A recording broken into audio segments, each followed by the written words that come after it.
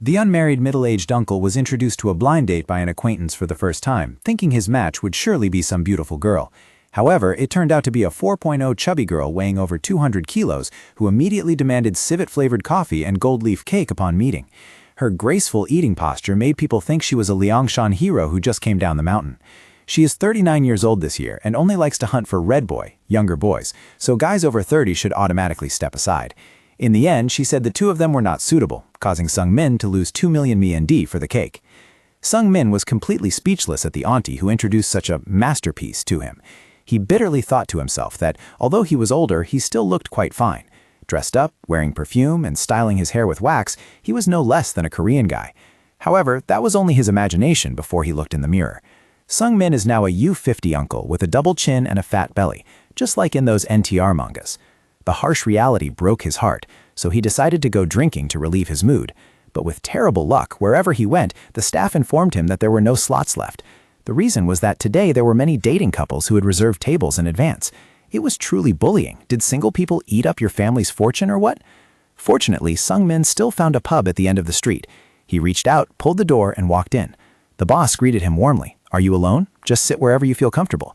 Sung Min thought to himself that this was the first time today he was welcomed by someone like that. He sat down and ordered, "Give me tofu kimchi and a bottle of soju, please." Looking at the table next to him, there was an elderly couple chatting happily. He poured the wine and evaluated the place. The customers here were all middle-aged and elderly.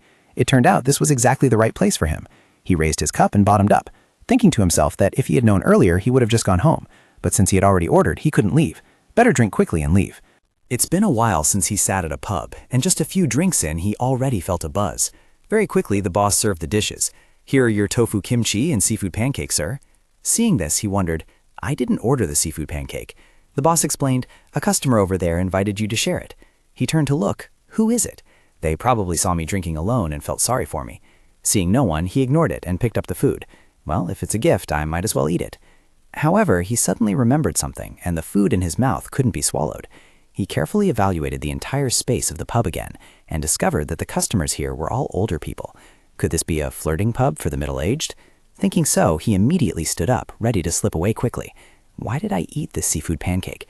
I have to sneak out before getting hooked. However, before he could even leave, his path was blocked by a blonde woman. "Can I sit opposite you? Seeing you so lonely, I just wanted to come over and chat a bit." Before he could even refuse, she had already sat down on the chair. "I'll just finish this one bottle." Suddenly, the boss poked his head out and said, "By the way, that lady has already paid the bill, so please enjoy yourself comfortably." The woman took a slight sip of alcohol. "It's fine to go home after finishing this. I just wanted to find someone to chat with." He looked at the wine bottle and cursed inwardly. "Is that even an unfinished bottle? It's a brand new one. Should I ask to cancel the payment and pay for myself?" She continued to flirt, causing Sung Min, who was drinking, to choke and spit it all out. Opus' chest muscles look so firm. What woman wouldn't want to throw herself into your arms? She continued to strike up a conversation, while he only answered perfunctorily. "Do you have a girlfriend?" "You do?" "Me too. But we've been arguing a lot lately, probably going to break up soon." "Why are you telling me this? Just drink quickly and leave," he thought. "You drink so well, like a real man." At this time, his face was already red. "I'm a terrible drinker. I'm already drunk after just a few glasses." The woman said, "That won't do. Let me mix a black rose for you. In exchange, you have to grant me a wish." Sung Bin broke into a cold sweat and hurriedly called the bar owner. "Give me another glass." Seeing this, she asked curiously, "What do you need a glass for?" He didn't answer, but poured all the liquor in the bottle into the glass. Holding the full glass of liquor in his hand, his expression was as serious as if he was going into battle. "This is the last glass." After that, he downed it all in one gulp.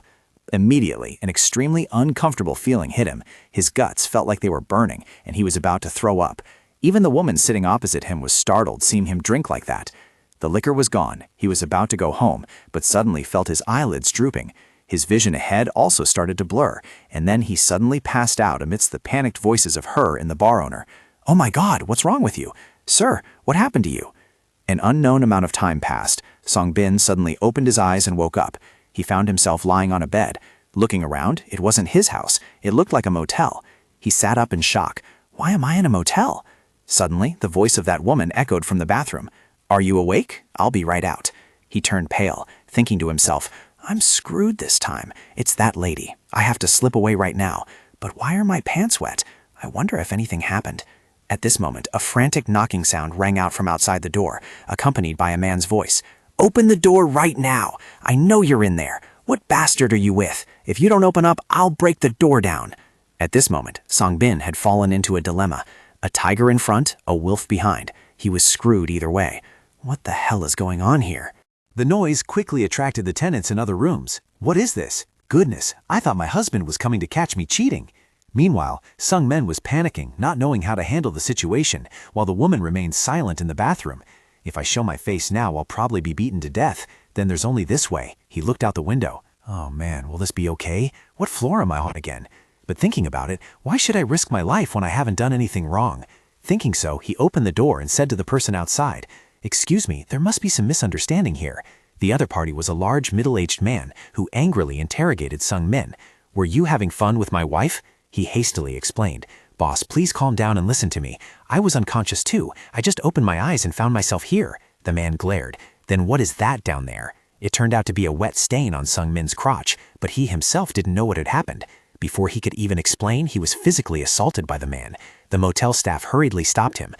"Dear guest, fighting is not allowed here. Please stop right away. We've already called the police." And so, a little later, everyone was taken away by the authorities. Inside the police station, the man still kept arguing stubbornly. "This guy lured my wife into the motel and still denies it? And why am I being investigated?" We reviewed the camera. It's true that he was unconscious and was carried in by her. The wet pants were also because of the vomiting. Who knows if he was just putting on an act? Anyway, the two of them being in a motel together, isn't that an affair? A civil lawsuit nowadays compensates a lot of money. The police explained, "Those are just your speculations. As for you hitting someone, there are plenty of witnesses. If the other party sues, you will immediately become the defendant." On this side, Sung-min was also reporting the incident to the police. "So I opened the door and was suddenly attacked." "You mean he punched you in the face?" The police warned him again. "You also have a history of violence. If this becomes a big deal, will you be okay?" Hearing that, he immediately went over to talk to Sung-min. "You're a grown man, getting punched a few times and you go snitch? Let's go outside. I'll buy you a glass of liquor and we can talk." But Sung-min replied very firmly, "Take your hands off. I will sue both of you. Dragging an unconscious person into a motel is also considered harassment."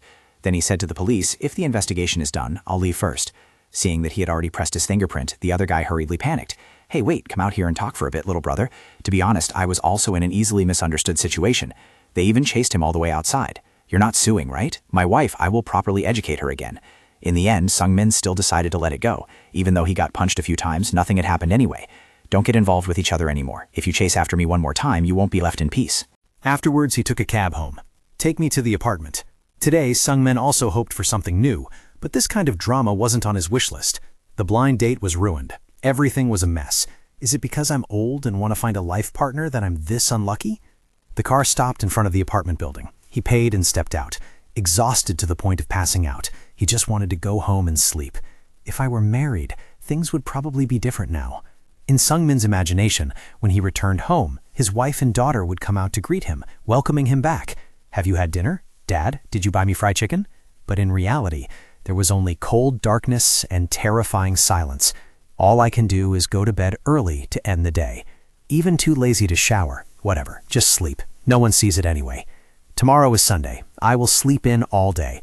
But it seems like I have an appointment or something. The next day, the alarm clock rang at 10 a.m. Sung-min was in the bathroom brushing his teeth and washing his face. Today is the wedding of his friend, Min-soo. Previously in their friend group, almost everyone was married. Only two remained single, so they often went drinking together. But then Min-soo also found a girlfriend, a female colleague in his company. And so now, in the group of friends, he is the only one left unmarried. At this time, Sung-min had arrived at the wedding. He was adjusting his outfit. So lucky, not late. The other guys must have all arrived. Another friend of his, Jiho, brought his wife and child. "Here, Sung-min, this is my wife. You met her last time. Hello, it's been a while. Say hello to Uncle, dear." "Yes, hello, Uncle." On the other side, the groom Min-soo was welcoming guests. Seeing Sung-min, he was very happy. "Thanks for coming. Congratulations. Mom, remember Sung-min? Oh my, Sung-min is here." Sure enough, whenever meeting older people, single folks like him get urged about marriage. "Sung-min, you still haven't married?" "No, I haven't yet." "Hurry up and get married. Your parents are very worried." And so the wedding took place with everyone's blessings. Afterwards, the groom's and bride's friends took a commemorative photo together. During that time, 3 guys whispered to each other, "I heard the food here is really good. Drinking beer in broad daylight. So awesome." While getting food, he accidentally overheard the conversation of Jiho and his wife. "I told you not to drink too much and come home early. Please understand, it's been a long time since I met my friends." Sungmin, no plans for the weekend? Then go drinking with your single friends. You know too, Minsu just got married. Now in our group, only Sungmin is single. Hearing that, Sungmin also felt a bit heartbroken, so he hid in a corner to drown his sorrows in alcohol. Then 2 friends came looking for him. Here you are, why are you drinking alone? Minsu has also entered the grave of marriage. Honestly, I think Sungmin is the most enviable one. Exactly, my life is practically over. Managed by my wife, crying kids. If I could go back, I'd rather be single than get married again. Suddenly, they noticed Sungmin was crying. Minsu just got married, why are you crying? Stop drinking, everyone is looking, they might misunderstand. Sungmin opened up. You guys who got married early act like seniors teaching life lessons, saying things like, just live alone, getting married will only bring regrets. But you guys have never experienced being 30 and living alone, right? He wiped away his tears with his hand. I will also get married. Did you guys hear that clearly? The friends asked, with whom? He immediately pointed to another table, that girl right there. Admittedly, she's pretty, but there seems to be quite an age gap. And what if she has a boyfriend? Sungmin confidently asserted. I checked carefully. She's been eating alone this whole time, and there's no ring on her hand. He immediately put on his jacket and stood up. This is my last chance. I'm going. Are you crazy? Flirting at a wedding party? Do you want Minsu to stop being friends with you? After that, amidst the astonished looks of his friends, he went over to strike up a conversation with that girl. However, when facing her, he stuttered in embarrassment. Excuse me, could I get your phone number? Actually, I don't usually do this. It's just that I lost a game, so I was forced to ask. Hearing this, his 2 friends completely turned to stone. Faced with Sungmin's question, the girl just gave a light laugh and replied, get lost. Before that, in his mind was a scene of the 2 getting to know each other, then dating, a romantic proposal under candlelight, getting married and having children together, watching the kids grow up and growing old together, holding hands for the rest of their lives. The scenario was very beautiful, but fat chance. Her answer shattered everything. She repeated once more, I said, get lost. His 2 friends were so embarrassed that they didn't dare to acknowledge their acquaintance. Don't look over here, pretend you don't know him. Sungmin scratched his head. They said because I lost, so don't you feel ashamed? Acting crazy at this age just because of a bet. Finally, out of sheer embarrassment, he ran away from the wedding. Today is truly the worst day. What if I keep acting this foolishly until I am 60 years old? Right now, I just want to disappear forever. It is nothing. Everything is fine. I will be fine. Is it just because of my age? If I were 10, no, just 5 years younger, everything would be different, right? The phone in his pocket vibrated. It was his mother calling. Have you talked to the girl your aunt introduced yesterday? It didn't work out, Mom. Things didn't go very smoothly. Why not? Did that girl not like you? How can you tell after just one meeting? You have to meet at least 3 times. Mom, it's not like that. You are a man. You should take the initiative with her first. That is how it should be. You should also lower your standards and be more realistic. You are already 40. You can't be picky anymore. He suddenly raised his voice. Mom, that's enough. I have to go to Minsu's wedding now. I will contact you later. Your friend Minsu? That kid is already getting married? All right, I understand. Congratulate him for me. Ending the call with his mother, Sungbin couldn't help but sigh, his vague gaze looking into the distance. Let's just go home. I can go anywhere I like. Even slippers come in pairs. This is the most youthful moment of my life, but these words don't mean much to me right now. Another day has passed. It's Monday. Time to go to work again. The special thing about being 40 is that time flies dizzily fast. I have a car, but taking the subway is still more comfortable. I will focus on working and forget all those things. Staying at the company as long as possible is also a way to survive. As people get older and have no money, they become even more lonely. The train pulled into the station. The station announced, the next destination is Gangnam Station. People often wonder 2 things about me: why I don't go to matchmaking companies and why I don't keep an eye on my female colleagues. The reason is simple, because I am a manager at a matchmaking company. Hello everyone. Hello Sungbin. Good morning. If they knew an employee working for a matchmaking company was still single, what client would dare to trust them? I still keep this a secret, even from the people in the company. It's true that I need to find my other half. Sungmin, did you hear the news? Today we have a new team leader. I heard he is not a simple guy, starting as a manager and getting promoted quickly in just 5 years. He crossed his arms and whispered, usually such a person will be very strict, but Sungmin works very well, so don't worry too much. Suddenly he was startled. Oh right, I forgot I have a client meeting today. I'm leaving now. Please get me an Americano on your way back. Cut to the coffee shop. Sungbin is chatting with a client. I heard you and your match are not doing well. Is there any problem? Opposite him is a depressed-looking man. I don't know what to say, manager. Do 40-year-old men nowadays have no chance of getting married anymore? I'm also around 40, but anyway, I'm still a romantic and believe in pure love. But all that woman cared about was how much my income is, whether I have retirement savings. Sung Bin sat quietly listening to the client's confidences. She only mentioned those things. I was very hurt. Is it that hard to find a woman by my side just for love? Has everyone already gotten married? Is there no one left? The worst part was at the end. I just went to the restroom, and when I came out, she was nowhere to be found. Sung Min hurriedly asked, "Have you tried contacting her again? She doesn't look like someone who would just leave." "Do you think I'm only upset about that? We must investigate and get to the bottom of this." Sorry, I have a call." As soon as he answered the phone, the person on the other end angrily said, "Manager, what is wrong with the guy I had a blind date with?" "Excuse me, what did you say? Wasn't he supposed to be a decent and wealthy person? He doesn't even have any savings, threw all his money into cryptocurrency. Owns an apartment? It's just a tiny unit his parents left him before they passed away."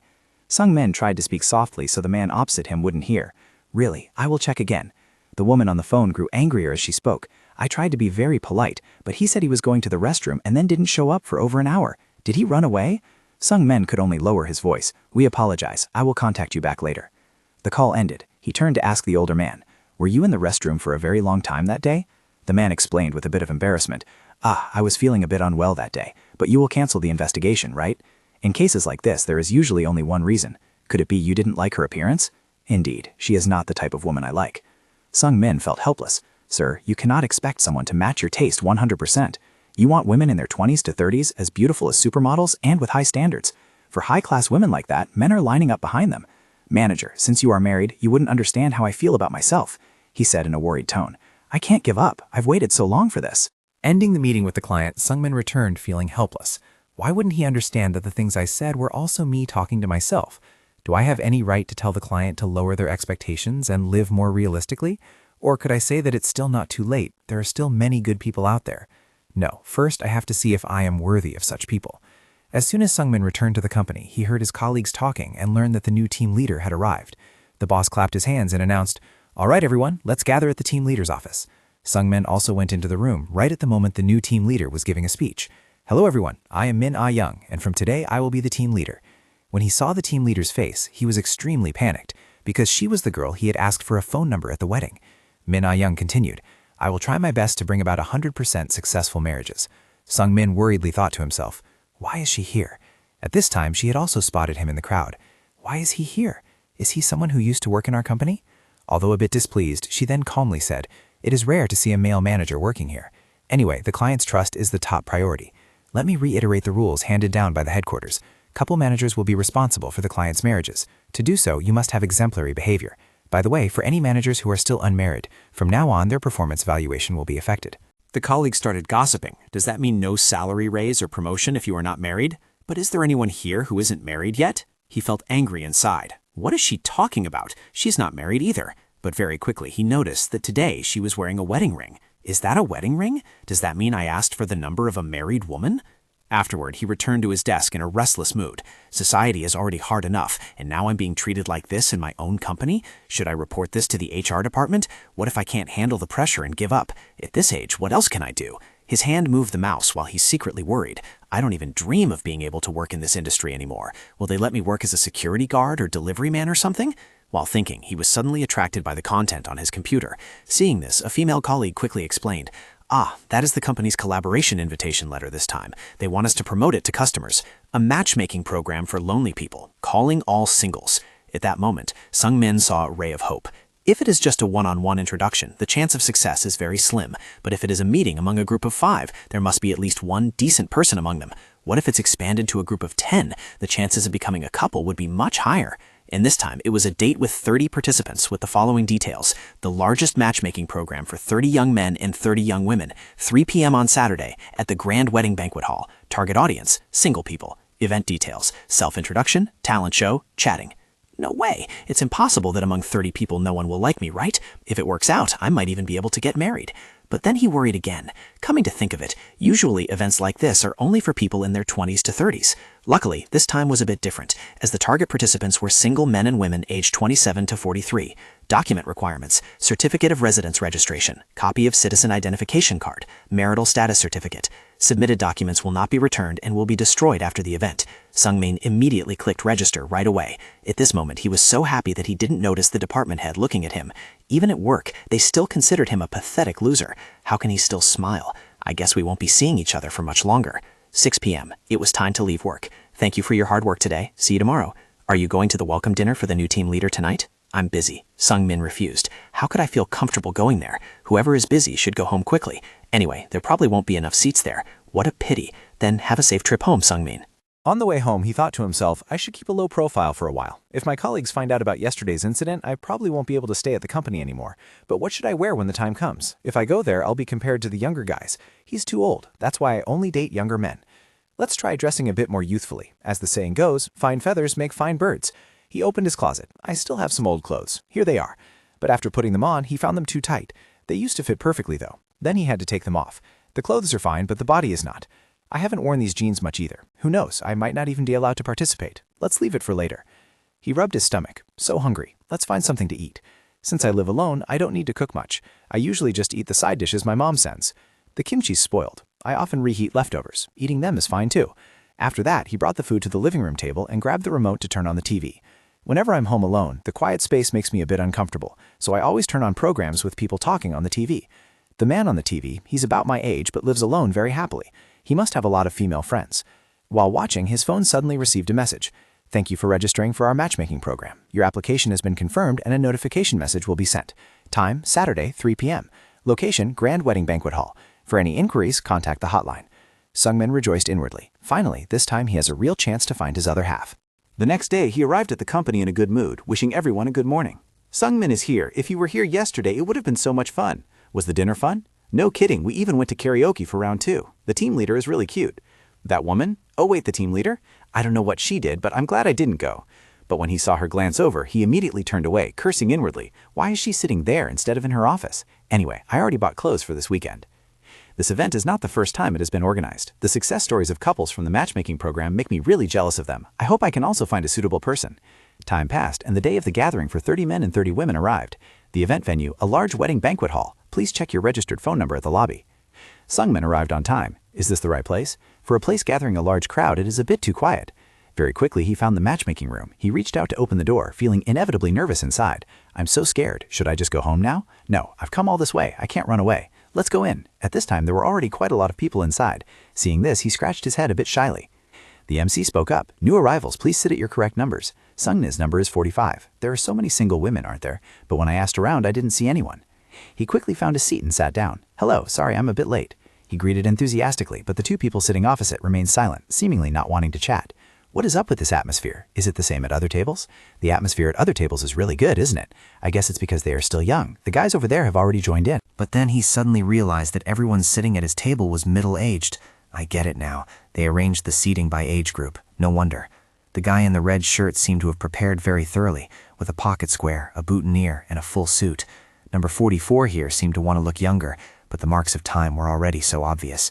Others probably saw him the same way, just like some old man on the street. To suddenly be so self-conscious like this, I shouldn't have come here in the first place.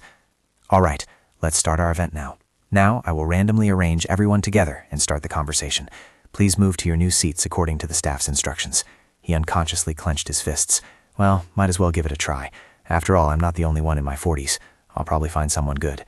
Warrior, Hyun Sung-min, move forward. Suddenly a staff member's voice rang out. Wait, you can't go this way, sir. What? Why not? We have arranged the seating by age group. This area is for those in their 20s. Why not? We can sit together. Sorry, but the seating for those in their 40s is over there. But I look young too. Does that count? The female customers frowned. Don't come over here. You look like my dad's age. Sungmin was speechless seeing this. He knew that guy would do that. People are really narcissistic, aren't they? When old friends gather, everyone says they still look young, but it's just because they've known each other for a long time and feel familiar. Anyway, I do look young for real. But very quickly, I immediately realized a strange feeling of unease. Are these people also in their 40s like me? The friends I knew in the past were very different. 3 girls appeared in his mind. The freshman who looked like a child. Senior, do you have a class today? The colleague whom I once viewed as a woman. Senior, are you going to a meeting? The team leader in the same department whom I admired. If you encounter any problems at school, just tell me. But these people don't look like them. The man in red, number 49, spoke up. Shall we introduce ourselves a bit? My name is Park Chunbae. I graduated from S University and currently work for an accounting firm. But it seemed those women didn't care much. The atmosphere became like this again. It clearly showed their dislike of sitting here. The girl with a bow crossed her arms in dissatisfaction. What's the point of inviting us here if those guys act like that? If I wanted to meet people around 40, I could meet them anytime.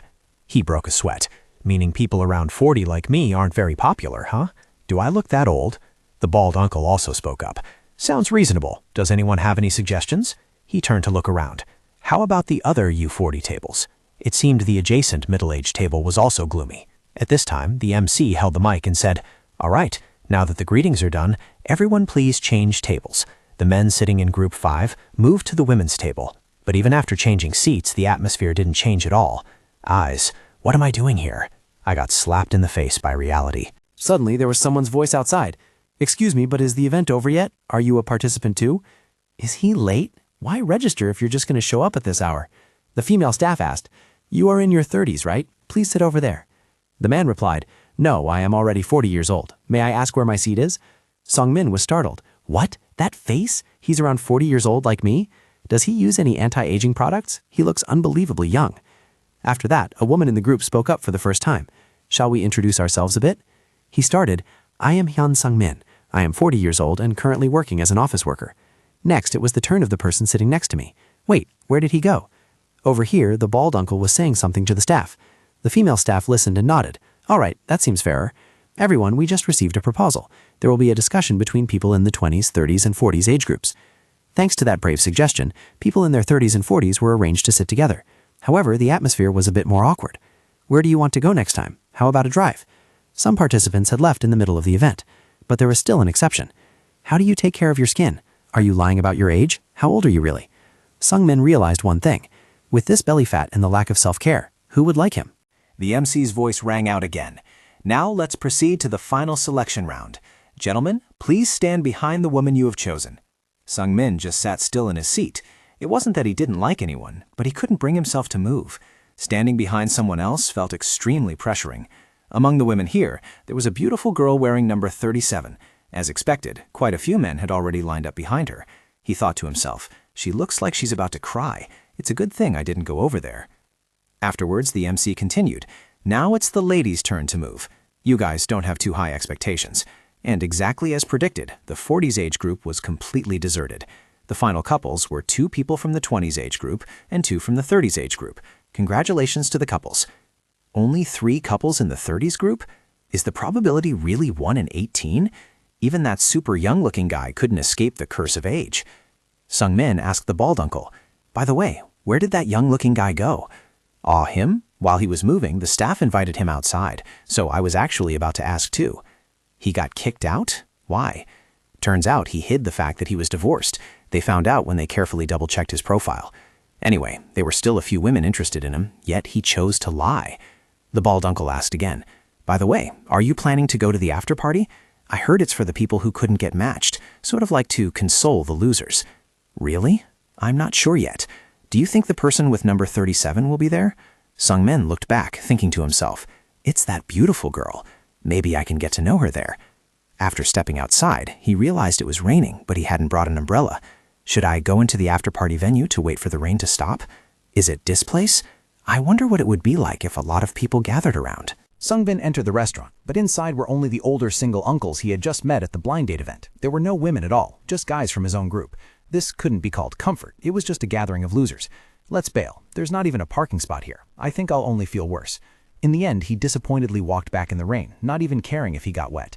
The scene shifts to a fried chicken restaurant at the corner of the street. Sungbin was sitting alone inside, seemingly waiting for someone. Very quickly, a girl appeared. "Oppa, you've been waiting for a long time, right? I'm sorry, my class ended so late." The waiter served the food. "Here is your cheese seafood pizza. Looks delicious. We used to really like this dish, right? You remember?" "Yeah, we used to."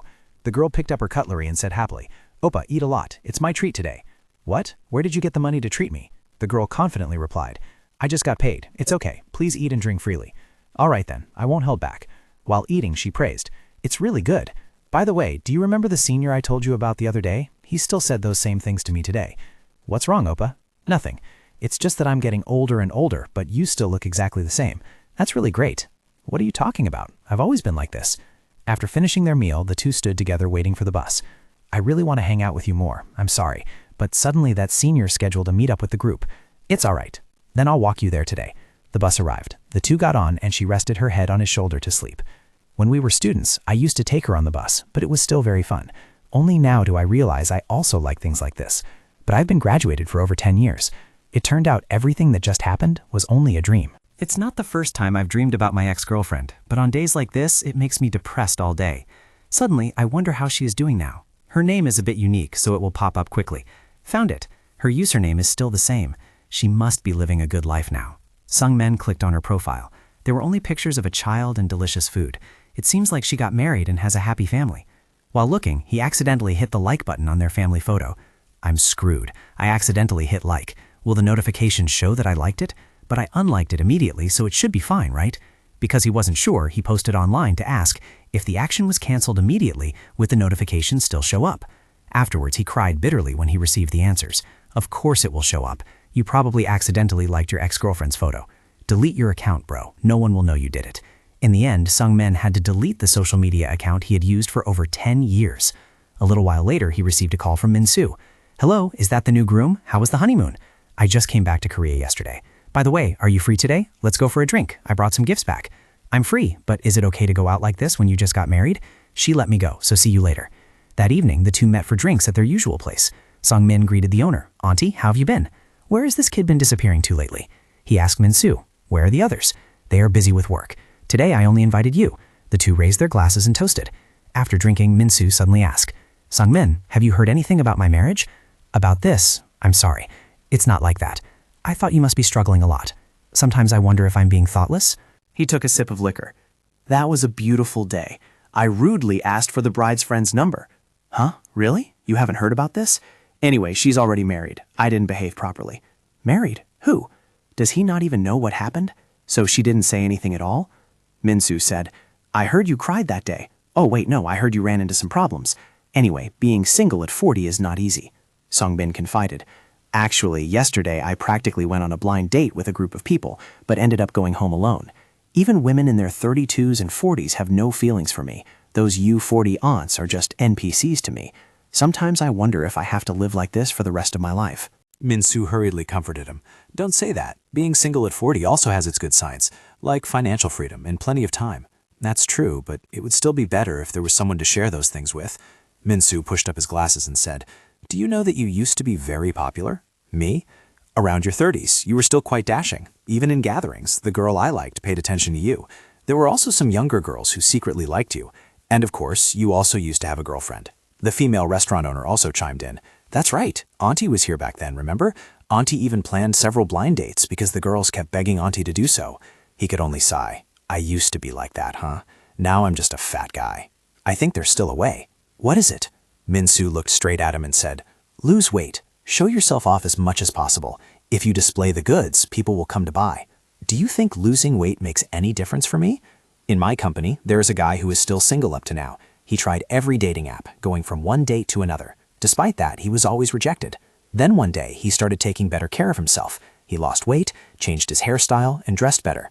Sung Bin hurriedly asked, So did he get a girlfriend? Unexpectedly, his friend poured cold water on him. No, he still got rejected. The barrier of being in your 40s is still too huge. However, until one day, he sent me a wedding invitation. He had to quickly marry a woman he met on a date. Sung Min was surprised. What? He's already married? He didn't even like that woman, but due to an accident while drinking too much, they ended up moving in together.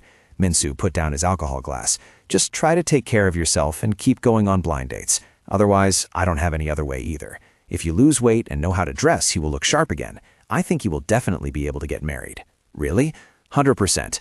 Well, maybe around 68%. What a letdown, man. The female bar owner next to them thought to herself, it's probably closer to 32%. Sung Min thought back on his life. Until my mid-30s, I could still meet people, whether set up or by chance. Among them, there were also people who liked me, but we couldn't last long. Looking back now, it was all because of trivial things. Entering my late 30s, the number of meetings dropped significantly. At that time, it seemed I still felt comfortable. Then one day, looking in the mirror, I suddenly realized I was already 40. As the feeling of getting older became a reality, there was no one by my side. Thinking back now, there are also women who were out of my league. Why am I becoming more and more picky? In the end, I decided to trust Min-soo's words. Sungmin, it's still not too late for you. Just lose weight and take care of yourself. There will definitely be someone who likes you. After that, I registered for swimming. Whenever I get off work, I will come here to practice for an hour. All right, everyone, let's start the class. But first, today we have a newly registered member, Mr. Sungmin. Please say hello to everyone. He scratched his head. Hello, I am Sungmin. Looking forward to your guidance. Coach, so when are we organizing the welcome party for the rookie? I will announce it separately in the group chat. Welcome party for the rookie? Is there even such a thing? So first, freestyle swim for 3 laps of the lane. Start. Since it's Mr. Sungmin's first time, we'll start with basic exercises first. That day, I only practiced kicking my legs for a whole hour, and the next day, at the office, I was completely exhausted. After work, I went to the swimming pool again. The instructor used to compete when he was young, so he swims very well. Thanks to his hard training, even though he is older, his body is still very flexible. As expected, the instructor is so cool, let me see it one more time. Sungmin thought to himself that he also wanted to join in. Anyway, most of them are aunts and middle-aged women, so it's probably hard to get acquainted, right? But, well, getting acquainted isn't a bad thing either. A member of the swimming club suddenly started a conversation, startling him. Who are you looking at? Huh? No one. You are Sungmin, right? Still single, huh? I guessed it right away. Among our members, there is also someone who is still single and unmarried. Today at the welcome party, let me set you two up and see how it goes. No need, you all have worked hard. Yeah, okay then, see you at the barbecue restaurant. He thought to himself, don't be so unnecessarily nosy, I suddenly feel annoyed. The swimming class ended, everyone invited each other to go eat barbecue. Sungmin, over here, I arrived a bit late, huh? You've already changed your clothes? The outfit is like wings, what's this? Did you even put on perfume? Has everyone not arrived yet? Mihyun and the instructor went to buy ice cream. Sungmin took a small sip of water. Is Mihyun the name of that young girl? At this time, she and the instructor had returned, but they sat down at a different table. It turned out that he was just overthinking all along. The person he was introduced to was an older sister who was even older than him, while the girl he had his eyes on was dating the instructor. I heard that the swimming club has a gathering every week, and the atmosphere gets really heavy if you're absent. That day, the gathering lasted until 1 a.m. After that, the gatherings continued. Some days it was grilled meat, other days it was fried chicken. That older sister was still enthusiastically shipping Sungmin. Everyone, remember to transfer the money for the coach's birthday gift. Contributing to a birthday gift? Is this your first time, Sungmin, so you don't know? On holidays and birthdays, we chip in our own money and give gifts to the coach. Don't forget to transfer it. His face darkened as he thought to himself, isn't this costing more than the swimming lessons themselves? Is it like this everywhere else? That day, the gathering dragged on until morning again. Of course, the expenses were split evenly among everyone, except for the coach.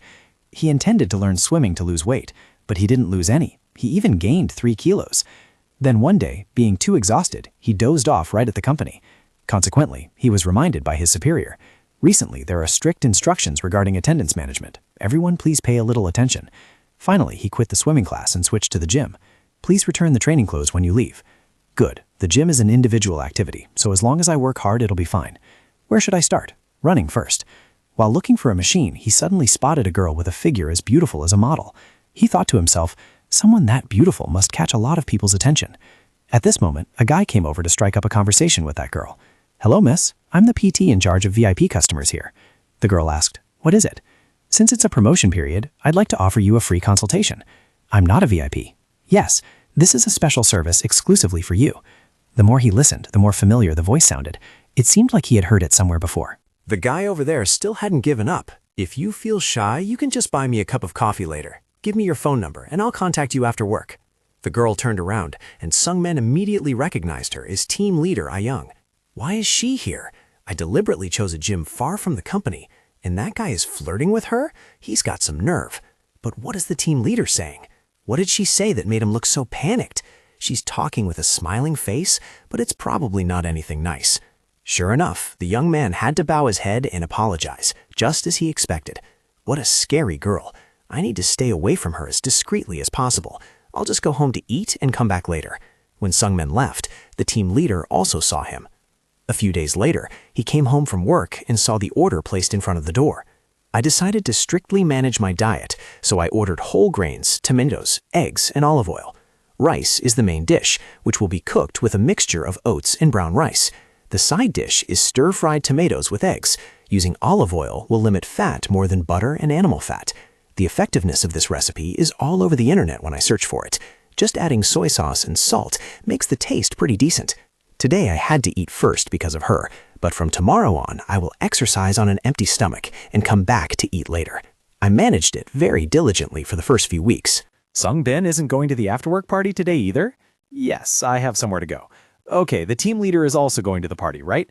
Today I can go exercise right away. How can you manage your body if you eat and drink like that? You have to be like me, overcoming temptation and working out. Just wait, I will definitely get my old shape back. After exercising, although I feel satisfied, it's also easy to be swayed by temptation. But I controlled myself well. Being like this, maybe I'm a bit cool? A few weeks passed by and he still practiced diligently. Today, even though he was very tired and hungry, he was determined not to skip his workout. But it was quite unlucky. As soon as he went out, it started raining and he didn't bring an umbrella. Guess I have to catch a taxi then. After all the effort so far, I'll just take a day off from working out today. Instead, I'll just work hard again starting tomorrow. Since I'm taking a break anyway, today will be a cheat day. I'll just eat comfortably. He opened the food delivery app on his phone and ordered the pork trotters he had been craving all this time. After all, I have to supplement protein for the training to be effective. When he got home, the food was already placed in front of the door. He opened the bag. Inside there were pork trotters, mixed noodles, raw vegetables, and side dishes. On a stormy day, what could be better than sitting indoors eating your favorite food? This is the simple happiness of a single person. He took a lettuce leaf and started wrapping. A piece of pork trotter, a clove of garlic, a few dried chilies, and finally buckwheat noodles. Wrapped it all up, dipped it in soy sauce, and took a huge bite. This was the most delicious food he had eaten in the past few months. Throughout this time, keeping eating those same things made the meals so dry, he almost forgot that there were such delicious foods in the world. He ate crazily, as if a seal had just been broken. Eating only pork trotters made it a bit greasy. Is there anything for dessert? It seems there is some soju bought and kept ready. After that, he ate so full that he couldn't move. Regardless, he felt happy, feeling like he was rewarded for his hard work all this time. However, day by day, the initial determination and motivation gradually faded. He started skipping workouts frequently, some days using the excuse of being too tired from work to have the energy to exercise, other days using the excuse of drinking alcohol and not getting enough sleep. He constantly made up excuses for himself. The number of days I go to the gym is decreasing. The backlog of reports is too much. I have to work overtime. Work is more important than exercising anyway. Naturally, the diet was also eliminated. The food kept for a long time had spoiled and could no longer be eaten. As a result, a month later, when checking his weight, he hadn't lost a single pound. He was filled with utter disappointment. So, is it all ruined? Will marriage and career also end up like this? At this moment, the sound of the TV echoed in the living room. Next, we report on a social issue, the increase in the single population. On the screen, a middle-aged man looking exhausted from lack of sleep was being interviewed. My parents passed away first, and that was when I truly felt the loneliness. At this rate, if something unfortunate happens, there won't be anyone to handle my funeral. I am keeping a little saved money in my drawer. The interview ended here. Finally, a message to the single viewers watching this program. Everyone, please love. Being alone is very hard. When parents pass away, it feels like you are truly left alone in this world. The man cried, and at this moment he spoke from the bottom of his heart.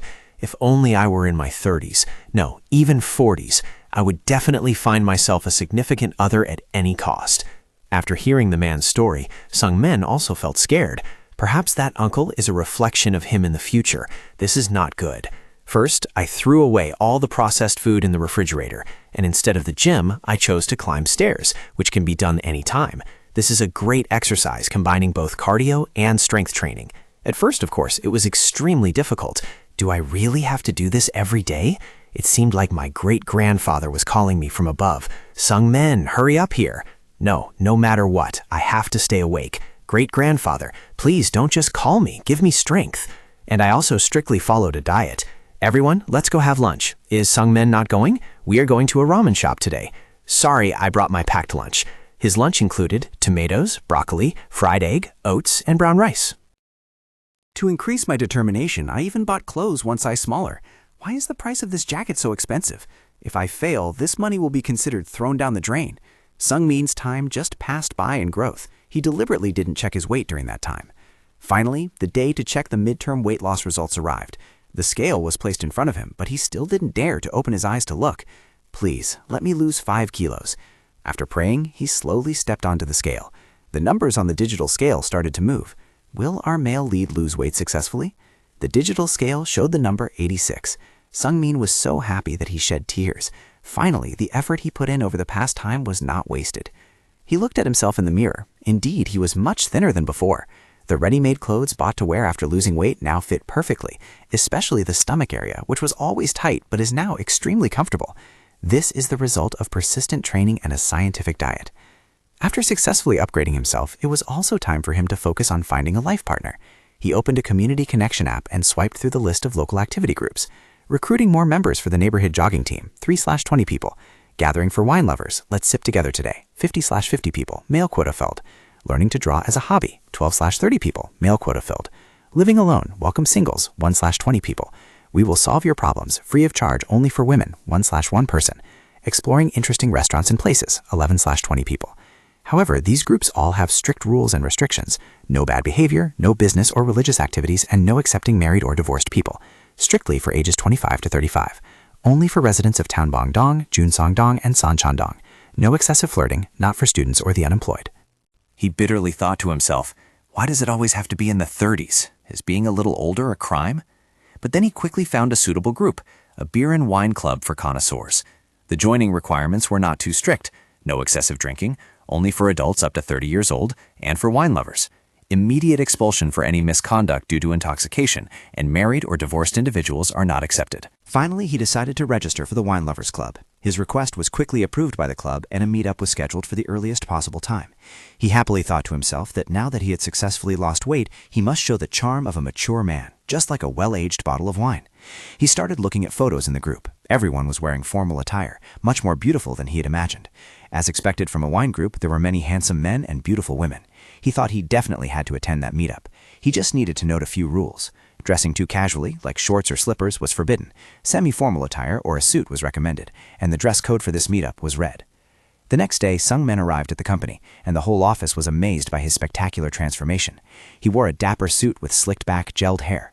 Everyone asked why he was dressed so luxuriously today, and he just gave a brief answer that he would be attending a friend's wedding. The team leader also noticed Sung-min's change, but she still didn't care and continued to focus on her work. At 6 p.m., work ended, and Sung-min went to the meeting place feeling a bit nervous. He walked into a seemingly luxurious hotel. Very quickly, a man stepped out and asked if he was the newly registered member. After confirming, the man invited him inside. There were already a few people sitting inside, and they looked quite young. He quickly found a seat and sat down. The man started speaking. "All right, today we have a new member joining us. Please introduce yourselves." "Hello, everyone. I'm Ho Chun, running a small private clinic." "Hello, everyone. I'm Na Hodo, a lawyer in a company's legal team." He secretly worried, why does everyone have such great jobs? Finally, it was his turn. "Hello, I am just an ordinary office worker, Hyun Sung-min." "Is that all?" the other man asked back, making him a bit embarrassed. After that, he announced that the next part would be evaluating the taste of the wine. Sung-min thought to himself, perhaps because the membership fee is expensive, and this is a wine group, the members all belong to the upper class. He didn't know if he was qualified to join. The other man picked up a bottle of wine. Today's aperitif is Sauvignon Blanc. Limoncello is an Italian liqueur made from lemon zest, alcohol, and sugar. It has a bright lemon yellow color and usually has an alcohol content of 26% to 32%. Traditionally, limoncello is served cold after a meal to aid digestion, usually made from the delicious lemons of the Amalfi Coast. Then he turned towards Sung-min. "Let me serve you." But seeing the way he held the glass, he shook his head. "That won't do, Sung-min. You shouldn't hold it like that. The wine glass is very sensitive and can be affected by body temperature. Just put it down and receive it." He poured a little wine into the glass. "Now let's taste it. Today, let's hear the impression from the new member first." The guy in the blue shirt slightly tasted a bit of wine and began to evaluate. "The moment I brought the wine glass to my nose, a strong aroma reminiscent of pristine nature captivated me. This delicate fragrance, created by the sunshine of the Marlborough region, New Zealand, reaches its peak with the scent of fresh grass, the sweetness of ripe gooseberries, and the sensual aroma of passion fruit. When I took a sip, the tingling sourness spread throughout my mouth as powerfully as lightning, yet harmonious like a finely tuned orchestra. This wine is not just a drink, but an epic poem." The guy wearing glasses continued, "This wine can be described as a masterpiece, going far beyond an ordinary wine to reach the level of art. It is likened to a sculpture carved by a talented artisan, with every element reaching perfect balance. The harmony of fresh grass, crisp fruits, and minerals brings a feeling of ecstasy, like listening to a symphony of paradise." It was Sung-min's turn. When asked about the taste of the wine, he just stammered, "It's a bit sour, a bit sweet, also quite delicious." Hearing him finish, everyone seemed disappointed. The other man said again, "Sung-min, let me teach you how to taste wine. First, enjoy the color of the wine with your eyes. You can feel the story inside the wine glass. Then swirl the glass so the wine blends with the air and smell the aroma. Finally, take a sip and enjoy it with your entire tongue. After swallowing, try to feel the aftertaste as well." "This is more complicated than I thought," Sung-min thought to himself. "I should have researched a bit before coming. But how to join the conversation now? Should I initiate a conversation first?" Then Sung-min tried to chat with the guy in the white shirt. "This is my first time trying this wine. It's very delicious." He replied, "Ah yes, please drink a lot today. We will have some snacks later." Then he turned to talk to the person next to him about the market or stocks or something, leaving Sung-min completely confused. While everyone else was having fun, Sung-min felt isolated. This wine group seems to be in a league of its own, he thought. Suddenly, the beautiful girl sitting opposite him unexpectedly spoke to him. Isn't it really funny to follow those rules so strictly? It's just wine. Yes, you're right, Sung-min replied, wondering to himself since when she had been sitting so close to him. The girl continued, I haven't been a member for long, so I don't know much either. I think it's best to just drink comfortably. He gradually conversed more naturally. That's true. Anyway, we are all equally drunk. By the way, what is the job of a normal office worker that you mentioned? I'm also just an office worker, but I feel out of place here because there are too many professionals. I work as a couple manager at a matchmaking company. The girl was surprised. Really?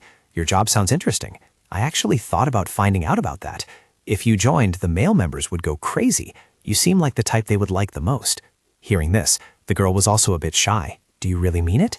Then she raised her glass. I've tried this wine before and it's very delicious. Do you want to try a little? Sung-min thought to himself, does such a beautiful and gentle girl really exist in this world? She's inviting me to drink the wine she drank? Is this perhaps an indirect kiss? You should taste it. It will be different from white wine. Ah, yes, thank you. Oh, she meant she would pour it into an empty glass. I imagined something unnecessary. Red wine goes very well with rich dishes, so sometimes I have a glass with grilled intestines. Haha, grilled intestines. That dish is usually not popular with women. I really like grilled intestines. Really? What else do you like? My favorite side dish is... I also like halibut sashimi, which goes very well with soju. Surprisingly, the other girl also really liked eating sashimi with soju. That is actually what I like the most. Our tastes are exactly the same. Where do you usually eat sashimi? I will have to go taste it sometime. Ah, actually, at my age, I don't have many plans. I usually drink alone at home with sashimi bought from the supermarket. The girl said to Sung-min, I'm 34 years old. How old are you? He was about to say 40, but reconsidering, he replied, I'm 39 years old. The two people next to them spoke up. I thought this gathering was only for people in their 30s. At this time, the wine club had another guest. Sung-min immediately recognized the other person. It was the 40-year-old man with a youthful face like a young man, whom he had met at the group blind date. Upon seeing the girl, he quickly walked over to strike up a conversation. Jisoo, long time no see. I came here because I heard you were coming too. Yes, it's been a while, Oppa. What are you doing here? There are a few new members I want to introduce to you. Let's go together. We can also talk about group alcohol purchases. The girl did not refuse and immediately stood up to follow him. The bespectacled uncle eating cake nearby spoke up. Why don't all the handsome guys in this world just die? Unpopular people like you and me are treated as if we are invisible. That guy is an organizer, famous for being a lady killer. He was definitely flirting with that girl at the last meetup. They will probably disappear together later. Truly the privilege of handsome men. Sung-min thought to himself nervously. Disappear together? No way.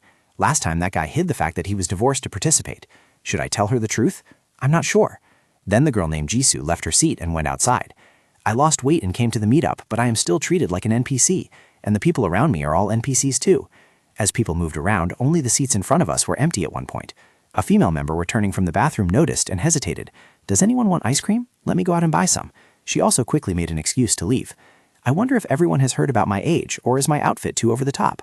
The girl over there is about my age, but still talks very naturally. Am I being too passive? Should I change seats and try talking to someone? At this moment, Jisoo returned, which made him secretly happy. The club president raised his hand and said, All right, let's move on to the after party. Everyone please wait in front of the venue. We will probably drink soju again, I bet. This is a wine gathering. Why are we drinking more soju? That girl from earlier already looked drunk. I am sure Min-chan-hee suggested the after party. Hearing that made him angry. What the heck? No, what is that bastard planning to do? At this moment, he was supporting Jisoo's back with his hand. Are you okay? Do you need me to go get some medicine? Sung-min hesitated. Should I do something? Jisoo also slightly turned her head and glanced in his direction. But then she was dragged away by that guy. The uncle wearing glasses said to Sung-min, Let's go too. They said we will eat grilled hagfish at the after party. Sung-min's hands suddenly clenched. He immediately stood up, having decided to tell the truth. Everyone, I have something to say. But by this time, Min-chan had already led Jisoo away long ago. Did this guy Min-chan leave again? He said he would go to the second round with us. It seems like he already has plans for tonight. I heard he is even a VIP guest at the King Motel. The more he listened to everyone talk, the more anxious Sung-min felt. He couldn't help but remember the look in Jisoo's eyes when she looked at him. He quickly ran to find the two of them, wanting to tell her that the guy was a liar and that he was already 40 years old. When talking, a few people mentioned King Motel, so he immediately opened his phone to search for the location. But then he thought again, what will I do if I find that place? They might be dating already. They're adults. Am I being nosy by interfering? I'm not her boyfriend or anything, so what right do I have to interfere in other people's lives? Should I just go home? Maybe I should just go back. Everyone is enjoying their Friday night except me. Today is my cheat day, but I didn't even get to eat properly because I ordered light side dishes. I can't end tonight like this. Maybe I will try to enjoy Friday night by myself. Forget about wine. Soju is the right choice. I will drink comfortably at home without having to worry about others. I'll take this for a snack. This Chinese-style offal dish is the pride of Chinese cuisine. I always run into the part-timer at my familiar neighborhood convenience store whenever I buy alcohol, which is a bit embarrassing. I hope they don't think I'm just some alcoholic. Coming home, this feeling of psychological relaxation is absolutely great. The elders were right. A golden nest or a silver nest is still not as good as your own doghouse. I'm exhausted even though I didn't do anything. Today was even harder than exercising. Sungmin quickly took a hot shower, shaking off all the fatigue after a long day. After that, the food and drinks were all set. Let's pick something strong for tonight. What could be better than mixing chilled beer with soju? What should I watch now? I'm not in the mood for romance, and there aren't many good action ones either. While eating, his phone screen suddenly lit up. It was a notification from the wine chat group. Now, Hado, everyone go home. Kim Jong-hee, today was so much fun. Hell, Chu, and I'm so drunk I can't even type anymore. Where did everyone go? Admin, I hope everyone gets home safely. It seemed like everyone had gone home after the second round. In the quiet space of the room, the phone screen suddenly lit up, breaking Sungmin's endless train of thought. A new message. His heart skipped a beat when the name Jisoo appeared on the notification bar. He didn't expect her to proactively reach out. He hurriedly opened it to read, the capitalized words dancing before his eyes. Where are you? Oppa, I'm trying to get to the second round, but I can't find the location. Sungmin almost jumped up. Second round? Was she planning to join the group's second round? A series of tangled questions swirled in his mind. What the hell was going on with the divorced guy who was responsible for taking her home earlier? Did he abandon her? A feeling of worry mixed with a bit of confusion urged him to reply immediately. His fingers glided quickly over the keyboard. I just read the message. Are you still out there? The reply came almost instantly. I'm already home. What about you? Where are you? Oh, do you have any special plans for tomorrow? Sungmin's heart was pounding. This was it, this suggestive question. Could it be that Jisoo was giving him the green light? A glimmer of hope made his mind completely chaotic. How should I reply now? It has to be really cool, really natural. If the weather is nice tomorrow, I plan to go to a quiet cafe to read a book. No, that sounds too cheesy and fake. He hurriedly deleted it. I usually spend my weekends exercising to improve my health. Good lord, that sounds like an old uncle showing off. Deleted again. After an intense internal struggle, Sungmin decided to choose the safest option, even if it was a bit boring. He typed a blunt message. I don't have any plans. Is something wrong? Then hit send with an anxious heart. 10 minutes passed in an eerie silence. The phone screen remained pitch black, and a sense of letdown and disappointment took over Sungmin. He frustratingly tossed the phone onto the sofa, blaming himself for being too dull. But right at that moment, the familiar ting sound rang out like a miracle. He grabbed the phone as fast as lightning, his eyes glued to the screen. It was indeed Jisoo. So, do you want to grab dinner with me tomorrow at a restaurant I know? I think you'll definitely like it, because we have quite similar tastes in food. Some men read the message over and over, up to 3 times, unable to believe his eyes. An unimaginable thing had actually happened. Just one day after joining the club, he, a man who thought he had lost all hope in relationships, was about to have a real date. His energy suddenly overflowed. He immediately cleaned up the half-empty beer cans, turned off the lights, and went to bed early. All of this was to prepare for the important date with Jisoo tomorrow. Should I go get a haircut? And what about clothes? Or maybe wear the suit from the last wedding? After a whole morning of tossing and turning in front of his wardrobe, Sungmin finally stepped out of the house in an outfit he considered the neatest and most polite. However, upon arriving at the meeting point and seeing other couples dressed casually, he started to regret it. Damn it, maybe I dressed too formally for a normal date. He stood looking around nervously, wondering where Jisoo was. And then she appeared like a breath of fresh air. Today, Jisoo wore a gentle floral dress, her hair flowing naturally. Her face only had light makeup, but still radiated a brilliant beauty. She smiled, her eyes sparkling with joy upon seeing him. Oppa, you're here? Wow, you look so handsome and completely different from your usual self today. Her compliment was like a stream of warm water soothing all the anxiety in Sungmin's heart.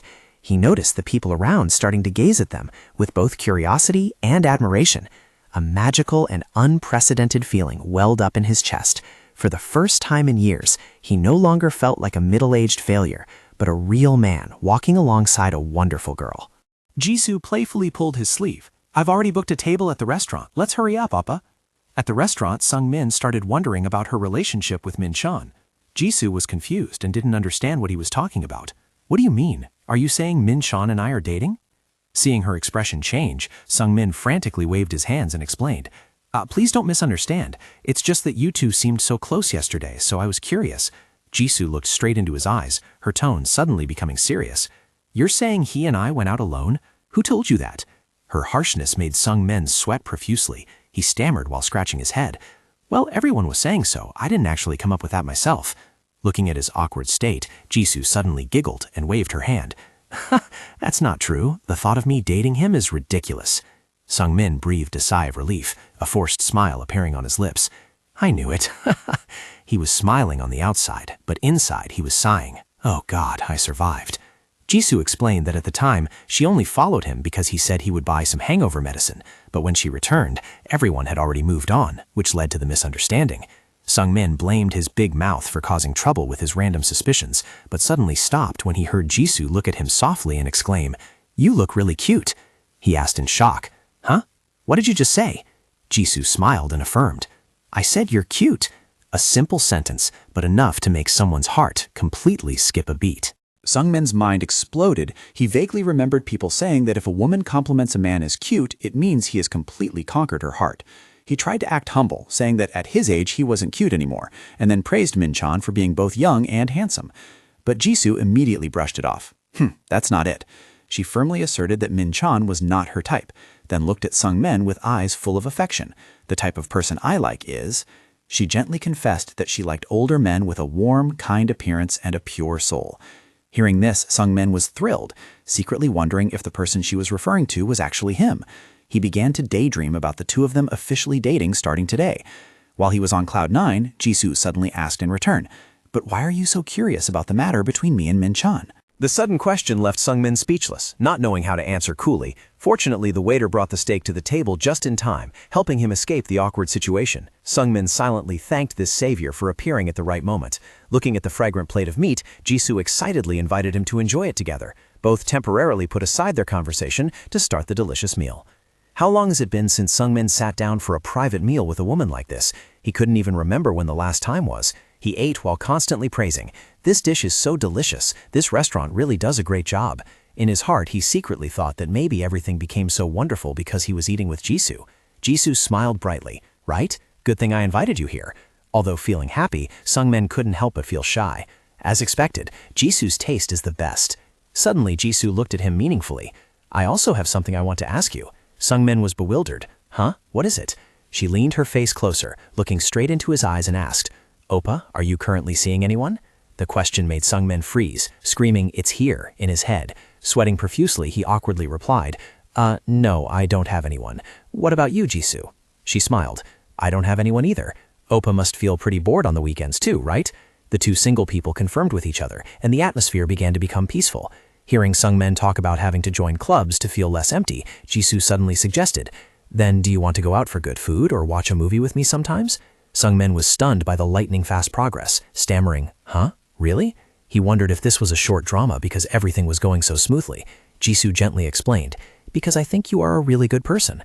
Right after that, she took the initiative to suggest exchanging contact information. Sungmin blushed with happiness, silently wondering if this was a dream or reality, then hurriedly gave her his ID. Thanks to Jisoo's skillful guidance, the conversation went extremely comfortably.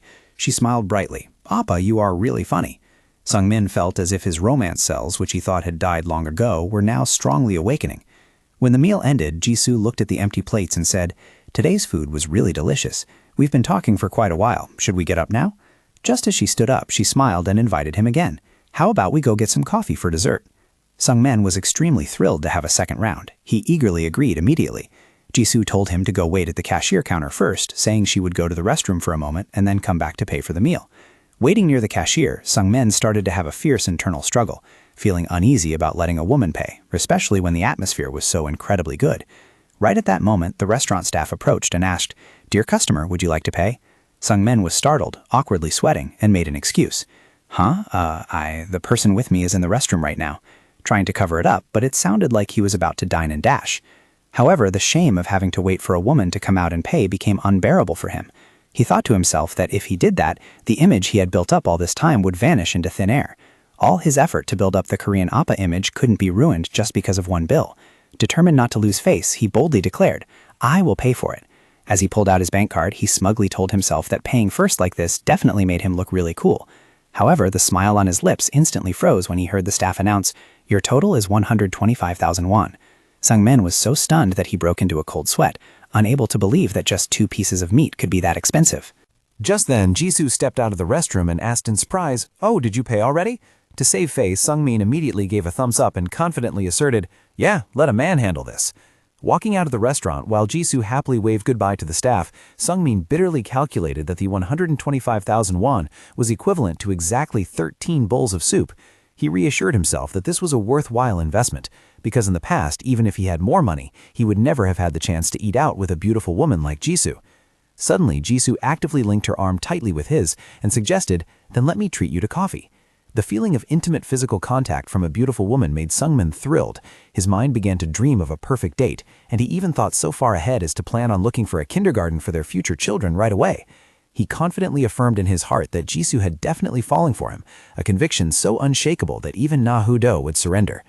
However, when looking closely at Jisoo under the daylight, Sungmin suddenly noticed the small wrinkles at the corners of her eyes. He secretly judged that although 34 years old was still young, her flaws were beginning to show. Immediately, he shuddered as his bad habit resurfaced. As soon as he felt the other person belonged to him, he would start scrutinizing and finding their imperfections. Sungmin scolded himself for that unreasonable arrogance and tried to push the negative thoughts out of his head. Arriving in front of a coffee shop, Sungmin asked blankly, "Huh? Is this a takeout-only shop? I thought we were going to sit inside." Jisoo smiled and explained that because she drank a bit too much last night, she felt a little tired, and then unexpectedly extended a charming invitation. "Instead, let's go drinking together next time." Hearing about going drinking alone together, Sungmin was extremely excited, hurriedly urging her to go home and rest early, and ordered an iced Americano for himself. The waiter quickly brought out 2 drinks and announced, "Your coffee is ready." Just as she stepped into the taxi, Jisoo waved goodbye with a radiant smile. "Well, Oppa, I had a great meal today. I'll text you later." Sungmin also enthusiastically waved back. "Yes, get home safely." However, as soon as the car started moving, his face suddenly dropped, secretly regretting that the fun had ended too soon. On the walk back, he couldn't take his eyes off his phone, his mind wandering with vague thoughts. When is she going to text me? I'm already looking forward to it. At exactly 3:07 p.m., the phone in his hand vibrated violently. As soon as he saw the notification of Jisoo had sent a photo, Sungmin blurted out in surprise, "Ah, Jisoo." He hurriedly opened the message and froze when he saw a secretly taken photo of his own back from behind. Along with it was a sweet message. "I sneaked a picture of your back because it looks so cute." The unexpected compliment made Sungmin blush furiously, his heart beating so wildly it felt like it would jump out of his chest. "What is this? What is this intense, fluttering feeling? My heart feels like it's going to explode. CPU overloaded. The emotional system is freezing up." Since that day, Jisoo showed herself to be an extremely proactive woman. Even when she was in bed getting ready to sleep, she playfully texted him, "Haha, Oppa isn't asleep yet?" Sungmin happily replied, "I was just about to sleep. You have to go to work tomorrow too, Jisoo." Just like that, the two continuously texted back and forth until they fell asleep. This relationship continued to maintain its warmth even when they were at the company. While standing in the coffee area, Sungmin smiled to himself reading Jisoo's text. "Oppa, are you going to the wine gathering this week?" He playfully replied, "I don't know yet. What about you, Jisoo?" She immediately launched an attack that made him ecstatic. "I'll only go if you go." Sungmin smugly thought to himself, "Does she want to see me that badly? Then I have to go, hee." The obvious delight on his face made his female colleagues curious. One woman approached and asked, "Sungmin-si, has something good happened lately?" Sungmin was startled and stammered in denial. What good thing, hee." Another colleague chimed in to tease him. "What's going on that has you smiling so brightly? Did your stocks go up?" He could only give a forced smile and reply, Yes, a little bit, hee." Right at that moment, team leader Young suddenly appeared from behind with a sharp, cold expression. She reminded him in a strict voice, "At the company, please only focus on work." The boss's authority scared Sungmin out of breath. Gasp. He hurriedly found an escape route. "Then I'll go meet a client now." Watching him run for his life, Young sighed wearily. Giggling like that, I wonder if he can do his job properly. Seeing the boss's apparent bias, the female colleague immediately spoke up to defend him. He can be a bit clumsy sometimes, but his work performance is really good. To Young's surprise, she pointed at the Wall of Fame and recounted that Sungmin had been voted Outstanding Employee of the head office several times, and even his evaluations from members were very high. Young looked thoughtfully at the Certificate of Merit. That is a bit surprising." The colleague didn't forget to add, "And occasionally he looks pretty cute too, hee." Young walked away with a slightly changed expression, muttering under her breath, "What's cute about him? I still need to keep an eye on how he works." On this side, Sungmin breathed a sigh of relief after escaping danger. It was a close call. He was almost caught contacting Jisoo. The team leader probably didn't know he was still a single guy, right? He watched team leader Young silently admitting that she was indeed very beautiful, but then reassured himself that his Jisoo was not inferior at all. Even though they really wanted to meet in person, because both were busy with work, they could only maintain contact through text messages all week. And finally, the wine gathering day that both of them had been looking forward to arrived. Sitting at the banquet table, Sungmin waited anxiously. When would Jisoo arrive? The best friend sitting next to him saw this and teased, "Are you zoning out again?" Sungmin looked around, silently assessing that there were many beautiful female members participating today, but in his heart, Jisoo was still the best. Right at that moment, his friend exclaimed, "Ah, Jisoo is here." Sungmin happily turned his head, but his smile immediately froze. Beads of sweat began to pour down. Ugh! He was stunned, unable to believe his eyes. His pupils dilated in shock. Huh? Right at the entrance, Jisoo was smiling radiantly, but she was not alone. She was walking arm in arm with an incredibly handsome man. Sungmin stood dead still in extreme shock. Jisoo-si, why is she with that man? Seeing Jisoo with Min Chan, Sungmin was shocked and questioned himself. She clearly said she had no relationship with that guy. Could it be a lie? His brain activated its inner Conan deduction mode. He sat blankly at the banquet table, sweat pouring down his face from anxiety. Suddenly, Jisoo turned around and cheered. "Uppa, when did you arrive? I was looking for you earlier." Sungmin was startled and replied, I just got here." In his heart, he couldn't help but be amazed. "Looking for me? Really?" Jisoo smiled and explained, "I see. Since I couldn't find you anywhere, I just went to choose wine with Min Chan for a bit, haha." Hearing these words, Sungmin breathed a sigh of relief, and all his doubts instantly vanished. "Ah, so that's how it is. Phew, I almost misunderstood." Jisoo looked around the table and wondered, "But it seems like there are no seats left here, right?" Right at that moment, Min Chan urged with a completely annoyed expression, the online villain returning right on time. He pointed into the distance. "There are empty seats over there. Let's sit there. Anyway, we will change seats after drinking for a bit." Jisoo immediately agreed and waved goodbye to Sungmin. "Is that so? Uppa, see you later then." Looking at their retreating backs, Sungmin felt disappointed and muttered to himself, "What is this? It feels like she was stolen away. Today's seating arrangement is really unlucky." A junior sitting next to him saw this and curiously asked, "Bro, are you very close with Jisoo?" Sungmin forced a smile and waved his hand. "Haha, it's just by chance." The guy let out a meaningful hum, making Sungmin secretly mock that regretful expression. Although he almost misunderstood Jisoo just now, seeing her greet him so radiantly made all the doubts in his heart completely disappear.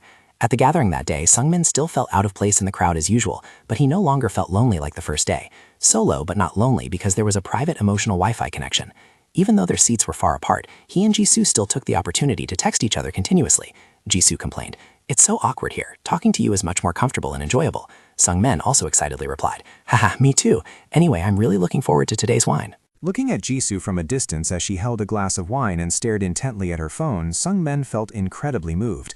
This feeling was exactly like the two of them were secretly dating right in the middle of the party.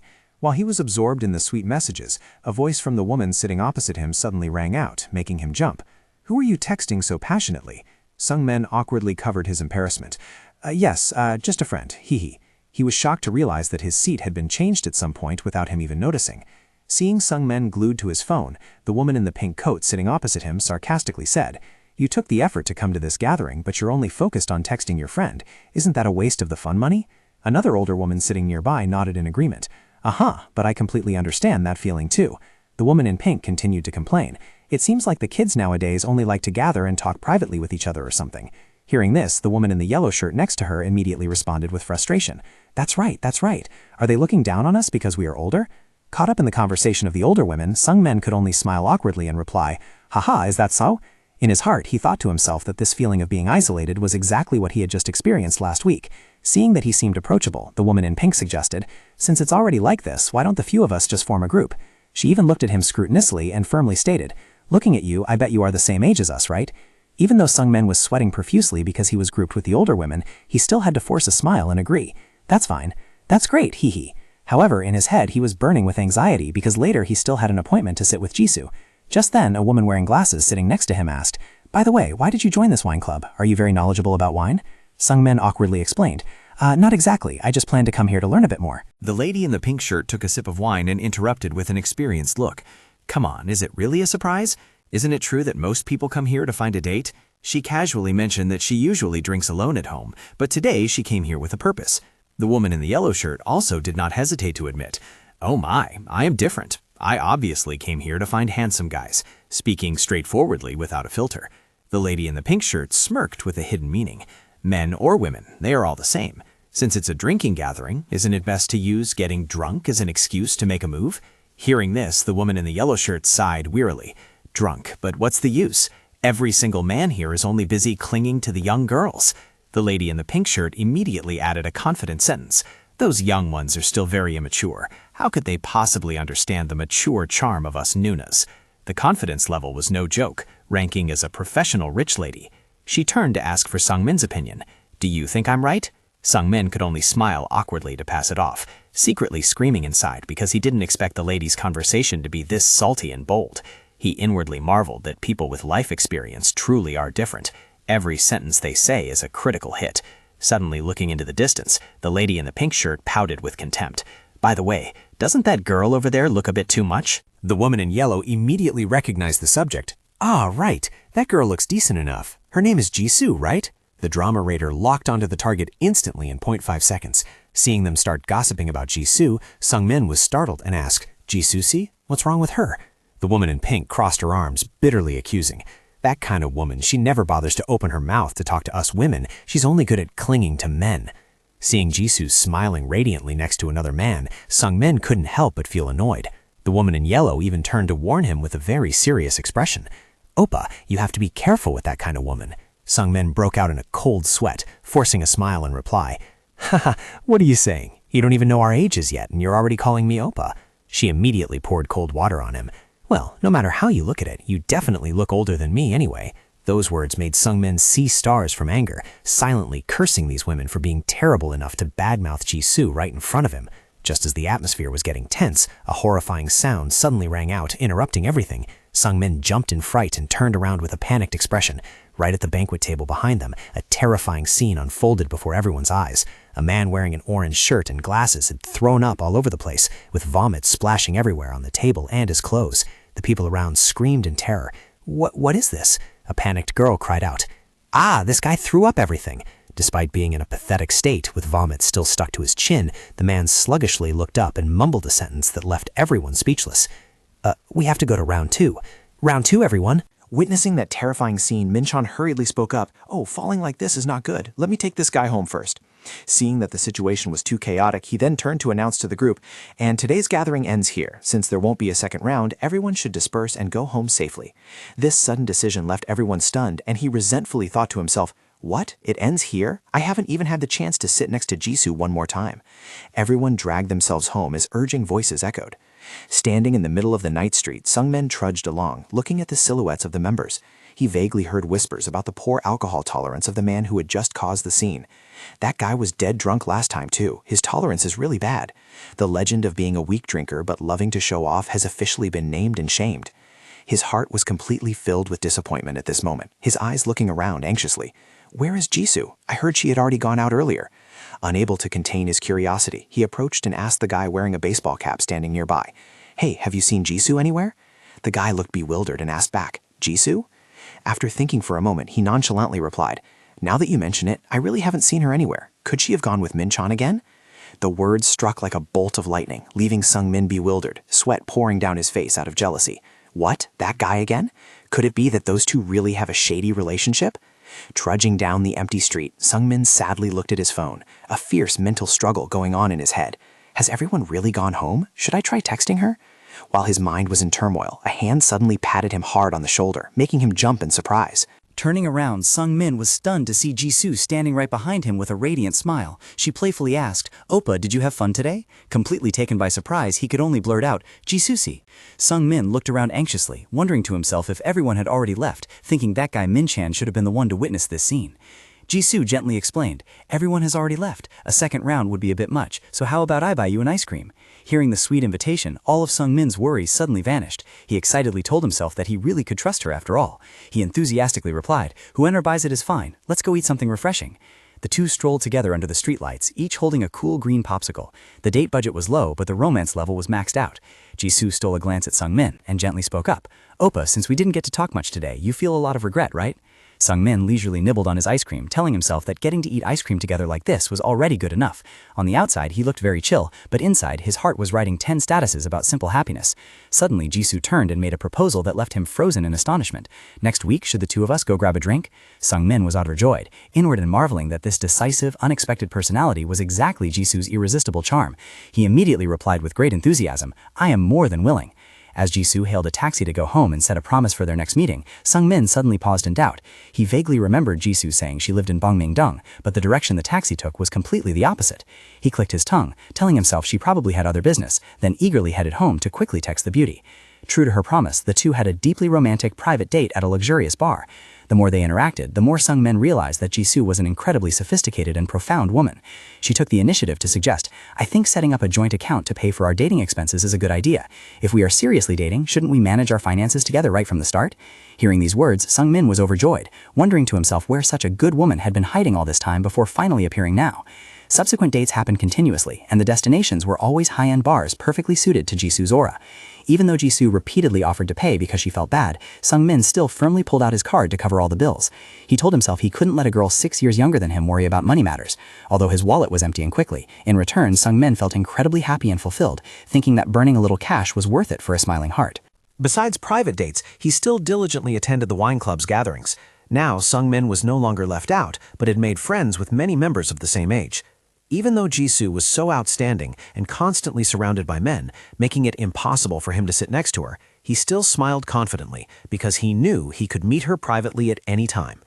When a younger brother in the club marveled at Jisoo's beauty and was wary of the man always tailing her, Sung-min just smiled secretly with smugness. "Just go ahead and flirt. Jisoo is dating me now anyway." Seeing Jisoo proactively waving to him in front of everyone, Sung-min proudly leaned close to the younger brother's ear and declared, "She is your future sister-in-law, kid." However, as their relationship progressed, the anxiety in his heart gradually grew. Seeing other men constantly swarming around, chasing after, and finding ways to approach Jisoo, Sung-min began to feel impatient and insecure. His eyes became sharp and full of tension, telling himself that he couldn't just keep hesitating forever. Standing before the woman he loved, Sung-min made up his mind to officially propose to Jisoo immediately. Finding the right moment to confess his feelings was actually much harder than he thought. Throughout the date, Jisoo was just engrossed in talking about things at her company. She excitedly bragged, "This is a great deal, I just went all in." Seeing him stay silent, she smoothly asked, "Are you interested? I can connect you to it." Sung-min could only give an awkward smile and reply, Besides my pocket money and living expenses, I've put everything into savings. I'm not familiar with investing or stocks, so I won't participate." Jisoo casually suggested, "Then you can just withdraw your savings." He scratched his head in embarrassment. "My savings account is managed by my mom, so I can't touch it." Hearing this, Jisoo's expression instantly changed. She asked back in astonishment, "So you don't have any spare cash at all?"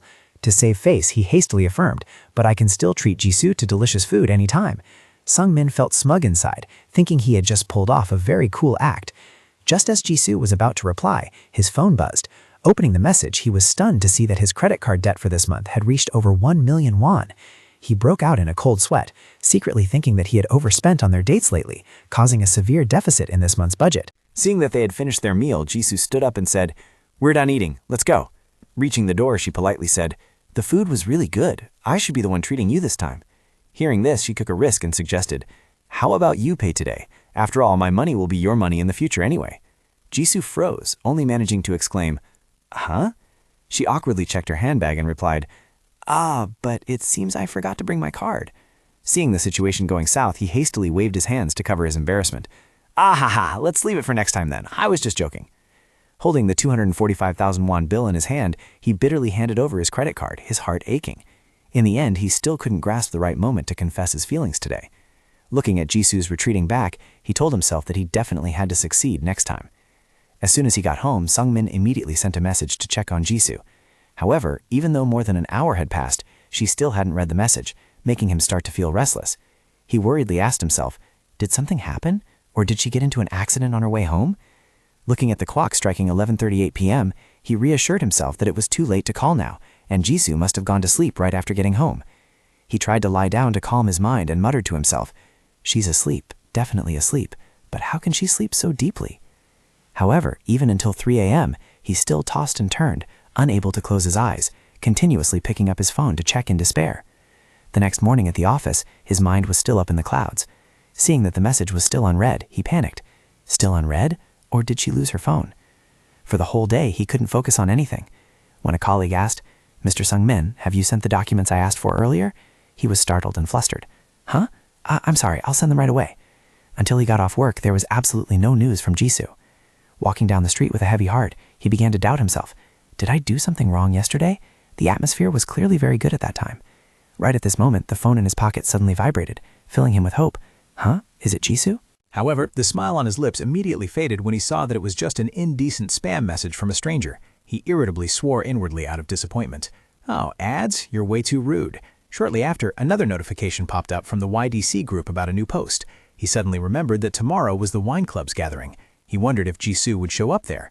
To prepare best for the meeting, he decided to focus on dieting and working out hard today. And then, the day of the gathering arrived. Upon arriving, Songmin breathed a sigh of relief that he finally finished his work to attend the gathering, even though he was a bit late due to sudden overtime on the weekend. He looked around, secretly hoping Jisoo was already there. However, as soon as he stepped inside and greeted everyone, he suddenly froze upon realizing the incredibly tense atmosphere. His eyes focused on the corner table, where Min-chan was sobbing with his head down next to a bottle of hard liquor, while the others clearly showed shock. Seeing Sungmin, the younger guy wearing glasses approached. He hurriedly asked, "Wait, we haven't even started drinking. Why is Min-chan crying a river over here?" The younger guy replied in a low voice, "It's a disaster, bro. Jisoo took all of Min-chan's money and completely vanished." Hearing this, Songmin was stunned. He couldn't believe his ears. What? Why did he lend her money? And what do you mean vanished? The younger guy continued to reveal a more shocking truth. Min-chan thought the two of them were dating, but it seems he's not the only victim. Many others were also scammed using the exact same trick. The truth about the incident gradually came to light. Jisoo had actively approached the group members both during meetups and in private. She used excuses like facing financial difficulties or soliciting investments to appropriate their money. It turned out that Jisoo was a severe gambling addict. By the time everyone went to her company, they found out that she had embezzled company funds and ran away a long time ago. The younger colleague turned to ask Sungmin with a worried look. "I heard Min-chan got scammed the most. Did you suffer any losses?" Sungmin broke out in a cold sweat. He awkwardly lied to save face. Mine wasn't that much. I only lost about 1 million won on food and drinks." Witnessing the chaotic scene, the team leader sighed helplessly, blaming himself for not managing the members well. He firmly declared, "Those who are victims, please report to me. We will work together to seek legal intervention. Luckily, Nahodo sitting here is a lawyer. He will help us, right, Nahodo?" All eyes turned to the man named Hodo. Even though he was sweating profusely and clearly looked awkward, he still had to force a smile and reply, "Huh? Oh yes, I have no objections." Sungmin froze. His mind went completely blank from the massive shock, and the bespectacled younger colleague next to him dealt another critical blow. "Bro, your baby is pushing 40 this year." Having no mood to stay there for another second, he silently walked out of the luxurious bar. As he walked, he bitterly told himself, no wonder looking closely, the traces of time were so obvious. He broke out in a cold sweat, realizing that all this time he was just the sugar daddy paying for extravagant parties beyond his means. Looking over at the street tent stall across the road, Sungmin realized the harsh truth. This place was where he truly belonged. Back to reality, guys. He stepped inside amidst the welcoming calls of the stall owner. Seeing the owner enthusiastically recommending the assorted pancake, even though he was craving carbs, he tried to hold back and ordered, "No, give me a plate of tofu kimchi and a bottle of soju." The spicy and strong sensation of the completely downed glass of liquor made him truly sober up. He began to question himself in bitterness. So it turns out she didn't have any feelings for me at all? Am I just a walking wallet for her to eat steak and drink wine? He realized that a beautiful woman actively approaching him from the very beginning was already an absurd thing, and all those investment invitations were just part of the act. While engrossed in his train of thought, am I not even worth her plotting to scam for money? He was suddenly startled to see another man walk into the bar. That was none other than Min-chan, the lawyer, who was also present at the recent gathering. Seeing him sit right next to him, Sungmin openly showed his annoyance. What the hell? This is so annoying. After a moment of silence, Min-chan suddenly turned to look at him and asked, "Hey, we've met before, right? I think it was at the 30 versus 30 blind date event." Sungmin was startled and choked on his liquor, hurriedly wiped his mouth and replied, Yes, I remember." Min-chan sighed, continuing the story. "You also seem close to Jisoo, huh? It looks like you didn't get tricked into doing stupid things like me." Sungmin curiously asked back, "Did Jisoo mention anything about me?" Min-chan nonchalantly replied, "Well, she said there was an old man stalking her, but that's not important. I didn't expect her to proactively say she liked me and then end up doing something like this." Hearing this, Sungmin went crazy. He yelled in shock, "What? She said she likes you, Jisoo?" Min-chan nodded in confirmation. It turns out not only me, but she also said that to all the other members. Sungmin drank his alcohol while shedding tears as he realized a truth even harsher than being scammed out of money. Damn it, so she said she likes everyone except me? He thought he had found true love this time, only to realize he was just an outsider in every game. After hesitating for a while, "Honestly, have you and her gone all the way yet, so I know whether to keep crying? Now that the money was completely scammed, does that even matter anymore?" Sungmin startled and replied awkwardly, I'm sorry." He downed his glass of alcohol, clicked his tongue, and comforted himself. "I don't lack money, I only lack a lover. Oh well, paying to learn a lesson is better than losing all faith and being left with nothing." Sungmin exclaimed in surprise, "Huh? Don't tell me you are not popular with women? I heard rumors that you are a VIP guest of King Motel." Min-chan looked down, awkwardly admitting, To tell you the truth, my marriage broke down halfway. I already have an ex-wife. The answer completely shocked Sungmin, as he did not expect Minchan to voluntarily reveal this truth. He continued to pour his heart out bitterly. Those VIP rumors are all nonsense. I secretly joined the group to find an opportunity to tell the truth about having a family, but I got ruthlessly rejected every time. Sungmin couldn't help but be amazed that someone with an appearance like Minchan was also rejected. Minchan replied, I am 39 years old. Sungmin broke into a sweat, muttering, so you are turning 40 soon. Minchan confidently affirmed, I am 41, man. Call me Big Brother to make it sound intimate. I joined the group 2 years ago when I was still single, and because I'm on the management board, I've been able to stay until now. Sungmin nodded as if he understood, secretly thinking that Minchan's previous marriage must have been very brief. He sighed in admiration. Anyway, you have been married once, so enviable. I don't know when I will ever have that day. Minchan thoughtfully retorted, do you think just getting married means you will be happy? Living with someone incompatible is truly no different from hell. Therefore, marriage must be considered extremely carefully. Looking at the plate of food on the table, Sungmin asked again, so you don't regret your decision to divorce at all? Minchan firmly affirmed, that's right, 200% no regrets. Even so, deep down inside, I still hope to find someone to be with for the rest of my life. The sad thing is, dating is easy, but to move towards a serious relationship, there are no opportunities. Sungmin looked at Minchan full of questions. You look so young and handsome. Don't tell me you don't have many opportunities? Minchan could only give a wry smile and ask back, opportunities? He bitterly explained that compared to a normal single man, a 40-year-old divorced man like him is even more shunned by society. Finding someone in the same situation is already hard, and those who are unmarried run away as soon as they hear he used to have a wife. Sungmin sighed in frustration as he remembered Jisoo once saying everything was fine. He thought to himself, was the only person who said it was fine a scammer? Minchan suddenly stood up and said, anyway, I have to go now. If I don't get enough sleep, I'm afraid my skin will be ruined. He added another sentence. At our age, just a little neglect in skincare and our looks will go downhill immediately. As he spoke, Minchan placed a 50,000 won bill on the table and loudly told the boss, let me handle this. Consider it my treat to buy you a drink to wash away the bad luck. Don't be polite. Sungmin panicked and refused. Oh, you don't have to pay for me. But Minchan just smiled and replied, it's okay, see you later. Walking a few steps, he suddenly stopped, turned his head and asked, ah, right, are you still wondering if I slept with Jisoo?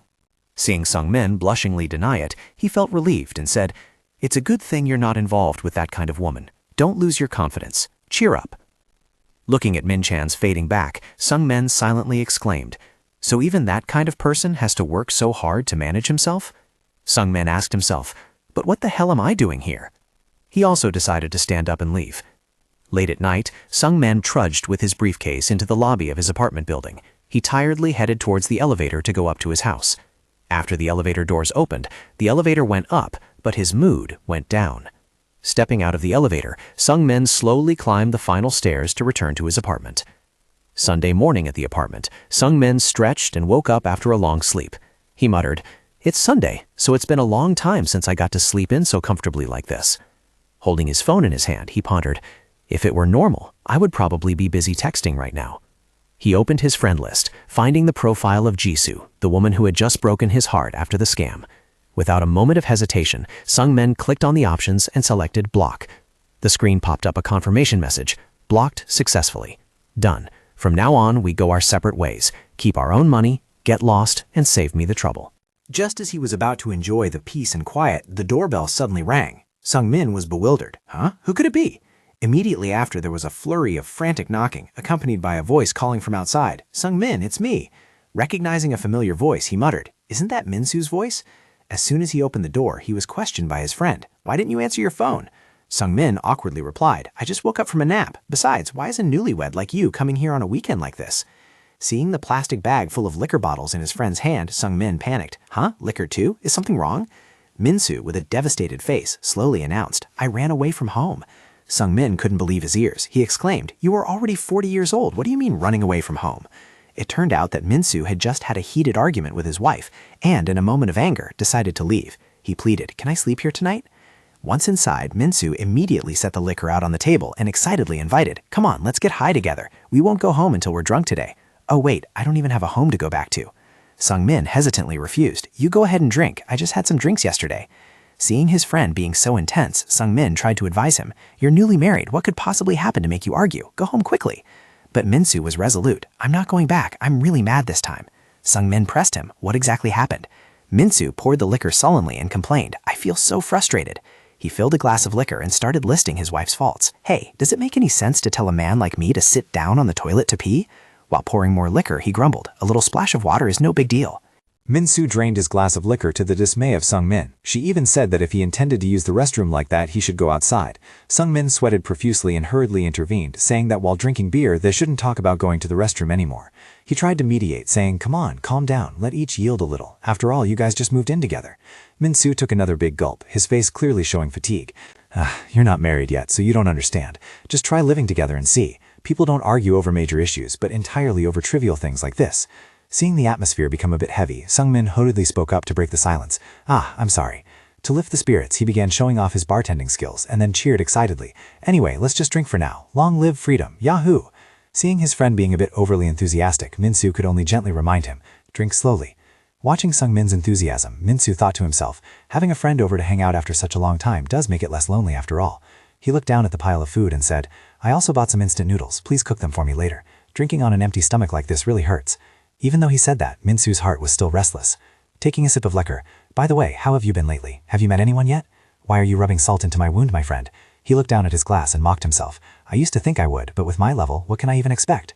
In an instant, memories of Jisoo flooded back into Min-soo's mind, and he realized an expensive lesson. Through Jisoo, I learned a lesson. Even though I've reached the threshold of 40, it turns out I still have too much ambition. He recalled the times the two of them walked on the street together. Back then, he thought everyone was looking at him with admiring eyes, but the reality was completely the opposite. At that time, it wasn't admiration. They just found it strange that such a beautiful girl was walking next to an old man like me. Perhaps beautiful women aren't meant for me in the first place. Min-soo, introduce someone to me. Min-soo startled and asked back, introduce? He hesitated, but I don't know if there's anyone suitable for you. Without letting his friend finish the sentence, Sung-min interrupted. Appearance is not important. I really want to meet a good person. Seeing his friend's serious expression, Min-soo pondered for a moment and replied, really? I actually know someone pretty decent. Hearing this, Sung-min's eyes instantly lit up, and he hurriedly pressed, who is it? Do you have a picture?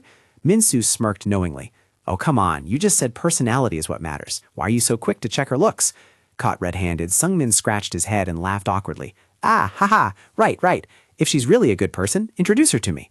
Min-soo looked at his friend with worried eyes, slowly advising, don't force yourself to meet someone just because you are anxious.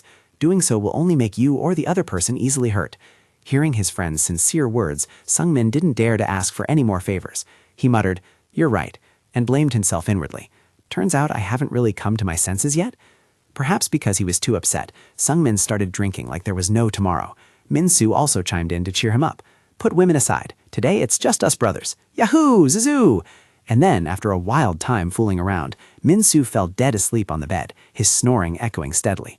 Looking at his dead drunk friend, Sung-min sighed and told himself, sleeping on an empty stomach like this will definitely cause a stomachache. I should cook a bowl of ramen for him. He cooked while daydreaming. It might be nice if the two of us go watch a movie after eating, just like the old days. The small kitchen began to smell deliciously of ramen bubbling on the stove. Sung-min excitedly carried the hot pot of ramen into the room and called out loudly, it's so hot, so hot. Min-soo, wake up and eat ramen. Right at that moment, Min-soo's phone, which was left on the floor, suddenly vibrated violently. Min-soo woke up with a start, his tired eyes trying to look at the phone screen. As soon as he saw the caller's name, he immediately sprang up like a spring, his attitude changing 180 degrees. He frantically answered the phone in a submissive tone. Hello? Yes, my lovely wife. He started lying smoothly. I'm just out to get some fresh air, I swear. While listening to the phone, Min-soo hurriedly packed his things to sneak away. Yes, I'm coming right home. Before stepping out the door, he only had time to turn his head and give Sung-min a short message. Sung-min, I'm heading home. The door slammed shut dryly, leaving Sung-kin standing dazed alone in the middle of the room with a pot of ramen in his hands. Karma hit the cook, guys. He stared blankly at the door, then looked down at the pile of empty liquor bottles on the table, stammering speechlessly. What in the world is that? A few days had passed since the incident with Jisoo. Returning to his daily office routine, Sung-min realized that his pain did not last as long as he thought. Sitting in front of the computer screen, he told himself, anyway, nothing even started at all. Seeing Sung-min working diligently, a female colleague in the same room approached and asked, Mr. Sung-min, did you bring a packed lunch today too? He forced a smile and replied, yes, enjoy your meal. Looking at the simple lunch tray with only white rice sprinkled with sesame seeds and an omelet, Sung-min thought to himself that although this month's credit card bill was a bit high, at least he wasn't scammed out of a large sum of money like others. He told himself to try to save money and hold on like this until the end of the week. The more he buried himself in his work, the more his resentment towards Jisoo gradually faded. While eating his rice, he reassured himself, well, egg rice is pure and simple, good for keeping in shape and saving money. He quickly finished his lunch to prepare for meeting clients. Meanwhile, the wine club announced the temporary suspension of all regular meetings. Looking at the notification on his phone, Sungmin guessed the reason was definitely due to the troubles Jisoo had caused. Not giving up, he tried to look for opportunities in other clubs, but things were not easy at all. At a book club meeting, Sungmin felt out of place in the crowd when he realized everyone was only engrossed in chatting with their old acquaintances. He sighed. It was truly hard to fit in.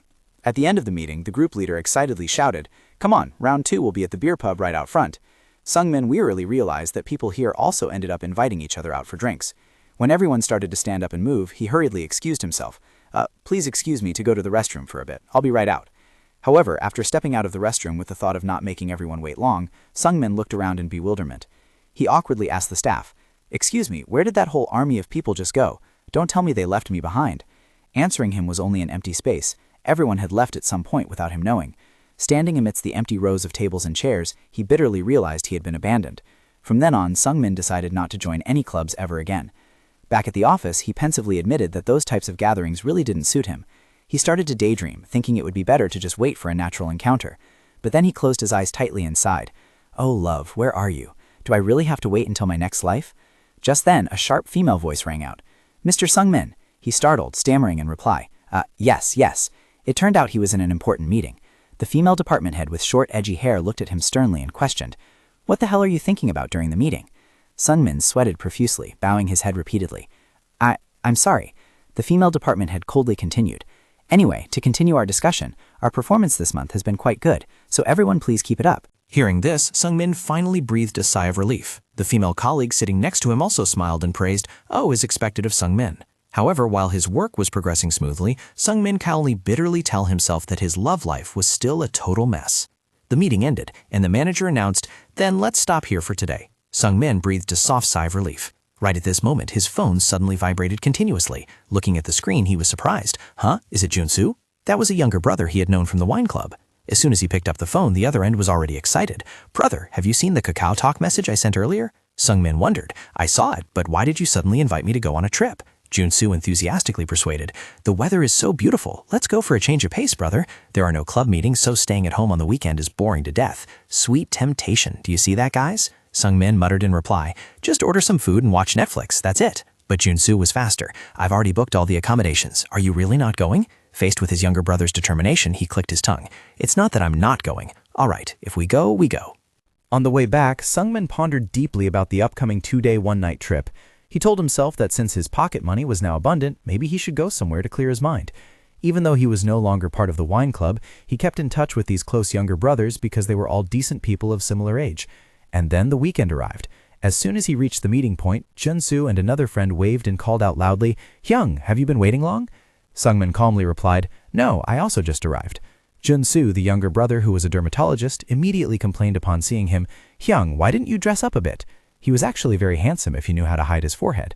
Accompanying them was Choi Ho-jin, a general conglomerate manager who had the nickname of a serial proposer because he always kept a ring on him. Ho-jin excitedly showed off, "I intentionally bought a whole new outfit for today." Sungmin nonchalantly asked back, "We are all guys. Who am I dressing up for you to look at?" Junsu smiled and replied, "Well, who knows? Something unexpected might happen, right?" Sungmin thought to himself, what could possibly happen?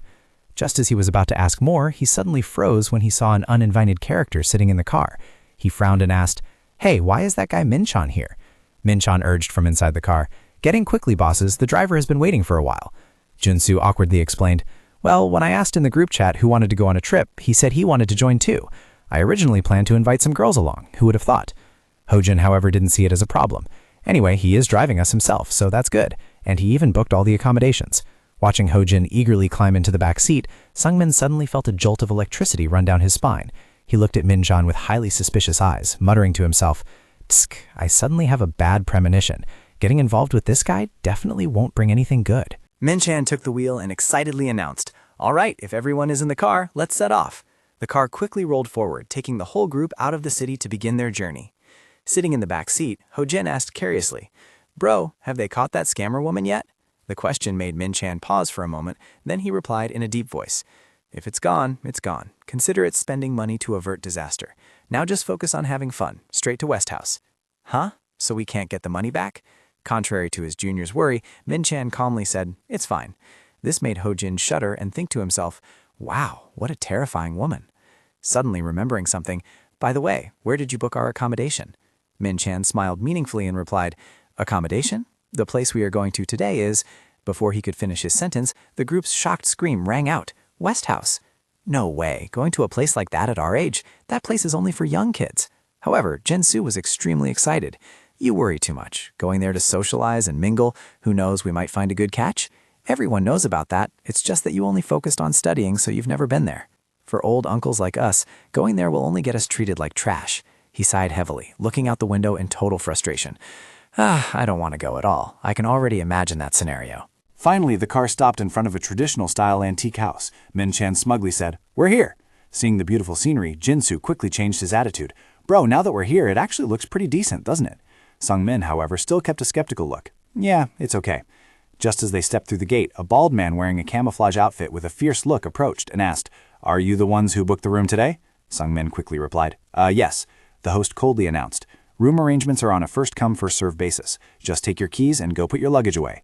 Jin-Soo didn't forget his main role. He eagerly asked, Sir, what time will the music start? Are the pretty female guests arriving soon? The host answered briefly, I will have everything ready by 6 p.m. It's 30,000 won per person, and there will be grilled pork belly, soju, and beer fully served. After checking in, Sung-min invited the whole group. Come on, let's put our stuff away and take a look around. But as soon as they stepped out into the yard, Jin-Soo froze. He looked around and wondered, Bro, it seems like there's no one else here. Why is it so quiet? This party will probably only have the sound of crickets. Sung-min looked around in boredom. What, are we the only guests here?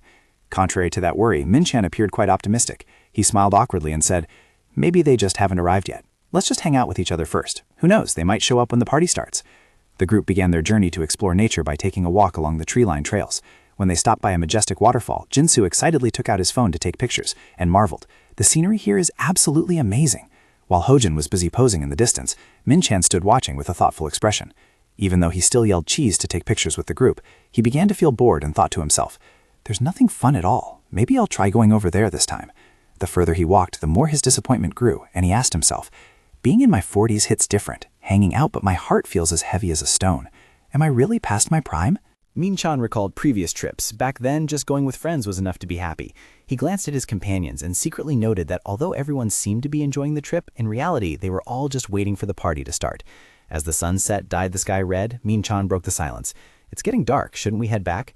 Jin-Soo immediately agreed. That's right, at this rate we'll be late for the party, haha. The youngest brother excitedly ran ahead, calling out as he ran, Young, hurry up. Just as they reached the gate of the resort, a white sedan also pulled up. Jin-Soo cheered. Oh, a new car has arrived. He couldn't hide his excitement. New arrivals, guys. Let me go check if there are any pretty girls. Min Chan and Sung-min watched from a distance, full of hope, wondering if it was a group of female guests. Their hearts pounded with every sound of the car doors closing. However, their hopes were dashed when a young man with a blunt blonde haircut and an expensive designer shirt stepped out of the car. He looked around and muttered in disappointment. What is this? It's completely different from the pictures, and there was hardly anyone here. Seeing that scene, Min Chan and Sung-min could only sigh in frustration, whispering to themselves, Looks like we are the last guests. The blonde guy saw Sung-min and approached him, asking coldly, Are you the owner here? Where's our room? Already in a bad mood, Sung-min snapped, We are just tourists too. Just then, Jin-Soo ran out of the house in a panic, calling out repeatedly, Young, they are here. Sung-min asked blankly, Who is here? Jin-Soo, out of breath, stammered, The pretty girls next door just showed up. Absolutely perfect. Hearing this, Sung-min's eyes immediately lit up, and he quickly asked in a rush, Really? Are they pretty? In response to that expectation, Jin-Soo confirmed firmly with a face flushed with excitement, Yes. As night fell, the sparkling lights of the old house signaled that the party was about to start. Min Chan began to adjust his clothes. He wore a blue dress shirt and white trousers, looking extremely handsome. After slicking back his hair neatly, he gave a confident smile and declared loudly, All right, let's go. Seeing his older brother dressed up so formally, Hojin couldn't help but wonder, Young, we're just on a trip. Why did you bring this outfit? Min Chan confidently asserted that the guys were still green and inexperienced, saying that they always needed to prepare new clothes to pick up pretty girls. He excitedly urged the whole group to set off quickly, making Sung-min, who was standing next to him, sweat profusely, secretly wondering if his friend was going on a trip or into battle. The whole group walked out to the garden area, where the barbecue party had already started to fire up. Ho-jin cheered with excitement when he saw the lively atmosphere, but Min Chan noticed something strange. It seemed like their group was the only male guests present. Jung-soo kept looking around as if searching for someone. Seeing this, Ho-jin immediately asked, Who are you looking for? Jung-soo admitted that he was waiting for the girls they had met earlier, anxiously wondering why they hadn't appeared yet. As soon as the words were spoken, two beautiful girls walked up, one of them marveling, "Wow, the smell of grilled meat is so fragrant. It must be very delicious." Sungsu's face lit up with joy. He immediately nudged Sungmin Zimum and whispered, "Look at them, they're beautiful, aren't they?" Although acknowledging they were very pretty, Sungmin felt a bit speechless seeing the two girls wearing fancy off-the-shoulder dresses just to eat barbecue at the guest house. He secretly compared them, wondering if these two girls were the same type of show-off as Min Chan. At this time, the manager was busy at the grill, telling everyone to feel free to choose a seat. Sung-soo and Ho-jin quickly aimed for the spot next to those two beautiful girls to sit down. However, just as they were about to approach, two strange young men with a tough appearance wearing Balenciaga shirts had already sat at the table out of nowhere. This sudden appearance made both Sung-soo and Ho-jin drop their jaws in astonishment. You really see these punks everywhere. The sizzling sound of pork fat on the grill mixed with the aroma of seafood spread throughout the space. Ho-jin excitedly held up a bottle of liquor and offered, "Brother, let's have a drink." Even though Sungmin was craving it, he still had to restrain himself and replied, "Just give me a little, I'm on the diet." At the next table, the atmosphere didn't seem as desired when Min Chan looked over at the two girls and muttered with regret, I wanted to hang out with them too, I chose the wrong seat." Meanwhile, the group of young men at the next table was doing very well. They were laughing and talking lively, making the girls burst into laughter too. One girl curiously asked the owner, "Boss, are we the only guests today?" The boss explained while grilling meat, "That's right, there are quite a few customers who canceled their reservations today." Seeing the situation seemed quiet, Min Chan suddenly gave a meaningful smile and asked the group, "Hee, do you guys know what my nickname is?" Before Ho-jin's bewilderment, he confidently declared, "It's the Prince of Guest Houses." As soon as he finished speaking, Min Chan stood right up and headed straight to the table of the two girls, to the astonishment of his juniors. He flashed his trademark smile and started a conversation very naturally. "Hello, ladies. Meeting like this is truly destiny. How about we sit and chat for fun? You two look like college students. Did you just finish exams and come out to play?" This statement made the girl smile brightly. "Oh my, we are not college students at all." Witnessing his friend's skillful flirting, Sungmin could only shake his head in admiration. How can anyone resist someone who is both handsome and thick-skinned? Seeing his senior take the lead, Jung-soo couldn't sit still either. He stood up with determination. "I'm heading over there too." Sungmin nodded encouragingly. "Yeah, go over there and talk nicely." Seeing this, Ho-jin turned and asked, "Aren't you going?" Sungmin nonchalantly replied, "Nah, you young guys go ahead and have fun. If I go over there, I'll be called an old uncle, which is embarrassing." "Are you really not going?" Sungmin scratched his head and admitted, "I'm a bit shy." Ho-jin immediately retorted, "But aren't you a manager for a matchmaking company? You should understand women's psychology very well." Sungmin pondered for a moment and then opened up. "It's weird, you know. When working as a manager, I can see everything very objectively, but when I am the insider, I can't be that rational. No one can meet the perfect person exactly as they want. Both the other person and I have to accept giving up a few standards, but that seems not easy at all." Sungmin closed his eyes slightly. He realized that over time, he also needed to change to adapt to reality. Sungmin turned to advise Ho-jin, "So you should also take advantage of the opportunity before it's too late." However, the response to the senior's words was just a careless yes. Ho-jin now had his eyes on the girl at the next table. "She is exactly my type." Witnessing this scene, Sungmin could only helplessly curse inwardly. This kid is not listening to a word I'm saying. He stared into the void, telling himself that even if there were beautiful women here, he wouldn't care much. Sungmin fully understood that young, beautiful girls like that would never have the chance to meet or develop feelings for someone like him. However, upon accepting reality and sobering up, he suddenly felt his heart become much lighter. He thought to himself, perhaps Jisoo was the one who helped him realize these things. On the other side, Min Chan was showing off his masterful communication skills, making the two girls laugh non-stop. Seeing himself ignored, the young man wearing the Balenciaga shirt started to get heated. He hiccuped and interrupted, "Talk to us for a bit, will you? You two just keep playing with each other." One girl turned to look at him, smiled, and asked, "Hee, by the way, how old did you say you were earlier?" The young man replied that he was 26, making the girl burst out laughing. 26? I'm already 32. She continued to interrogate him about his education and current job, making the guy start to sweat profusely. He hesitantly answered, I run a sports betting website." Hearing this, Min Chan immediately added a meaningful comment. "A sports betting website? Isn't that a bookmaker from Cambodia?" He calmly continued, "I've seen a lot of young people doing that lately. Oh my, I'm really scared of people involved in gambling." Min Chan's words made the young man tremble with embarrassment, while the girl next to him also chimed in, "Me too." Watching from afar, Sung Min started to get worried, seeing the situation looking tense. At this rate, things would be ruined. Just then, a man in camouflage gear approached and announced, "Whoever hasn't paid the participation fee, give it to me right now." Ho-jin suddenly remembered and turned to ask Sung Min, "Oh right, the participation fee. Only Jung-soo paid earlier. You and that older brother still haven't paid, right?" The curiosity of the girl at the next table began to focus on Sung Min's group. She asked Min Chan, "But who are those people with you? Are they uncles?" Min Chan hadn't had time to explain when Ho-jin suddenly stood up and called out loudly, "Min Chan Hyung, they are telling us to pay the participation fee." Ho-jin's affectionate call of brother to Min Chan right in front of the people the girl had just called uncles exposed everything. The girl looked at Min Chan with eyes full of astonishment mixed with disappointment. You are the older brother of those uncles?" Min Chan could only give a forced, awkward smile. Seeing that the atmosphere was no longer favorable, Min Chan immediately made a run for it. Ho-jin asked in confusion, "Did I say something wrong?" Min Chan's face was ashen at this point, and he just brushed it off. "No, it's fine." He walked away despondently, full of regret, thinking to himself, the mood was so good, too. Seeing that his older brother seemed upset, Ho-jin hurriedly chased after him to apologize. I'm sorry. He tried his best to comfort him, but since you're handsome. The blonde guy kept yelling endlessly. So frustrating. How dare she refuse? His friend panicked and tried to stop him. Hey, hold it in. You're too drunk. The noise made it impossible for the manager to sit still. He walked over, placed his hand on the young man's shoulder and growled. No causing trouble when drunk. You two are drunk. Go to your room and sleep right now. That is the rule of our place. Being chased away, the blonde guy still stubbornly argued. I'm not drunk. We also paid the participation fee. Immediately, the manager glared at him with sharp, threatening eyes. I told you to go inside and sleep. Looking too dangerous, both young men had no choice but to obey obediently.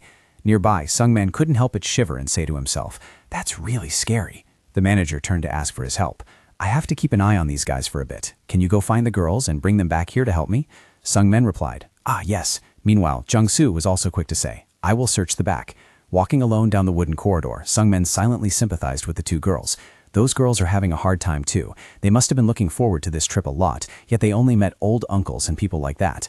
Suddenly, he heard a complaining voice coming from a hidden corner. Seriously, this is so frustrating. Sungmen quietly peeked out to observe. It turned out the two girls were standing there smoking and venting their anger. It's all old men and thugs. The quality of the guests today is really bad.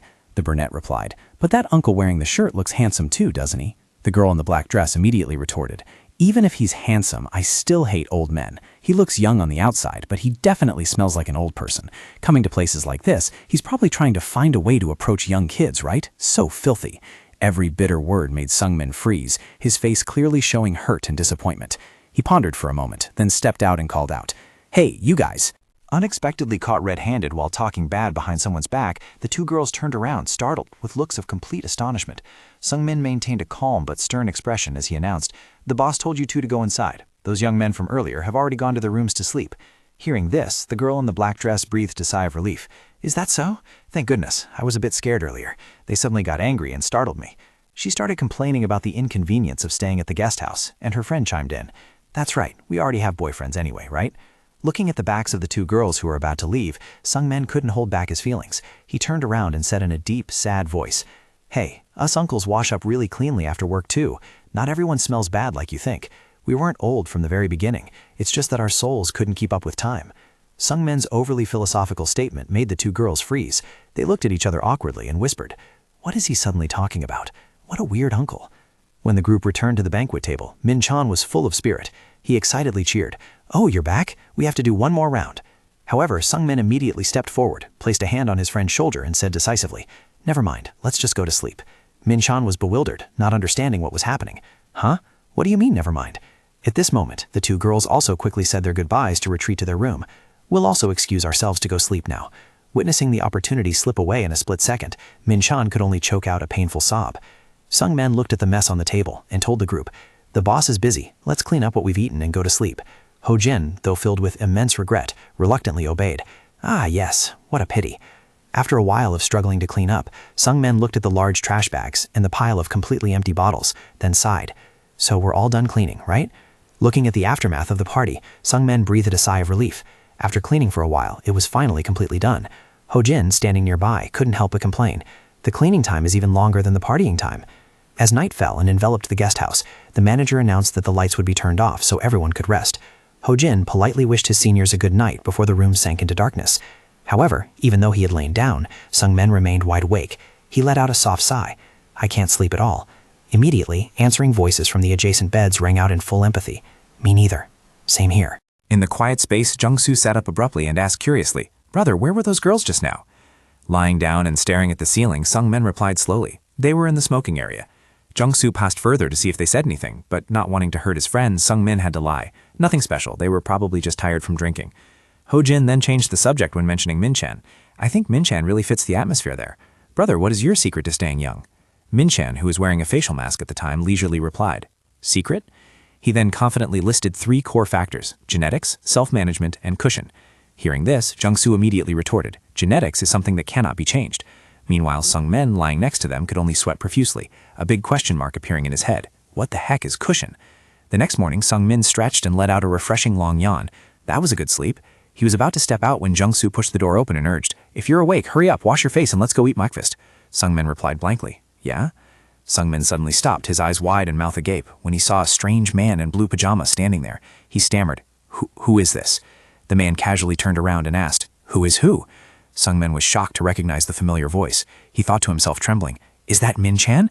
He could not believe his eyes when he saw his friend's real face without makeup. But why did he suddenly look so old? At this moment, Min Chan was engrossed in holding a mirror, constantly patting powder onto his face. Seeing this, Ho Jin spoke up, "Brother, those girls left early. You don't need to touch up." Hearing this, Min Chan changed his mind immediately. He grumbled while patting the powder. "What? Then let's just go straight home." Witnessing this magical transformation, Sungmin finally understood the situation. He thought to himself, "So that thing is a cushion? It's just makeup. Why beat around the bush?" The group packed their luggage and left the guest house amidst the manager's goodbyes. Stepping into the car, Sungmin suddenly felt his stomach churning. He grimaced, holding his stomach, and thought to himself, "My stomach burns so much. I only drank a little yesterday. Maybe it's because I ate on an empty stomach?" Seeing that his senior didn't look well, Ho Jin worriedly asked, "Brother, are you okay?" So Min forced a smile and replied, "Just a little stomach burn." Sitting in the driver's seat, Min Chan also spoke up to remind him, "At our age, if we feel even slightly unwell, we have to run to the hospital immediately, and occasionally we also need to get a general health checkup." So Min wiped the sweat from his forehead and reassured his friend, "I naturally have a healthy body anyway. Thanks for working hard driving today." Min Chan nonchalantly replied, "What hard work? It's nothing. But what should we do if this trip wasn't fun at all?" Sungmin looked out the window and smiled softly. "No, it's good to go out for a change of pace once in a while like this. Even though nothing special happened on the trip, and they were even bad-mouthed by those young girls behind their backs, just escaping the boring loop between the company and home was enough to make his mood much more uplifted." The car stopped by the side of the road. Min Chan turned and asked, "Sungmin, you're getting off here, right?" Sungmin nodded in thanks and stepped out of the car. Before the car rolled away, he waved and told his juniors, "Next time we meet, just talk comfortably, since I'm the older brother." The young men sitting in the car also agreed in unison to wish him a good rest. Watching the silhouette of the car gradually disappear, Sungmin suddenly felt a bit empty inside. It was always like this. Coming back from partying just made him feel bored. In the end, he returned to be friends with his right hand. Walking down the silent corridor, Sungmin wondered if this feeling came from the fact that there was no one waiting for him at home. The door opened. The pitch-black and quiet room appeared before his eyes. To him, it was like an empty stage after the play had ended and all the audience had left. Sungmin wearily dropped himself onto the sofa, telling himself, "My stomach isn't feeling well either. Today I'll just rest. Eating well and getting some sleep will probably cure it." The next morning at the company office, the busy pace of life began again. Team leader Mina Young was sitting in front of the computer screen with a face full of tension. She put her hand to her forehead, clearly showing fatigue, her hand still constantly typing on the keyboard to handle the pile of work waiting for her. In the office, the atmosphere suddenly became strangely heavy, making a male colleague wonder, "Why is the atmosphere like this today? Did something just happen?"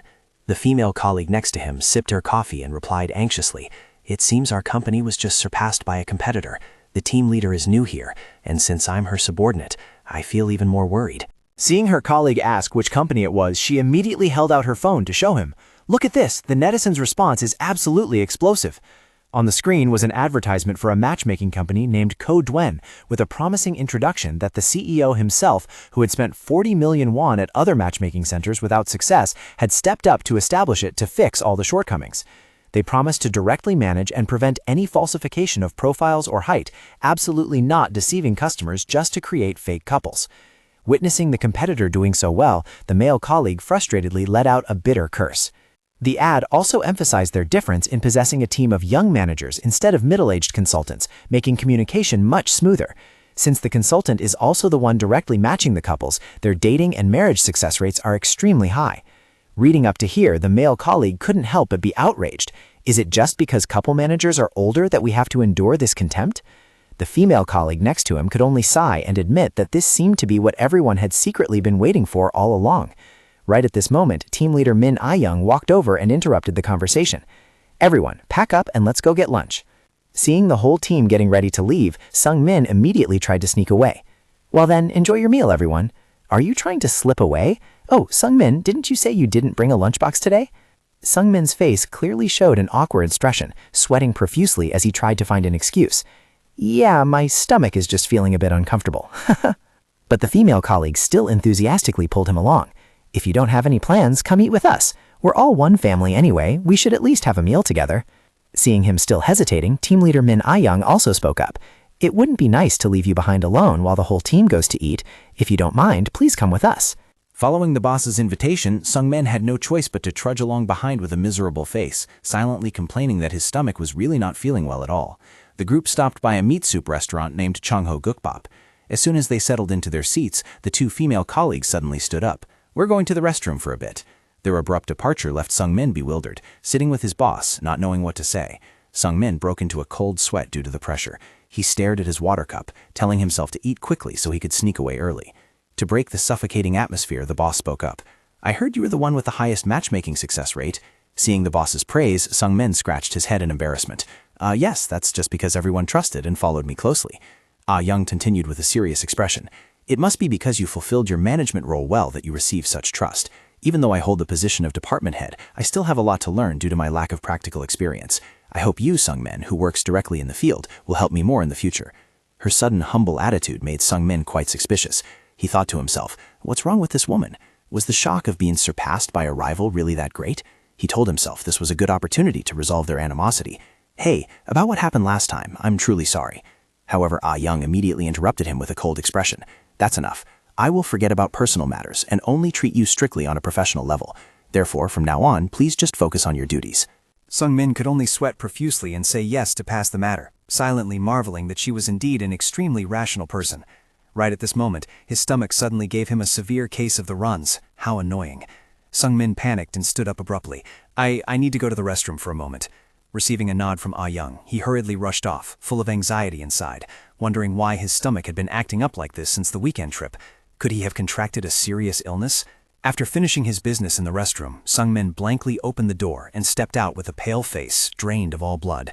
He stood still in shock, his eyes trembling with fear upon realizing there was blood mixed in his waist.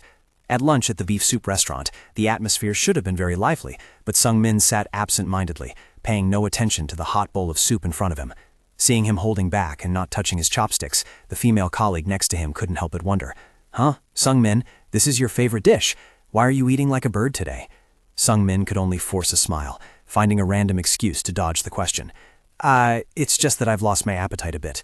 The colleague didn't let it go and continued teasing. "Are you still on a diet?" She turned to ask team leader Min Young for agreement. "Look at this, team leader. Sungmin has lost a lot of weight lately, hasn't he?" Min Young just glanced briefly and replied tersely, "Yes." The excessive attention from his colleague made Sungmin even more awkward. She excitedly kept pressing. "What's the secret? Show me." He could only give a wry smile to brush it off, but his heart was in turmoil. The fragrant bowl of soup had suddenly become tasteless. He thought to himself, "I really can't swallow it." The dull pain, along with the abnormal signs of his body, made it impossible for him to be optimistic. Thinking about the recent stomach aches and bloody stools, this was definitely not a small issue. Seeing that everyone had finished their meal, Min Young politely wiped her mouth and stood up. "Since we're done eating, shall we go?" Looking at the boss's completely clean bowl without a single drop left, the colleagues couldn't help but exclaim, "Wow, the team leader really eats well. You are definitely a fan of beef soup." Just as they stepped out of the restaurant, someone suggested the whole group go for coffee, but Sungmin, with a pale face, hurriedly found a way to avoid it. I have some business to attend to." He hesitantly reported to Min Young, "Please excuse me to take care of some things. I will return to the company later." Receiving a nod of approval from his boss, Sungmin immediately separated from the group. With an anxious mood, he decided to go to the hospital right away. Standing at the reception desk, he hesitated.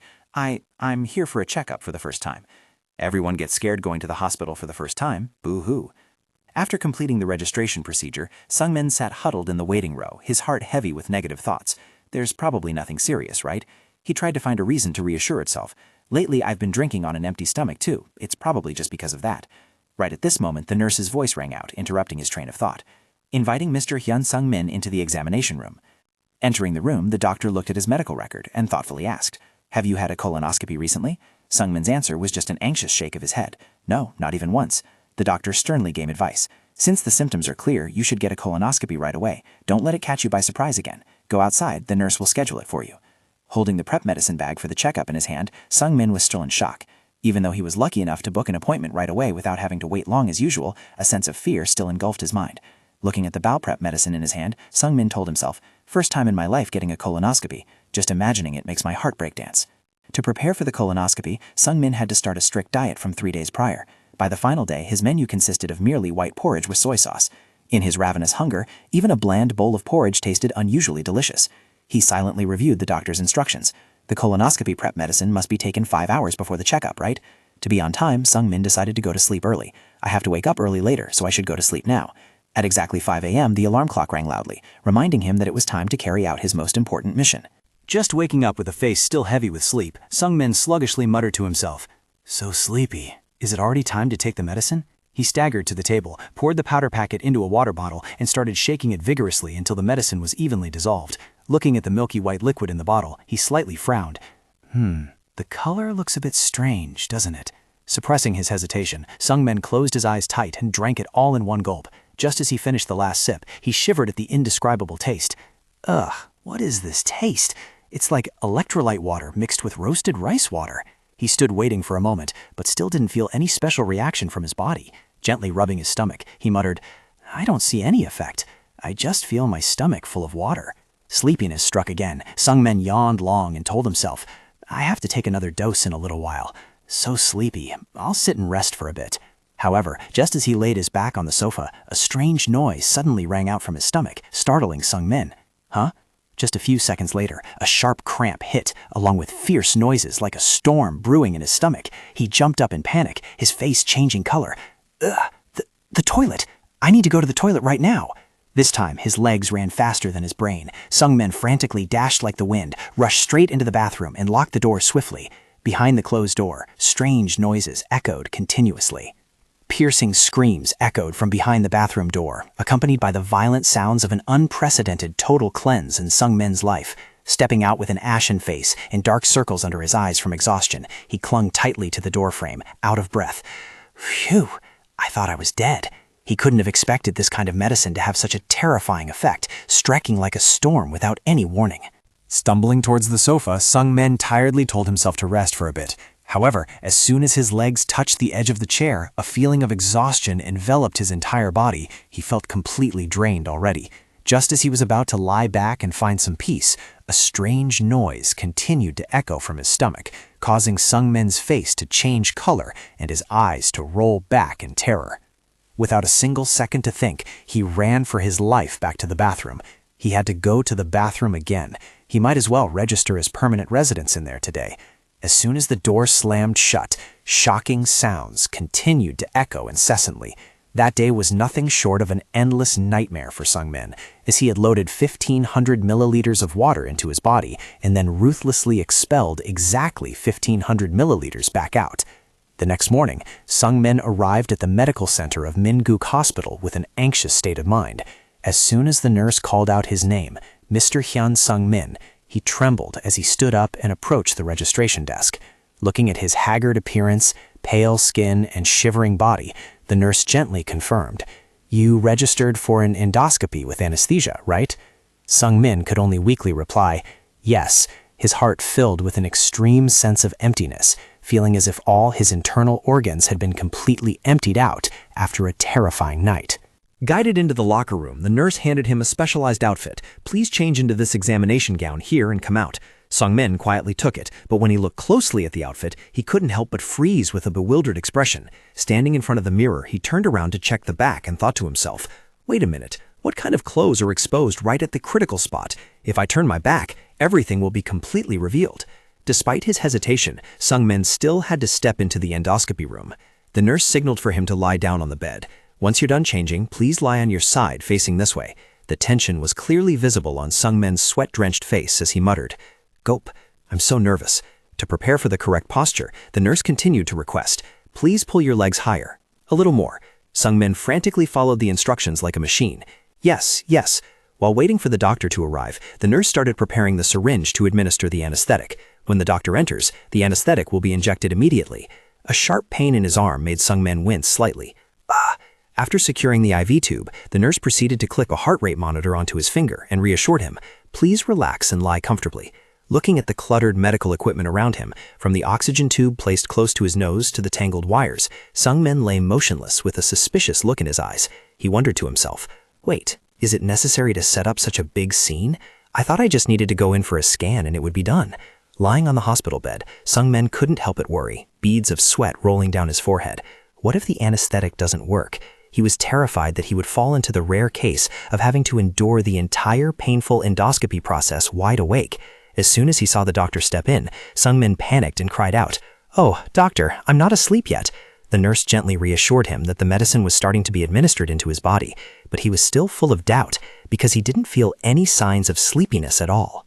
However, just as he was still wondering whether the anesthesia had failed or not, the nurse's voice rang in his ears. "Wake up, sir. It's all done."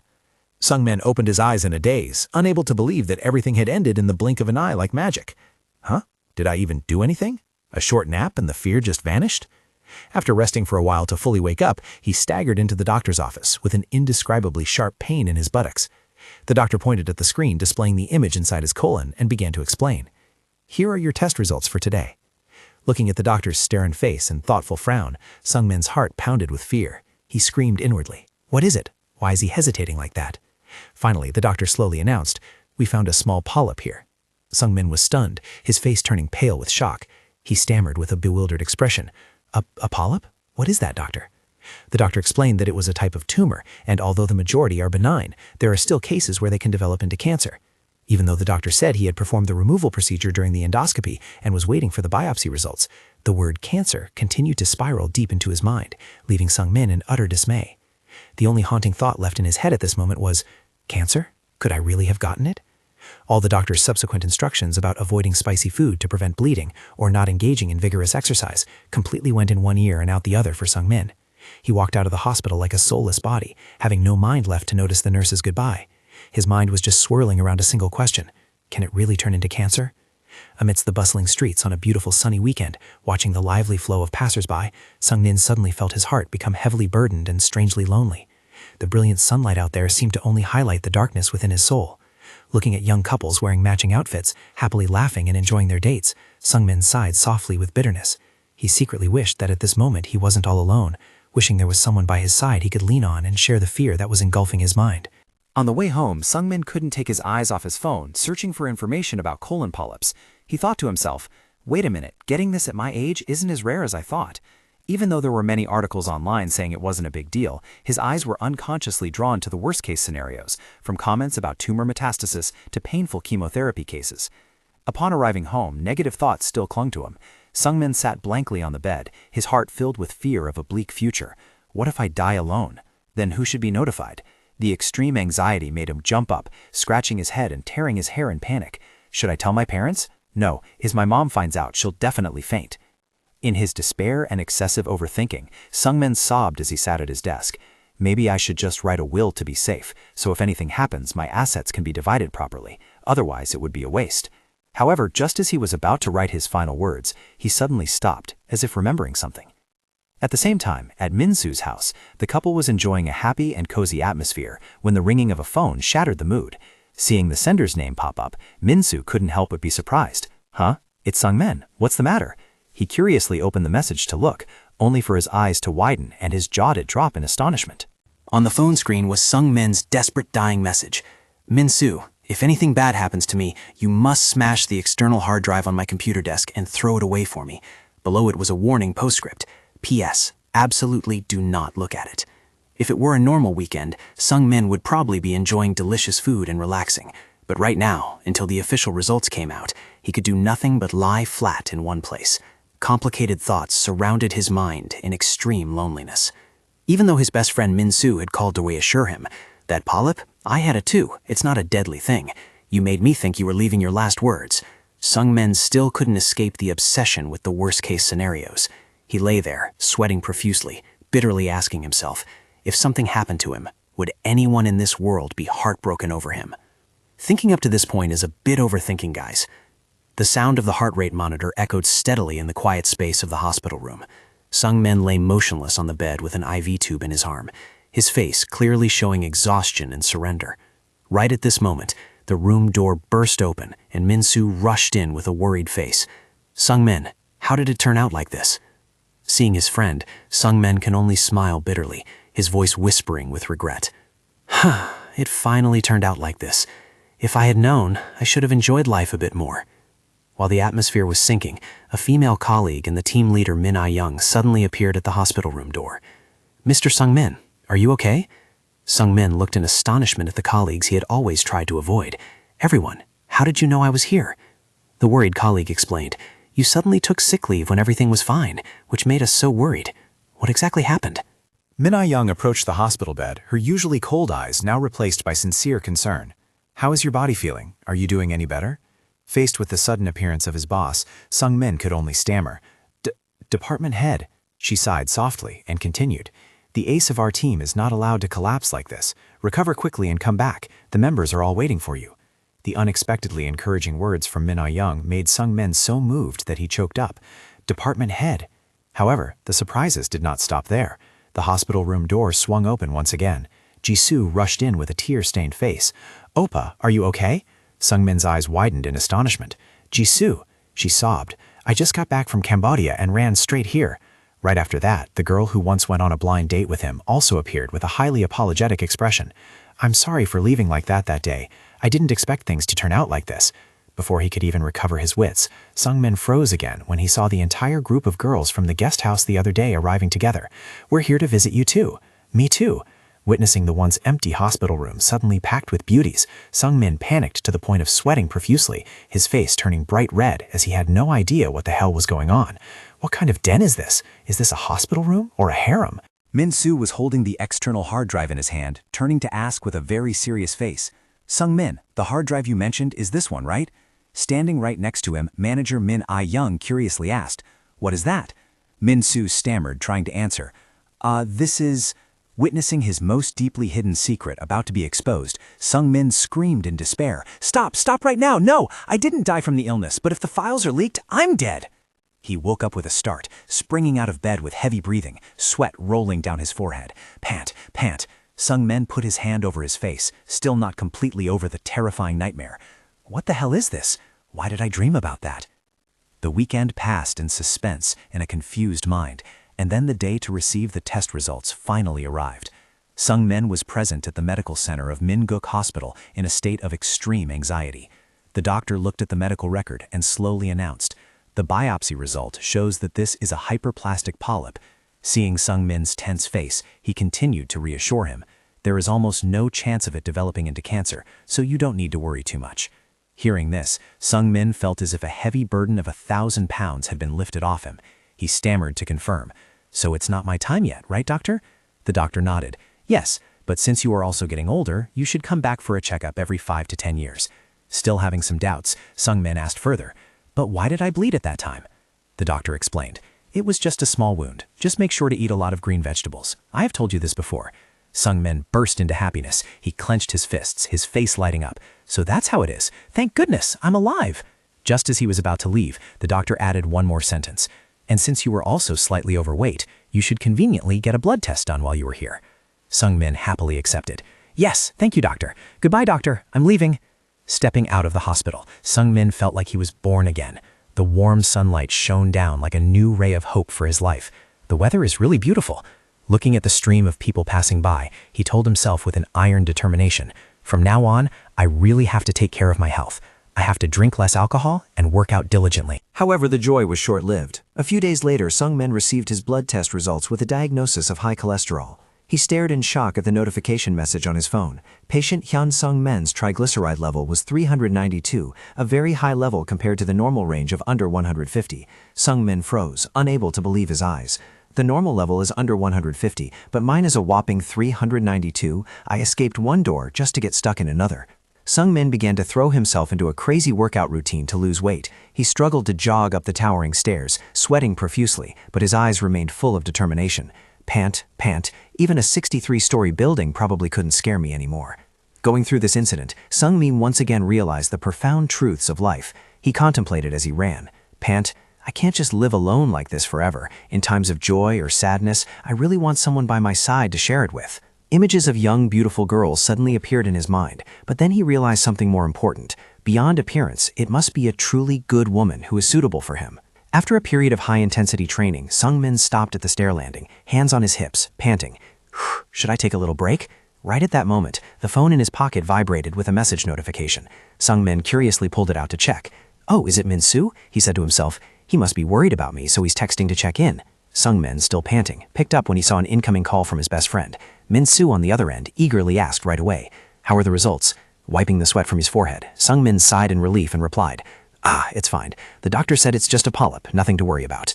Hearing that, Min-soo laughed triumphantly. I knew it. I told you that you were worrying too much. However, after a brief moment of hesitation, Sungmin's face suddenly became unusually serious. He lowered his voice. Hey, Min-soo. Min-soo had not yet noticed the change and asked curiously. Huh? What is it? Do you want to have a drink to celebrate? Sungmin looked off into the distance and slowly confessed. No, that nice girl you mentioned last time. Set me up on a blind date with her, quickly. The sudden request took Min-soo by surprise. What? I told you before, your type is usually... Without waiting for his friend to finish, Sungmin cut him off decisively. No, forget about appearances. Right now I really want to meet someone with a good personality and good values. After a moment of silence to digest his friend's new resolve, Min-soo finally agreed. All right, I understand. I'll let her know and send you the phone number. Just take the initiative to contact her. Sungmin smiled with relief. Thanks, you really are a good friend, Min-soo. Putting aside his worries about illness, Sungmin felt a surge of motivation, and he excitedly told himself, let's do one more lap. I won't stop until the fat cries. He continued to stride up the stairs, beginning his journey of self-transformation.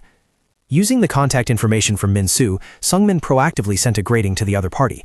Hello, I am Hyun Sungmin, reaching out through Min-soo's introduction. Shortly after, the girl named Lee Ha-jin responded warmly. Nice to meet you. I am Lee Ha-jin. This time, Sungmin decided to do something different. He deliberately did not ask for a photo because he didn't want to judge the other person based on their appearance. Fortunately, the other party didn't ask to see his photo either, which made Sungmin feel much more comfortable starting a relationship without the pressure of physical looks. Through their text messages, he sensed that Ha-jin was someone with a very warm and thoughtful way of speaking. When he suggested meeting at a cafe, she happily agreed immediately. Yes, that sounds good. See you that day. The smooth start filled Sungmin with hope, and he silently wished that this time he would truly meet the right half he had been searching for all along. Time passed in half anxiety, half anticipation. To prepare for the big day, Sungmin trained even more actively. Standing in front of the mirror on the day of the appointment, he admired himself with full satisfaction. How should I dress up today so that I look good and don't waste the effort I put into losing weight all this time? He raised his hand to stroke his face, secretly sighing in relief, because despite losing weight, his skin wasn't wrinkled or degraded. Thank goodness, it still looks fine. Must be thanks to good genetics. Right when he was engrossed in adjusting his outfit, the phone on the table suddenly vibrated, signaling a new message. Sungmin picked up the phone, slightly surprised. Huh? Is it Ha-jin? It's still early compared to the appointment time, isn't it? Are you on your way? I'll be there in 10 minutes. Looking at the message sent at 1:45 p.m., Sungmin froze. Beads of sweat started pouring down. Wait, what? Why did it suddenly drop from 3 o'clock to 2 o'clock? He frantically checked the chat history and panicked upon realizing he had texted, "Is 2 p.m. okay?" And the other party had agreed right after. Sungmin screamed in despair. I'm dead meat. Normally, he always intentionally scheduled blind dates at 3 p.m. because it was an awkward time frame, neither lunchtime nor dinner time. He thought it was a subtle consideration for the other person, because if they didn't find each other pleasing to the eye, they wouldn't have to force themselves to sit down for an awkward meal. Perhaps because a long-standing habit had ingrained itself deeply into his subconscious, he made such a disastrous mistake. Running frantically to the meeting point, Sungbin was out of breath. There it is. She must have been waiting for a long time. Standing in front of the cafe, even though he was in a hurry, he didn't forget to stop for a second to fix his handsome look. Wait, I have to check my appearance one last time. He took out his phone, turned on the camera to admire himself, and confidently affirmed, "Okay, perfect." Right at this moment, the phone in his hand vibrated violently, the screen clearly showing a call from Lee Ha-jin. Sungbin was startled. Huh? He hurriedly pushed the door and entered the cafe, pressing the phone to his ear while apologizing profusely. "I'm sorry, Ha-jin. I'm really sorry. Which corner are you sitting so I can rush over right away?" Hearing the other person instruct that she was sitting alone, Sungbin looked around the crowded cafe lobby. Wait a minute, let me see. Who is holding a phone? His eyes swept over a girl in an elegant floral shirt who was on the phone, but then he told himself it probably wasn't her. He continued to observe another beautiful black-haired girl who was also holding a phone, but then shook his head in denial. While he was confused, Ha-jin's voice rang out through the phone. "I'll raise my hand." Sungbin was stunned. "Yes?" Immediately, from the row of tables by the window, an arm raised high and waved. Sungbin rejoiced in his heart. Ah, it's her! Celebrating early usually leads to trouble, guys. His heart began to beat wildly with nervousness, and every step he took towards that direction carried great expectations. He reassured himself, "Calm down, Hyun Sungbin. This time you must lock down a gentle and kind person. Don't ruin it yourself." Approaching from behind the person waiting, Sungmin hesitated before speaking. "Excuse me, are you Lee Ha-jin?" Seeing the other person slightly startled, he quickly bowed his head in apology. "I'm so late, aren't I? I'm truly sorry for making you wait this long." With a sincere and slightly embarrassed expression, he introduced himself. "My name is Hyun Sungmin." However, as soon as that person turned around, the smile on Sung Men's lips instantly froze and his eyes widened in horror when he was met with the face of a man with short white hair. Min-soo is one of Sung Men's oldest friends, someone who knows him inside out. Because of this, Min-soo has witnessed all the beautiful women who have passed through his life. Even though the number isn't too large, the girls Sung Min has dated all have one thing in common. They aren't breathtakingly gorgeous beauties, but they all possess a very pleasant appearance that creates a good impression at first sight. Min-soo understands his friend's taste in girlfriends better than anyone else, so when Sung Min personally declared that he wouldn't care about looks this time, he couldn't help but worry. Returning to reality at the cafe, Sung Min stood frozen with a face dripping with sweat, screaming inwardly, even though I said I wouldn't look at appearances anymore. But this is... He tried to suppress his shock, stammering his introduction. I am Hyun Sung Min. The woman in front of him gently looked up, her face clearly showing a weathered look, with cropped short hair and somewhat mature clothing. She calmly replied, "Nice to meet you. I am Lee Ha-jin." At this point, his heart probably dropped. At that very moment, Sung Min felt as if a bucket of cold water had been thrown right at his face, all his expectations completely collapsing. He suddenly remembered Min-soo's cryptic warning from before. Don't force things out of impatience and end up with a forced meeting. Doing so will only make you more hurt. Sung Min bitterly realized, perhaps from the very beginning, Min-soo had seen through this outcome and therefore gave such advice. Even though his heart was in turmoil, with his polite nature, Sung Min told himself he had to complete this meeting in the most decent way possible. He bowed and apologized sincerely. "Honestly sorry for making you wait this long. I made a mistake about the appointment time." Contrary to her somewhat rough appearance, Ha-jin appeared very forgiving. She gently took a sip of coffee and replied, "It's okay. It's been a while since I had time to sit and read a book alone like this. It feels very comfortable." Ha-jin's calmness and polite way of speaking made Sung Min look at her differently. He thought to himself, after all, I did make her wait. She must be very annoyed. Yet she still said such beautiful words. To make amends, Sung Min hurriedly suggested, Do you want to order anything else? Let me run out and buy it to save face." Ha-jin was not modest at all. She made a very specific request. "Then give me a slice of premium handmade double chocolate cheesecake." The long and somewhat luxurious name of the dish left Sung Min slightly taken aback. He muttered, repeating it, "Premium handmade double chocolate cheesecake." Just as he was about to turn around and head to the order counter, he froze when he heard Ha-jin continue, "Yes, I understand, but I've already ordered in advance." Sung Min was bewildered. "Pardon?" She smiled and explained, "I thought it would be better if we ate together, so I ordered ahead. Seeing you rushing here like that, you probably need something sweet to regain your energy." Ha-jin continued to advise with a subtle expression, "I already have my coffee, you just take care of your part. Don't try too hard to be a gentleman." Sung Min could only stand frozen, softly replying, "Yes, I should have been the one to buy it." Her unexpected thoughtfulness made him feel extremely flustered and a bit ashamed. Soon the waiter brought out a tray of food. "Here, your coffee and cake." Looking at the tempting chocolate cake placed next to the hot coffee, the space between the two suddenly fell into an awkward silence. Sung Min sat opposite Ha-jin, his mind swirling with a dozen thoughts. She wasn't angry and even ordered cake for him. If he said something stupid now, he would really ruin his own chances. Ha-jin opened up by saying she had heard a lot about Sung Min from Min-soo, that he was an incredibly close and kind friend. Sung Min was a bit surprised. He shyly replied that he and Min-soo had been friends since college, then curiously asked if she and Min-soo worked at the same company. Ha-jin confirmed that the two became close through work, and she had even just attended Min-soo's wedding not long ago. Hearing this, Sung Min suddenly broke into a cold sweat and anxiously pressed, "Then did you see me at the after-party?" Seeing Ha-jin say she left early right after the ceremony, Sung Min finally breathed a sigh of relief, because the secret of his sloppy appearance that day was still kept safe. He quickly changed the subject, asking about her weekend hobbies. Ha-jin confided that since she was nearing 40, she mostly spent time alone because her friends were all busy with their children. Occasionally, she would go out to eat or see an exhibition by herself. Sung Min enthusiastically agreed because he felt exactly the same way, though he still felt a bit shy about eating alone at famous restaurants.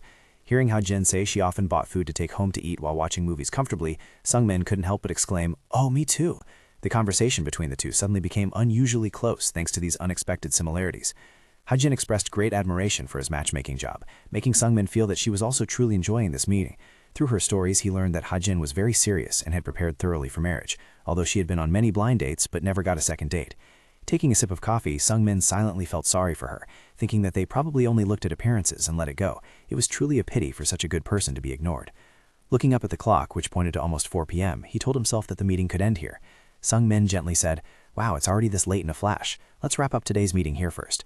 Ha-jin was slightly disappointed, but quickly regained her composure, softly replying, "Yes." Her eyes were filled with sadness, as if she was too accustomed to this hasty ending. Perhaps all this time the other men had also left like that, without a promise for a next time. Although she had mentally prepared for this silent rejection, the sadness was still clearly visible on Ha-jin's face when she said goodbye. Watching her back as she quietly walked away, Sung-min stood still, full of hesitation.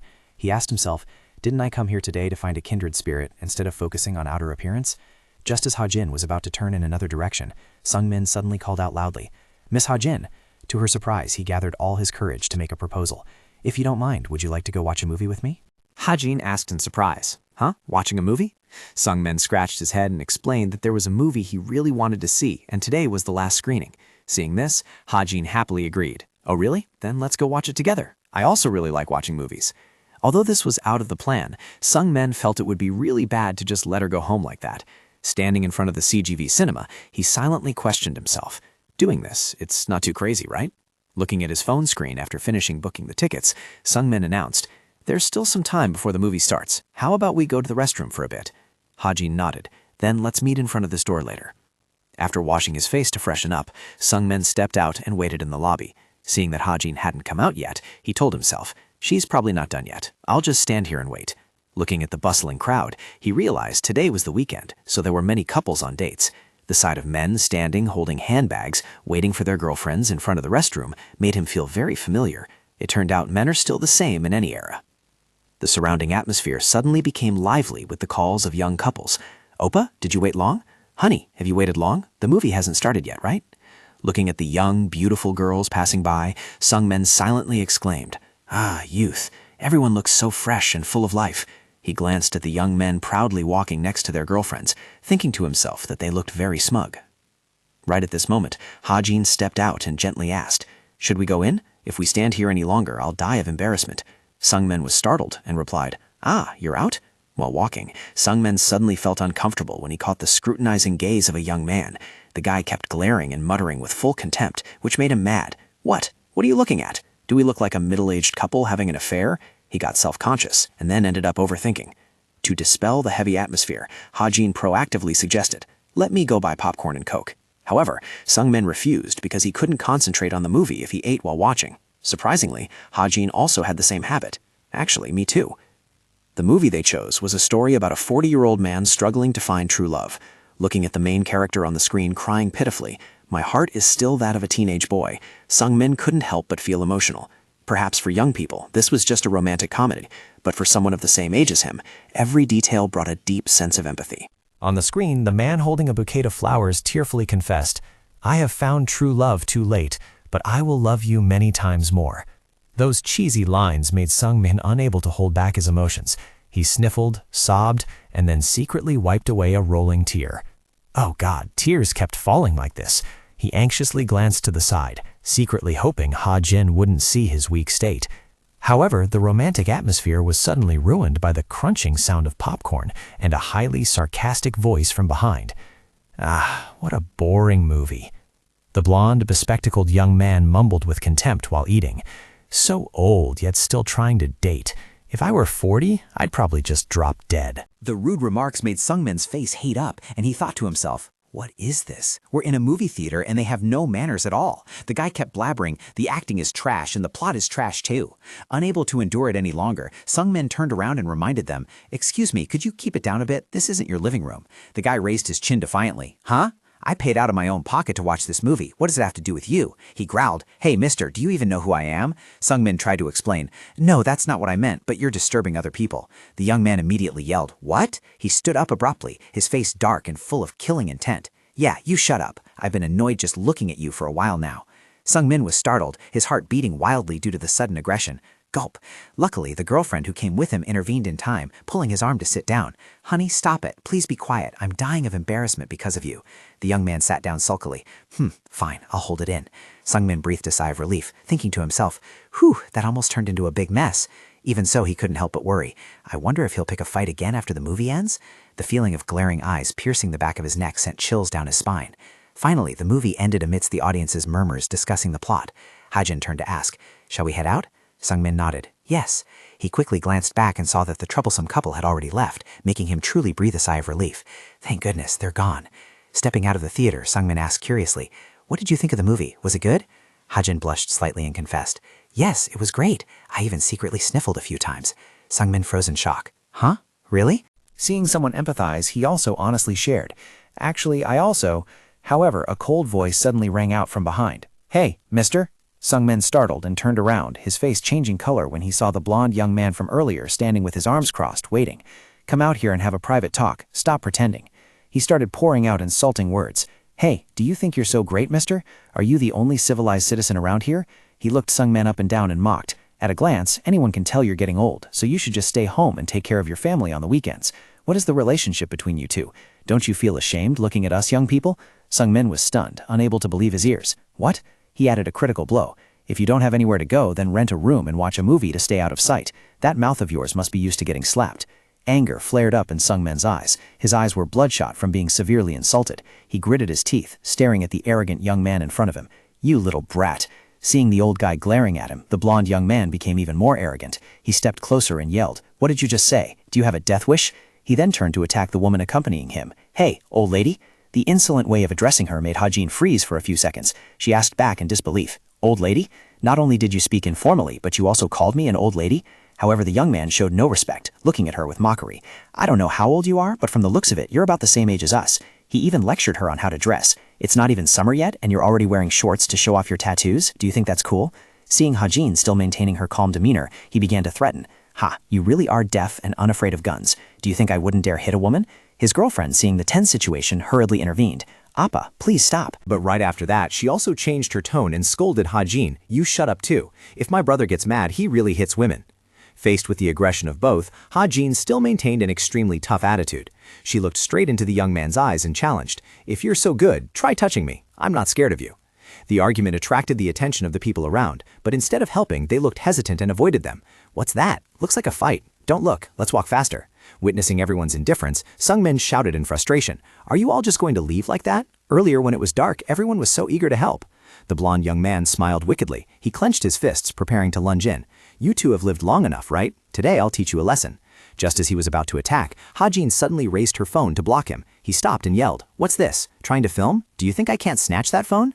Hajin replied coldly, "No." She turned the phone screen around, revealing a live stream interface on YouTube titled Rinny's Land, with hundreds of people watching. She declared loudly, "I'm showing my 300,000 subscribers what you look like, from a gangster to instant content."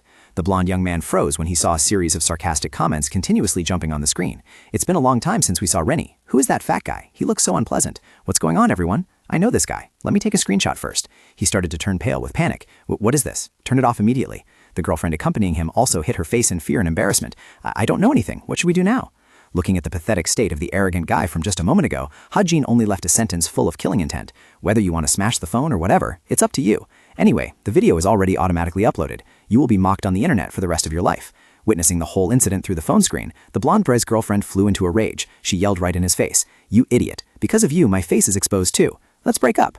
Ignoring her boyfriend, who was frozen in shock, she decisively turned her back and walked away. He frantically chased after her to explain, "Hey, wait for me, honey." Meanwhile, Hajin casually turned off the live stream on her phone, and the screen displayed a message that the broadcast had ended. She let out a soft sigh of relief, as if a heavy burden had just been lifted. Witnessing her fierce handling of the situation, Sungmin couldn't help but be amazed. "Hajin, you're really awesome. You also do YouTube? That's so cool." Hajin scratched her head in confusion, her face clearly showing embarrassment.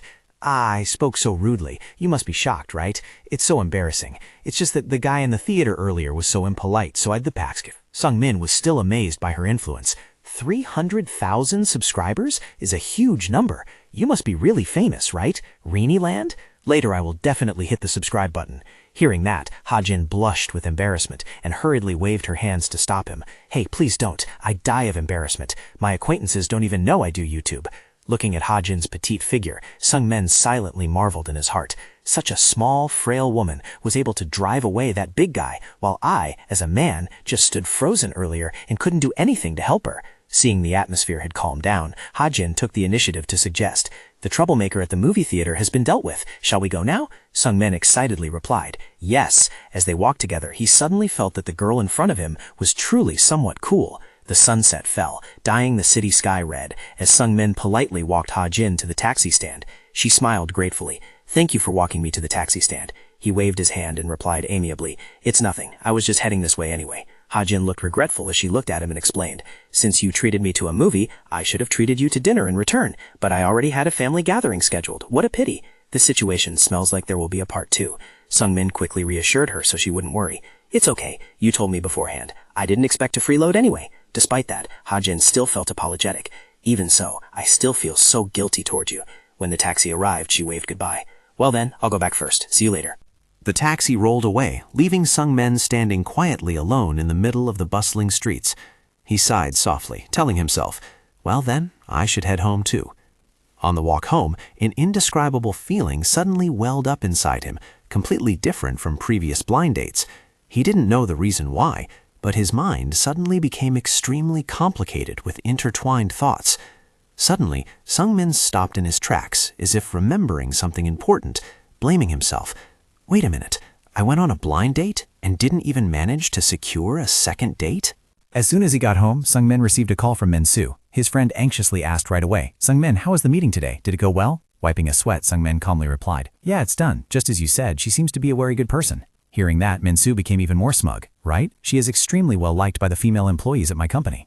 I heard she works very hard and knows how to save money too." Min-soo kept praising Ha-jin endlessly, but indescribable feelings arose in Sung-min's heart. Actually, the meeting wasn't bad at all, but he didn't feel any flutter or really like her to that extent. Sung-min questioned himself. Was his determination to not care about appearances only limited to this extent? He clicked his tongue and agreed with Min-soo. "All right, I know. Let me try meeting her one more time and see." Right after hanging up, he took the initiative to text and invite Ha-jin for dinner next week. "Ha-jin, if you have time next week, let's go have dinner together." Very soon after, she replied happily, "Yes, sure. See you next week." The next morning, Sung-min returned to his work routine at the office. The clacking sound of typing echoed in the quiet space. While he was engrossed in his work, a colleague suddenly called out loud, "Sung-min, a member has come to see you." Sung-min asked back in confusion, "Huh? Who is it?" A radiant couple walked in and greeted him. "Hello, manager. We came to visit you." As soon as she saw Sung-min, the girl exclaimed in surprise, "Oh my god, where did you just return from? You look so drained, like life just wrung you out." Caught off guard, Sung-min hurriedly asked, "You two were busy preparing for the wedding. How did you find time to drop by?" The man smiled and replied, "We had a photo shoot at a nearby studio, so we dropped by." He also thoughtfully brought a box of macarons as a gift. "I bought some pastries. Let's all share." Gratefully invited both of them into the break room to chat. "I go, why did you bring gifts like this? Please come in here."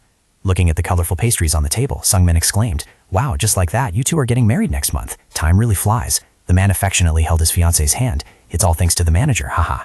If I hadn't caught Mi-kyung, I'd probably still be hiding my pillow living a lonely life." The girl whined playfully, "Oh you. Anyway, we were destined, so we would have surely met each other." She even joked, "Really? No matter where I am, you would find me, right?"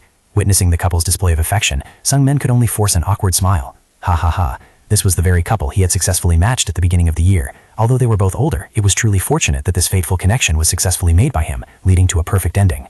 The conversation was still ongoing when the fiancé panicked and cried out, I left my phone at the studio. I'll go back there for a bit." Watching his wife's busy figure, the man could only smile wryly. "Ha, she is always clumsy like that, but that very point is her unique charm."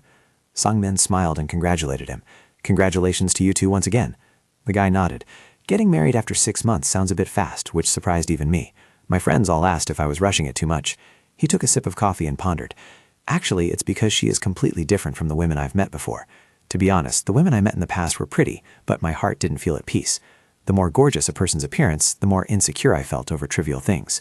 His eyes lit up when mentioning his life. "But Mi-kyung, he always makes me feel comfortable. The more time we spend together, the more my feelings grow.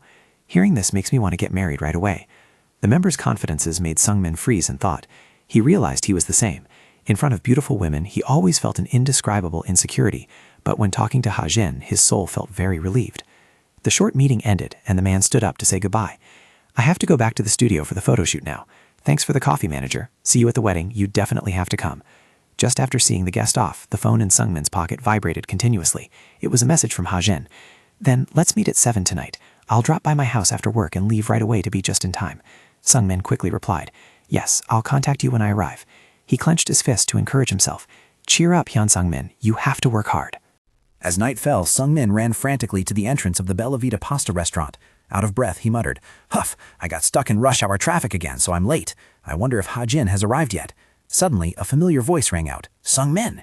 He was startled, turned around, and froze immediately. In front of him, Ha-jin was standing and waving, but the shocking thing was that she was wearing a light pink shirt exactly the same color as his. Sung-min dropped his jaw. Ha-jin was also surprised, pointing at her shirt. "Oh my gosh, the shirt! Why are you wearing the exact same color as me? It looks like we planned this." Sung-min broke out in a cold sweat, screaming in his heart. "No matter how you look at it, this looks like a couple's outfit. How could there be such a coincidence?" To break the awkward atmosphere, Ha-jin showed her phone to boast. "By the way, I already got a waiting number. Since this place appeared on TV, it's packed with customers every day. There are already 15 people waiting." Looking at the bright red number 15 on the screen, Sung-min finally realized that this was a holy ground for couples. A feeling of stupor invaded his mind. It was too embarrassing.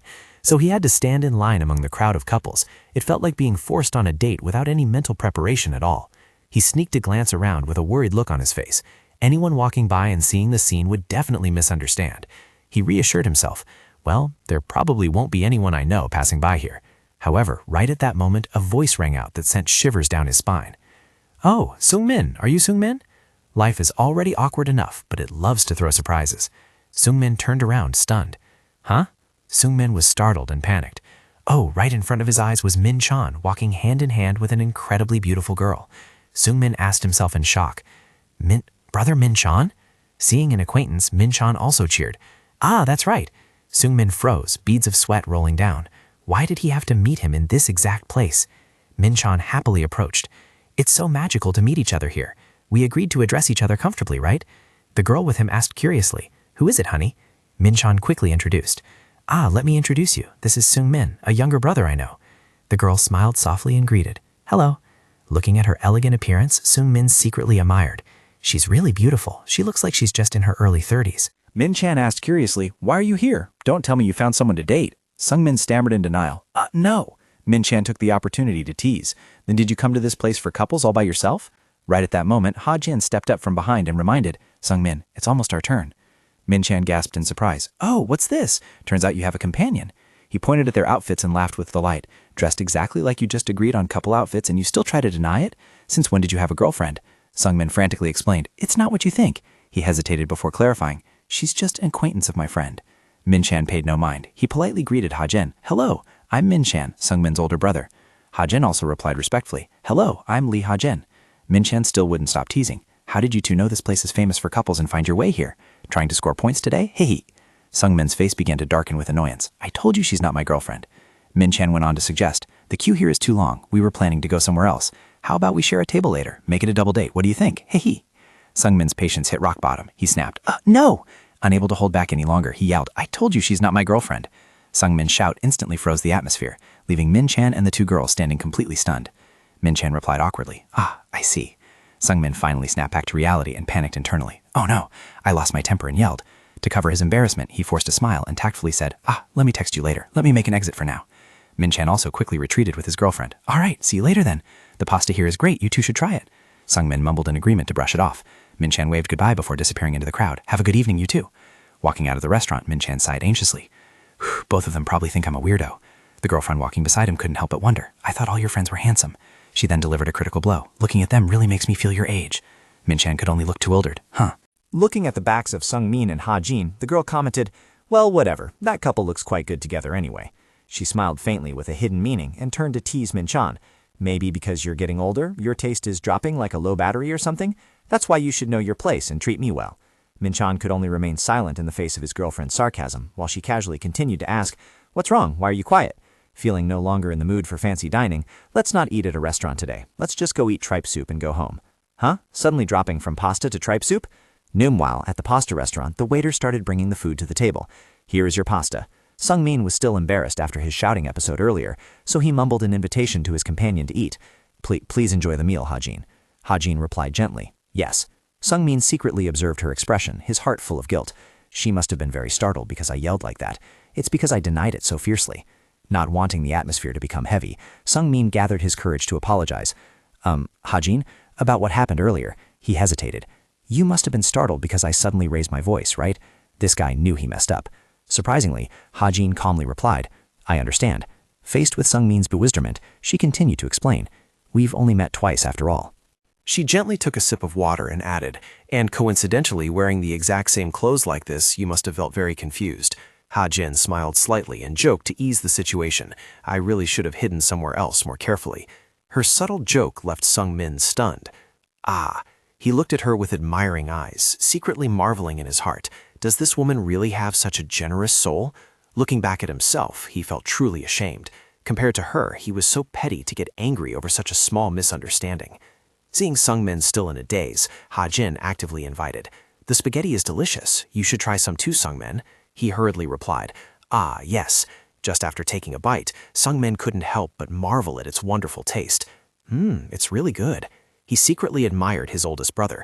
As expected of Minchan, he is really knowledgeable about restaurants like this.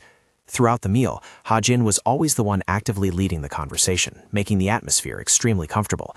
Thanks to her openness, the two were able to share more things about their lives. Ha-jin excitedly shared, "I even went to promote the movie we watched to my close colleague. Isn't that enthusiastic?" She smiled and added, "That colleague is also someone who has never dated like me, so I think she will relate a lot." Sung-min froze, stammering back because he couldn't believe his ears. "Huh? Never dated?" Seeing his reaction, Ha-jin blushed slightly, shyly confessing, Actually, I have never had an official romantic relationship. What about you, Sung-min?" Facing Ha-jin's curious question about his dating history, Sung-min awkwardly scratched his head and confessed, "I have dated a few times too, but..." Ha-jin explained in admiration, "Sure enough, with such handsome looks, you must have been very popular with the ladies when you were younger." Sung-min just smiled modestly. He confessed that his number of dates was actually not many, and the time they knew each other didn't last long. More bitterly, he admitted, "Furthermore, most of the time it ended with me getting dumped by the other person." Seeing Ha-jin look slightly surprised, Sung-min further confessed that no matter the time, he always felt extremely clumsy when it came to romance. He quietly reflected that he was usually a very rational person, but whenever he stepped into love, his emotions would completely take over. Looking at the woman in front of him, he realized that although he had some experience in love, ultimately he was no different from Ha-jin, still struggling to find a safe harbor for his life. Leaving the restaurant when the city streets were sparkling with lights, Ha-jin suddenly made an excited proposal. "Let me treat you to round 2 tonight. Let's have a light glass of beer so we don't waste this night." Sung-min froze for a few seconds in surprise, as in his heart he had originally intended to go home and rest after dinner. However, upon seeing Ha-jin ask with a hint of worry, or are you uncomfortable?" Sung-min quickly waved his hands to hide his embarrassment. No, it's nothing. Let's go together." Walking amidst the rushing crowd on the street, Sung-min felt incredibly awkward, as both of them were reluctantly wearing matching light pink outfits. He shivered, feeling as if all the eyes of the passersby were focused on him and secretly mocking them, probably thinking that an older couple was trying to show off by wearing matching clothes. The scrutiny made him feel suffocated, just wanting to quickly find the beer pub to escape the curious gazes. He took quick strides, telling himself to get inside as soon as possible to escape this ironic scene. As soon as he saw the pub sign appear before his eyes, he cheered with relief. "Aha, found the pub. My savior is here." Sung-min excitedly turned around and called, "Ha-jin, let's go in here." However, he was suddenly bewildered when she couldn't see her anywhere. In the distance, Ha-jin was running breathlessly after him, her face flushed from exhaustion, panting, pant, pant. Sung-min panicked, realizing he had left his companion behind, and hurriedly apologized. I'm sorry, did I walk too fast?" Once this guy got into the groove, he forgot about others. Ha-jin just gently waved her hand, panting as she replied, "No, it's just because I walked too slowly." Seeing a strange piece of paper in her hand, Sung-min asked curiously, "What is that?" Ha-jin smiled softly and explained, Earlier some old ladies were handing out flyers, so I just took them to help out." Seeing Ha-jin holding a stack of flyers, Sung-min couldn't help but feel concerned. "It's going to be a hassle to throw them away later. You should have just ignored them and come straight here." Ha-jin smiled gently and explained, "It's because I'm not very good at refusing others. Back when I was in school, my nickname was even Yes Girl." It seems that no matter how much you age, a person's personality doesn't change much. Looking at her gentle demeanor, Sung-min thought to himself, "Ha-jin, you really don't know how to say no." The two decided to enter the beer pub together. "Shall we go in here then?" Ha-jin happily agreed right away. "Yes." When the staff brought 2 large ice-cold mugs of beer to the table, Sung-min stared at his beer with hesitation. He said to himself, "Ever since I was diagnosed with high blood lipids, I swore I wouldn't touch another drop of alcohol." However, in this cheerful atmosphere, he clicked his tongue.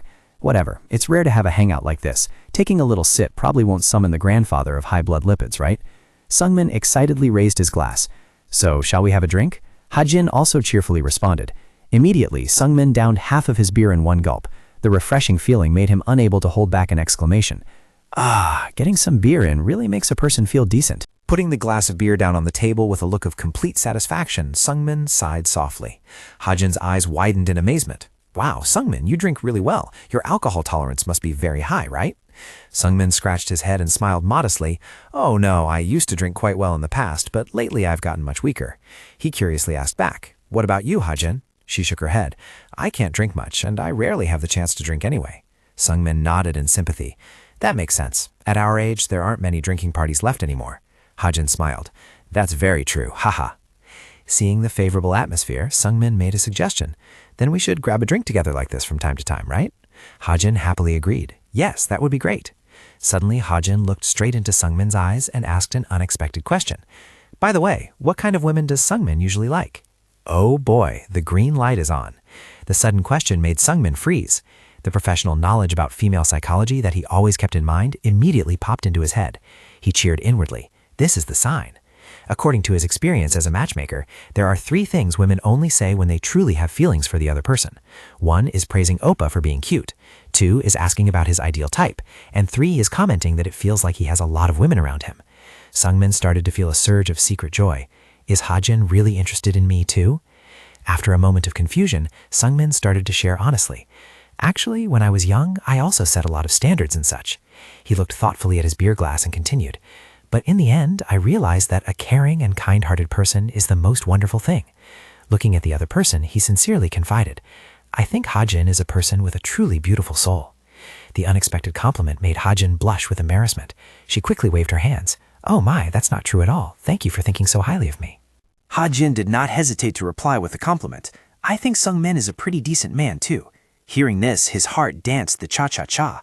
Looking at her radiant smile, a strange feeling suddenly swelled up in Sungmin's heart. He silently felt that the atmosphere between the two of them was progressing in a very positive direction. However, this very thing made his mind more complex and conflicted than ever. He muttered to himself with anxiety. At this age, if we get along, the next step isn't just dating for fun, it's marriage. Sungmin's face suddenly turned serious. He questioned himself whether he was heading in the right direction, on a path he would never regret. The more he thought, the more Sungmin drank to relieve the confusion in his heart. He continuously took large gulps of beer, the gulping sounds echoing repeatedly. Seeing him drink so fast, Hajin worriedly reminded him, Drink slowly, or you'll get drunk. Sungmin forced a smile to reassure her. I'm fine. Haha, give me another glass. Time passed by, and the empty glasses on the table multiplied in direct proportion to the worries in Sungmin's heart. He told himself that Hajin was truly a good woman. His eyes began to glaze over from the alcohol, but his reason kept reminding him that if he wanted to get married, he definitely had to marry someone like her. However, a hidden corner in his soul still struggled, but her appearances... Lost in his thoughts, Sungmin was startled when he heard Hajin ask, Are you still okay? He awkwardly replied, Yes? Under the influence of alcohol, Sungmin stared intently at Hajin. In his tipsy state, everything around him seemed to blur, leaving only the other person's face clearly visible. Hajin looked at him with concern. Sungmin, you're chugging so fast. Be careful or your heart will give out before you do. Sungmin froze, blinking continuously because he couldn't believe what he was seeing. A strange thought suddenly flashed through his mind. Wait a minute, why do I suddenly find her so pretty? Here's the fried chicken. The waiter's voice interrupted Sungmin's train of thought as the hot plate of chicken was placed on the table. Hajin quickly pushed the plate of snacks towards him and said friendlily, Have some snacks with it, Sungmin. Sungmin was still in a daze, only able to mumble in reply, Yes? Looking at Hajin sitting opposite him, Sungmin suddenly felt something strange happening to himself. He wondered, What is this? Why do I suddenly find Hajin so pretty? He tried to find a reason to explain this sudden flutter, thinking to himself, maybe it's because the alcohol is kicked in, or maybe it's the yellow lights in this pub. The more he looked, the more Sungmin discovered the charming features of the woman in front of him that he had accidentally ignored earlier. He secretly evaluated. Come to think of it, Hajin is quite cute too. This short hairstyle suits her very well, and her petite figure makes her look much younger than her actual age. So absorbed in observing that he lost his guard, Sungmin was startled when he caught Hajin's eyes staring straight at him with curiosity. He panicked and turned away, awkwardly exclaiming, Oops! Seeing his strange behavior, Hajin worriedly asked, What's wrong, Sungmin? Are you going to say something to me? Sungmin forced a smile, rubbing his cheeks to hide his embarrassment. It's nothing, hey. His heart was a mess right now, and he blamed himself. I was just talking so confidently earlier. What is my heart doing all of a sudden? To dispel the awkward atmosphere, Sungmin mustered up the courage to start a new topic. By the way, since we're on the subject, what is your type of man? The unexpected question made Hajin pause slightly. Me? She pondered for a moment and then smiled, answering, I don't have any special standards. As long as he is a gentle and reliable person, I will like him. Hearing this, Sungmin's heart suddenly skipped a beat. He stared at Ha-jin with eyes full of hope, secretly thinking, didn't those traits perfectly match him? Could it be that she was intentionally hinting at him? While his mind was wandering, Ha-jin suddenly picked up a chicken drumstick and put it in his bowl. You eat it. I saved the drumstick for you. I can tell by looking at you that you love this dish. This small but delicate act of care made Sung-min freeze with emotion. He hesitantly refused out of shyness. I'm fine. Please go ahead and eat. However, Ha-jin was still determined to give him the best part. She explained with a radiant smile. I actually prefer eating chicken wings over drumsticks anyway, so please go ahead. Looking at the piece of chicken in his bowl, Sung-min felt an unusual warmth in his heart. He secretly marveled. Miss Ha-jin, the more I look at her, the more wonderful she seems. How can such a good woman still be single? He closed his eyes to enjoy the flavor of the chicken piece, a fateful thought flashing through his mind. Who knows, maybe this is the noble person I have been searching for all this time. The more he interacted with Ha-jin, the more Sung-min realized how completely different she was from the women he had met recently. Memories of failed blind dates flashed back like a sad movie, where he was once freshly scolded by a girl. You're already an old man, aren't you? That's exactly why I said I only meet younger guys. Or the times he had to face the indifferent, cold stares of other young, beautiful girls. In their eyes, he was nothing more than an ordinary middle-aged uncle, a supporting character with no appeal in their lives. But beside Ha-jin, for the first time in a long time, Sung-min truly felt respected and sincerely cared for. A memory surfaced with a girl's highly pragmatic question, "So you don't have any savings at all?" He realized that finding someone as good and kind-hearted as Ha-jin was extremely difficult. If he missed this chance, he might end up living alone for the rest of his life. With surging determination, he told himself, maybe I should just seal the deal now. Otherwise, if she slips away, I'll definitely be single until I'm old. Putting thought into action, Sung-min suddenly called out loudly, "Ha-jin!" His abruptness startled her, leaving her bewildered. Yes? Is something the matter? Facing her curious gaze, Sung-min suddenly froze, stammering wordlessly. To cover his embarrassment, he hastily changed the subject to food. The chicken here is really good, isn't it? This must be a famous chicken place. Ha-jin softly replied, "This is just a regular beer pub." Sung-min blushed deeply, scratching his head with an awkward laugh. Ah, I see. No wonder the chicken is so good. The owner probably used to run a chicken joint before this. Haha. Seeing his flustered appearance, Ha-jin could only cover her mouth and chuckle softly. In his heart, Sung-min was screaming, because all the words he intended to say had suddenly vanished. He questioned himself whether confessing after only meeting twice was too rushed. However, the impatience to know the answer made him restless. Right at that moment, Ha-jin suddenly spoke up. "Hey, Sung-min." Sung-min nervously replied yes. She gently reminded, "It's getting late, what do you think? You still have to go to work tomorrow." Sung-min hurriedly took out his phone to check. He panicked when he saw it was 11:37 p.m. Huh? Is it this late already? Time flies when you're having fun, he awkwardly suggested. Then should we get up? Ha-jin happily agreed, yes. Stepping out of the restaurant under the dim streetlights, Sung-min politely thanked her. Thank you for the meal. Ha-jin smiled in reply. I'm glad you found it delicious. Seeing that both had booked a ride, Sung-min asked, Ha-jin also called a taxi, right? She nodded. Yes, the car is arriving soon. Sung-min stared into space, secretly sighing because if he got home, it would be past midnight, and he would definitely be exhausted going to work tomorrow. While he was lost in thought, Ha-jin suddenly pointed at the car that had just arrived. Mr. Sung-min, isn't that the car you called? Sung-min was startled. Right. He felt a bit guilty having to leave her alone waiting for a car. I feel bad leaving first like this. What should I do? He hurried over to the car and said his goodbyes. Then I'll sneak off first, or else I'm guaranteed to become a zombie for work tomorrow. Ha-jin stood by the road, nodding slightly to say goodbye. Yes, have a safe trip. The taxi rolled away. Sung-min sat quietly in the back seat, his eyes looking toward Ha-jin fading into the distance. He inwardly felt a significantly clearer flutter in his heart compared to their first meeting. It turned out, seeing through a person's soul really meant something like this.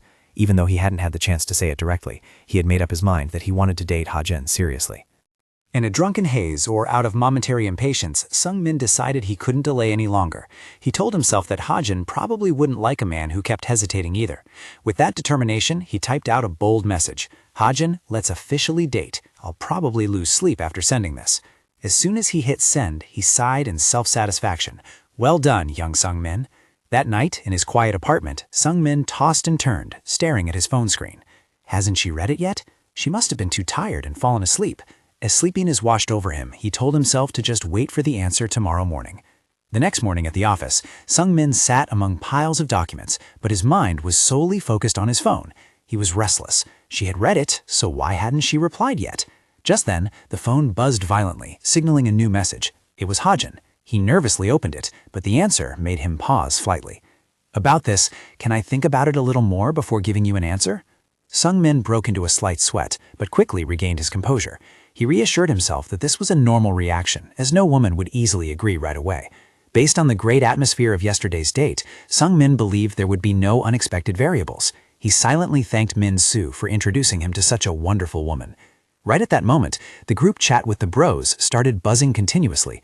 Jun-soo and Hojin were excitedly inviting everyone to hang out at a guest house this weekend. Min-chan even wanted to go buy new clothes to prepare.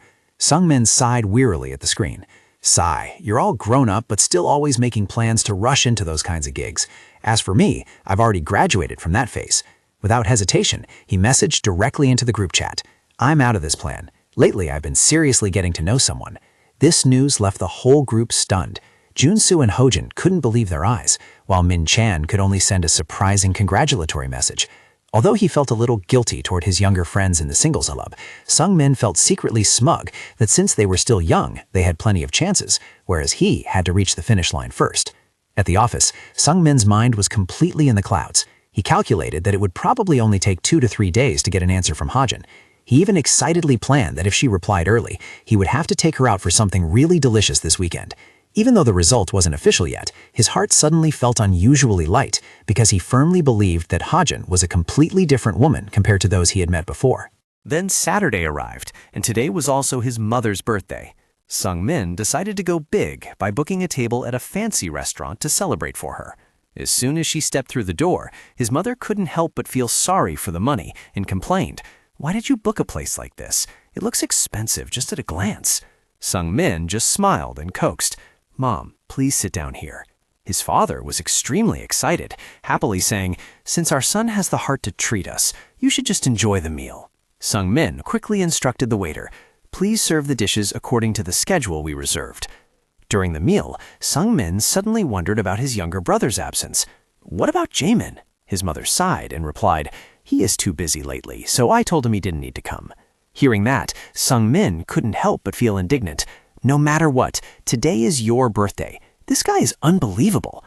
However, his anger was immediately extinguished when his mother continued, "To make up for it, he booked me an all-inclusive trip to Jeju." The words left Sung-min speechless, only able to let out a bitter, When the fragrant steak was served, Sung-min kindly asked, "How is it, Mom? Does it suit your taste?" However, she didn't pay any attention to the plate of food in front of her, but just stared at the next table with a look of desire. Over there, a family was gathering very happily. The grandparents were joyfully playing with their little grandchild. His mother softly exclaimed with envy, "I'm so jealous." She turned to look at him with longing eyes. "I don't expect anything else. Your marriage is the greatest gift and happiness for me." She continued to question, "So you haven't met anyone yet?"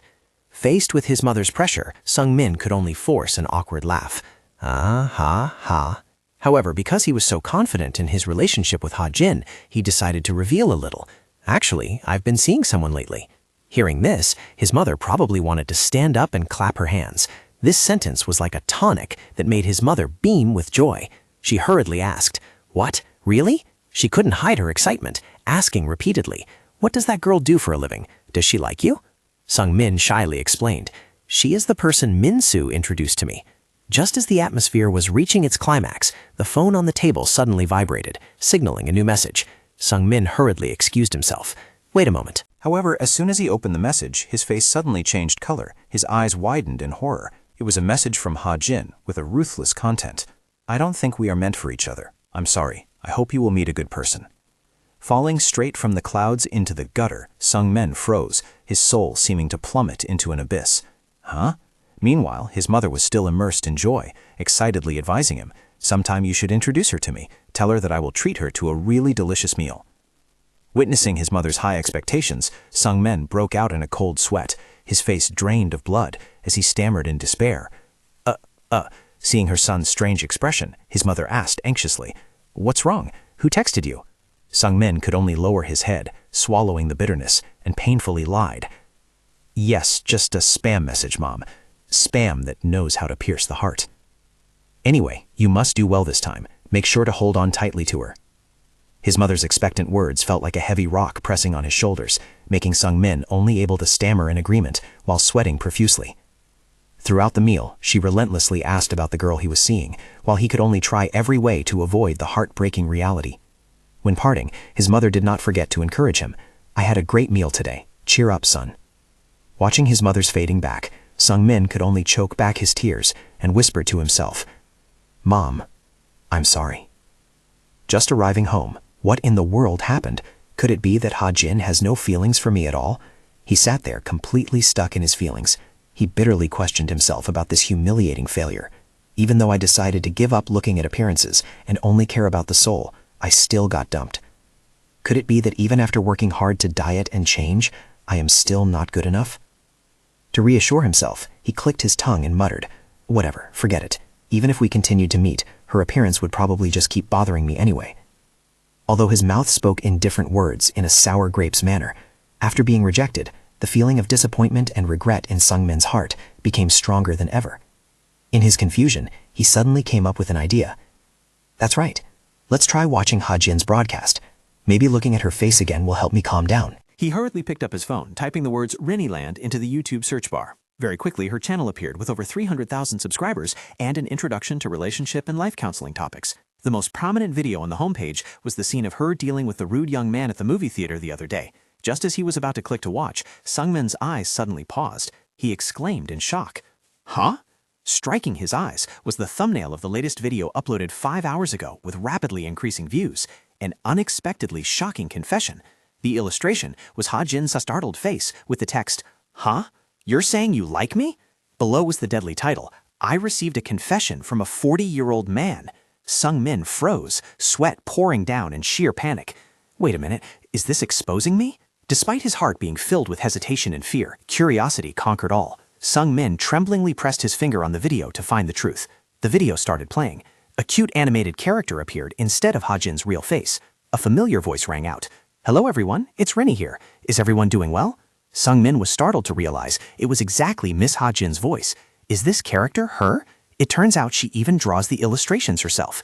After the greeting, the character Rennie winked mischievously. "So, let's start today's broadcast." Sung-min held his breath in anticipation. It was finally starting. However, her introductory sentence left him stunned. The first story submitted is from a female friend who is having trouble with her love life.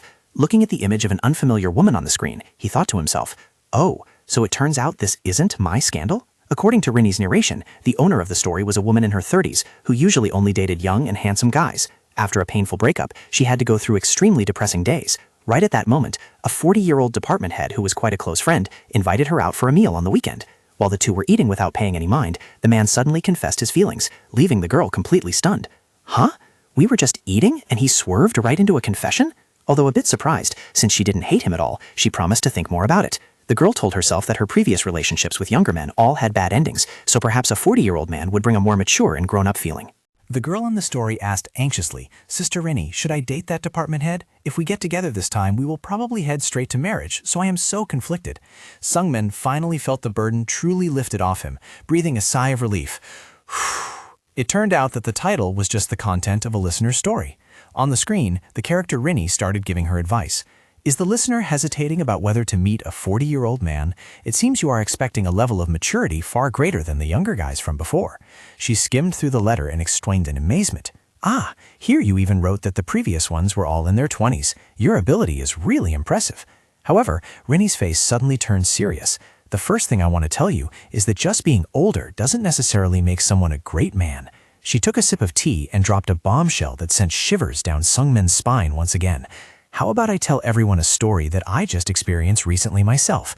Rennie sipped her tea and began confiding on the livestream. "Actually, I also went on a blind date with an older man recently." Sitting out of his phone screen, Sung-min broke into a cold sweat due to a bad premonition. Wait, is it really about to be my turn to be served on a platter? According to Ha-jin's account, this introduced man made a bad impression by being late on their very first date. Over the phone, he frantically apologized. "I got the time wrong, I'm sorry." Despite this, Ha-jin maintained a polite attitude. "It's fine, I'll wait, so please take your time getting here." She thought to herself that mix-ups are common, but the reality of what happened next left her speechless. He was over 40 minutes late, yet when she looked out the cafe door, that man was casually taking selfies to check his appearance. Ha-jin could only sigh and confirm. I wondered if that was him, and it indeed was. Witnessing this scene being exposed on the video, Sungmin panicked so much that his face changed color. It's over, she's definitely talking about me. So she saw the whole scene where I was checking my face like I was auditioning for an idol? Below the video, viewers' comments continuously popped up to mock his appearance. Ha-jin continued recounting that they met up anyway. Sungmin at that time just scratched his head awkwardly. I'm sorry for being late. However, throughout the conversation, he said absolutely nothing, his face blank with a terrible expression. Seeing the atmosphere become too suffocating, Ha-jin had to try her best to spark a conversation. I've heard a lot that you are a good person. Even though she smiled, she felt incredibly awkward and forced inside. Just as Ha-jin was talking enthusiastically, Sungmin suddenly stood up and cut her off. Let's just get up now. If I sit any longer, I'll probably explode. This abrupt action left her bewildered because she was still in the middle of her story. Yes, okay. She felt incredibly lost being interrupted so tactlessly. However, just as they were about to leave, Sungmin unexpectedly made a contradictory suggestion. Do you want to go watch a movie? Ha-jin walked beside him with her mind in turmoil, assessing to herself, what's with this man? What is going on in his head? Despite being full of doubts, she still accepted and walked into the movie theater with him. Contrary to his somewhat cold appearance earlier, when the movie started, Sungmin cried uncontrollably like a child, making Ha-jin, who was sitting next to him, look at him with confusion. She commented that the movie was actually really good and met her expectations. However, real trouble struck when they left the theater and ran into a rude blonde young man. He aggressively yelled in Sungmin's face, "Do you think you are the only civilized citizen here? If you have nowhere to go rent a room." Seeing Sungmin pale with fear, Ha-jin realized that if she didn't step in, there would definitely be a big problem. She decided to use her live broadcast to intimidate him, making the young man run away in fear. One would think that after such a turbulent date, the two would no longer keep in touch, but that very evening, Ha-jin received a message from him asking to meet again. Actually, I hesitated quite a bit about whether to agree or not. The character Rinny in Ha-jin's video began to open up about the hidden sides of the date. She told herself, well, I will just try to go and play my part, because messing up the matchmaker's setup would be too embarrassing. In the end, she still decided to go to the meeting place, but once again, the man arrived late.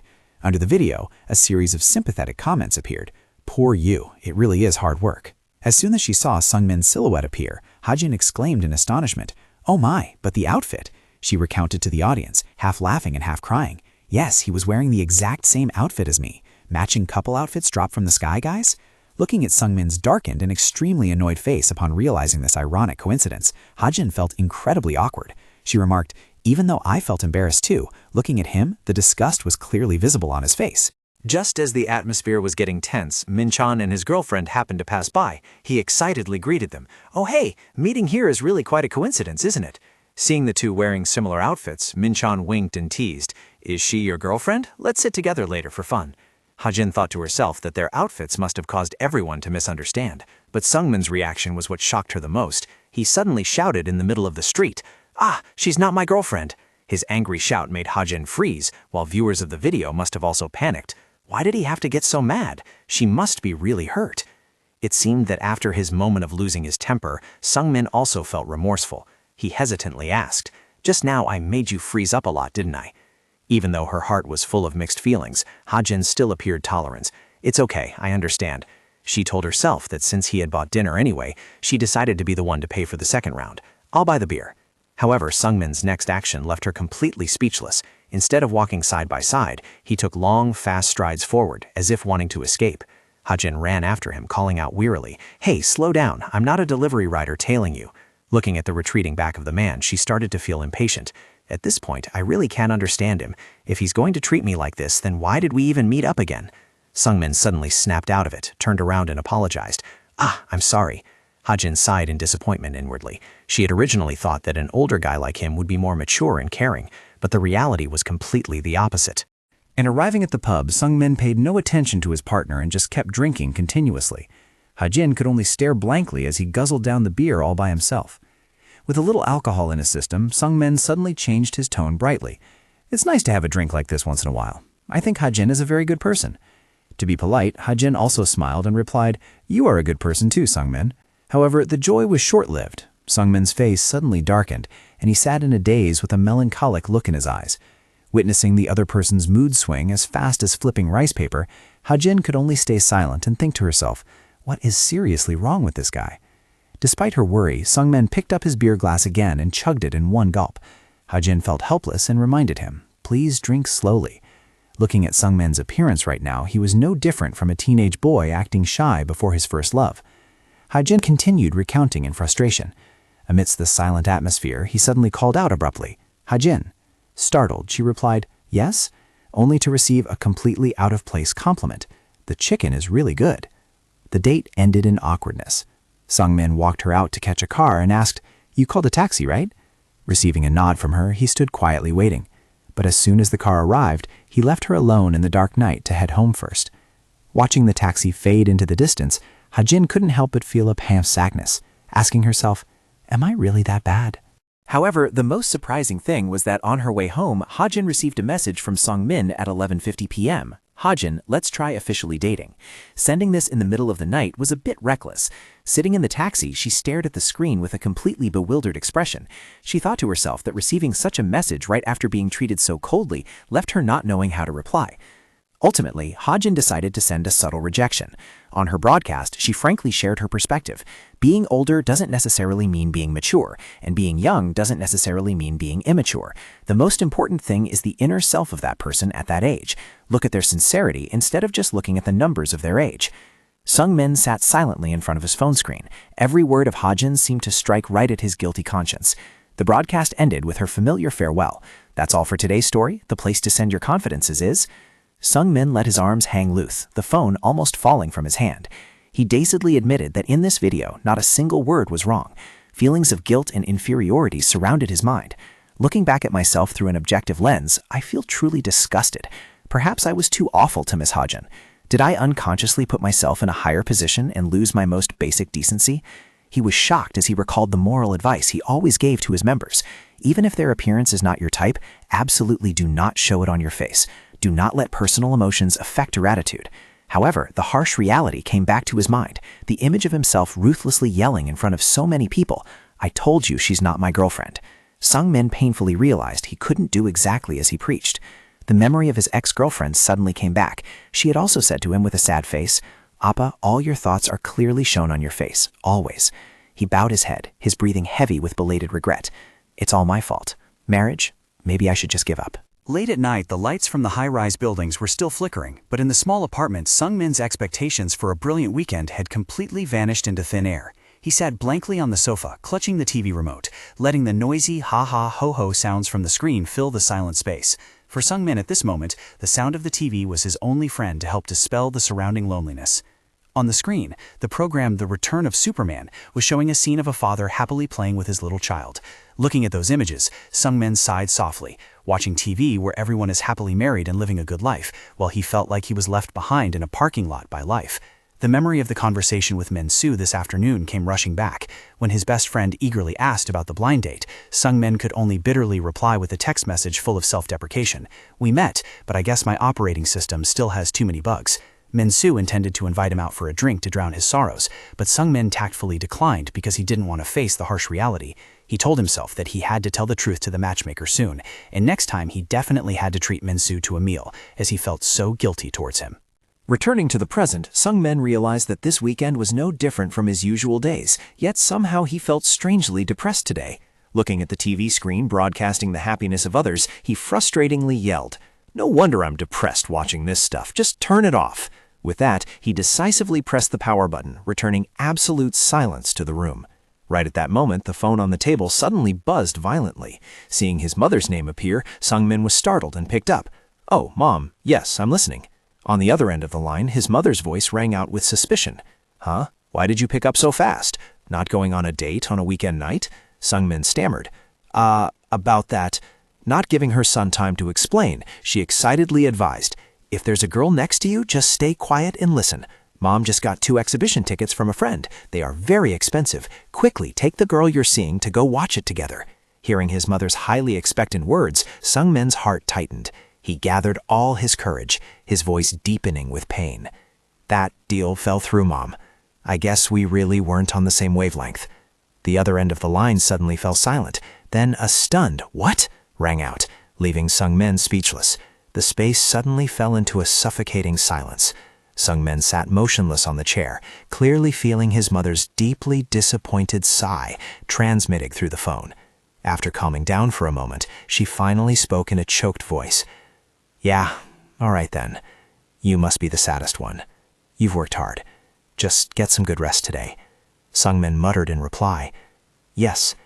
When the call ended, watching the phone screen fade to black, Sungmin felt his heart clench in pain.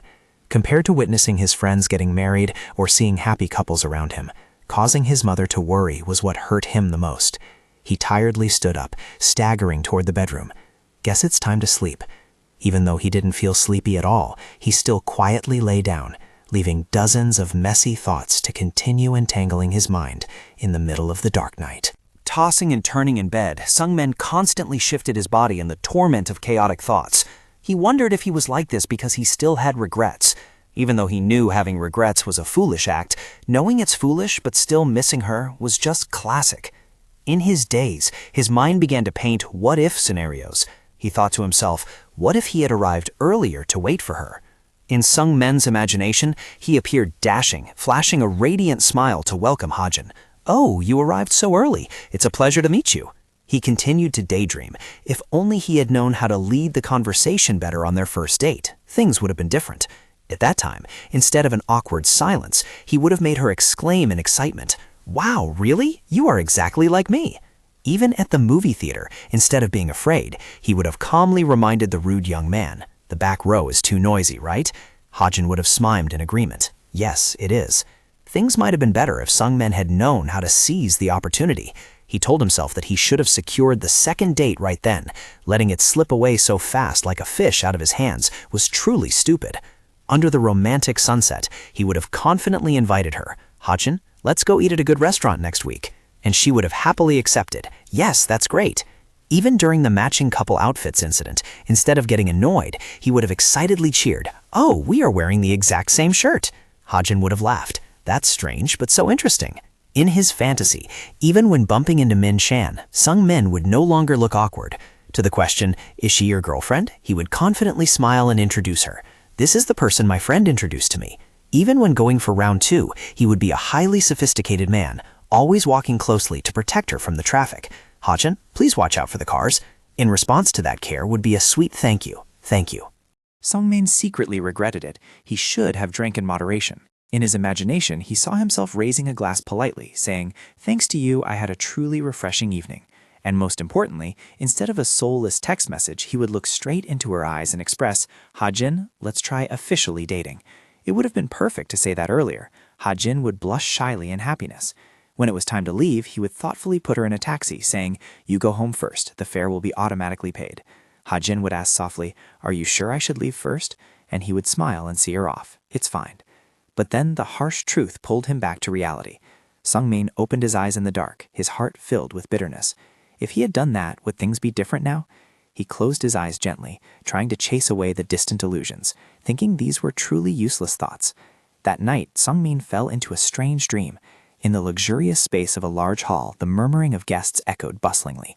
He saw himself wearing an elegant tuxedo, standing amidst the congratulations of relatives and friends. His parents stood behind him with faces beaming with pride. "Hey, this day has finally come. Congratulations, son." Right at that moment, the close-knit group of friends, including Min-soo, Ha-jin, and the other brothers, appeared all at once. Upon seeing Sungmin, they excitedly cheered. "Oh, there you are." Min-soo patted his shoulder proudly. "You devil, you finally managed to escape being single, huh?" Ha-jin laughed delightfully. "We should probably make today a national holiday." Sungmin emotionally shook hands with each of them. "Thank you everyone for coming." Another friend looked at him with admiration. "I knew right away that you two would become a couple." At the Crystal Hall lobby, a solemn atmosphere prevailed, as the board announcing the wedding between the groom, Hyung Sung-min, and the bride, Lee Ha-jin, was solemnly hung. When someone asked where Ha-jin was, a person replied that she was busy preparing in the bridal waiting room. Standing in front of the ceremonial hall doors, Sung-min in his elegant tuxedo couldn't hide his nervousness. When the staff instructed him to prepare to enter upon the signal, he could only stammer in agreement. "Yes, yes." The MC's voice over the loudspeaker echoed clearly. "And now the groom, Hyun Sung-min, will enter the aisle." Amidst the resounding wedding march, Sung-min strode forward, surrounded by applause and praises of "so handsome" and "so cool" from the guests. Seeing his mother shedding tears of emotion in the VIP seats, Sungmin choked up and thought to himself, "Mom, you've worked so hard for me, haven't you? I'm finally getting married." Right after that, the MC's voice rang out excitedly. "Next is the appearance of the most beautiful bride in the world. Please welcome bride Lee Ha-jin." Sungmin nervously swallowed hard. The door opened, and Ha-jin appeared gorgeously in a pure white wedding dress, making the entire hall burst into cheers and endless applause. Sungmin froze, staring blankly at the ethereal beauty of his soon-to-be wife walking toward him. However, right in the happiest moment, he suddenly woke up with a forehead full of sweat. It turned out that everything was just a strange dream. Lying motionless on the bed in the morning light, Sungmin felt an indescribable emotion surge, making him unable to sit up immediately. After that distant dream, the life of the man in his 40s continued to return to the rushing and monotonous daily grind at the office. At the office, Sungmin sat blankly in front of the computer with a dull face, looking like someone who had lost his soul.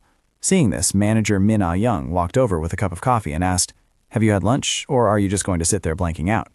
Startled by the boss's sudden appearance, Sungmin stammered, yes. Min Ah-young placed the coffee cup on the desk and said gently, "Why have you been spacing out all day? Drink this and focus on doing a good job this afternoon." Looking at his boss's back, Sungmin couldn't help but feel confused and asked himself, what's going on? Because this kind of care was just too strange. Right at that moment, another colleague ran over and asked the boss why she wasn't drinking the coffee bought by their senior. Min Ah-young replied coldly, "I don't drink the kind with sugar." Hearing this, Sungmin, who was halfway through drinking the sweet coffee his boss had just given him, suddenly choked. His face changed color as he realized he had just become the trash can to consume his boss's leftover drink. So I was chosen to be the dumping ground for leftover coffee. Life truly never lets anyone down. While his mood was hitting rock bottom, his phone suddenly vibrated continuously with notifications from the Single Brotherhood's group chat. Opening the messages, Sungmin saw Min Chan asking about the recent trip. Jung-soo and Ho-jin only knew to send miserably crying emojis. Ho-jin complained, "This guest house trip was a complete cold shoulder. We were even seated at a separate table." Sungmin looked at the screen and sighed inwardly. Sure enough, they went there again. Still hanging around those kinds of places at this age is truly a bother to others. He thought to himself, perhaps because they were only absorbed in studying during their youth, these younger brothers were only now starting to act wild. Even though Min Chan reassured him that their brotherhood had been strengthened, Sungmin still felt apprehensive about their preference for young people's hangouts. He told himself no wonder they were all successful, one being a doctor, another joining a major corporation. The conversation continued as Jung-soo invited the whole group to drink, assuming that the Hyungs must be busy with their girlfriends. Mentioning the word girlfriend, Sungmin's heart ached again because the wound of being rejected by Ha-jin was still bleeding. He thought to himself, what girlfriend at this point? I've just been kicked to the curb by life. I probably need to go blow off some steam too, otherwise I won't be able to focus on work at all. Acting on his thoughts, Sungmin unexpectedly asked for the meeting place, leaving the whole group frozen in shock. Ha-jin and Jung-soo couldn't believe that their older brother, who currently had a romantic prospect, would hang out with the singles club. Sungmin just clicked his tongue. He'd just consider it as brothers going out for good food and chatting. That way his mood would definitely get better. And so, on a weekend evening at the bustling entertainment district, Sungmin showed up to gather with his younger brothers. Sitting at the table with a glass of liquor in his hand, he casually dropped a bombshell that instantly froze the atmosphere. I got dumped. Right at the start, the drinking table turned ice cold. Jung-soo and Ha-jin gaped in shock, unable to understand why such a wonderful older brother like him could fail. Sungmin could only quietly chug his drink, bitterly admitting that he made a mistake and had no excuses left. The two younger brothers kept defending him, insisting that it must be because that girl's standards were too high. Seeing their older brother looking sad, Jung-soo and Ha-jin suddenly became unusually excited, even secretly congratulating him because Sungmin was still in the singles club. They started gossiping about Min Chan. Rumor had it that the eldest brother's situation wasn't doing any better lately either. Sungmin irritably scolded, "You guys worry about yourselves. Why worry about him?" Seeing the atmosphere feeling a bit down, Ha-jin suddenly stood up and declared loudly, "This won't do. All three of us are doing terribly. Today we have to party hard together." Sungmin asked blankly, "Wait, aren't we already drinking here?" However, Ha-jin hurriedly pulled his older brother up by the arm. "Not here. I just found an extremely fancy place." Sungmin was still full of doubt, shouting loudly, "We can go anywhere, but if you drag me into a one-night stand hunting den, I'll turn around and leave immediately." Despite his resistance, Ha-jin kept dragging him. "It's not like that. Just follow me." Walking through the bustling streets, Sungmin couldn't help but feel tired, thinking to himself that he just wanted to drink quietly and go to sleep. This was so annoying. Had he known, he would rather just go exercise and then sleep. While busy complaining, the bustling sounds began to pound into his ears, making him uncomfortable. What is this? Why is it so noisy here? As soon as he saw the sign of the spot Ho-jin had just brought him to, Sungmin's eyes widened in shock. He exclaimed, "Wait, is this damn place really our destination?" In front of him was a nightclub with flashing lights and echoing loud music. Ho-jin stood next to him, excitedly urging, "Bro, let's go inside quickly." Sungmin just stood frozen, his mind screaming, "Isn't this a nightclub?" Jung-soo quickly approached the waiter, who immediately asked, "Are you the ones who called to make a reservation?" "Yes, there are 3 of us." Seeing that the situation did not look good, Sungmin hurriedly intervened. "Wait, I don't like these kinds of places. How about we go sit at a street food stall?" However, Jung-soo shattered his hopes. "We already booked a private room." Ho-jin added a fatal blow. "They said it can't be cancelled, bro." Sungmin could only drop his jaw in astonishment. "What?" Jung-soo still tried to reassure him. "I heard it's very quiet in the room." Looking at the young girls passing by, Sungmin couldn't help but worry. "We are no longer in our 20s or 30s. Places like this definitely won't welcome middle-aged uncles like us." He continued to grumble helplessly. "Old faces like ours coming in here will only kill people's mood. Maybe we should find an excuse to slip away." However, despite his resistance, the group had already stepped inside at some point. Jung-soo laughed in delight. "We're already here, Young. They've already set everything up, so we can't cancel." The waiter placed the fruit tray and beer on the table, greeting them warmly. "Have a great evening, gentlemen." Sungmin froze when he saw everything was ready. How could they follow so closely? Before he could even escape, the setup was done. Ho-jin eagerly called out to him, "Hurry up and sit down." Looking at the neat appearance of the 2 younger guys, Sungmin secretly doubted. Could it be that these 2 had planned to dress up like this to come here from the very beginning? Through the ajar door, he peeked at the young girls laughing happily outside and could only sigh in silence. Sungmin let out a tired sigh. Seeing his older brother acting strange, Ho-jin eagerly asked, "What's wrong, Young?" Sungmin looked at the 2 younger guys and confessed, "Maybe this place really isn't for me. Honestly, I'm not in the mood to play around right now. I'll be leaving first." Sungmin's determination made Jung-soo and Ho-jin freeze. They looked at him with disappointment. "Young?" The atmosphere suddenly sank. Jung-soo looked at the wine bottle on the table and softly confessed, "Actually, this is also our first time coming to a nightclub." Sungmin was dumbfounded. "Huh?" Jung-soo lowered his voice and continued talking about his long-held frustrations. "To be honest, our moods aren't much better either. At the wine meetup or even the big guest house, we were always treated like outsiders. I really don't know where the problem lies. It's obvious that our jobs aren't bad." Jung-soo uttered bitterly with a serious face. Ho-jin also added, "You're a skilled matchmaker. Please tell us honestly how we look in your eyes." It turned out the real reason the 2 younger guys dragged Sungmin here was to get the most objective evaluation of their own attractiveness. Sungmin just stood frozen, sweating profusely as he realized his reluctant task. "What? So they want me to score them right now?"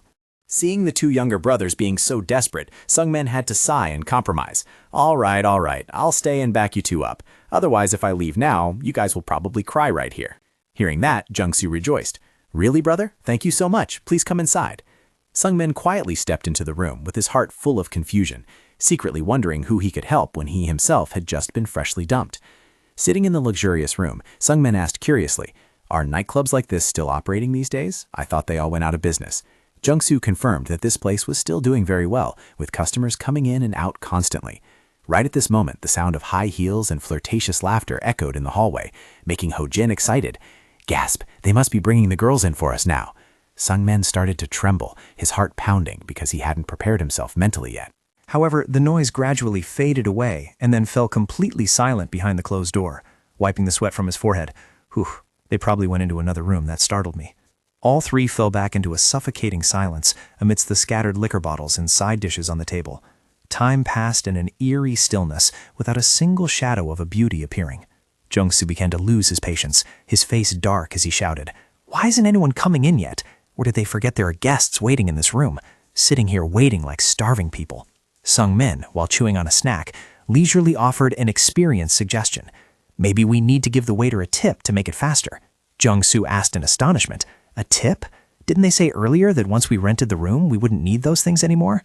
Unable to sit still and wait any longer, Jung-soo picked up the phone and called the staff directly to get to the bottom of it. Immediately, a blonde waiter hurriedly opened the door and rushed in with a flattering smile. "I go, big bosses. I was just about to bring some people in for you." He cleverly made excuses, saying that because he hadn't found anyone truly beautiful and worthy of them today, he was delayed. Understanding the rules of the game, Jung-soo immediately pulled out a 50,000 won bill and firmly instructed, "We're counting on you. Please pay a little attention to our room." The waiter's eyes lit up when he received the bill, hastily bowing his head. "I go, big boss. Leave it to me." Receiving the generous tip, the blonde waiter smiled brightly, bowing profusely. "Thank you, big brothers. Just sit tight. I'll go grab some good catches right away." As soon as he finished speaking, he slammed the door shut, leaving the group no time to collect themselves. But just a few seconds later, the door burst open with a bang, and the waiter rushed in with an excited face, leading 2 young girls. "Come on, Miss Koreas, get in here." The two girls, with reluctant faces, complained as they walked. "Hey, we were rushing to the restroom. Why on earth did you drag us in here?" The flash appearance of the waiter left Jung-soo and Sung-min stunned in amazement. Jung-soo thought to himself, what the hell was that speed? Was he just standing at the door waiting for the tip? The waiter enthusiastically led the two girls in, praising them endlessly. "Aiko, you girls are so pretty." As soon as they saw the two beauties, Jung-soo and Ho-jin were immediately captivated, both exclaiming in unison with excitement, "So beautiful!" The atmosphere in the room suddenly became suffocatingly silent as the girls sat down. However, the awkwardness was quickly broken by the red-haired girl's complaint, we really need to go to the restroom." The short-haired girl next to her was equally urgent, "I need to take a dump." Ignoring their resistance, the waiter still pushed them into their seats. "Come on, sit down here first." Seeing the ironic situation, Ho-jin spoke up to greet them. "Please, have a seat here." The waiter left a polite social wish, "Have a good time, bosses," then closed the door and retreated. The short-haired girl sitting next to Jung-soo had a face flushed with embarrassment, saying absolutely nothing. To break the silence, Ho-jin hesitantly asked, "When did you two arrive?" The red-haired girl just gave a blunt reply, "Just now." Jung-soo tried to strike up a conversation. "Did you two come together?" The short-haired girl coldly dropped a single word, "Yes." Witnessing the bland exchanges and the superficial attitude of the other party, Sung-min inwardly sighed in frustration. These are really empty greetings and short answers. At a glance, it's obvious they have zero interest in us.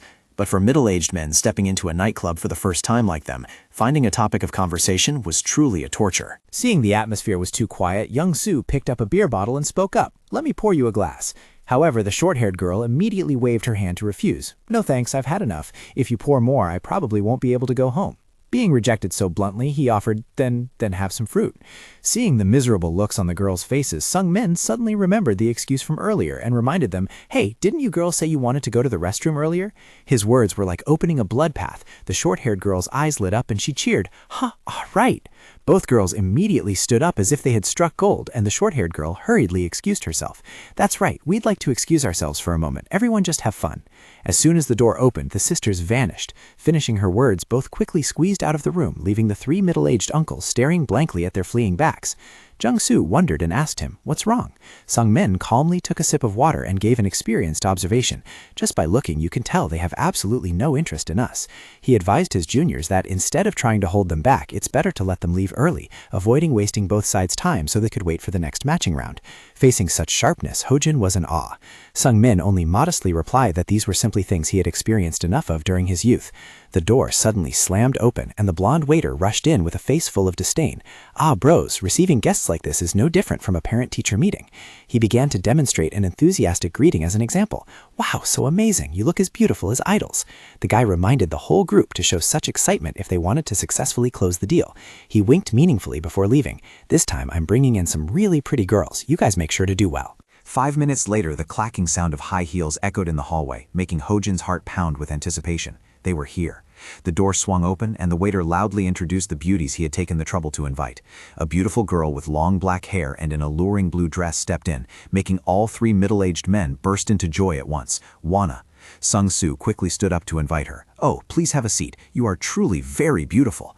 However, the joy was short-lived when another girl loomed in right behind her. In stark contrast to her companion, this girl had a rather chubby figure, wore glasses, and dressed in a simple light pink outfit.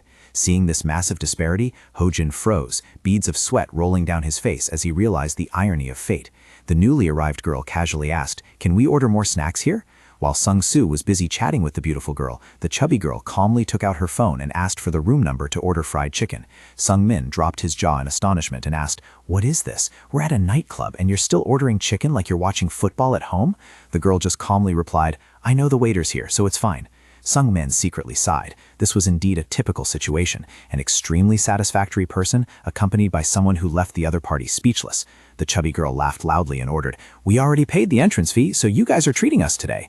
The beautiful girl became curious about the identities of the three uncles. "You guys don't look young anymore, huh? Tell the truth. How old are you and what do you do for a living?" Sung-min blushed and hesitantly replied, "I'm the youngest here, but I'm almost 40. When it was his turn, Ho-jin humbly introduced, "Me? I just work at a small company." Hearing this, Sung-soo froze, turning to look at his older brother with a bewildered expression. "Ho-jin Young, are you a department head at S Electronics?" Lively laughter echoed around the hearty fruit platter. The girl in the blue dress fixed her eyes on Sung-soo, continuously exclaiming in admiration, Are you really the director of a dermatology clinic? That's amazing. The chubby girl sitting next to him didn't miss the chance to interrogate him about his income. So how much do you earn a month? As soon as she finished speaking, she turned to complain about the food again. When is the chicken arriving? Meanwhile, Hojin just quietly gulped down his liquor. Seeing the other party being too indifferent, the chubby girl began to show her annoyance. Hey man, why are you as quiet as a mouse? Sitting next to you bores me to death. This guy goes to a club but has a zen vibe. I don't really like talking by nature. She immediately pouted and retorted. Oh my god, that won't do. If customers come here and meet you, they'll all run away. Meanwhile, Jung-soo appeared extremely sophisticated as he joined the fun. I guess I'll have to teach this older brother a lesson. The girl in the blue dress looked at Jung-soo with full admiration, secretly evaluating that a doctor is indeed different. Jung-soo continued to use his tricks. This guy Hojin might not look like it, but he's also working at a large conglomerate. I heard that after receiving his bonus this time, he plans to buy a luxury car right away. Hearing this, the girl in the blue dress's eyes lit up, and she excitedly asked persistently, Wow, what car are you gonna buy? A Benz or an Audi? Hearing this, Sung-min broke into a cold sweat because of his teammates' exaggerated bragging. Pushed into a corner by the overly high expectations, Sung-min had to stammer out a random name. Well, for now it's a 7 Series X. He said it, but his soul probably left his body. The girl in the blue dress cheered excitedly because of the uncle's willingness to spend. Seeing her friend so excited, the chubby girl curiously asked what kind of car it was. You don't need to know. The girl in the blue dress started dropping flirtatious remarks. Do you like going for a drive? Or maybe you can give me a ride someday? Facing the barrage of attacks from the beauty, Hojin blushed to the roots of his ears and hesitantly replied, If we get closer, that's definitely a possibility. Witnessing the fully fake back-and-forth banter of the two, Sung-min could only stare in speechless silence with lifeless eyes. Oh my god, are you trying to flirt with me? Sung-min sighed helplessly, telling himself that this meeting was already ruined and there was no hope left. The chubby girl started to show visible annoyance at being left out. Well, those two hit it off so well, leaving me sitting here bored to death. She turned to interrogate Sung-min with a critical look. So what does the guy sitting in the middle do for a living?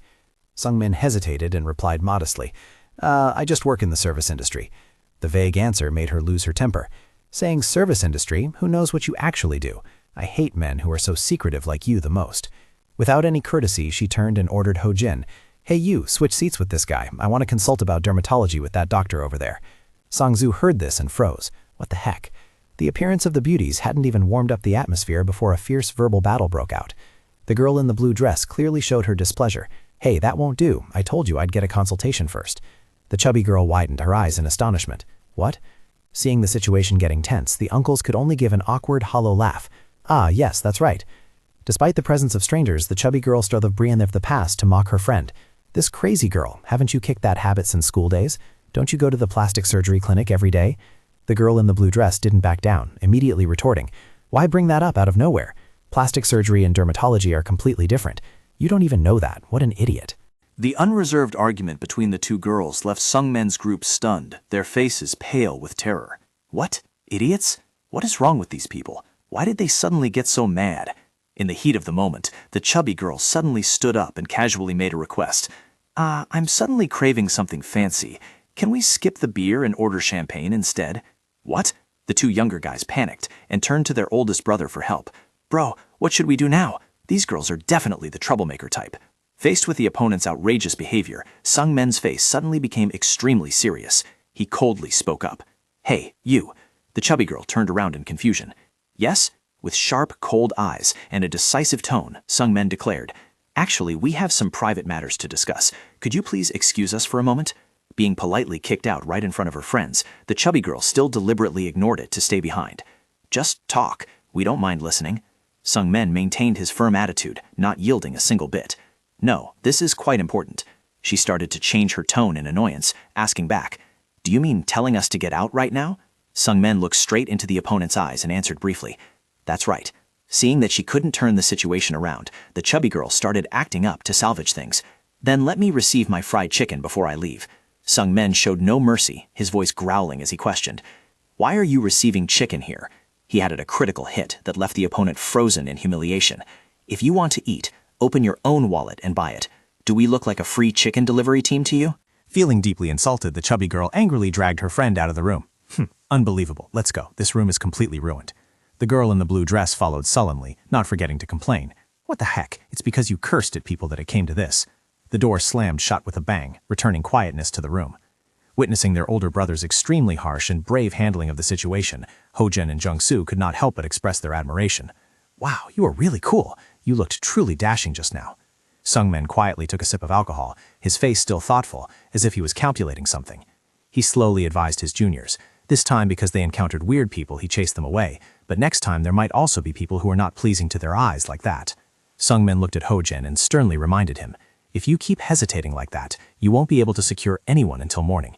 He advised that instead of rambling, it would be better to just focus on one person to get their contact information and set up a date for next time, which is more feasible. After hearing this, Jung-soo immediately admired the bravery of the matchmaking company's ace. Although Sungmin denied that this had anything to do with his profession, Hojin hurriedly apologized for his lack of tact. Seeing his juniors quickly taking it in and resolving to try hard together, Sungmin secretly evaluated their abilities higher than he thought. He told himself that now was truly the time to start, and believed that this side had also matured to another level. While the spirit was burning high, a knock on the door rang out, startling the whole group to cheer. They're here! However, instead of beautiful girls, the door opened to a delivery man carrying a large bag. He asked, "Did you order fried chicken?" The drama wasn't over, but the chicken arrived first. Jung-soo stood frozen upon hearing the long list. 3 whole chickens, seasoned flavor, soy sauce flavor, mala flavor, and even a 1+1 side dish. That's really a lot. Hojin hastily waved his hands, confirming it wasn't their room, but the delivery man still insisted that the room number on the app was completely correct. Too annoyed, Hojin snapped, telling him to call the person who ordered to ask, and then slammed a door. Jung-soo grumbled in frustration about someone ordering things and then disappearing completely. Worried because they had failed twice in a row, Jung-soo asked if they would still get matched. Sungmin remained calm, assuring them there was no need to worry because midnight was the most lively time. Sure enough, right after the clock struck midnight, the waiter excitedly brought in 2 new girls. Sungmin secretly felt proud that his experience was right, as the matchmaking started pouring in continuously like an endless wave. However, the reality was incredibly harsh, as most of the girls were too young and not at all suitable for the age of the 3 middle-aged uncles. Even though Jung-soo tried to start a conversation by asking if she had drank a lot, the girl across from him was just glued to her phone. Sungmin sighed, realizing there was no special progress, even when Hojin made an effort to compliment the style of the girl sitting next to him. The result was still just indifference. The girls hardly stayed for more than 10 minutes. They all stood up with the same excuse. "Excuse us, we need to go to the restroom for a bit." Hearing the sentence, they knew it was a one-way trip with no return. Witnessing the recurring scene with the exact same script, Jung-soo could only stare blankly, wondering if everyone had such an urgent need to use the restroom because they drank too much beer. Jung-soo was still daydreaming about the girl from earlier. "Hey, the one sitting next to me earlier, I really like her." Hojin also excitedly agreed. "Oh, I thought the one sitting next to me was pretty good too." Hojin blushed, starting to draw up a vision of the future. Her workplace is also close to his. He felt that if they got married, she would be very affectionate. "That's right. I think she suits you perfectly." Standing nearby, Sungmin looked at his 2 younger brothers with lifeless eyes, thinking to himself, "Are you guys really planning to get married? Keep dreaming." Just then, a knock on the door rang out. The waiter excitedly led 2 new girls inside. "Come on, bosses. The ones who make the atmosphere of tonight have arrived." Jung-soo asked in confusion, "Wait a minute, the girls from earlier said they were going to the restroom." Sungmin just coldly poured a bucket of cold water on him. "Stop dreaming. Those girls are gone for good."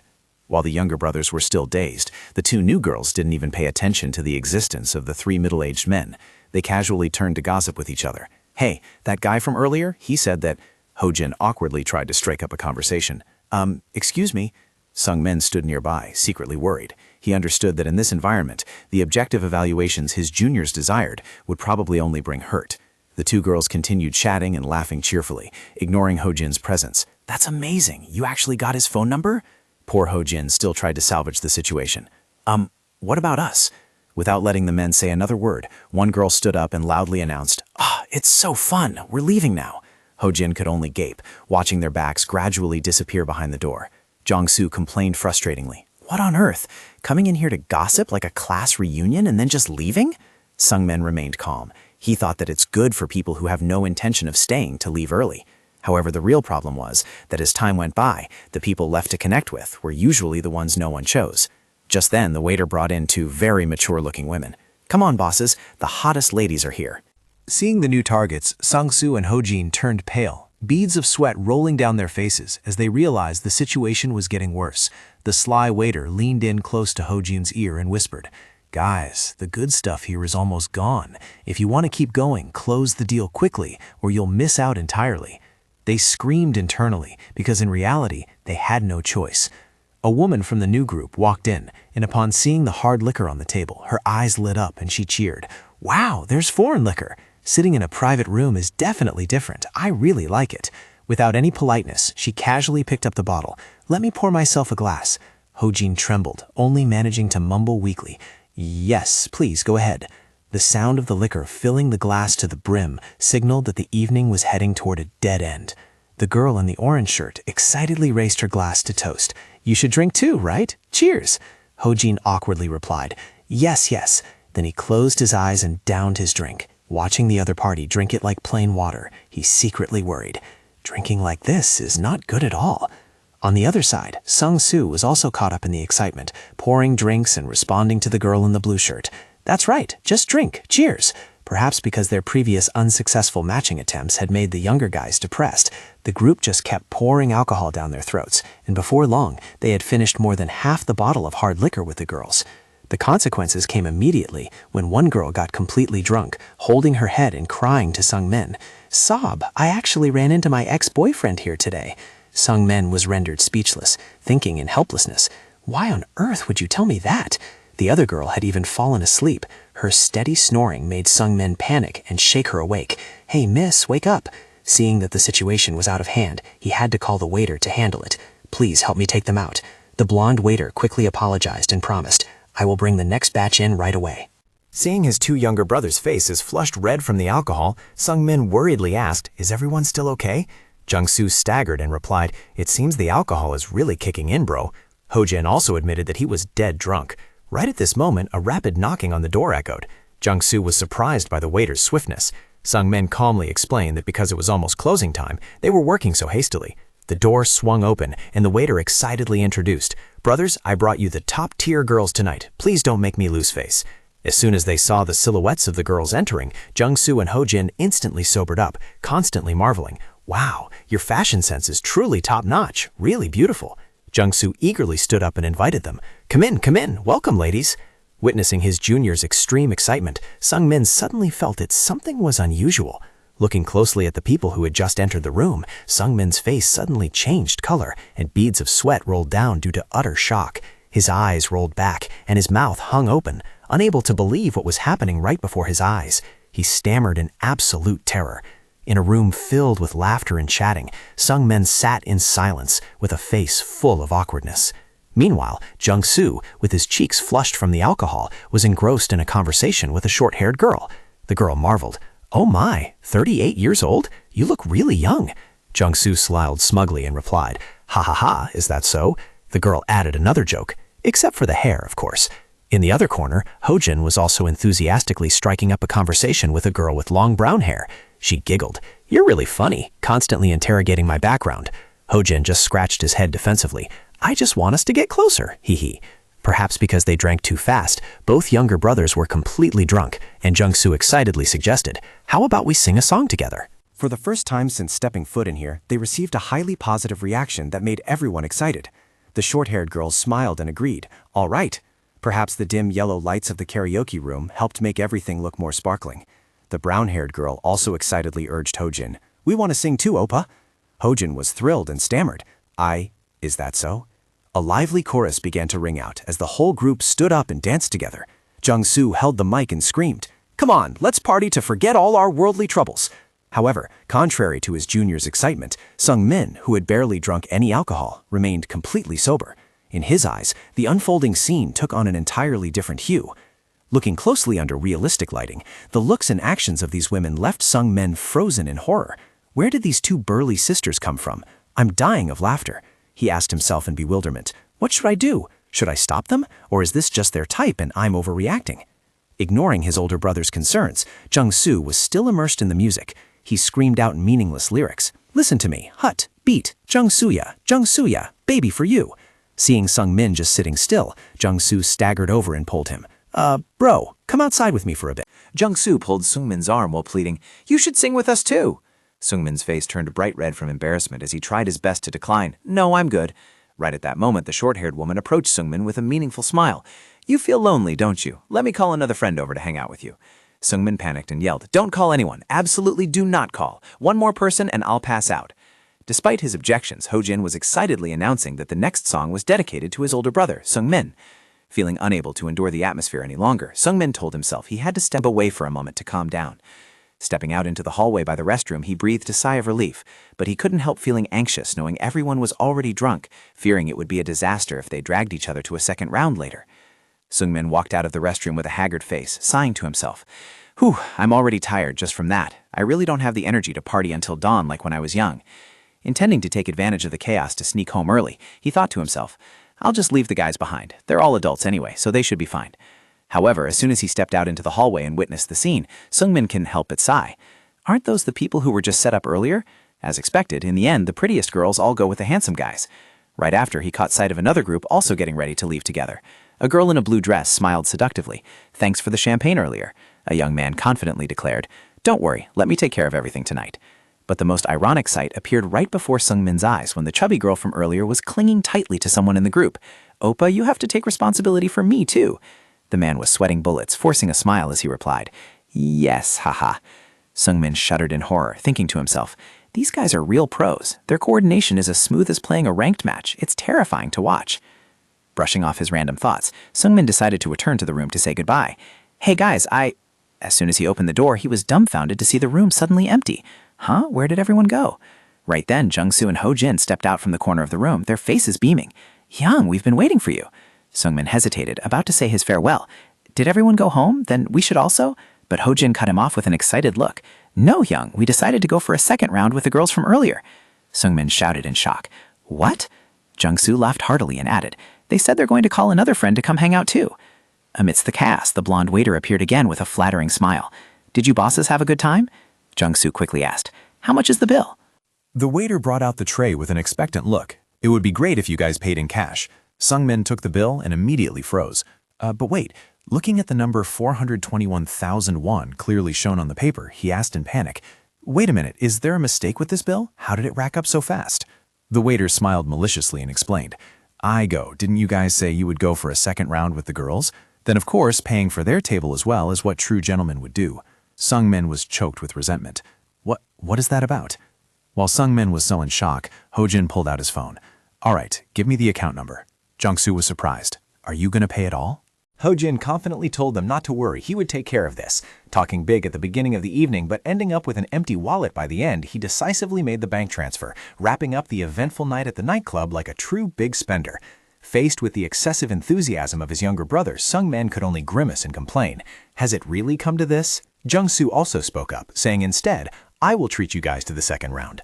Looking at the eager faces of his juniors, Sungmin could only remain speechless, thinking to himself, You guys, are you that desperate to talk to women? Despite being full of frustration inside, Sungmin still quietly followed behind. Sungmin clicked his tongue and told himself, All right then, as long as you guys are happy. Striding down the hallway, he tried to cast aside his initial prejudices, to think more positively. Maybe I am just being biased because of appearances. Who knows, if we actually talk, they might be good people like Miss Ha-jin. Just stepping out of the nightclub door into the open air, Ho-jin also felt much more sober. Stepping outside sobers you right up. Jung-soo also nodded in agreement. I'm also starting to feel sober now. Jung-soo looked around the street that was still sparkling with lights, chuckled and commented, Everyone is probably waiting for their partners for the second round, right? Where are the girls on our side? However, right after he finished speaking, a female voice rang out right next to them, making the whole group jump. What are you talking about? We are right here. In front of them were the women with incredibly mature appearances under the realistic lighting. The stark contrast compared to when they were in the room made Jung-soo and Ho-jin freeze, their faces drained of color. Huh? Sungmin was equally shocked, crying out internally when he saw his juniors staring at him as if begging for help. What is it? Why are you looking at me? Not giving the older guys a chance to collect themselves, the woman in the black camisole relentlessly attacked. Where are you taking us? The buses have stopped running, so we can't even go home now. She delivered a fatal blow as she aggressively approached Jung-soo. Today, I definitely have to cling to this dermatology clinic director. Jung-soo turned pale, stammering in terror. Strange. Feeling that the situation had gone out of control, Ho-jin hurriedly pulled Jung-soo and Sungmin aside. Hey, let's talk privately for a bit. Just after stepping away, Jung-soo panicked and asked, What do we do now, bro? Save me. This situation is too suffocating. In contrast to the panic of his juniors, Sungmin appeared extremely calm. He dropped a seemingly Carmen-inducing remark. What else but accept it? Didn't you guys insist on hanging out with them earlier? The table's already paid for anyway. Seeing his juniors still hesitating, Sungmin continued to use the exact same logic from before to gaslight them. Besides, who knows? If you actually talk to them, they might turn out to be good people. Jung-soo pondered for a moment, as if going through a fierce mental struggle. But just a few seconds later, he suddenly did a 180-degree turn and boldly declared, "All right, then let me go talk to them for a bit." Someone gasped and cried out, "Wait, are you really going to follow through with it?" Out on the street, Jung-soo was trying to find a way to escape the clinginess of the two mature women. Taking advantage of the opponent's carelessness, he ran for his life towards Sung-min, who was waiting. Seeing his junior running back out of breath and alone, Sung-min asked blankly, "Where is everyone? Why did you come back alone like this?" Panting heavily, Jung-soo quickly made up an excuse. They said something urgent suddenly came up, so they promised to meet us another time." Witnessing the gloomy appearance of his two juniors, Sung-min could only stay silent, thinking to himself, "Just a moment ago they were having so much fun playing around. How did it end up like this?" Jung-soo tiredly dropped a sentence. "Forget it. Let's just go home, bro." The three uncles stood gloomily by the roadside in the cold middle of the night. Looking around anxiously, Hojin complained, I don't see any taxi coming at all." Jung-soo suddenly remembered the money issue, so he turned to Hojin and said, "Hojin, let's just split today's expenses equally, 1/3. Sung-bin also quickly spoke up, "I'll chip in a part too."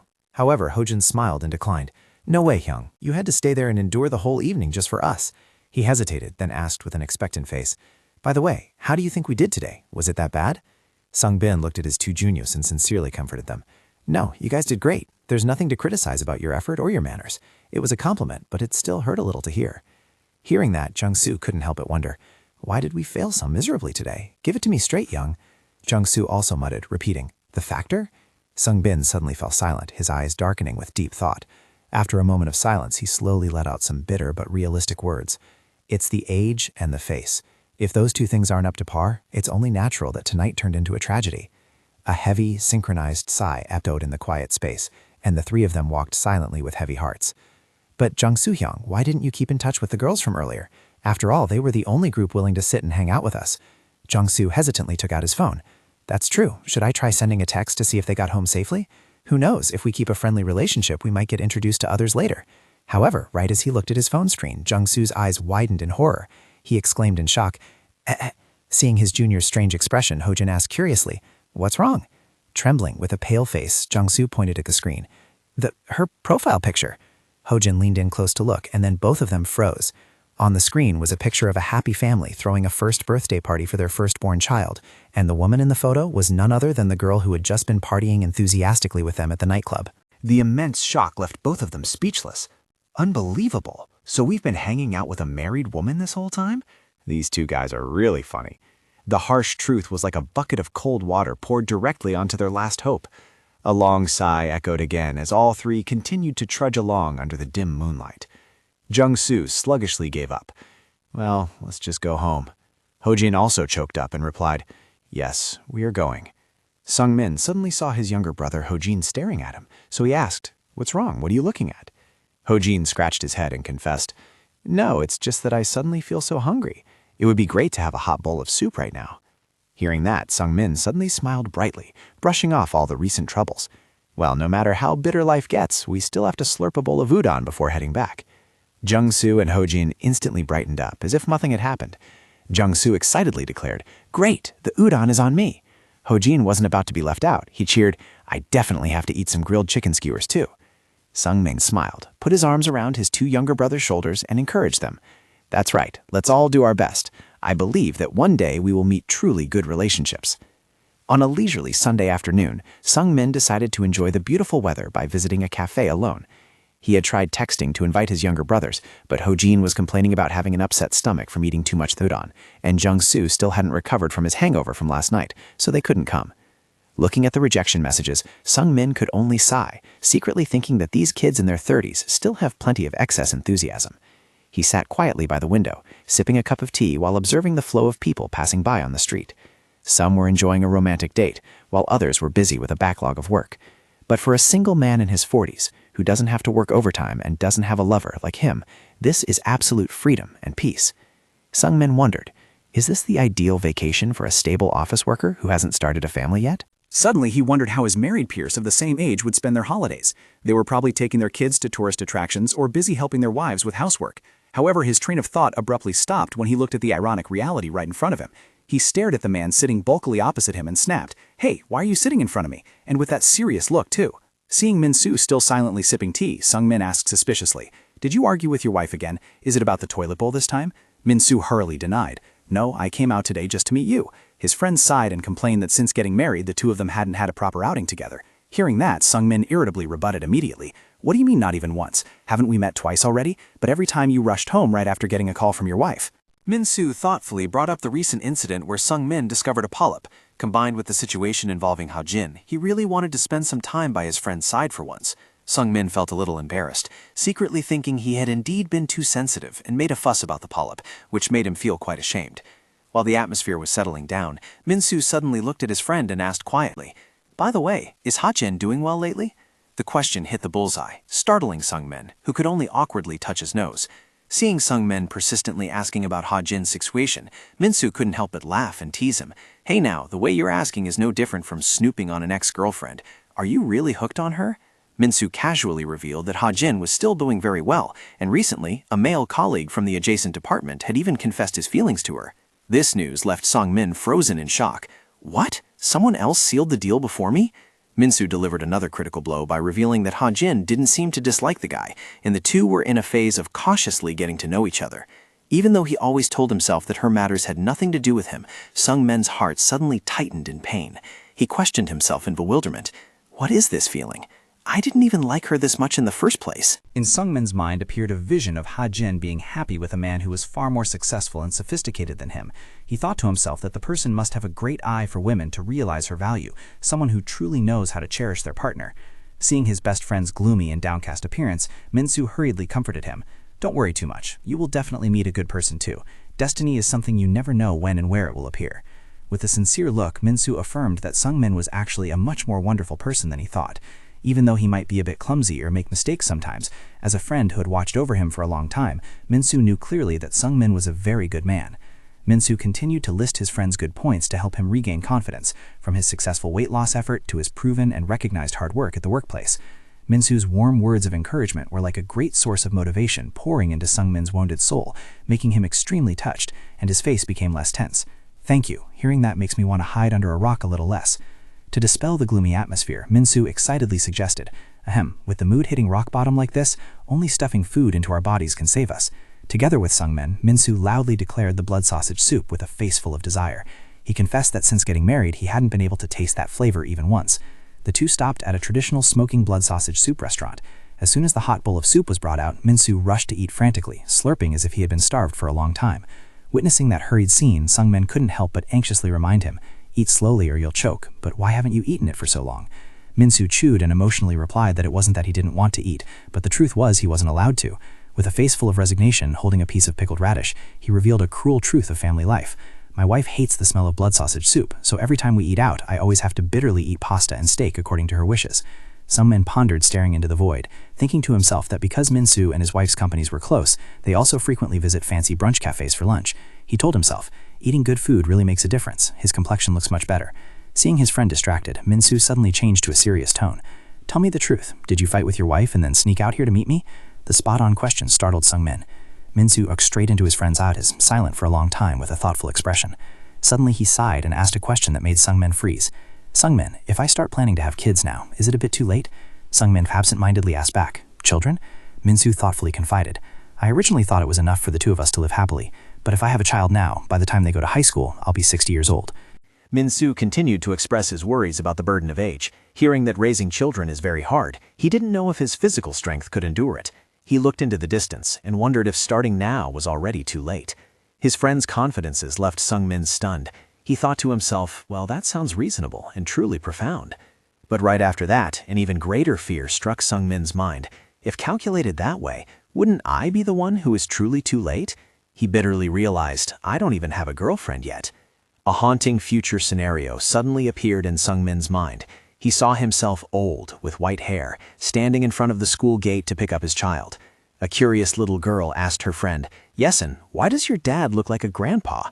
The poor little girl Yesin could only sob out loud in embarrassment. He is not a grandpa. Witnessing that heartbreaking scene in his imagination, Sung-min panicked and screamed in his heart, "No, I absolutely cannot let that happen. Just imagining it makes me want to ask for a reset." Sung-min sighed helplessly, his face distorted with anxiety. That's right, maybe I'm the one who is truly late. However, right after he finished speaking, a loud shout from the next table echoed, startling both of them. It's not too late yet. It was a white-haired old man drinking with his friend. The old man still refused to stop, continuing to yell out with full of regret. You guys are still fresh and young men. I'm so jealous. I'm jealous to death. The friend sitting opposite could only try to stop him in embarrassment. Aigo, what is wrong with this old man? The old man excitedly pointed his finger at Sungmin and exclaimed, "If I were as young as you guys, I would rush out to find a lover immediately instead of just sitting there and get married while it's hot."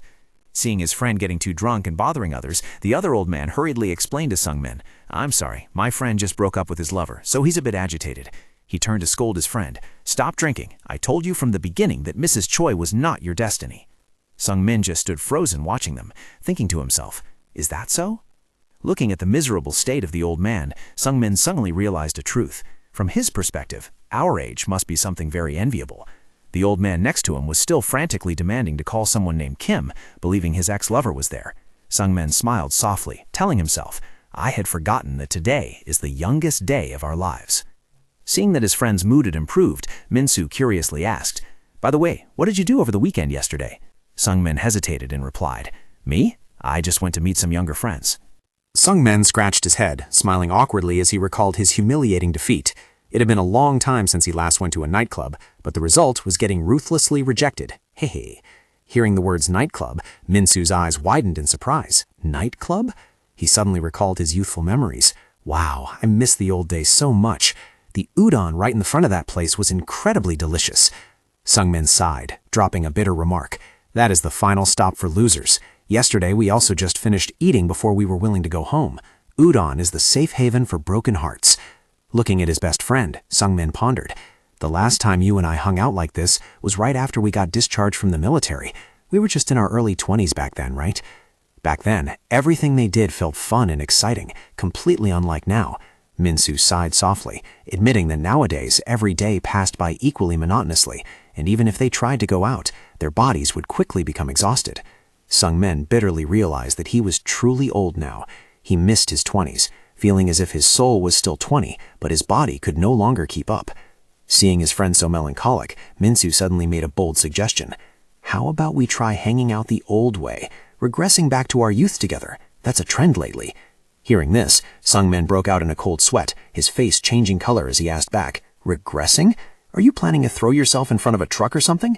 Ignoring his friend's astonishment, Minsu declared loudly, "Follow me. Tonight, the two of us must relive our college days no matter what." The destination of this regression journey, at the threshold of their 40s, turned out to be a familiar karaoke bar. As soon as they entered the room, Minsu grabbed the mic and passionately screamed Buzz's song Thorn. "Please go, go far away." Sungmin sat blankly in a corner, silently mocking. What is this? Regressed so much and in the end it's just karaoke? However, when the old melodies played, his emotions suddenly rushed back as strongly as a waterfall.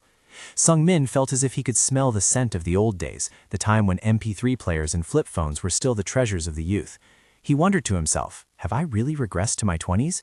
Sungmin's eyes suddenly lit up when he remembered his favorite song. Without hesitation, he rushed to press the number selection buttons repeatedly. I have to sing this song too. The two of them screamed SG Wannabe song Saw Daga together. Minsu couldn't help but marvel at his friend's characteristic deep and husky singing style. Oh, it's Samoli. Sungmin and Minsu passionately sang all the hit songs of that era. Even with the long-forgotten songs of idol groups, the two still coordinated extremely well. While in the heat of the moment, Minsu suddenly performed a bizarre dance that made Sungmin freeze. What was that? The mid-air dance? He panicked and reminded, that's from when we were in elementary school, it's too far back. Watching his friends still engrossed and writhing to the music, Sungmin could only break into a cold sweat, not daring to look directly because it was too embarrassing. Meanwhile, at the reception desk, the 45-year-old karaoke boss could only stand silently, looking at the two middle-aged men frantically screaming HOT's "We Are the Future" with eyes full of judgment.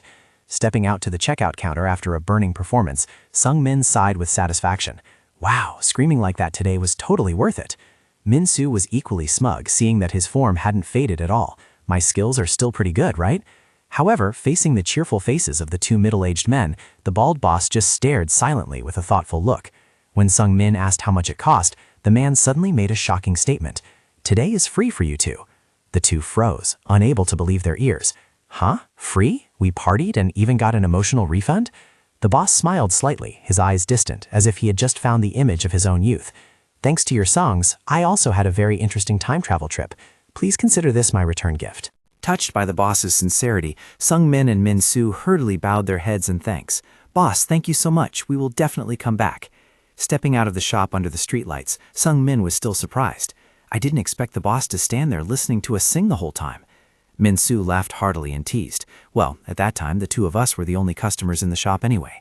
Hello? Yeah, I'm meeting Sung-min for a bit. Sung-min silently sighed, realizing that indeed the fate of a married man leaves little freedom. He told himself that although it was a bit short, today's outing was fun enough, and it was probably time to part ways. However, Min-soo's next sentence made his eyes widen in shock. I know my way back. Min-soo's face suddenly became unusually serious and decisive as he loudly declared over the phone, "So don't wait for me. Just take care of your own meals. I'll probably be home late today." Witnessing the unexpected uprising of his friend who was famously afraid of his wife, Sung-min broke into a cold sweat, his face changing color out of worry for his friend's fate.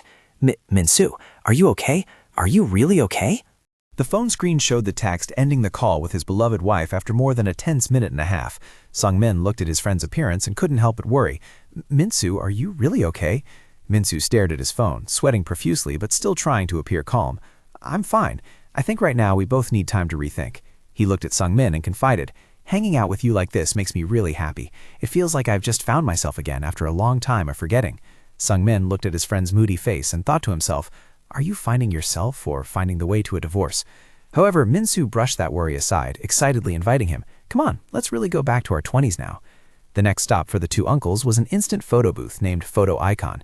Looking at the mirrors and bright lights, Sung-min couldn't help but exclaim, nowadays everyone has a smartphone, yet these photo booths are still going strong. Min-soo smiled and replied, the last time I came here was also with you. Memories of the 2000s suddenly flooded back when two young men with silly haircuts took photos together and wrote passionate phrases on them like eternal friendship or cheer up for the new year. Min-soo nostalgically recalled, back then I even pasted my photos here, hoping someone would call the phone number written on them.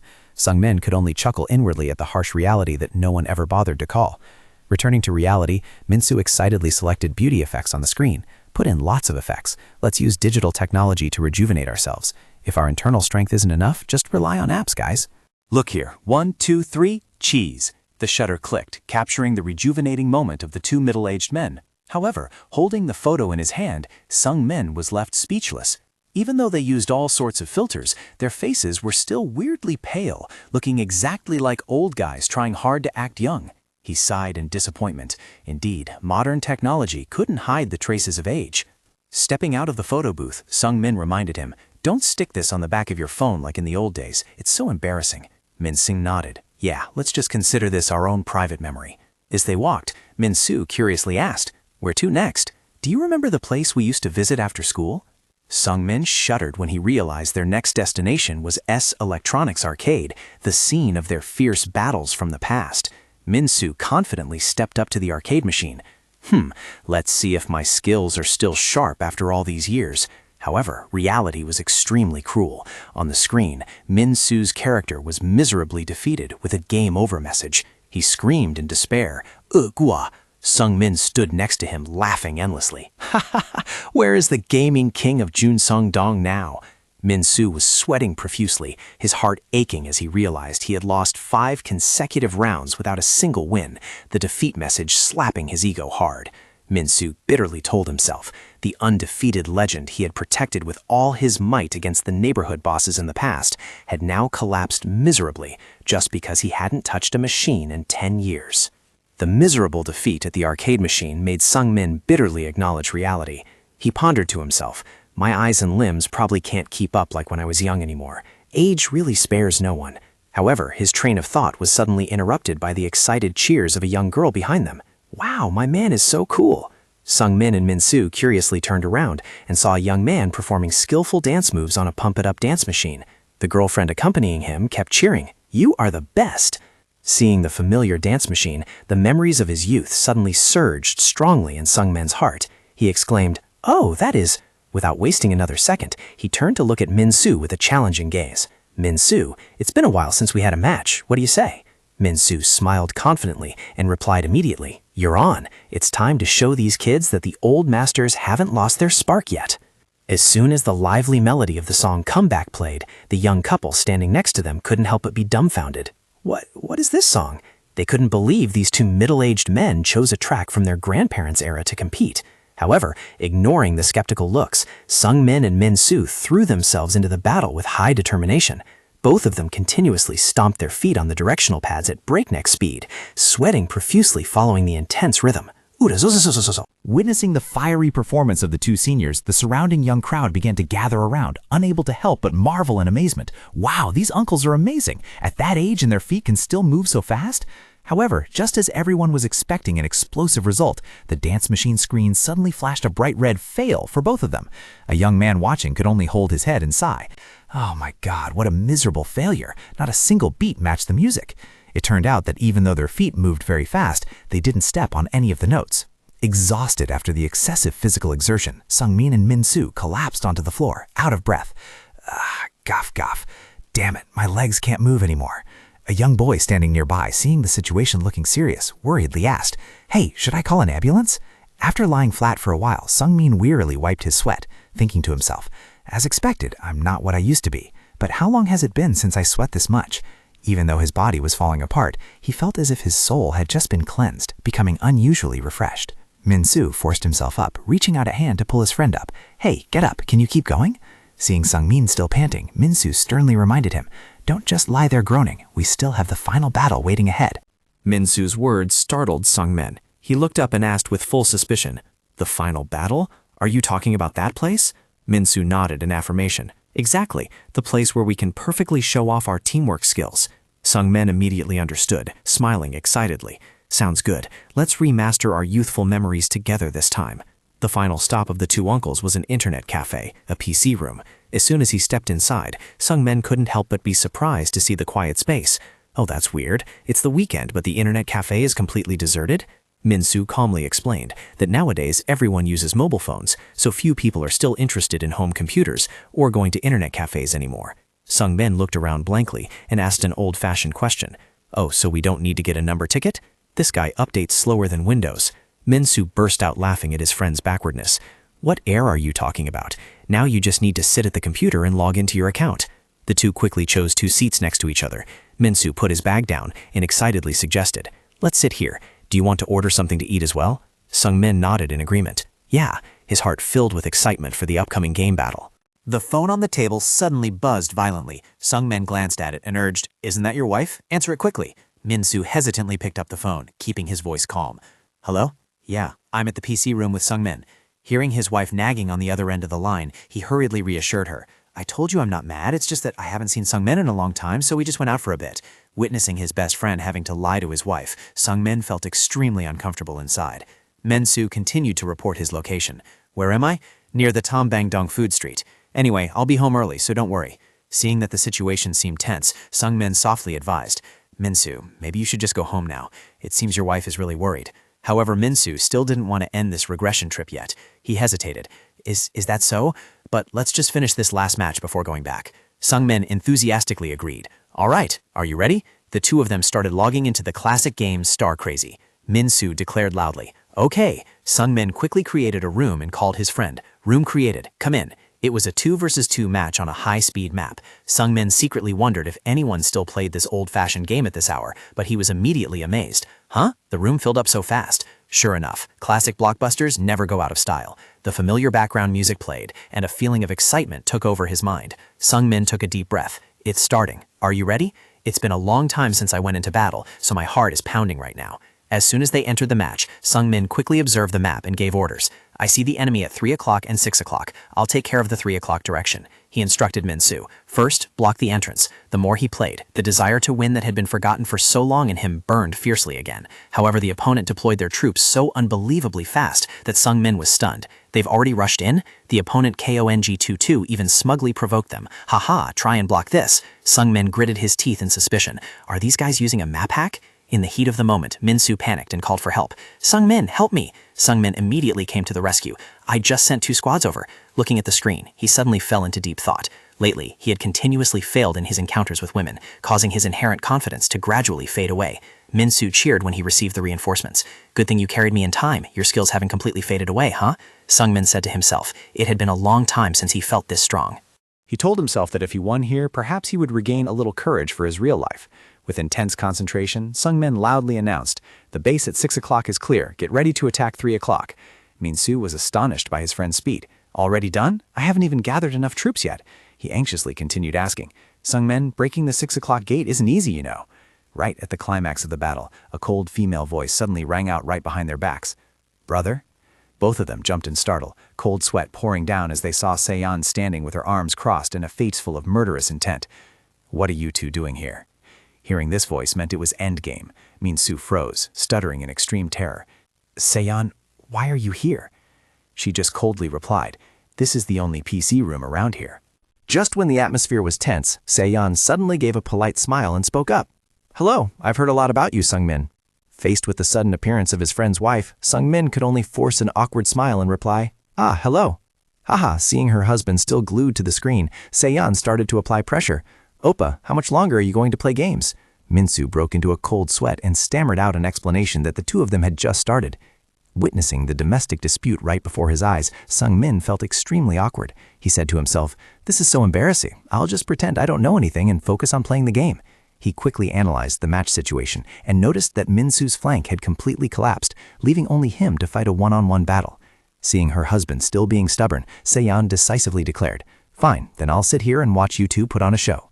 Sungmin gripped his mouse tightly, determined to win this match to regain some of his long-lost confidence. However, the verbal battle behind them showed no signs of stopping. Min-soo frowned and blamed his wife. "Sungmin is here. Why do you keep making things difficult for me?" Se-yeon didn't back down, stubbornly replying, "I want to play games too, so what?" When mocked by her husband that she didn't even know how to play, she immediately retorted, "Then you can just teach me, can't you?" He decisively let go of the mouse and spoke up, "Min-soo, let's stop playing for today." Seeing his friend's bewildered look, he tactfully signaled, "Your wife has been waiting for a long time. Let's play again another day." Min-soo was still reluctant because the match was at a crucial moment, but Sungmin immediately poured cold water on him. "Wake up! Your main base has been destroyed for a while now. What's the point of trying?" Sungmin advised Min-soo to spend the weekend taking his wife out for a nice dinner. He even pretended that he had another important appointment so his friend wouldn't feel bad. "Come to think of it, I have an appointment this afternoon that I almost forgot about." Hearing this, Se-yeon was slightly surprised. "Oh, really?" She began to feel guilty, afraid that her appearance had ruined the two men's fun. "Oh, I'm sorry. Do you have to leave early because of me?" Sungmin hurriedly waved his hand to reassure her. "Not at all. I'm not that fragile. Don't worry." He smiled and added that games could be played anytime, and then took the initiative to suggest that the whole group leave the PC room. Under the brilliant sunset of the late afternoon, the PC room building stood tall amidst the streets. After stepping outside, Min-soo patted his friend's shoulder with gratitude. "Sungmin, anyway, today was really fun. Be careful on your way back." Sungmin waved goodbye. "Yeah, let's hang out and mess around again next time." Watching the young couple's back, Sungmin saw Se-yeon affectionately asked her husband, "Oppa, are you still mad at me?" Min-soo sighed softly and gently replied, "Oh no, I'm never mad at you." Left alone amidst the bustling city streets, Sungmin quietly strode home, his shadow stretching long on the sidewalk in solitude. On the way home, Se-yeon excitedly asked her husband, "Do you want to eat anything tonight?" Min-soo pondered for a moment and replied, I'm craving fried chicken. Should we order delivery?" Meanwhile, Sungmin walked past restaurants filled with billowing smoke but didn't bother to stop. At Min-soo's house, the atmosphere suddenly became warm as they sat together eating chicken and sharing their inner thoughts. Se-yeon softly apologized. "I was a bit harsh earlier. I'm sorry." Min-soo also sincerely replied, "No, it's my fault too." In contrast to that happy scene, Sungmin returned to his empty house, quietly eating a simple bowl of rice alone, while his eyes remained glued to his phone screen. As the evening passed, Min-soo and his wife did mundane things together, like brushing their teeth or chatting before bed, their faces showing clear peacefulness. As for Sungmin, after finishing his meager dinner, he threw himself onto the bed, continuing to immerse himself in the virtual world on his phone to fill the emptiness. When the lights in the room went out, Min-soo and Se-yeon fell asleep in each other's arms. Sungmin also closed his eyes and let his hands fall, lying alone in the quiet room. In the days before falling deep asleep, the image of his best friend returned to Sungmin's mind. He secretly wondered if that guy Min-soo was doing okay. A soft sigh escaped him, accompanied by a bitter contemplation about life. It turned out that getting married didn't automatically unlock lifelong happiness, did it? After a turbulent weekend, the gloomy feeling after being rejected by Miss Ha-rin in Sungmin's heart had also significantly faded. It was all thanks to the precious time spent with his brothers, from the hilariously awkward trip to the nightclub with his juniors, to the emotional journey of rediscovering youth with Min-soo. While typing on the keyboard, he told himself, "Ha-rin has also found a good person, so the lingering regret in me is gradually fading. Unlike me, it seems she has a very accurate eye for people. While engrossed in his train of thought, a female colleague walked up and enthusiastically invited him. "Sung-min, let's go eat." Sung-min snapped back to reality and hurriedly replied, "Oh yes, I also forgot to bring my lunchbox today." On the way, he suddenly remembered something important and asked, "By the way, can I attend the wedding of member Mi-kyung next week?" His question made the female colleague pause, looking at him with surprised eyes. "Huh? Hasn't Sung-min heard anything yet?" Sung-min looked bewildered. "Heard what?" The female colleague lowered her voice to announce shocking news. They called off the engagement last week. Sung-min's face changed color, his eyes widened in horror. Oh my god, they were just showing off their affection the other day. His female colleague sadly continued. Perhaps because she felt so guilty, Miss Mi-kyung didn't dare to contact you directly. Sung-min froze. The image of the radiant couple who had just come to the office to give a thank you gift not long ago flashed back in his mind. Mi-kyung's couple? Didn't they just come to say hello happily? According to his colleague, there was a fierce conflict between the two regarding the purchase of furniture and housing. She sighed. Only the insiders understand their story best. In the matchmaking industry, it is not common but still occasionally happens that couples decide to go their separate ways right before the wedding day. Looking at the cold message announcing the cancellation of the marriage from the groom in the group chat, Sung-min pondered deeply. There are countless reasons leading to this bitter ending, from personality differences, financial issues, or even the appearance of a third party. He realized a cruel truth. Marriage is something that no matter how passionate the love is or how successful the proposal is, one can never be certain of anything. Just as people say, no one knows what will happen until they actually step into the aisle, marriage is truly a game of luck. Sung-min suddenly remembered Min-soo, his best friend who had just gotten married. He wondered, how did Min-soo overcome this difficult challenge? Looking at him now, he really seemed much more mature than himself. However, the radiant image of Min-soo on his wedding day was quickly replaced by the suffocating reality he had witnessed recently. Seeing the way Min-soo had to sneak around to answer his wife's phone calls, or the constraints in every action, Sung-min couldn't help but wonder. Looking at Min-soo lately, it seems marriage doesn't just bring happiness. It feels like he has completely lost his own freedom. Witnessing his best friend unable to comfortably meet up with friends even on days off, he silently asked himself, could this be the reason why people always look half happy and half scared when they hear someone is getting married? Sung-min sat blankly, fiddling with his water glass with scattered thoughts. He told himself, maybe living alone like this is better, but immediately after, work-related worries rushed in. If so, what about things at the company? Once the fact that I am still single is exposed, will I be able to continue surviving here? Seeing him looking somewhat gloomy, the female coworker sitting opposite hurriedly encouraged him. Sung-min, cheer up. Isn't it thanks to you that so many couples have found happiness? She smiled brightly and added, everyone is very grateful to you. Sung-min forced a smile and replied, "Aha, yes, but maybe my life at the company will become a bit more difficult from now on." Just then, a cold voice interrupted. "Sorry I'm late. You two haven't had time to badmouth me, have you?" Department head Min Ah-young had appeared at some point. The coworker quickly welcomed her. "Ah, department head, you're here. I already ordered a meal for you too." Witnessing the boss's presence, Sung-min panicked inwardly. "I thought it was just the two of us eating out today. It seems the department head really doesn't feel the slightest inconvenience when facing me at all." The female colleague excitedly turned to praise the boss. "Hey manager, what you did this time was really cool, truly a top-tier aura." Seeing Sung-min looking confused and asking what happened, she excitedly recounted that the manager had just confronted the head office directly. She explained further, "Do you remember that bizarre rule saying unmarried employees would have their performance evaluation scores affected? That matter is causing an uproar across all branches. Yet the manager boldly petitioned the head office demanding an immediate amendment to that guideline." Sung-min froze upon hearing the shocking news, and the result was that the higher-ups were persuaded and decided to completely cancel that rule. Completely surprised, Sung-min jumped out of his chair and shouted, "Is that really true?" His sudden action startled the female colleague.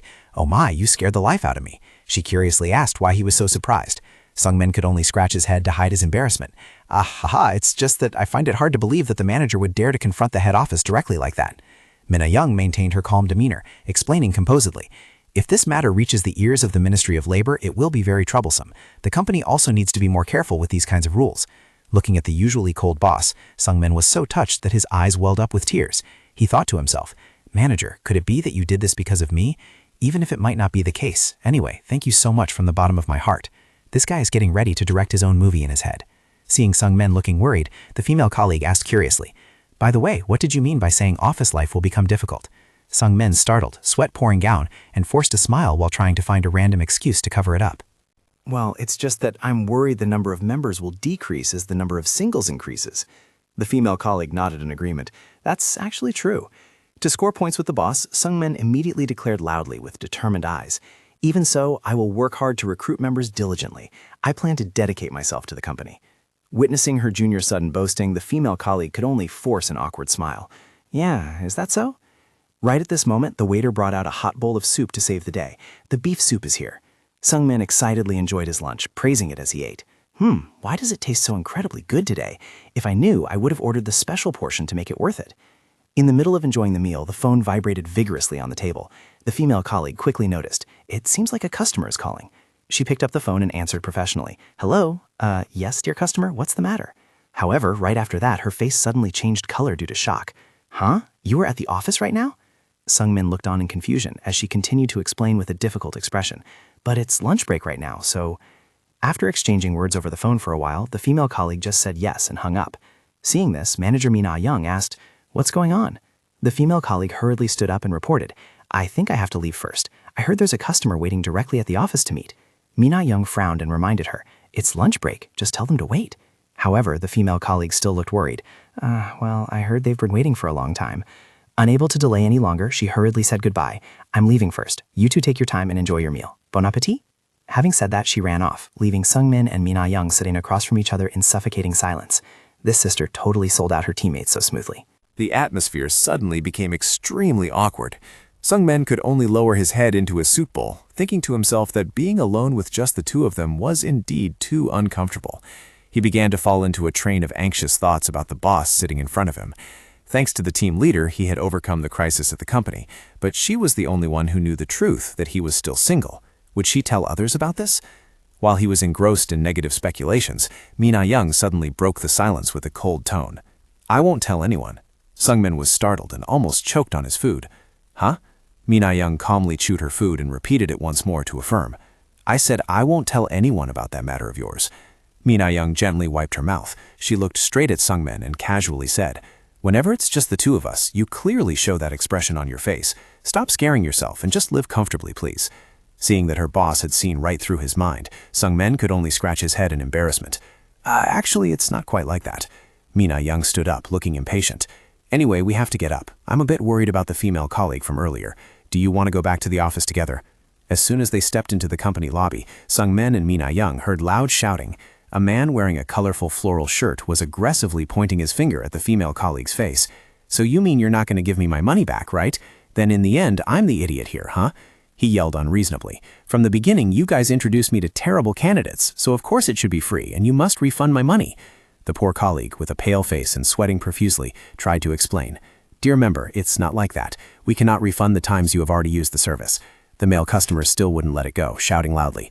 So from the beginning, you should have just listened to the conditions I wanted, right? Witnessing this eyesore of a scene, Sungmin shuddered inwardly. What the heck? What's wrong with this guy? Seeing his colleague backed into a corner, Sungmin intended to step in and stop it. Hey, member? But the man immediately brushed him off. The rest of you stay out of it. Don't interfere, he angrily threatened. In short, make a choice. Either refund the money or introduce someone else to me immediately. Looking at the aggressive appearance of the customer, who was acting like a thief crying stop thief, Sungmin broke into a cold sweat, secretly thinking he probably had to call the police to intervene. At the most tense moment, Mina Young stepped forward with her arms crossed, her eyes as cold as ice. Stop this disruptive behavior.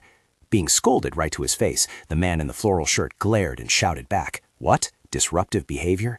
Seeing the boss appear, the colleague seemed to have caught a lifesaver, softly calling, Manager. The man paused for a moment and then smiled sarcastically. Oh, so you're the highest-ranking person here. That makes it easy to talk. Let me tell you, he was about to pour out a long complaint when Mina Young coldly interrupted. Regarding the member's case, I have heard the report and know it very well. Disrespectful behavior towards other members and frequently canceling appointments arbitrarily. She looked straight at the man, who is now speechless. You have received many warnings already, haven't you? Furthermore, directly approaching the manager with such violent words and actions. All of these are reasons for us to force the termination of your membership without refunding any fees. Mina Young decisively ordered, Now please step outside before I call someone to handle this. The angry customer shouted, What? Mina Young did not flinch. She growled, Didn't you hear me? I told you to get out immediately. When this boss shouts, the music stops right away. Witnessing the manager's bluntness, Sungmin could not help but worry. He knew the manager was outspoken, but the guy looked too dangerous. The man in the floral shirt gritted his teeth and threatened, You better not piss me off. Without a hint of fear, Mina Young coldly challenged, So what if I do? Do whatever you can. Seeing the situation starting to get out of control, Sungmin hurriedly intervened. Manager, go inside, leave this to me.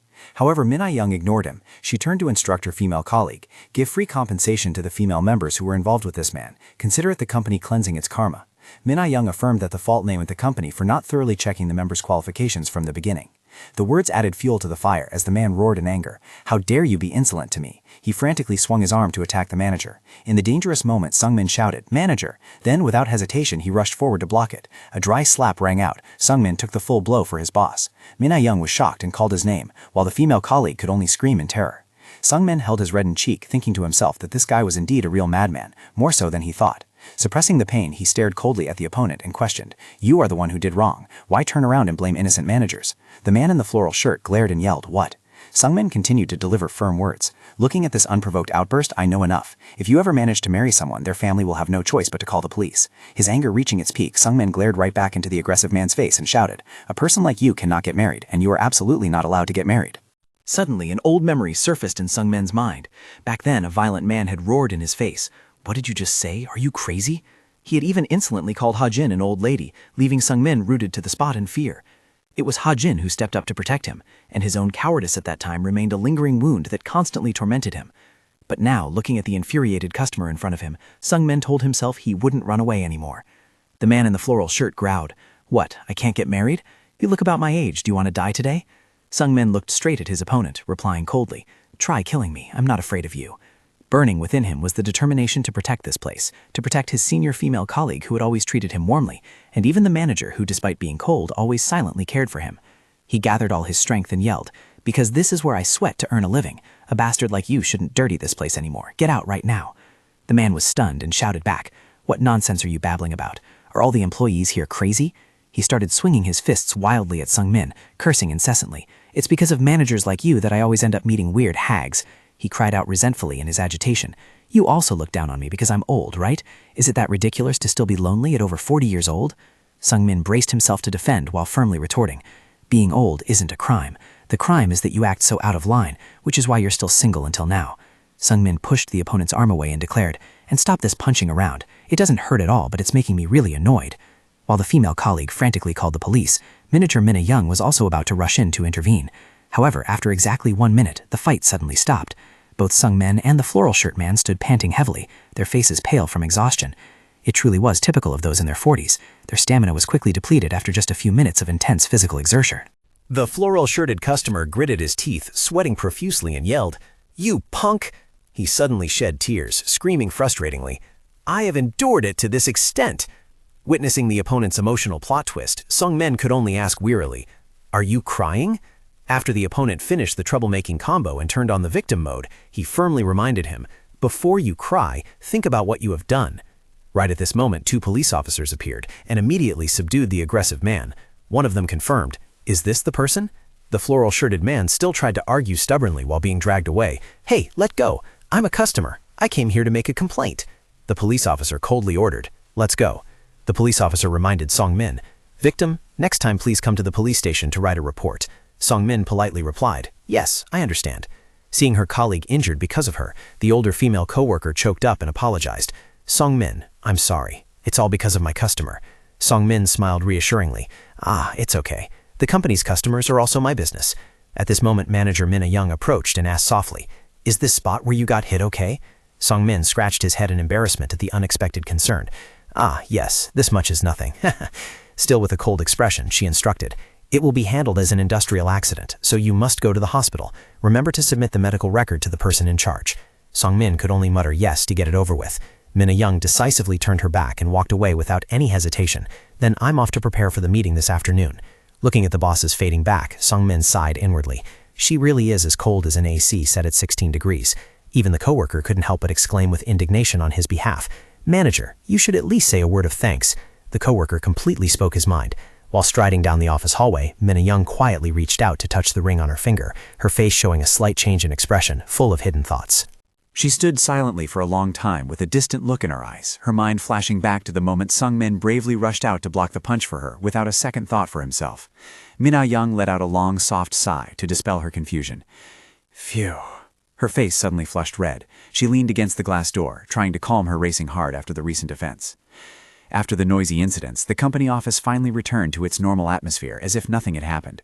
The female colleague, after her initial shock, soon regained her cheerful demeanor and called out warmly, "Sungmin, let's go to the meeting." Sungmin hurriedly replied and quickly settled into his seat in front of the computer monitor. Manager Mina Young maintained her strict demeanor as usual. She instructed coldly, "Sungmin, pay more attention to managing the matchmaking." Sungmin could only mutter inwardly that this boss hadn't changed a bit. Looking at the files, Sungmin remembered the aggressive member in the floral shirt from the other day, who had joined the club since he was 30 but reportedly hadn't succeeded in a single date until now. He thought to himself, with a personality like that, it's natural to be rejected. You don't even need to look to know, yet he still made a fuss and cried about it. But then a sudden anxiety invaded his mind. Could it be that not being able to get married by this age all had its reasons? Then maybe I too. Lost in thought, Mina Young's shout startled him. "Sungmin, are you listening?" Sungmin panicked and covered his embarrassment. Yes." Mina Young stood in front of the presentation board, demanding in a stern voice. "So what do you think about the company's new project this time? Let's hear your opinion." Seeing Sungmin looking dazed, Mina Young couldn't help but feel disappointed. So that's how it is. You weren't listening, right? Please bring your soul back during meetings. Don't just sit there and drift away. To save face, Sungmin quickly summarized the content. Is it about the headquarters recently developing an online dating app so members can easily connect? I think it's a good idea, as other major companies are actively applying it too. He confidently analyzed further. If we improve the features based on customer needs, the company's marriage rate will definitely increase. Mina Young nodded slightly. Sounds good. Turns out you were still listening, praising but still sounding sarcastic. However, she raised a tough issue. But do you know that the usage rate of competitors' apps is gradually decreasing? Sungmin calmly replied, "According to my research, it's because their system error management and user screening are not good. If we can overcome these points, there is entirely a possibility of success." Mina Young still didn't stop questioning. That's a system issue, but what about the actual meeting process? Is there no problem? This question made Sungmin sweat profusely. He forced a smile and confessed, "I'm not too sure about that, because I've never tried that kind of app before." Hehe. Mina Young coldly concluded, "See, you still haven't grasped the specific issues." Amidst the debates on whether they should only rely on analytical data for human-to-human meetings, the other colleagues also began to look concerned. Finally, Mina Young sighed heavily with exhaustion. Let's stop here for today. It's time to get off work." Sungmin teared up, crying rivers as he questioned himself internally. Why is my luck like a magnet for bad karma? Why does it seem like I'm hated wherever I go? While he was feeling depressed, department head Min Young suddenly spoke up with an instruction. "Manager Kim and Sungmin, if you have some time today, please wait for me for a moment." Sungmin was startled, cold sweat running down his face out of anxiety. What is it this time? However, Min Young suddenly made an unexpected offer. "I'll treat you to dinner today." Sungmin froze, exclaiming in shock, "Huh?" While his female colleague beside him cheered excitedly, "Wow, really?" The group went together to a very luxurious traditional sushi restaurant. Sitting in the cozy atmosphere, Manager Kim marveled, "This place is really beautiful." In contrast to his colleague's excitement, Sungmin sat restlessly with a face full of suspicion. What kind of situation is this? Could it be that even after getting off work, she still plans to drag me out to lecture me? Just then, the waiter brought out a plate of food to the rescue. The tuna is served. Min Young held the liquor bottle and poured for everyone, making Manager Kim surprised. "Oh, you even ordered alcohol. Is today some special day for us?" Min Young pensively poured the drinks and began to open up. "Manager Kim, you must still be quite shocked by what just happened, right?" She frankly admitted, "I actually noticed that member's issue a while ago. As a department head, I should have taken measures to handle it sooner. I am truly sorry." Min Young filled the glasses and said sincerely, "Let's all have a drink today to relieve our stress." Manager Kim smiled brightly with emotion. "Oh my, I forgot all about that a long time ago, but getting to drink with the department head like this is so great." Her mood changed faster than flipping a grilled fish. Suddenly, Min Young turned to look straight at Sungmin, and at Sungmin too. Sungmin was startled and replied, "Yes?" After a brief hesitation, Min Young slightly lowered her head, her voice dropping with sincerity. "About what happened that day, thank you." Seeing his boss suddenly change her attitude, Sungmin scratched his head and laughed softly to dispel the awkwardness. I wondered what it was about. That was just something I had to do." However, Min Young maintained a very serious expression, looking deeply into his eyes and affirming, "Even if you say it's something you had to do, not everyone is brave enough to do it." She added timidly, "I'm sorry for expressing my gratitude to you so late like this." Faced with his boss's sudden sincerity, Sungmin quickly waved his hands and laughed loudly. "I go, not at all." He was secretly amazed by this completely different side of his boss. My goodness, does the boss actually have a normal human side? I thought she was a cold person. I didn't expect Min Young to be so affectionate and understanding. Seeing that the glasses were full, he took the initiative to invite. "It's board full. Let's have a drink." She softly replied, "Yes." The clear clinking of glasses sounded next to an appetizing plate of sashimi. Sungmin hoped that maybe his company life would be brighter in the future. The whole group cheered in unison. Cheers! The dinner party took place in a very lively atmosphere. A female colleague smiled brightly and thanked her. Thanks to the department head, I get to eat so well today. Sungmin also enthusiastically chimed in. Me too. While everyone was having fun, the female colleague suddenly asked curiously, "But department head, why are you opposed to developing the app?" Min Ah-young took a sip of wine and explained thoughtfully, "Aren't the news full of accidents caused by meeting through apps? If we are not careful, it will severely affect the company's image." Sungmin immediately offered a different perspective, but that is just due to a small fraction of people abusing anonymous apps. There are also many success stories, meeting and then advancing to marriage through apps. The app is not guilty, the users are. Min Ah-young immediately retorted, "Isn't that just a very small fraction?" She coldly pointed out the harsh reality, noting how many cases there are where people continue to use the app even after finding a match. Hearing this, Sungmin froze in shock. Huh? Really? He couldn't believe such a thing existed, that someone could still use the app after successfully matching. However, a doubt suddenly flashed in his mind. Wait, but how does the team leader know the details so well? He looked at Min Ah-young, who was sitting calmly, full of questions about his boss's unusual knowledge. Min Ah-young casually revealed that she had thoroughly investigated all the reviews about the blind date app, leaving Sungmin stunned by his boss's overly meticulous preparation. Noticing her junior's bewildered expression, she took a sip of tea and added, "Do you think you are good at hiding it? Everything is clearly written on your face, Sungmin." Sungmin argued that those reviews were just the opinions of a small minority, as usually only people with bad experiences actively post-event. He believed that in reality, there are still happy people, but Min Ah-young immediately shut him down by demanding specific statistical data as proof. Even when a female colleague tried to give an example of an acquaintance who got married through the app, Min Ah-young still coldly affirmed that negative cases always make up the majority, causing the older female colleague to make an excuse to retreat to the restroom to escape the suffocating atmosphere. Sungmin still tried to salvage the situation by saying they couldn't just trust online reviews, but a terrifying silence then enveloped the entire room. Sungmin regretted rounding the meal, silently wondering why he tried so hard to defend that app even though he knew his boss wasn't wrong. Suddenly, Min Ah-young looked straight into his eyes and challenged him. "If you believe more in the positive side, prepare solid evidence. I will report it to the headquarters like that." At that moment, Sungmin suddenly realized the reason he had been stubbornly arguing all this time. Recalling her previous hostility and cold words, he understood that he was craving recognition from this woman for his social competence. Watching Min Ah-young calmly sipping tea, he secretly made up his mind to show her that he was truly a talented man of more value than she thought. Faced with Min Ah-young's challenge, Sungmin suddenly became extremely fired up. He stood up abruptly, his face full of determination, and boldly declared, "I will directly investigate the reality of this environment accurately." Looking straight into the young boss's eyes, he resolved, "When that time comes, please acknowledge my opinion." Witnessing her junior's heroic posturing right at the dining table, Min Ah-young was stunned, stammering in surprise. "Huh? Yes, okay." In her mind at this moment, there was only one question. What is this guy doing acting so epic? The party ended and the group walked out of the restaurant together under the shimmering streetlights of the city at night. Manager Kim rubbed his stomach with satisfaction, praising endlessly. "Department head, I ate very well today." Sungmin politely chimed in. "I also had a very good meal." Min Ah-young smiled faintly, her usual cold demeanor seeming to fade away somewhat. "As long as everyone ate well, that's fine. Go home and rest properly tonight. Tomorrow we still have to drag our bodies to the company and continue fighting." Upon reaching the intersection, Manager Kim asked which direction the boss was heading so they could conveniently drop her off. Min Ah-young pointed in the opposite direction and politely declined. "I'm heading this way, so I will excuse myself first." Seeing the boss about to trudge off on foot alone, Sungmin hurriedly called out, "Department head, let us walk you to a place to catch a taxi." However, Min Ah-young still kept a certain distance. She turned back and reminded them, "I'm fine. Mr. Sungmin, please take care of Manager Kim and get him home safely." Even though Sungmin tried to insist, since it was late and they had some alcohol in them, Min Ah-young firmly rejected the offer to accompany her from her two colleagues. Watching the boss's retreating back slowly fade away, Sungmin sighed in disappointment, thinking to himself, "As expected, am I still someone who makes her feel uncomfortable?" But just as he was about to turn and leave, Min Ah-young suddenly stopped and called out loudly, "Hey, Mr. Sungmin." She turned her head back, looking at him with eyes full of expectation, and brought up the earlier matter.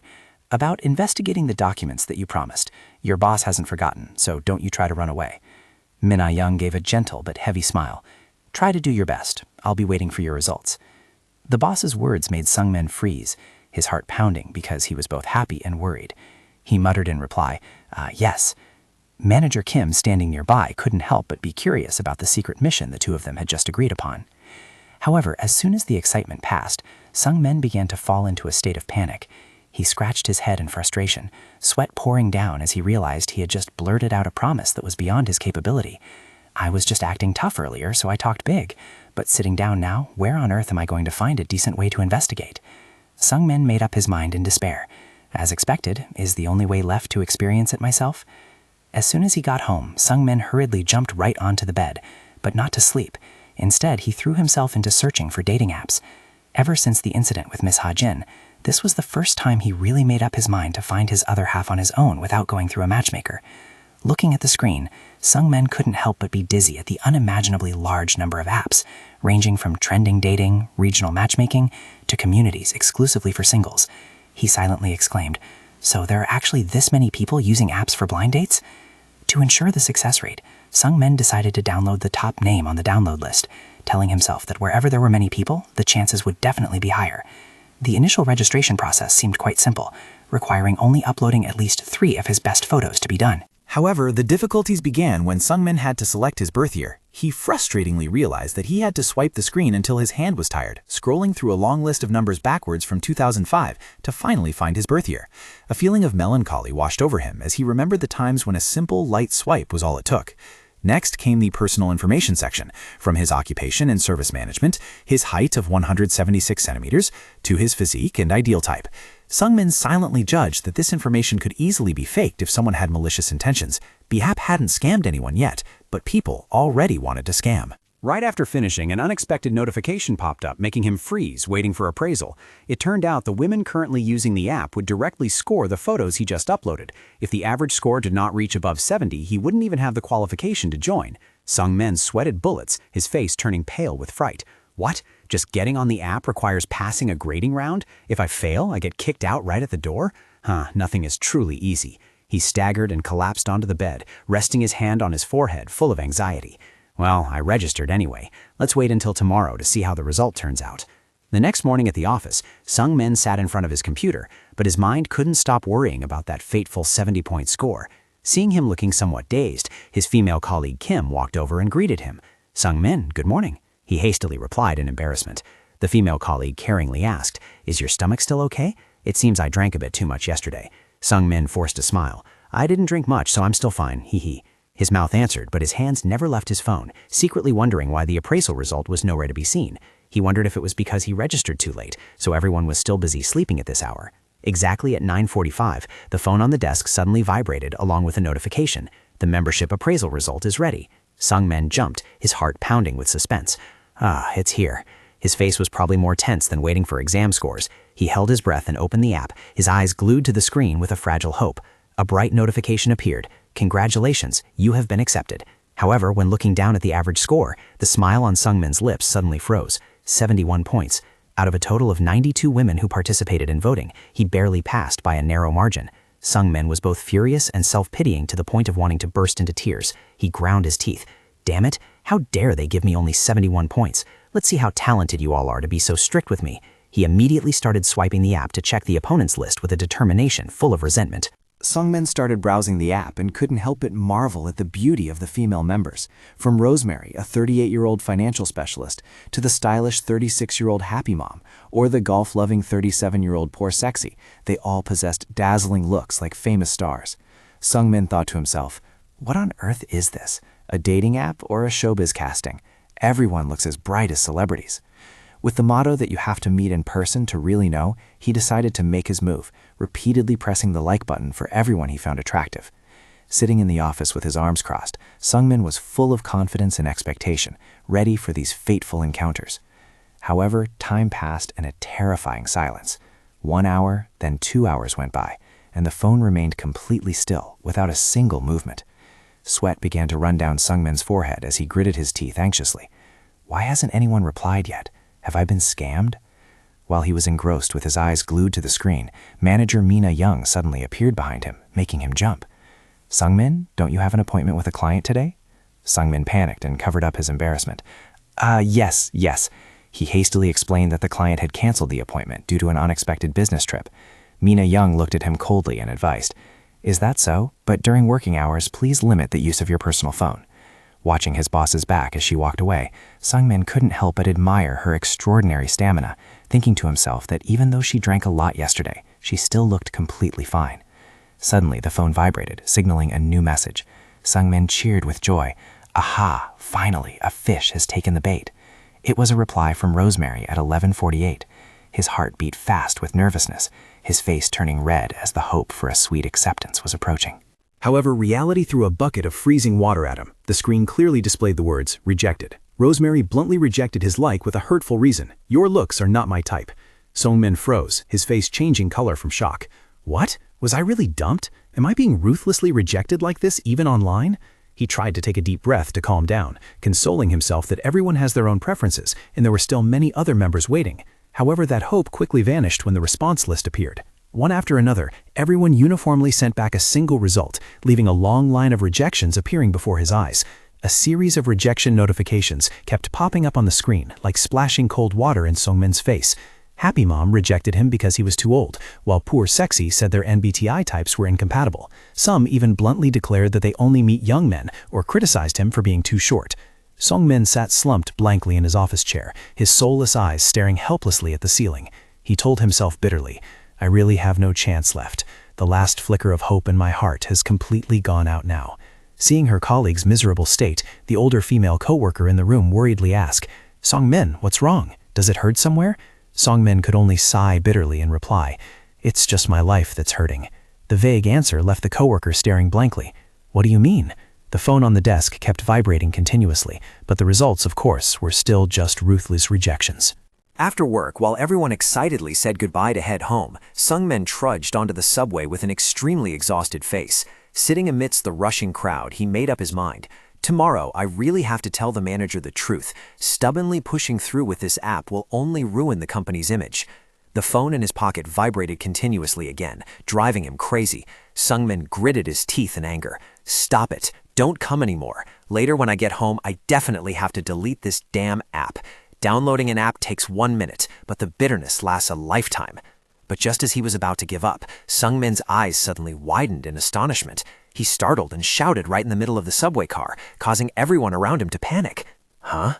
On the phone screen, there was no longer the cold rejection message, but a bright pink notification. Connected with Poor Girl. The beautiful girl with charming brown hair had officially accepted his like, along with a message. Let's try starting a conversation first.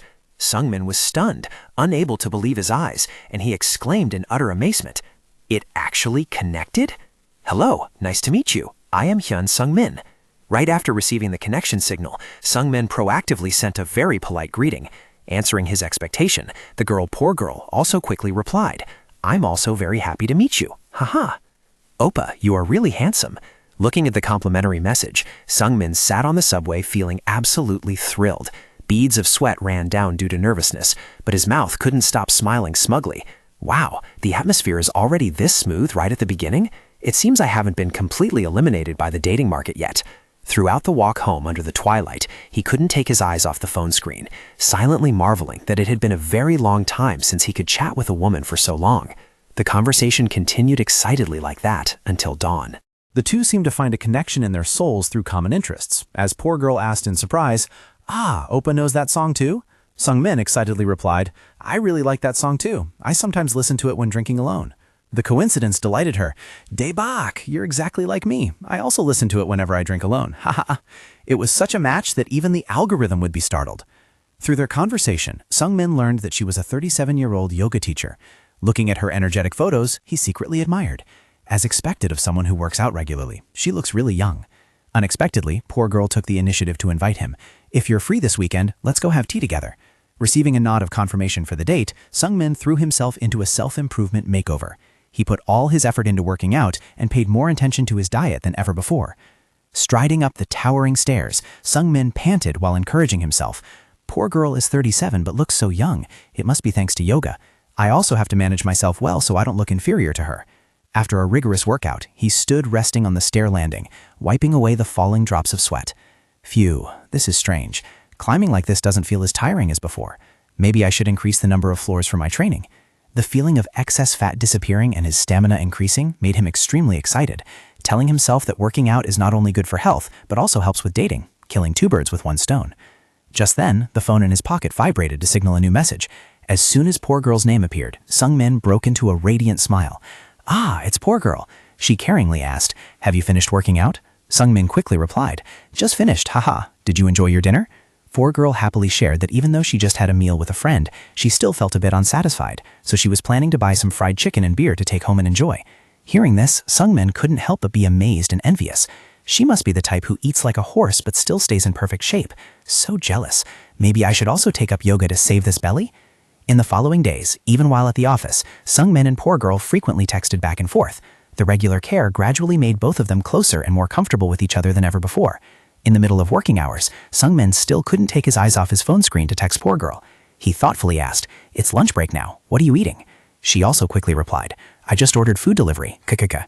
While deeply immersed in the virtual world, Sung-min was startled when his colleague Kim came over and invited. "Sung-min, we're planning to go eat blood sausage soup. Do you want to join us?" Sung-min awkwardly declined.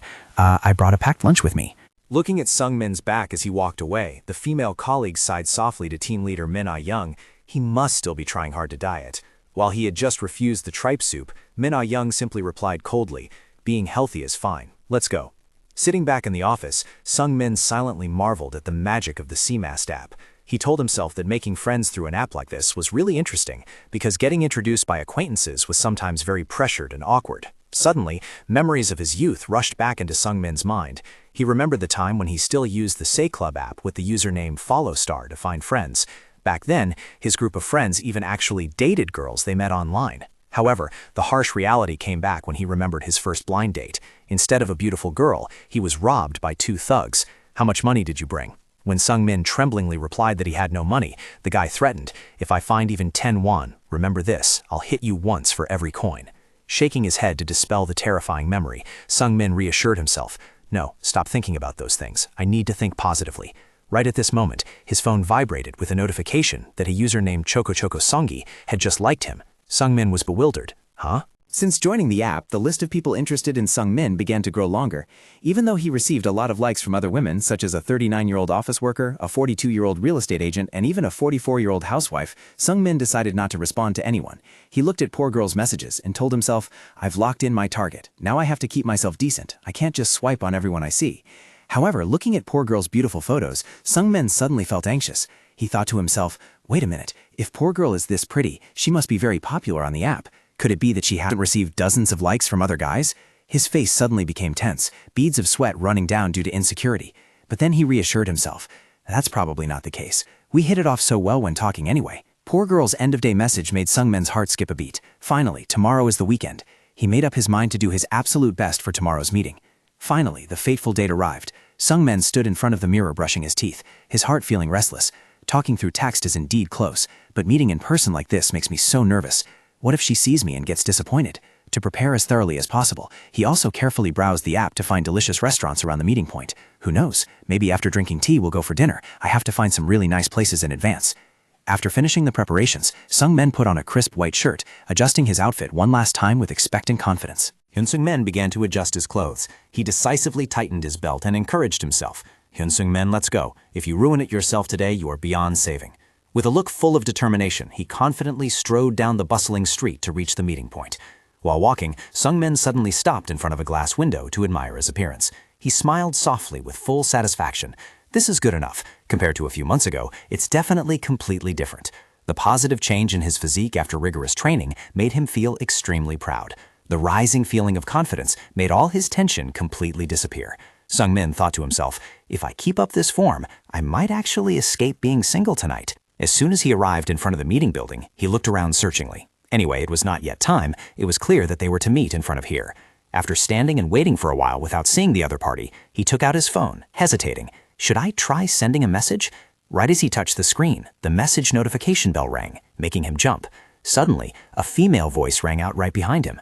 "Are you Hyun-sung-min?" Sung-min turned around in shock. "Yes? Huh?" In front of his eyes was a woman in a yellow coat, smiling.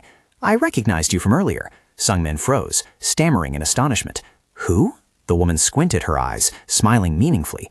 "I am Poor Girl Lol." Looking at the real face that was completely different from the sparkling photos on the app, Sungmin was so shocked that he lost his soul, feeling like a lightning bolt had just struck his ear. He could only stand rooted to the spot, muttering a greeting in extreme shock.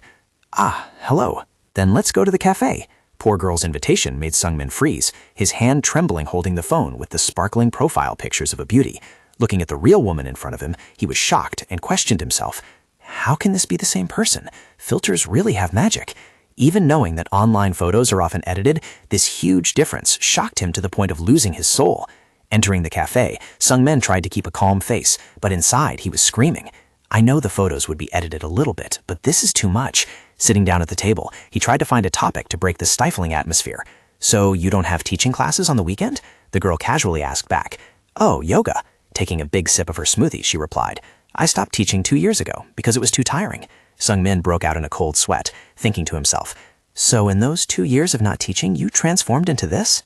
Despite her shocking appearance, poor girl maintained the same friendly attitude as when they were texting. She asked curiously, Oppa, have you used blind date apps a lot?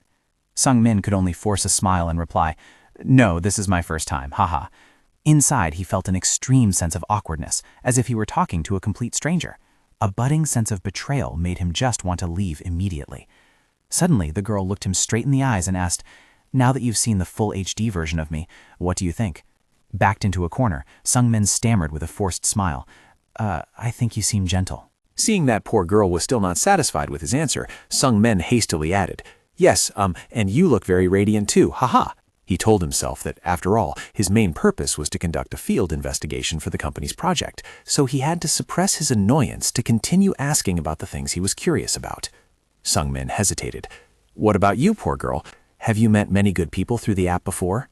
The girl sighed, her face clearly showing frustration. Not really, which is why I'm still using the app now. Some people didn't even bother to show up at the meeting spot. Sungmin thought to himself that those people had definitely run away the moment they saw her from a distance. Suddenly, poor girl excitedly brought up, Oh right, do you remember what we talked about? Sungmin asked in confusion. Huh? What was that? She smiled meaningfully. Didn't we agree that if we hit it off, we would go eat a really fancy Western full-course meal? She even joked. Or should we just go today? Sungmin was so shocked that his face changed color, screaming internally. Wait a minute. That deal only applies when both sides find each other compatible, for God's sake. However, he still had to force himself to manage his expressions and awkwardly smiled in agreement. Ah, Western food is good too, hee. Sungmin was about to find a way to decline and push it to another opportunity, but right at that moment, a couple talk notification bell rang, shattering the atmosphere. Sungmin's eyes widened in astonishment as he recognized it was the sound signaling a successful match on the app. He stared at poor girl with full suspicion.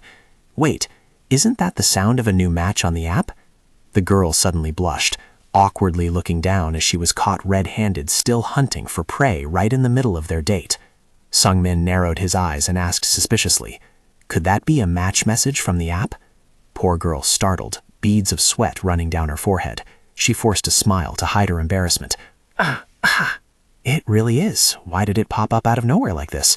She hurriedly explained. Obviously, I'm not messaging anyone else right now. As she spoke, her eyes were glued to the phone screen, and she explained further. Someone must have just clicked the like button. Lately, the number of people requesting to chat with me has been a lot, hee. Witnessing this awkward excuse, Sungmin sarcastically thought to himself, they probably just looked at that heavily filtered photo before clicking the button. Seeing Sungmin remain silent, poor girl hastily reassured him. Don't worry, right now I'm only communicating with you. She added as a joke, just kidding. Sungmin could only silently take a sip of water, his sweat continuing to pour down because of the awkwardness. Poor girl looked at her phone and muttered, as expected, there was only one like, but right after that her eyes suddenly lit up. Oh, but wait, her face suddenly flushed red, and she exclaimed in sheer amazement. Oh? Sungmin, sitting opposite her, couldn't help but feel bewildered, seeing her start typing frantically on the keyboard. He screamed internally, What is this? Why is her face suddenly turning so red, and why is she suddenly typing a message to someone? To break the awkward atmosphere, Sungmin forced a smile and commented, Ha ha ha, you really are someone with great charm. Poor girl was startled and quickly waved her hands in denial. It's not what you think. She hurriedly explained to defuse the situation. Actually, I'm just messaging them to let them know I've already secured a date. She even acted extremely considerate, because if I just rejected them without a reason, I would feel guilty. Hearing this, Sung-min was rendered speechless, bitterly comparing it to himself, whereas he was always rejected flat out without any regard. Poor girl quickly changed the subject. By the way, what were we talking about just now? She suddenly remembered. Ah, right, about the course meal European restaurant. She excitedly continued. The place I know is... As she was speaking, the notification sound of couple talk, rang out continuously. Sung-min looked at her with a meaningful gaze. It must be that person from earlier again. Poor girl started to clearly show her frustration. Ah, I'm really sorry. I don't know why they keep messaging me continuously. Sung-min quietly took a sip of water, his mind full of thoughts. It turned out that even after successfully matching, people could still continue to receive likes from others. He secretly evaluated. This is definitely a flaw in the system that our company needs to improve. Watching poor girl still engrossed in answering every single message, Sung-min suddenly noticed something unusual. Wait a minute, why did her face look more like she was enjoying it rather than actually being annoyed? He closed his eyes slightly, trying to cast aside prejudices to maintain a professional demeanor. Anyway, she took the time to come out and meet him today, so he should try to have a serious conversation and see how it goes. He told himself that through this conversation he might gather valuable information for his work. Although the real-life poor girl was far different from her profile picture, Sung-min still made an effort to put aside his prejudices to find her good points. He hoped that through this patience he would be able to see the hidden strengths of the woman sitting in front of him. But contrary to Sung-min's enthusiasm, poor girl seemed extremely busy with her own world. The phone on the table kept vibrating violently, and the non-stop buzzing sounds made the atmosphere incredibly awkward. Even though it was set to vibrate, new notifications kept pouring in, making her unable to take her eyes off the screen. She awkwardly explained, Ah, wait a minute, I'm really sorry, but my family keeps calling me constantly, so I can't tear myself away. Sung-min looked at her with a heart full of doubt, thinking to himself, is there really something that urgent at home? Realizing the date was going nowhere as she was only engrossed in her phone, Sung-min gently suggested, Anyway, we finished our water. He intended to end the meeting right there. Maybe we should stop here for today. However, just as Sung-min started to speak, poor girl panicked and cried out with an apologetic look. Oh my god, I'm so sorry, what should I do now? She pretended to explain with a regretful face. I completely forgot that I have to eat at home with my family tonight. Facing her blatant change of tune, Sung-min was left speechless, his face darkening with anger. Poor girl still casually left behind an empty promise before leaving. Let's go for that Western food course next time. Knowing full well that next time didn't exist, Sung-min gashed his teeth and sarcastically thought to himself, Hey, I was just about to say I'm leaving too. The first meeting with poor girl ended swiftly and disappointingly. Watching her figure gradually disappear down the street, Sung-min walked away quietly, his heart heavy with negative thoughts. She only left a polite greeting, get home safely. Sung-min bitterly realized the harsh truth. Was the reality of the blind date app exactly as the department head had said? He couldn't even remember what they had talked about today, because throughout the date, poor girl mostly kept her eyes glued to her phone screen. A sense of disappointment consumed his mind. He had obviously looked forward to this weekend so much, yet he had to go home early like this? Thinking about how he had taken the trouble to find good restaurants to score points with his date, Sung-min felt even more pathetic. Striding alone through the bustling city streets on a Sunday, Sung-min looked at groups of young people gathering to eat, drink, and laugh happily, and a profound sense of loneliness welled up inside him. He wondered to himself, when was the last time he got to enjoy a weekend with friends like that? Memories of his radiant youth flashed back when he believed those happy days would last forever. He bitterly realized that perhaps in his 20s he could never have imagined life in his 40s turning out like this. Why did he place so much expectation on someone he had never even met before? Returning to his apartment as the city lights came on, Sung-min exhaustedly took off his worn-out clothes after a long day. While drying his hair, he suddenly remembered something. Ah, I still haven't contacted poor girl yet. Although the date didn't go very smoothly, with his polite nature, he told himself that he should at least send a message to ask if she had gotten home safely. However, right when he opened the app, Sung-min's eyes suddenly widened in horror. He exclaimed in shock, Oh my god, did she really cut off contact this fast? The entire chat window with poor girl had completely disappeared without a trace. The phone screen displayed a cold message. Poor girl has ended the conversation. Sung-min froze, beads of sweat running down his forehead due to the other party's extreme ruthlessness. He could only stand silently in the middle of the empty room, his heart full of bewilderment and frustration. This is too much. What exactly did I do wrong? Just imagine, that poor girl must have matched with another man, while he was pushed to the bottom of the rankings. Sung-min threw himself onto the bed, staring at the phone screen with a face full of bitterness. Is this the harsh reality of blind dating apps? He shockingly realized he was standing at a difficult crossroads. Should he delete the app right now to avoid humiliation, or bite his teeth and keep going, treating this as the final obstacle to overcome? If he stopped here, how could he explain this to manager Minna Young? Would he have to lose face and admit that he was wrong? The memory of the bold declaration at the restaurant suddenly came back like a slow-motion movie. At that time, Sung-min had stood up resoundingly, confronting his boss with full momentum. I will directly investigate the reality of this environment accurately. When that time comes, please acknowledge my opinion. Yet now, he could only hold his head in torment as beads of sweat rolled down. If he admitted his mistake now, the department head would surely mock him coldly, telling him to look and see that imagination and reality are completely different. He even imagined the scene of his colleagues looking at him with disappointed eyes. Sung-min, you used to be the ace of our team. No, he absolutely could not let that happen. Sung-min jumped up, trying to regain his composure. This was only his first time meeting someone through an app. He couldn't get discouraged just because of this. After all, unreasonable and inappropriate people exist everywhere. Sung-min began to search his memories for the disasters he had experienced. There was the blind date introduced by his aunt, who screamed loudly in the middle of a coffee shop, making him want to sink into the ground.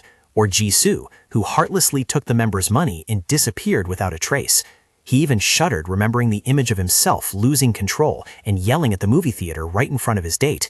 Thinking of this, he slightly startled and asked himself, "Wait, isn't that me?" But putting those dark memories aside, he suddenly realized that there are still many good people in this life, and perhaps the world of dating apps would be the same. Every app has angels and demons. That's right, I definitely have to try one more time. If I persist in meeting people, a truly suitable person will surely appear. With ironclad determination, Sung-min decided to make a big investment by recharging points in the app. He began scanning profiles and didn't hesitate to press the like button for potential matches. This time, instead of just looking at glamorous appearances, he focused more carefully on the members' self-introductions. Sure enough, the results exceeded expectations as match notifications kept pouring in. He started exciting conversations with a girl nicknamed Rosenfairy. When he suggested, "Then let's meet there," she happily agreed immediately, "Yes, all right, see you later." As soon as he arrived at the meeting point, Sung-min quickly texted, "I'm almost there." He told himself he had to be strong and was not allowed to give up. Whether it was weekdays or weekends, Sung-min's schedule was packed with new dates, determined to find his true love. Sung-min's journey to find love through the app continued with his first date, whose nickname was Reaction Fairy.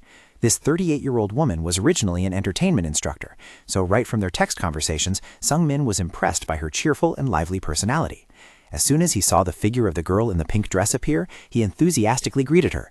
"Reaction Fairy, hello, I am Hyun Sung-min." Seeing the other party respond warmly, Sung-min was secretly filled with hope. If I am with this person, I will definitely have a lot to laugh about. He got his hopes up too soon. However, the reality of the coffee shop played out in a completely opposite scenario. Contrary to her enthusiasm online, the girl appeared extremely indifferent and tight-lipped. To Sung-min's question about her after-work hobbies, she curtly replied, "I just rest." Even when he offered to treat her to dinner, she bluntly refused. "I'll eat by myself later." Witnessing his date constantly yawning and complaining, "Yes, just follow me, I know a great place." Looking at her bright and enthusiastic demeanor, Sung-min began to dream of a happy ending. However, right as he was striding behind her, Sung-min suddenly stopped in his tracks when he noticed something unusual. Through her thin shirt, he was shocked to see full-back Irizumi tattoos peeking out. He rolled his eyes back in horror. "Huh? What is that? Is that gangster's tattoo?" Before he could recover his wits, the girl suddenly picked up her phone and spoke to someone in a mysterious tone. "Yes, uncle, I'm on my way. Just set out the alcohol and wait. I won't tell anyone that I'm meeting you today." Hearing this, all the color drained from Sung-min's face and beads of sweat poured down. Feeling his life was threatened, he hurriedly clutched his stomach to find an escape route. "Oh shoot, my stomach is suddenly acting up so badly. I probably need to bounce right now." He silently screamed in despair. "She looks too dangerous. Failure." Still persistent with his goal, Sung-min entered his third date with Virtuous Lady, a 37-year-old kindergarten teacher with an incredibly elegant appearance. Meeting at the beer pub, he was immediately impressed by her intellectual look and gentle demeanor. "Hello, it's very nice to meet you." Looking at the girl wearing glasses with short red hair, Sung-min silently evaluated that, as expected of a kindergarten teacher, she looked truly demure and gentle. The girl's shyness made Sung-min trust his judgment even more. She hesitantly held the large glass of beer and explained, "It's been a long time since I touched alcohol, so please understand if I can't drink much." Seeing that his date seemed uncomfortable with the noisy environment, Sung-min hastily suggested changing locations. "Oh my, if you can't drink, you don't have to force yourself. Maybe I chose the wrong place with this beer pub. How about we move to a coffee shop instead?" However, before he could even finish his sentence, that gentle woman raised the glass of beer and chugged it all down in one gulp. Glug, glug, glug, leaving Sung-min in absolute shock. His frozen expression at this moment was proof that once again, reality had splashed him with a bucket of ice-cold water. Sung-min looked at the demure lady chugging the beer and could only stammer in astonishment. "You drink really well." But then, as soon as the alcohol kicked in, the demure woman from earlier suddenly transformed into a completely different person. She glared, her voice deepening as she interrogated. Hey kid, be honest, after finishing our drinks, where are you planning to drag me to? Sung-min broke into a cold sweat, muttering back in fear. Where? We have to go home. Hearing that, she slammed the table and laughed haughtily. That's really funny. Tell the truth, kid. Faced with this terrifying transformation, Sung-min could only declare complete defeat. He trudged home, silently lamenting in despair. Why is everyone I meet so weird? Or is this app actually only filled with freaks? Downloading this app is like opening a blind box. Looking at the list on the app, Sung-min sighed when he saw a long line of connections with Poor Girl or Reaction Fairy had all been cancelled. Now there was only one last person left with the nickname Butterfly's Autumn. He told himself pessimistically, anyway, it's the last person, but there's probably no hope. The profile picture looks too cold. Even though the accumulated points in the app were depleted, he still decided to use the rest for this date and then end it all. At the office, when his colleagues excitedly said goodbye to leave, Sung-min, see you tomorrow, get home safely. He could only respond sluggishly for the sake of formality. Thinking about the final date tomorrow, Sung-min thought to himself in boredom, I'm too lazy to go. Well, there's no need to dress up. I'll just wear my work clothes and go to the meeting place to get it over with. The next afternoon, Sung-min arrived at the meeting place according to the information on Butterfly's Autumn's profile, a 40-year-old woman running her own business with the purpose of making friends. He looked around the crowded street. We're meeting here, but where is she? He reassured himself that anyway, pictures on the internet would be far from reality, so he shouldn't expect too much to avoid disappointment. However, right when he turned on his phone to contact her, Sung-min's eyes rolled back in shock. What is this? The app screen displayed a cold notification. This member has left the app. He realized in dismay that he had just been ruthlessly stood up on the spot. What is this now? Did she just out-tab? So I really got stood up in the premium version? A feeling of resentment and self-pity surged up as Sung-min silently turned his back and walked away with tears streaming down his face. Sure enough, I was scammed. While he was sobbing, feeling abandoned by the whole world, a gentle female voice suddenly rang out right behind him. Are you the couple candidate? Sung-min startled and turned around, his tear-stained face looking completely bewildered. Yes? He stood frozen, looking at the woman standing in front of him. She asked again softly to confirm his identity. Sung-min was stunned, his eyes glued to the woman with graceful long hair and an incredibly delicate face who was smiling at him. In that fateful moment, all the sorrows and failures of the past time seemed to vanish. He told himself with intense emotion, that day, I met the woman I will never be able to forget in my life. The woman stepped closer and greeted him with a soft smile. Yes, hello, I am Butterfly's Autumn. I'm a bit late, aren't I? Witnessing her real-life beauty, Sung-min froze, his heart racing as he secretly marveled. So pretty. He stammered in reply. It's okay. I also just arrived. In his heart at this moment was absolute amazement. In real life, she is even prettier than in her photos. This time, the filter lost to the real person. Seeing Sung-min still in a daze, the girl proactively suggested, shall we move to a cafe then? Sung-min nodded hurriedly. Yes, yes.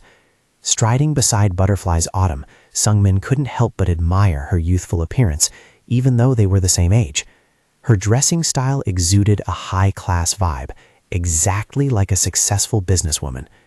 Standing in front of Mood Cafe, he encouraged himself, but don't be discouraged. Do your best today.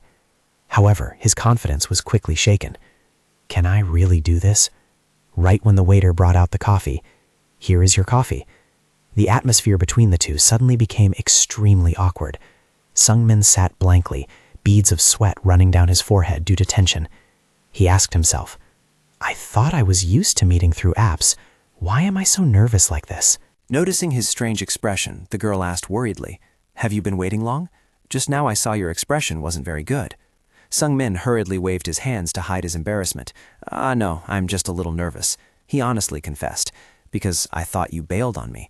Seeing you close the tab made me think I was falling for a familiar scam again. The girl closed her eyes slightly and calmly explained, I just deleted it, because the more I thought about it, the more I felt this wasn't right. But since we already made an appointment for today, I still came. This girl closed the tab, but didn't bail on the date. Sung-min asked in confusion, why is that? Have you met a lot of weird people? Surprisingly, she replied, no, this is my first time meeting someone. Her answer made Sung-min wonder what the real reason for her leaving the app was. When it was his turn to be asked, what about you? Have you met many people? Sung-min took a sip of coffee and hesitantly confessed, actually, I've met a few people. He forced a smile. secretly swallowing his bitterness while remembering his previous humiliating failures, but none of them were successful. Seeing Sungmin looking thoughtful, the girl asked curiously, "What's wrong? Aren't you satisfied? Have you met a lot of weird people?" Sungmin held his coffee cup, sweating profusely as he recalled past disasters. About that, some people's pictures and reality are completely different, and some even look quite dangerous. The girl nodded slightly in sympathy. "I see. I've also seen comments like that on the app, so it turns out to be true." Despite this, Sungmin still tried to stay optimistic. "But I haven't met everyone yet. I firmly believe that there are still good people out there somewhere." This guy was battered, but still had faith. His sudden causativity made the girl slightly stunned. Looking deeply into Sungmin's eyes, the girl commented, "You really are an optimistic person." She began to switch to the topic of careers. "Earlier you said you work as a service manager, right? What exactly do you do?" Being asked right on his expertise, Sungmin awkwardly explained vaguely, It's just a membership-based consulting job, kind of like a counselor." Beating around the bush means he's hiding his real job. He secretly told himself that when the two of them got closer, he would dare to reveal that he is a professional marriage broker. To return the favor, he also curiously asked about her job. "What about you? I saw in your profile that you run your own business." The girl gently took a sip of coffee and replied, "Yes, I'm just running a medical service." Hearing the word medical, Sungmin exclaimed in admiration, "Wow, running a whole tech company? That's really cool. I don't know anything about that field at all." The girl just smiled slightly and asked back, "Is that really so?"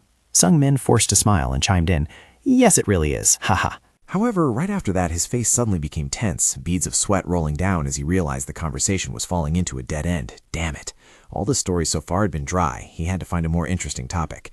While he was struggling to find a way to save the situation, the girl suddenly looked at the spacious surroundings and confided, "Anyway, sitting and drinking coffee outdoors like this makes me feel really comfortable." Sungmin asked in surprise, "Is that so? Don't you go to cafes often?" The girl sighed softly, her eyes sharing a touch of sadness. "All my friends are married with children now, while I just sit and stare at the wall with my laptop on weekends." She continued to open up about her loneliness. "Because I don't have private dates after work or on weekends, I mostly just stay at home." Sungmin couldn't help but be surprised by her honesty. "I thought a young and elegant person like you would have a lot of suitors." The girl looked at him with thoughtful eyes, her voice deepening. "Until now, I've just been engrossed in work and didn't make time for romance. So looking back, there's no one left around me." Looking at the woman opposite him, calmly taking a sip of coffee, Sungmin couldn't help but secretly lament. This is really unexpected. Does such a wonderful person also have to go through lonely times? He told himself, perhaps singles on the threshold of their 40s all have similar inner struggles. However, a dark thought suddenly flashed, making Sungmin's face suddenly hardened, his eyes widening with suspicion. Wait a minute. Could that be the reason she was matched with me? Just like the way I decided to lower my standards for looks to find stability? Looking at her elegant appearance, he feared another harsh reality was waiting. Or is this another scam? Just then, the girl stood up, gently suggesting, "We're done drinking. Shall we go now?" Sungmin was startled, stammering in confusion. "Huh? Yes." He trudged behind, his heart full of self-deprecation. I knew it. How could such a high-class person get stuck with a flawed demo version like me? Sungmin walked sluggishly, his heart heavy with disappointment, thinking the date was over. How boring. I really expected too much only to be disappointed again. He told himself it was best to go home, wash his feet, and go to sleep to get it over with. However, just as he was about to give up, the woman suddenly turned to look at him with gentle eyes and unexpectedly made an offer. "Let's go have dinner together." Sungmin's eyes widened in shock, beads of sweat starting to roll down. "Huh? Dinner?" Seeing him still dazed, she asked further, "Do you like steak?" Sungmin was still in a state of shock, thinking to himself, "What is this? What is going on here?" The girl smiled and pointed ahead. "There's a really good restaurant nearby. Let's go there." Sungmin froze, his heart pounding because he couldn't believe his ears. Does she really want to go to a second round with me? He staggered behind with a pale face, his mind a mess amidst extreme astonishment. What kind of situation is this? Can I really follow her? Both of them stopped in front of a restaurant with an extremely luxurious and cozy atmosphere. Just as he stepped through the door, Sungmin froze, his face turning pale when he recognized this place. Wait a minute, why is fate so cruel, bringing him back to this cursed restaurant of all places? Painful memories of a past failed date suddenly rushed back, sending a chill down his spine. This was the exact place where he had once enjoyed dinner with Jisoo, the girl he met through the wine club, thinking at the time that he was beginning a deeply romantic relationship. However, it turned out to be nothing but his own one-sided delusion, only to end in disappointment and bitterness. Bad memories continuously flooded back, leaving Sungmin extremely anxious. Beads of sweat ran down his forehead. It was another unhappy memory. Back then, I was also the one who had to shoulder this entire expensive bill. While he was engrossed in his negative thoughts, the girl opened the menu and gently asked, So what would the couple candidate like to have?" Sungmin forced an awkward smile and replied, I'll just have the same as you. The girl confidently ordered from the waiter. We'll have the premium Provence-style sirloin steak, medium rare. The long and unfamiliar name of the dish left Sung-min bewildered, his face changing color as he didn't understand a thing. What, Vance? Seeing the girl continue to ask if he wanted some wine, Sung-min hastily declined out of fear of the expense and losing control. No, I'll just drink water. I haven't even had a drop of wine, but my wallet is already drunk. Looking at the glass of water in his hand, Sung-min couldn't help but sweat profusely from tension. He muttered to himself, "Why do I feel so uneasy? I need to snap out of it." Suddenly, the girl opposite him broke the silence. "You already bought coffee, so let me pay for this meal." Sung-min reacted in panic. No way. Even so, I should be the one paying." He secretly worried because the coffee earlier was only 12,000 won. Letting a woman treat him to such a luxurious dinner put him in a very awkward position. The girl gently explained, "Originally, I was planning to come with my friend this week, but her child suddenly fell ill, so they canceled. Since I really wanted to come here anyway, just let me pay. It's fine." This pretty lady was both thoughtful and knew how to save someone's wallet. Taking a sip of water, she curiously asked about his life. "By the way, all your friends must be married by now, right?" Sung-min felt a pang of sadness and replied, "Yes, even my only remaining single friend just got married." He lowered his head, pouring out the loneliness of someone left behind. "Because of that, I don't even visit my usual hangouts anymore. Sometimes I just wander the streets aimlessly, simply because I don't want to step into a pitch-black house with no lights." After saying that, he suddenly felt regret for oversharing. Damn it, why did I say such pathetic things? She must be looking at me with pitiful eyes. However, the girl looked at him with utmost tenderness. "You are exactly like me. I thought I was the only one who felt that way." Sung-min was stunned, not expecting an elegant woman like her to understand him so well. He thought to himself, is she empathizing? Could it be that she doesn't live in a completely different world from him? The girl continued to share about the hidden corners of her empty house. "Sometimes the house is so quiet that it scares me, so I often intentionally turn on the TV to hear human voices, to feel less empty. It feels like there's always someone in the house with me." Sung-min felt like he struck gold. He excitedly exclaimed, "Me too. I always keep entertainment shows and TV dramas on all the time." These two were truly lonely on the same frequency.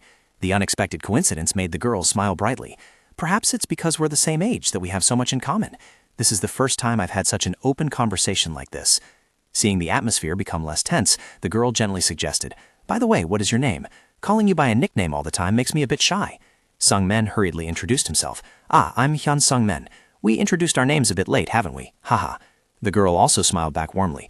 "I'm Im Soo-hee. Nice to meet you." Sung-min replied politely, "Yes, nice to meet you too." Right at this moment, the staff brought the food to the table. "Here's your food." The initial tense atmosphere gradually dissipated, giving way to comfort and closeness. Perhaps it was the empathy between lonely souls that drew them closer, as both quietly enjoyed dinner in a cozy space. Soo-hee was very curious about Sung-min's experiences on the app, and she laughed and asked, "Oh my god, so you really saw an entire back covered in a double mace tattoo?" Sung-min scratched his head and admitted, "Yes, haha." At that moment I felt a chill down my spine. Feeling that the other person really cared about his story, Sung-min began to feel closer.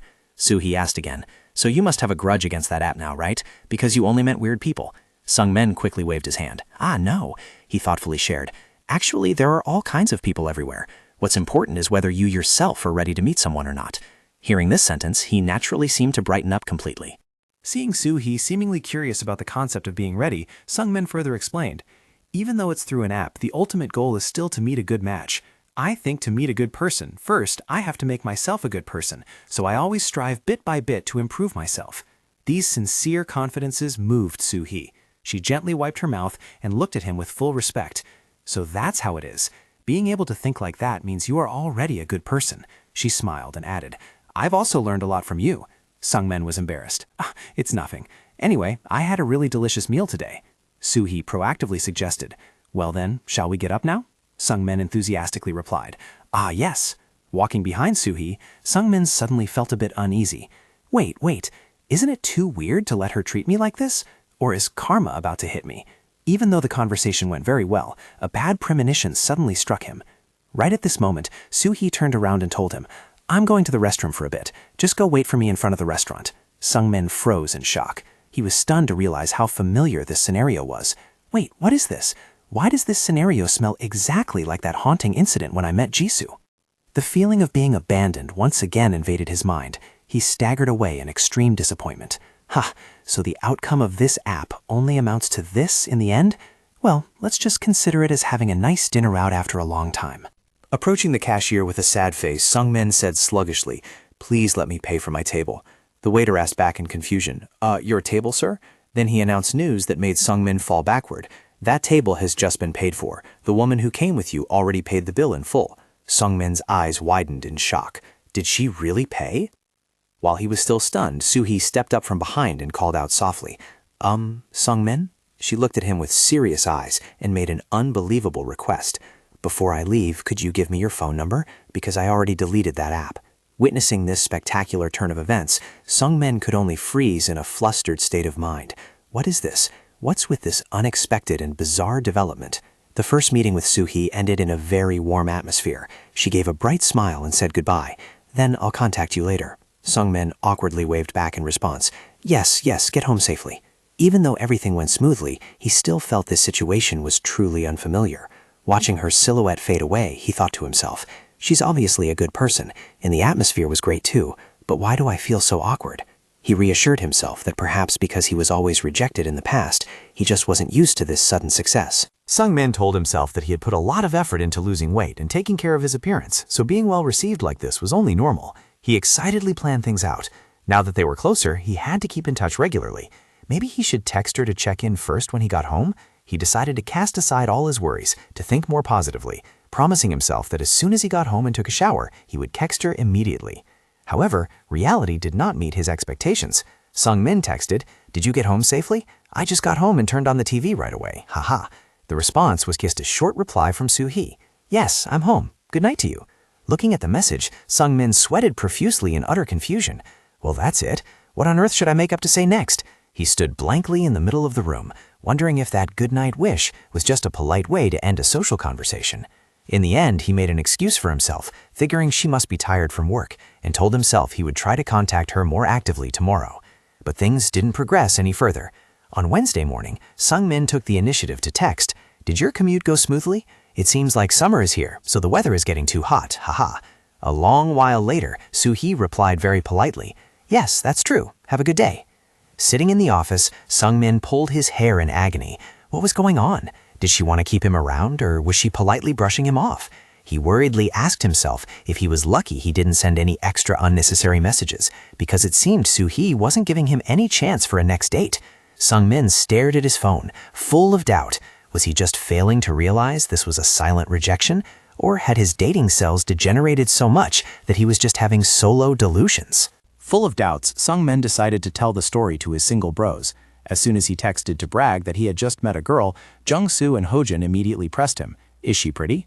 Receiving the confirming answer of "very pretty" from Sungmin, the two younger brothers simultaneously left the group chat to their older brother's astonishment. After dragging them both back, Sungmin continued to share about how the girl had proactively treated him to an expensive dinner on their very first meeting. However, contrary to his excitement, Jung-soo poured cold water on him by assuming it was because she didn't want to owe him anything. Hojin even added a tragic story about being cut off from contact right after giving a return gift, and even warned Sungmin to be careful not to be scammed. The gossip made Sungmin start to waver. He blushed deeply and scolded himself for asking the opinions of these brats. Just then, a message from Minchan appeared like a ray of hope. "Sounds like there's still a chance. Don't be scared. Just go for it, man." Receiving support from the experienced older brother, Sungmin regained his confidence, telling himself that the fact she replied to his messages proved she didn't hate him. With high determination, he composed a message inviting Soo-hee to dinner this weekend. As soon as he hit the send button, Sungmin panicked, realizing he had actually done it. Time passed in weary waiting. Sungmin sat at his desk with his heart burning and pounding with every passing second. He nervously wondered how the other party would reply, the feeling of waiting making him restless. Even when colleagues greeted him for lunch or when getting off work, Sungmin only replied mechanically, his eyes never leaving the phone screen. However, until it got dark, there was still no reply sent. Waiting for a text was like waiting for a tax refund. Walking dejectedly on the empty street, Sungmin sighed in disappointment, secretly blaming himself for being too delusional. He thought bitterly that Soo-hee must have only asked for his phone number out of politeness. Just as he was sinking into despair, the phone in his pocket suddenly vibrated, making him in surprise. Sungmin hurriedly pulled out his phone, his heart filled with hope that it was a message from Soo-hee. However, the smile on his lips vanished when he realized it was just a notification from the dating app Couple Talk. Looking at the notification that someone liked his profile, Sungmin wearily realized he still hadn't deleted this app. He decided to delete his account immediately, thinking that this final effort had also completely failed. Right when he was about to execute the account deletion, his phone vibrated once more. The screen displayed a message from Im Soo-hee. "Sorry for my late reply. Sung-min widened his eyes in shock, his mind a tangled mess at the girl's suspended sentence, not knowing if she was just busy or truly feeling pressured by his invitation. Sung-min nervously swallowed, gluing his eyes to the phone screen at exactly 18:32. Finally, the awaited message from Soo-hee arrived. "Sorry for my late reply. I was so busy today. I am free this weekend." Needless to say, he was ecstatic, walking and singing a love song out loud like someone experiencing love for the first time. He smugly cheered in his heart. I sealed the deal. Finally, I won't be stood up or ghosted anymore." His steps on the way home suddenly felt light. Sung-min walked and laughed out loud, making passers-by look at him in hesitant confusion. With his anxiety relieved, he immediately dove into searching for the best restaurants online. After carefully considering Soo-hee's preferences en route, he texted a suggestion. "How about 12 noon at Building 20 in Junsandong? There are a lot of good restaurants there." Receiving her brief but promising agreement at 11 p.m., Sung-min smiled in satisfaction as he lay in bed. He told himself that meeting in person was the most important thing, and secretly hoped the weekend would come quickly. Even though the date hadn't arrived yet, his heart had already checked in.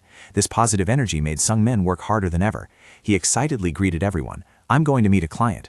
Witnessing this change, his colleagues couldn't help but be surprised. Sung-min has been working really hard lately. Manager Min Ah-young also thoughtfully observed her subordinate and softly agreed. When asked by a colleague about the report related to the dating app, she coldly replied that it hadn't been submitted yet. Her eyes were distant and full of hidden meaning as she said she wanted to wait a little longer, leaving the person next to her wondering what she was waiting for. And then, the day of the date arrived under the brilliant sunshine of the weekend. Sung-min dressed neatly and arrived at the meeting spot a whole 20 minutes early, his heart pounding rapidly with nervousness. He kept imagining what Soo-hee would look like today. Suddenly, a clear voice rang out from behind. "Sung-min." He was startled, turned around, and was stunned by Soo-hee's gentle beauty in her simple yet captivating streetwear. She smiled and asked, "Are you here already? Did you wait long?" Sung-min could only stare blankly and exclaim, "Soo-hee."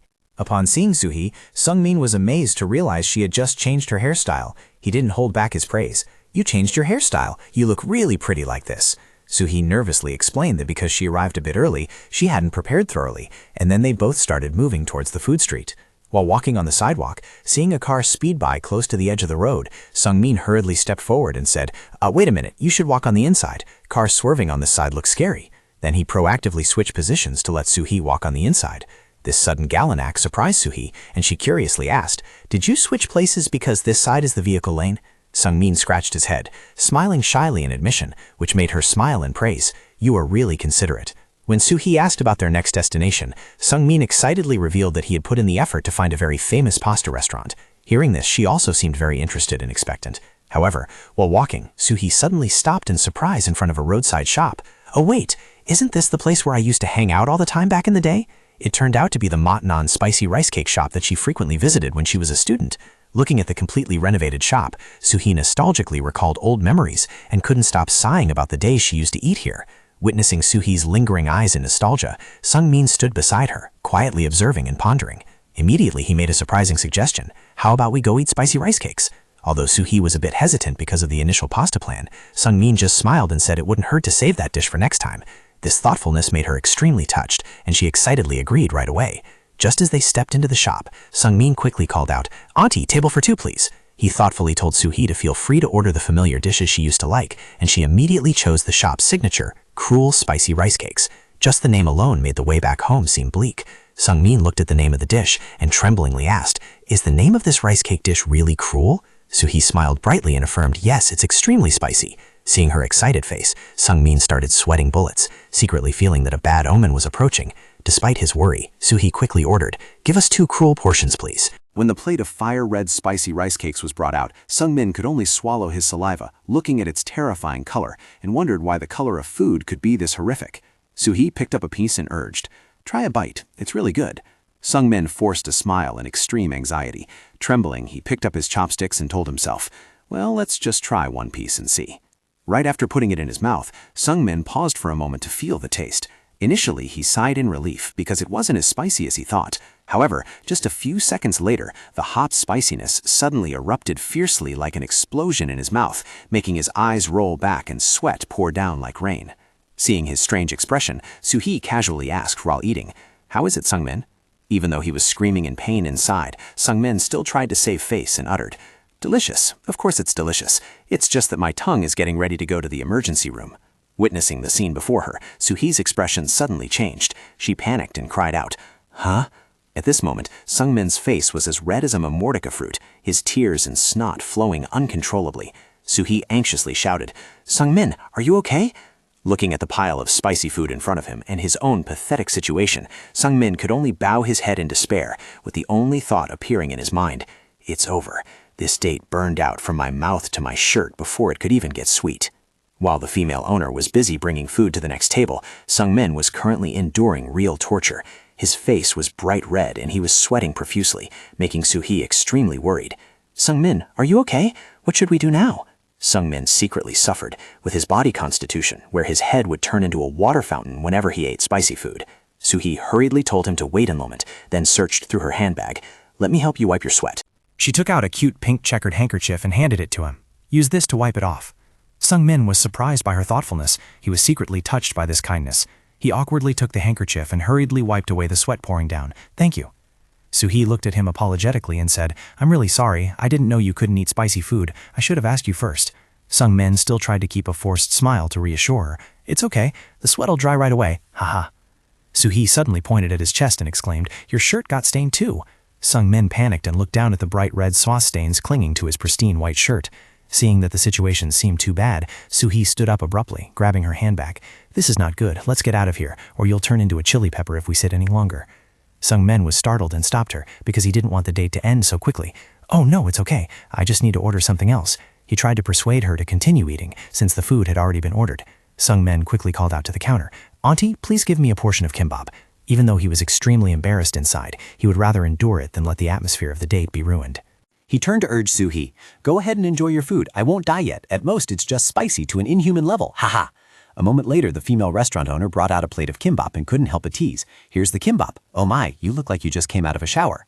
She generously gave them an extra box of fruit juice to relieve the spiciness. "Let me give you an extra box of Cool Piece as a complimentary gift." Sung-min smiled brightly and thanked her profusely. As soon as he tasted a piece of kimbap, he cheered refreshingly because of its deliciousness. Sung-min secretly sighed a breath of relief when his sweating finally stopped and he could comfortably enjoy the delicious meal. Soo-hee smiled gently and said thank you, excitedly saying that she would also start enjoying the delicious meal. Even though it wasn't a fancy pasta restaurant as originally planned, seeing Soo-hee eating so happily, Sung-min secretly thought that stopping by here was an absolutely correct decision. After finishing the meal, Soo-hee happily thanked him for the warm hospitality, while Sung-min scratched his head and chuckled, feeling relieved to see her satisfied. However, Soo-hee suddenly looked at the hem of his shirt and hesitated. Sung-min, but that shirt. At this moment, Sung-min panicked, realizing that the bright red stains were still clinging to his shirt. Soo-hee worriedly said that with this condition, they couldn't continue their stroll. This sentence made Sung-min feel disappointed, as he inwardly complained, "So we have to go home today? That's such a pity." Suddenly, Soo-hee offered a very interesting suggestion. "How about we buy a new shirt nearby? Let me pick a really nice one for you." Hearing that, Sung-min gladly agreed immediately. An indescribable feeling of happiness surged in his heart, telling himself that this action made them look exactly like a real couple. This guy was already composing wedding music in his head. Walking right behind her, Sung-min silently admired Soo-hee's taste and sophistication. He thought to himself that business people truly have a very different perspective. The two stopped in front of a large, luxurious shopping mall. However, right after stepping inside and seeing the high-class environment around them, Sung-min began to feel anxious. This place looked way too expensive. While he was lost in thought, Soo-hee had already picked out a shirt and turned to ask, "Sung-min, what do you think of this shirt? I tried to choose one that looks the most like your old one." Sung-min nodded, acknowledging that the shirt looked great. Soo-hee then urged him to go to the fitting room to see if it fit well. He awkwardly replied and quickly stepped inside, his heart filled with a mix of nervousness and excitement. When he put on the new shirt, Sung-min silently marveled at the extremely high quality and soft fabric. But right after that, anxiety struck again. Just by looking at the material, he knew the shirt was about to squeeze his wallet dry. Curious, he picked up the price tag to check and instantly froze in shock, his face turning pale upon seeing the actual price of the shirt. Sung-min stepped out of the fitting room looking deeply embarrassed in the brand new white shirt. Seeing his dapper appearance, Soo-hee couldn't help but be amazed. She enthusiastically confirmed, "It suits you perfectly. Let's take this one." Although he thought the shirt was beautiful, Sung-min was still sweating profusely out of worry. However, as soon as they reached the checkout counter, Soo-hee quickly took out her credit card and said decisively, "Please pay with this." This action shocked Sung-min so much that he froze. He frantically protested, "No, why is it you? Soo-hee, let me pay." She calmly replied, "Isn't it because of me that your shirt got ruined in the first place?" Soo-hee smiled brightly and made a suggestion. "Instead, please treat me to a movie." Sung-min trudged behind her with a confused face, wondering if he should just accept this shirt. Suddenly, the disastrous warnings of his juniors popped into his head, making him shudder and doubt. Wait, don't tell me I'm about to get stuck in another weird scenario? However, going to the movies was originally in their plan anyway. Fortunately, their cinematic tastes were quite similar, so choosing a movie went very smoothly at the ABC movie theater. Standing in front of the ticket counter, Soo-hee asked with concern, "Is it okay if you don't eat popcorn?" Sung-min waved his hand and replied, "Yes, I ate too many spicy rice cakes earlier, so." The movie they chose was the sequel to a middle-aged romance film called About 40. Sung-min was quite surprised to know that Soo-hee liked watching the genre. Stepping inside, he was bewildered to see the theater almost empty, thinking to himself that it was indeed a picky genre, so not many people were interested. On the screen, the main character was crying in despair over his own mistakes and wanted to give up on marriage. The details in the movie made Sung-min so emotional that he shed tears. He sighed to himself, "It's like seeing myself. I hope the main character will find happiness." Suddenly, he looked nervously to his side, wondering if Soo-hee was getting bored with this movie. However, Sung-min was startled to see tears rolling down Soo-hee's cheeks. It turned out that she was also completely immersed in the emotional flow of the story. He asked himself, could it be that she also had a deep sympathy for the main character, just like him? The movie ended with the words "the end" appearing large on the screen, making Sung-min couldn't help but sigh at the director's cruelty in creating a work that seemed aimed right at people like him to mock. Stepping out of the theater, he turned to ask Soo-hee, "Did you think the movie was okay, or did it hit you right in the heart so much that you haven't recovered yet?" She softly replied, "Yes, it's a bit sad." Sung-min gave a bitter smile. He thought that if the director hadn't experienced it himself, he couldn't have made such a realistic movie, and then joked to himself that the director must have been in a similar situation. Suddenly, Soo-hee looked at him with curiosity and asked, "Sung-min, aren't you quite popular with women?" Hearing this, his heart skipped a beat immediately. Hearing that, Sung-min waved his hand and laughed out loud. "Hey, no way, that's far from me." He mocked himself that it was precisely because no one paid attention to him that he was still single until now. Soo-hee looked puzzled. "Is that so? That's really strange." She looked at him and commented sincerely, "Sung-min is gentle and also very caring towards others, and..." Seeing her hesitate, Sung-min nervously urged, "And what?" But Soo-hee just smiled, about to say it, and then stopped. "Ah, it's nothing." Sung-min was screaming inside out of curiosity. He really wanted to hear the rest of the sentence, but Soo-hee waved goodbye. "Anyway, thanks to you. I had a lot of fun today. See you next time." The date ended well with Soo-hee's compliments, making Sung-min feel that the two had truly become closer. However, watching her fading back, he began to worry, wondering if he would have a chance to see her again. To him, Soo-hee was too perfect a woman, making him feel that he lacked the confidence to make a move. Just as his mood was sinking, something unexpected happened. A text message from Soo-hee arrived. "Have you arrived home yet? I also had a lot of fun today. Have a great weekend." And immediately following was a proposal that froze him. "Sung-min, if you have time next week, let's meet up." No need to guess anymore. The green light is on, guys. Sung-min was deliriously happy, not believing his eyes, wondering if this was a dream or reality, when Soo-hee was the one taking the initiative to ask him out first. Not wasting a single second, Sung-min immediately texted back to confirm. "Of course I'm free, super free. My schedule for next week suddenly cleared up surprisingly." At the age of 40, this was the first time he saw things going so smoothly. He told himself, at this rate, could it be that he and Soo-hee would actually become a couple? Sung-min silently thanked the dating app and thought its creator deserved a grand prize. Returning to work, he quickly finished the report he promised the department head. Standing in front of Min Ah-young's desk, he announced, "I have sent the report via work email." Ah-young maintained a cold expression and replied, "I will check it." Looking at the screen, she pondered, wondering how he handled the work this time. Manager Min Ah-young stared intently at the report on the computer screen, silently evaluating. It's quite meticulous. Did he directly go to meet the users? Meanwhile, Sung-min walked through the office with a relieved mood. He told himself that the app investigation mission was finally over. Now, his only concern was how to make good progress with Soo-hee. His eyes were filled with determination as he asked himself what his first step should be right now. On the exact day of their date, Sung-min arrived at Cozy Cafe. As soon as she saw his figure, Soo-hee waved and called out loudly, "Sung-min, over here!" He hurried over and replied, "Ah, you arrived early." After the waiter brought out their coffee, Soo-hee smiled and asked, "Did your work wrap up well today?" The question made Sung-min pause for a moment. He scratched his head awkwardly. My job?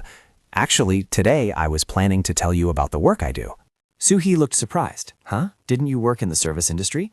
Sung-min nodded in confirmation. "That's right, but exactly what I do is..." He swallowed slightly, struggling fiercely internally. Even though he was always proud of his profession and his friends around him all knew, the reason he had hesitated for so long was that he was afraid Soo-hee would be disappointed in him. Looking into her curious eyes, Sung-min gathered all his courage and declared, "I am a professional matchmaker. In short, a couple manager at a marriage brokerage company." The sudden revelation made Soo-hee stunned. She stammered, "Really? I'm a bit surprised." Seeing her reaction, Sung-min lowered his head in low self-esteem. It's ridiculous, isn't it? A couple manager who is still not married and is even using a dating app, matchmaking for the whole world while saving himself.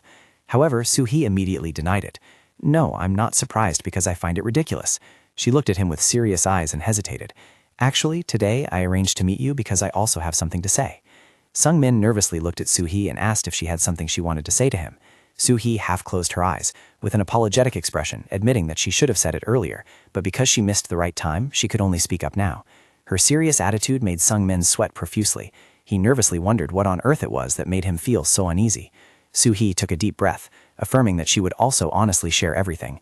But just as she uttered the sentence, "Actually, I am," the phone suddenly rang and interrupted. Sung-min froze because of this unexpected incident. He secretly complained why it happened right at the most important moment.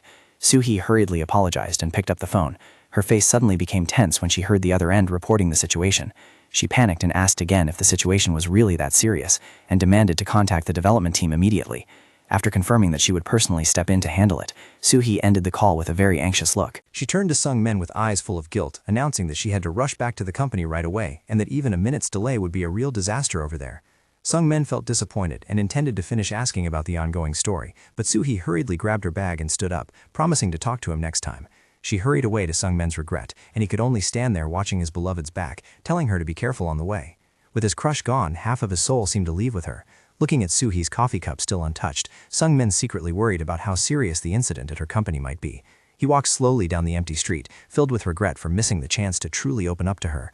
At first, he reassured himself that it was good enough to speak his mind, but soon after, fear struck him, causing him to break out in a cold sweat. Sung-min worried frantically, wondering if Soo-hee was disappointed in him and just used work as an excuse to leave. As soon as he got home, he hurriedly grabbed his phone to draft a message, asking if her work was okay, secretly hoping it wasn't anything too major. It took quite a long time before Soo-hee sent a reply to Sung-min. She said she was still busy dealing with work and promised to contact him right after everything was finished. Looking at the message sent at 10:17 p.m., Sung-min told himself that she was very busy, so he shouldn't bother her anymore. However, a massive sense of uneasiness arose in his heart about what Soo-hee was going to say earlier. He wondered if she was also hiding a secret just like him. Suddenly, a thought flashed by that left Sung-min stunned. He was shocked to realize that all this time he had accidentally overlooked something highly illogical. Why was a beautiful, talented, and perfect woman like Soo-hee still single until now? That was truly too hard to understand. Furthermore, such an amazing person took the initiative to treat him to dinner on their first meeting, accepted the next date, and even generously bought him a new set of clothes, even though it wasn't her fault. Sung-min broke into a cold sweat upon realizing he had been too naive not to suspect these unusual things at all. Does your IQ drop to negative numbers when you fall in love, guys? The feeling of insecurity made him toss and turn all night, rolling around in bed, unable to sleep a wink. The next morning at the office, Sung-min's mind was still up in the clouds. He glued his eyes to his phone, worried whether Soo-hee's trouble had been resolved smoothly. Although he really wanted to text and check on her, he still tried to hold back, afraid that his concern would become a burden to her. Right at that moment, the phone on the desk suddenly vibrated, making Sung-min jump and exclaim, "Ah, it's Soo-hee!" She texted to check if he was doing fine at work and announced that her work issue had been completely settled. Soo-hee also sent an apology because she had left abruptly last night, even though she was the one who initiated the date. Seeing that everything was fine, Sung-min breathed a sigh of relief, praising himself for patiently waiting without bothering her. He quickly texted back that he was perfectly fine and happy for her. However, Sung-min's face suddenly turned serious. He stared intently at the screen, determined to ask clearly about what had been haunting his mind since last night. Love hasn't even arrived, and he had already turned on investigation mode. Sung-min texted to ask Soo-hee about the unfinished story she was about to tell the other day. His hands were trembling, his heart pounding with nervous anticipation, waiting for a reply. Soo-hee replied that she wanted to meet in person to explain clearly, but because there was an important meeting this week, she had to wait until work was done to set up a date. Even though his heart was full of anxiety and he wanted to know right away via text, Sung-min had to suppress his feelings, telling himself not to bother her when she was busy. He sent a message agreeing to wait, and then returned to his work at the office. Even though his mind was a mess with all sorts of thoughts, Sung-min decided to put aside his anxiety to focus on his tasks. Right at that moment, manager Min Ah-young walked over to announce some good news. His report had convinced the board of directors, and the company would proceed with developing the new app. Receiving praise from his boss, Sung-min forced a smile in response, but in his heart, he still couldn't stop thinking about the upcoming date. He looked at the phone on his desk, telling himself to just be patient until next week, and everything would become clear. In the days that followed, the conversations between him and Soo-hee were reduced to brief and dry social pleasantries. Walking down the street with a heavy heart, Sung-min could clearly feel the cold atmosphere, unlike before. He wondered if it was because of his profession, or if there was truly some great secret being hidden. Finally, the day of the date arrived. Soo-hee appeared with a face full of thoughts and asked if he had been waiting long. Right after that, she bluntly declared, "I'm sorry, I don't feel like you are a man to me." As for me, I would be shocked. Soo-hee admitted that all this time she had been intentionally avoiding him because she felt guilty towards him. Her face looked sad as she explained that initially she only felt sympathy and closeness, but it wasn't love, just pity for him. Sung-min stood frozen, sweating profusely from the massive shock of realizing the harsh reality. Even though he still thought they had a good relationship, Soo-hee just left a wish for him to find someone better and decisively turned her back to leave. Sung-min panicked and rushed after her, trying to call her name in despair to hold on to one last chance. At this point, he was no longer chasing a person, but chasing fate. Sung-ma suddenly woke up, crying out in panic, "Wait!" It turned out to be just a dream, but being drenched in sweat made him wonder, had he dreamed of an omen? Sitting in the office, Sung-min stared thoughtfully at his phone, telling himself that he absolutely had to contact her today to ask about everything directly, because maybe she was avoiding him due to feeling pressured. Right at that moment, team leader Min Ah-young walked over and asked, "Sung-min, are you ready for the meeting?" Sung-min startled and replied, "Yes, right." Min Ah-young told him to get ready and be in the meeting room at 2 p.m. Sung-min obeyed, knowing well that today was an important day for a meeting with partners regarding app development. At just 1:30 p.m., he proactively entered the meeting room early to prepare. Sitting alone in the large space, Sung-min couldn't hide his pride. Thanks to that report, I get to sit in a major meeting? Looks like my capability is getting recognized. Outside, hurried footsteps echoed along with an introduction. The explanation from our side will be presented personally by the couple manager. Sung-min jolted with alertness when he heard the door open along with someone's praise for a capable employee. The door swung open and he politely stood up to greet them, but immediately froze with a shocked expression. Right before his eyes was Soo-hee walking side by side with team leader Ah-young. Sung-min stammered, "Huh?" Ah-young quickly introduced, "Sung-min, this is Director Im Soo-hee from Couple Communications." Sung-min exclaimed in disbelief, "Soo-hee?" Ah-young continued, "She is exactly the person who created the connection app that you reported on." Ah-young continued to introduce Sung-min to the partners. "And this is our manager, Mr. Hyun Sung-min." Soo-hee clearly showed an awkward expression. She greeted softly, "Yes, nice to meet you." Sung-min was sweating profusely at this moment, screaming in his head, "What is going on? Soo-hee is the CEO of the dating app company? Do you guys see the plot twist?" Despite receiving a massive shock, he still tried to stay calm so as not to affect his work. The meeting began. Soo-hee still maintained a calm expression as if nothing had happened. Sung-min worked while constantly doubting. "She definitely knows I am a couple manager. Could it be she knew I worked here so she came?" Suddenly, team leader Min Ah-young softly called out, "Sung-min," causing him to snap out of his thoughts and awkwardly reply, Yes." She asked him to directly present the data and experiences he had personally researched. Sung-min sat at the computer, sweating from nervousness, but still managed to report, "Yes, as stated in the report, the most concerning part is fake profiles and two-timing dating behaviors." He continued to propose the need to improve the authentication system, recommendation algorithm, and matching method to overcome this situation. Min Ah-young nodded in agreement. "That is also the part I am concerned about." She turned to the CEO sitting next to her and continued, "This time, the representative also directly experienced the app to grasp the actual experience of the members, right?" Hearing this, Sung-min was so shocked that his eyes rolled back. He screamed in astonishment, "What? You joined just to experience it?" Soo-hee clearly showed an awkward expression. She softly admitted, "Yes, although I deleted the account right after." Sung-min stood frozen in shock, his face darkening with bitterness. Impossible! He painfully realized the cruel truth. It turned out he was just a guinea pig all along. The meeting ended in a heavy atmosphere, and with it, Sung-min's hopes for a sincere love officially vanished into thin air. Returning to his desk with an exhausted face, he silently mocked himself. Was this what she meant by having something to say? No wonder my life was going so smoothly. It turned out to be a test. Just as he was sinking into despair, the phone on the desk suddenly vibrated, signaling a new message. Sung-min was startled to check, and stunned to see the sender was Im Soo-hee. The short message appeared. "Sung-min, let's meet for a bit after work today." He stared at the screen, full of doubt. Was there another experiment to run, or was she planning to come and apologize to me? Even though he told himself that going to meet her would be no different from admitting he was a fool, Sungmin's hand still unconsciously typed a reply. He texted back decisively. Yes, let's meet at the usual place.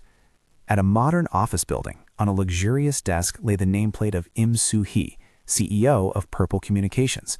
It turned out that the woman Sungmin was pursuing was Im Soo-hee, 40 years old, the powerful CEO of the company that owned the dating app. She sat quietly looking at her phone until a knock on the door rang out. Soo-hee softly said, "Come in." The female secretary walked in and asked, "Director, did you call me?" Soo-hee asked about the meeting schedule for tonight. The employee immediately recalled, "Yes, about the previous server issue." Suddenly, Soo-hee ordered, "Sorry, could you postpone all the schedules?" The employee was shocked. "Pardon?" Yes, did something happen?" Sounding like a bolt of lightning, the most miserable corporate slave in the world, Soo-hee only answered briefly that she had an urgent appointment. After receiving a thank you from the boss, the employee was still anxious and asked further, "Director, but is there really nothing wrong lately?" Soo-hee confirmed that nothing was wrong, making the employee heave a sigh of relief and ask for permission to leave. As soon as she reached the common area, the male colleagues excitedly asked about the Hanwoo beef dinner using the corporate card after the meeting. However, the secretary immediately poured cold water on them. Today's meeting is cancelled, and of course the company card party is also gone. This news left the male employees astonished and disappointed. The secretary crossed her arms thoughtfully. The director had never been like this before. It was really strange. Her mood had been quite good recently, so why the sudden slump? A bespectacled colleague guessed it might be due to a server crash, but she insisted the boss wasn't the type to change her mood over such things. Her eyes narrowed suspiciously, telling herself there must be some hidden reason, and guessed it probably wasn't due to a romantic issue with a man, because if it was, that would be a max-level plot twist. In the quiet office, Soo-hee looked at the computer screen with the narration. "My name is Im Soo-hee. I am the CEO of the company that created a couple matching app." Despite playing the role of a Cupid connecting single men and women, an online national matchmaker, Im Soo-hee herself remained single, even at the age of 40. It wasn't because she was an advocate of celibacy or too picky. She just got so engrossed in her work that Soo-hee accidentally missed the right time to find her own happiness. Although she had met a few people in the past, ranging from those who invited her on long trips to guys just waiting to lure her into investments, she absolutely hadn't found a truly kindred spirit yet. Things started to change during a company meeting when employees reported that although the app's features were fine, customers complained a lot after meeting in person. Regarding Soo-hee's inquiry about the exact reason, the employees could only awkwardly explain, "Anyway, it's hard for us to track things to that extent." Furthermore, a female employee even joked, "If I weren't already married, I would have tried it firsthand myself. Haha." Those words made Soo-hee ponder, and she decided to experience it herself to verify the product's quality. Soo-hee began by uploading her most recent ID photo and filled out all the information honestly, from the nickname Butterflies Autumn to the occupation, self-employed. Right after completing the registration, connection requests poured in like a flood. But looking at the list, Soo-hee broke into a cold sweat upon realizing that most were young men, much younger than her. Seems like I accidentally stumbled into a Gen Z server. She wondered if they didn't see her age, or was it because she looked too young in the picture? Then she decided to switch to a more ordinary photo with glasses to ensure authenticity. Even though the number of likes dropped significantly, making a choice now became much easier. Among the list of middle-aged men, Soo-hee stopped at the profile of someone nicknamed Seeker of a Partner. Looking at Sungmin's information, she silently evaluated that this person seemed suitable. He gave a good impression and was the same age as her. However, the moment she arrived at the meeting point, reality suddenly hit her, making Soo-hee question herself. As the representative of the company that created this app, what am I doing? Even though she intended to delete the app right after the meeting to stick to the principle of authenticity, Soo-hee still walked towards the man waiting. Looking from behind, she recognized him as her date, but his seemingly tense expression made her wonder. His expression didn't look very good. Despite their age, the awkward feeling when facing a stranger still didn't disappear, and it seemed like Sungmin was in the same situation. When Soo-hee asked about his experience using the app to serve her work, Sungmin scratched his head and replied with an awkward smile, "Because I haven't met all the members, there will definitely be good people." Soo-hee felt like talking more to this man, so she took the initiative to say, "Let's have dinner together." During the meal, she noticed that they both had many things in common, making the atmosphere very intimate and comfortable. However, when she received a text message inviting her to have another meal from Sungmin on the weekend, Soo-hee hesitated a bit. Her brain was in CEO mode, but her heart wanted to say okay right away without thinking. She wondered if a company CEO like her should continue seeing him or not. After thinking for a while, she still decided to meet him again and realized that Sung-min treated her better and better. Seeing Sung-min sweating profusely but still enthusiastically urging her to eat her favorite spicy rice cakes, Soo-hee was secretly moved by his effort. She looked at him and wondered why such a good person was still unmarried. Although the date was very fun, she felt uneasy because she was still hiding her true identity. She told herself that continuing to hide it was not right. Soo-hee decided not to run away anymore and proactively texted to arrange a meeting with him next week to tell the truth. However, at the date, Sung-min took the first step by confessing, "I am a couple manager at a matchmaking agency." Soo-hee was shocked to realize that Sung-min was also doing the same job as her. Two grandmasters creating Smurf accounts to stomp bots had accidentally crossed paths. Just as she was about to tell the truth, an unexpected incident caused Soo-hee to hurriedly stand up and leave. "I'll contact you later." Her story was therefore left unfinished, and she had to text him to schedule another date after finishing an important meeting with a business partner later in the week. While preparing for work, Soo-hee was briefly worried about whether the partner company was where Sung-min was working, but then she brushed it off, thinking such a coincidence couldn't happen. However, that actually became a reality. Right at the office, both Soo-hee and Sung-min froze, their eyes wide open in astonishment as they bumped into each other as business partners. Although extremely confused and finding it hard to control her expressions, Soo-hee still had to try to focus on the meeting. Her inner mind was experiencing a Category 10 hurricane, but she still had to maintain her role as a CEO. In contrast to her awkwardness, Sung-min showed an extremely professional working demeanor when presenting. "I think our side's proposal will be beneficial for both companies." Witnessing that professionalism, Soo-hee secretly admired him and felt herself lacking. Right after the meeting ended, she immediately texted him to meet at their old spot after work.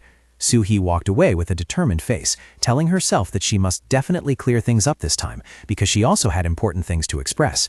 Soo-hee quietly observed Sung-min sitting dejectedly at the coffee table, secretly thinking his complexion looked just as bad as the first time they met, like history repeating itself, but with a worse mood. She stepped forward to break the suffocating atmosphere. "You arrived early." Sung-min startled and looked up, sweating profusely, and answered in confusion, Yes." A long silence covered the two steaming cups of coffee on the table. Soo-hee broke the silence with a sincere apology, affirming that she had no intention of deceiving him when hiding her true identity. Sung-min asked bitterly with a face full of hurt, "So you only met me for the user experience?" Soo-hee bowed her head, admitting that it started out that way, but she truly felt guilty. Sung-min closed his eyes and sighed. He thought there was no point in saying anything now, so he accepted to let it go. However, he still couldn't suppress his anger and sarcastically asked, "Then why did you ask to meet me? Is there anything else you want to analyze?" His words left Soo-hee stunned, and then she snapped, "Analyze? Why are you so angry? You yourself used the app to investigate for work, didn't you?" Sung-min intended to retort that his situation was different, but then he choked up and couldn't utter a word. He gave up, telling himself that both had achieved their personal goals, so it should be considered over. Even so, Sung-min still politely thanked her for treating him well during the past time. He decisively declared that he would send back the money for the shirt she bought via message and affirmed that he would maintain a professional distance so as not to affect their mutual work. Despite Soo-hee calling after him in astonishment, Sung-min coldly turned his back and walked away. He reassured himself that a decisive ending like this was right, so as not to linger on it, because he feared that if he looked at her a little longer, his heart would waver again. Deep down, he silently said goodbye to Soo-hee, regretting losing another precious connection. Suddenly, Soo-hee's voice rang out from behind, making him stop in his tracks. "To you, do I not have the appeal of a woman?" Sung-min turned around in shock, stammering, not understanding what she was getting at. Soo-hee looked straight into his eyes seriously. She questioned him back whether she was also just a research subject to him. Finally, Soo-hee gently confessed that she actually had very happy moments when being by his side. The words were soft, but the destructive power was like a punch from Conor McGregor. Sung-min awkwardly asked again to confirm, "Do you mean you have feelings for me as a man?" Soo-hee unhesitatingly nodded and admitted, "Yes." Sung-min was still in shock, stammering another question, "Like romantic feelings? The kind when you want to date someone?" Soo-hee firmly affirmed, "I already told you that's right." Surprised by the sudden confession, Sung-min looked around wildly, causing Soo-hee to wonder, "What are you looking for?" Sweating profusely, Sung-min explained, "No, I'm just checking if there are any hidden cameras around here." Soo-hee immediately denied it. "There's no such thing." She looked straight into his eyes and questioned him, "You still haven't answered me. What about you? What do you think of me?" Seeing Sung-min still flustered, Soo-hee continued to press, "Did you meet me just for the purpose of the investigation, or do you actually have good feelings for me too?" Sung-min's face turned red, and he tremblingly blurted out, "About that, of course." Unable to suppress his emotions, Sung-min suddenly stood up and shouted, "I really like you too, Soo-hee. Honestly, it's not because of work. There are no KPIs involved here. He excitedly went on. From the very first time we met, I already had feelings for you. Suddenly remembering something, Sung-min stopped abruptly. Right. In that case, Soo-hee asked blankly, what is it? Sung-min raised his finger, his face beaming with happiness as he suggested, then today is our official first day of dating. However, contrary to his expectations, Soo-hee coldly replied with a single word, no. Under the quiet night sky, Sung-min strolled down the empty street with a mind full of mixed emotions. He let out a long sigh, his face still showing clear signs of tension after the conversation they just had. But right after that, a happy smile suddenly bloomed on his lips, making his face flush with excitement. Sung-min told himself that today, something he had never dared to imagine had actually happened, an event that even now he found hard to believe. Returning to the previous moment, Sung-min exclaimed in shock upon hearing the other party's answer. Isn't it? Why? Soo-hee maintained her calm demeanor, leisurely taking a sip of tea before speaking slowly. We have actually only met properly twice. I think starting to date right now is a bit hasty. Hearing those words, Sung-min lowered his face in disappointment, silently admitting that she was right, because during those 2 meetings, both had hidden their true identities. Suddenly, Soo-hee held up 3 fingers and affirmed, 3 times. Seeing Sung-min's confusion, she suggested, let's meet exactly 3 more times and then decide. Sung-min stuttered in astonishment. 3 times? Soo-hee calmly explained that she is naturally the type of person who needs time to observe carefully before deciding to enter into an official relationship. She looked straight into his eyes and continued, Sung-min is a very good person, but please consider this my minimum safety measure. Thinking like a gambler and going all in with emotions makes it easy to end up empty-handed. Seeing Soo-hee's sincerity, Sung-min thought to himself that it was a completely understandable logic. Soo-hee smiled gently and encouraged, instead, let's have beautiful dates. Walking under the streetlights, Sung-min placed his hand over his rapidly beating chest, blood rushing to his brain, his heart working as if it just received a 2x speed buff, a surge of intense emotion rising within him. He couldn't believe that Soo-hee also had a good impression of him, secretly wondering if he had finally met his destiny. The fluttering feeling continued to surround his mind, making Sung-min just want to scream out loud in the middle of the street to release the happiness exploding in his heart. Sung-min walked down the street, telling himself that he was now a true adult. As soon as he got home, he immediately texted Soo-hee to check on her. Have you gotten home safely? I just got home too. A moment later, Soo-hee replied with great care. I also got home safely. You must have worked really hard today preparing for the meeting, right? Looking at the text message, Sung-min rolled around on his bed in sheer delight. He realized that the conversational atmosphere was completely different from before, feeling as if the 2 of them were truly entering the flirting stage. Sung-min made up his mind. There were exactly 3 chances left, and he would pour all his dedication into them. Finally, the highly anticipated weekend arrived. Under the clear blue sky, Soo-hee wore an elegant outfit, waiting in front of a store. Suddenly, the rapid honking of a car horn shattered the silence. Sung-min popped his head out of the white car and called out loudly, Soo-hee! Soo-hee exclaimed in surprise, Sung-min? He enthusiastically invited her, hurry up and get in. Today we'll get around by car. This was Sung-min's #1 trusty steed that he treasured dearly. Although he rarely used it normally, today he specially took it to get washed clean to serve for their date. Even though it was an old car over 10 years old, he was confident that its performance was still very good. Stepping inside, Soo-hee asked in awe, Is this your car, Sung-min? And it's even a high-end sedan? Sung-min smiled proudly, thinking to himself that it was a wise decision not to sell this car back then, so that now, for the first time, he had the chance to drive a woman in the passenger seat. He turned to ask her, Shall we set off then? The white car rolled smoothly along the hillside road. The surrounding scenery as chill as the first episodes of a Korean drama. Sitting in the passenger seat, Soo-hee looked around and commented, The inside of the car is so clean. Did you just get it washed? Sung-min awkwardly admitted it, making her smile knowingly. Soo-hee also noticed that he had prepared a new car air freshener. She looked at him tenderly and said softly, Sung-min, you put a lot of effort into this for me, didn't you? She closed her eyes and smiled happily. Thank you. Sung-min scratched his head in embarrassment at Soo-hee's compliment, replying in fluster, there's no need to say that. I'm just grateful that you agreed to meet me. Sitting behind the wheel, he secretly daydreamed about a long trip with her, a road trip for 2. No deadlines, no pressure. Just hearing it sounds like a long-running TV series. But then he reassured himself to save that for when they were officially dating. The car stopped in front of a modern building, and Sung-min announced, We're here, Soo-hee. As soon as she stepped out of the car, Soo-hee couldn't help but exclaim in awe, Wow, this cafe is so beautiful. Sung-min smiled and shared that he heard the drinks and pastries here were very delicious, making her extremely excited and expectant. Inside the shop, a colorful dessert table with all kinds of attractive cakes and drinks was laid out. Soo-hee thoughtfully asked about his past work week, and Sung-min just smiled, replying that everything was always steady as usual for him. Soo-hee looked at him with sympathetic eyes and asked, "Is there any hard part about your job? Dealing with people to find matches for others must not be easy." Sung-min pondered for a moment before sharing sincerely, "Even though it's tiring sometimes, when I see them find their match in happiness, I find it very rewarding, because marriage is one of the most important and precious things in a person's life." He continued to confide that even though he occasionally encounters demanding members who are harder to please than urgent deadlines, he believes that sincerity will eventually touch their hearts. Hearing those passionate words, Soo-hee looked at him with admiration. Indeed, Sung-min looked really cool when working. Sung-min modestly thought that he still had a lot to learn. Suddenly, Soo-hee hesitated as if about to say something but then stopped. Seeing her strange attitude, Sung-min curiously asked. She replied in confusion, "It's nothing. I just had a slightly weird thought." Urged by him, Soo-hee finally gathered enough courage to speak her mind. She looked into her glass of water and softly asked, "The thing is, the person working with you, that manager, looks very pretty." Sung-min exclaimed in surprise, "Huh? My manager?" Soo-hee nodded in confirmation, making him burst into laughter, explaining that her personality is just as cold as ice. However, Soo-hee didn't stop there. She continued to question, "Working together, you two must spend a lot of time with each other, right? Do you often go to company parties?" Witnessing Soo-hee's curiosity mixed with a bit of jealousy, Sung-min broke into a cold sweat in surprise. He wondered to himself if she was bothered by that. He hurriedly smiled to reassure her that because of the different nature of their work, they actually didn't meet much, and there was no office drama like in those Chinese CEO novels.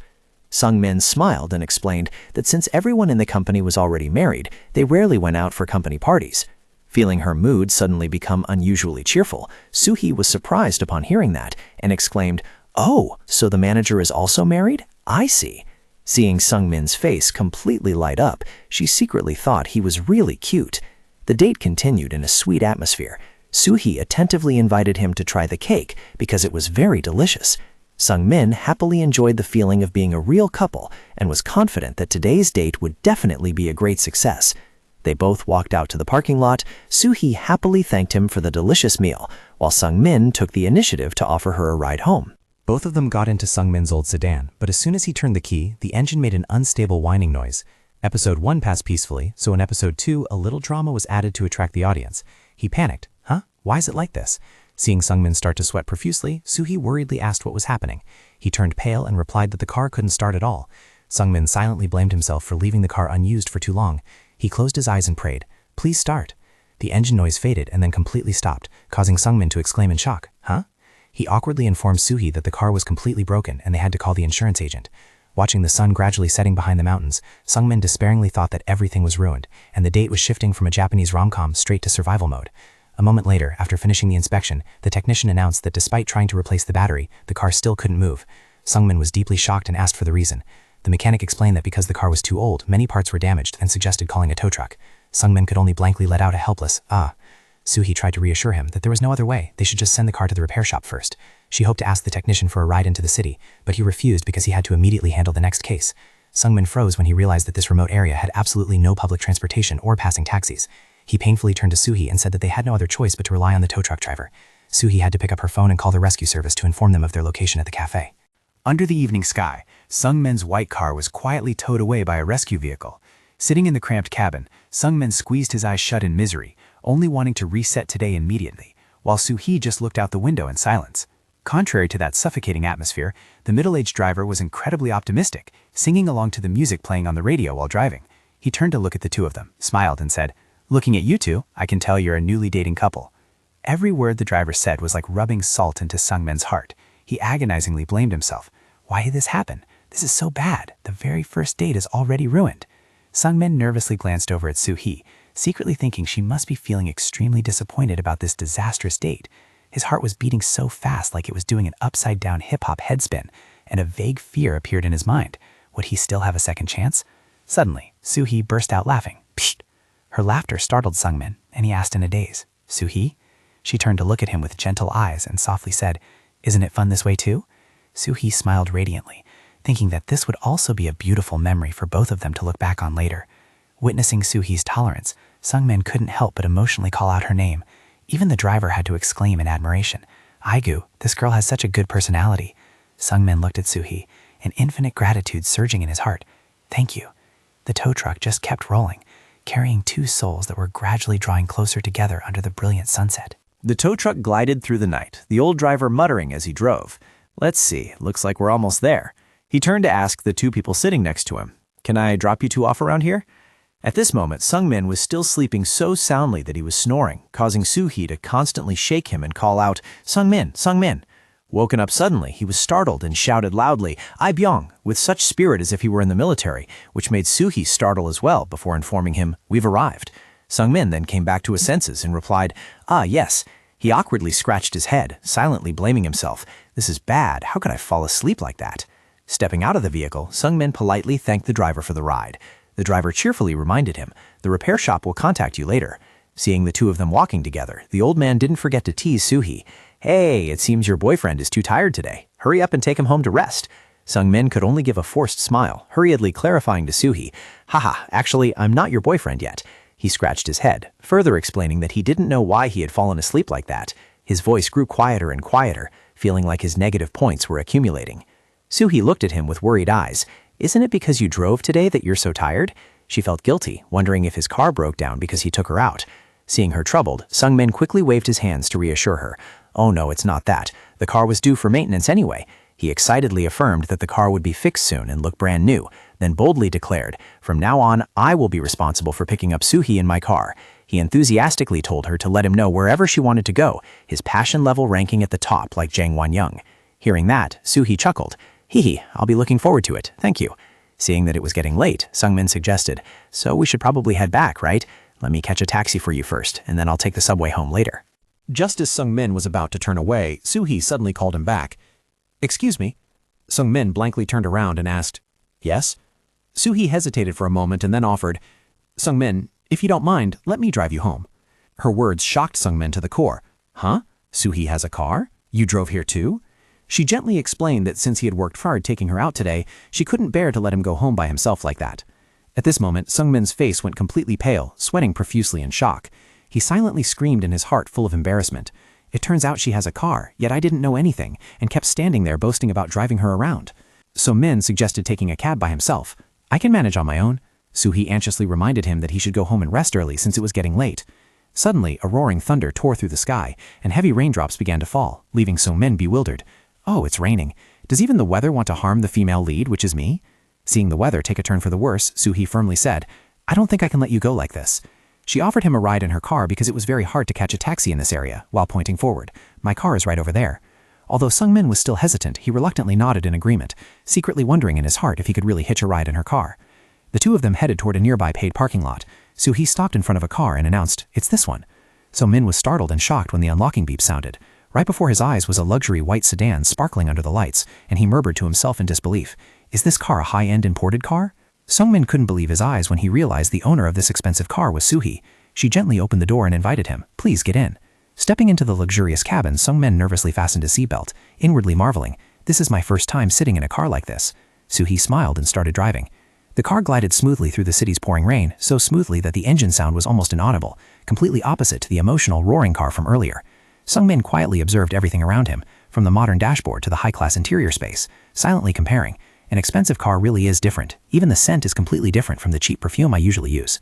Looking at Soo-hee, who was focusing on driving, Sungmin told himself that it was understandable for her to own a car like this considering she was running a large company.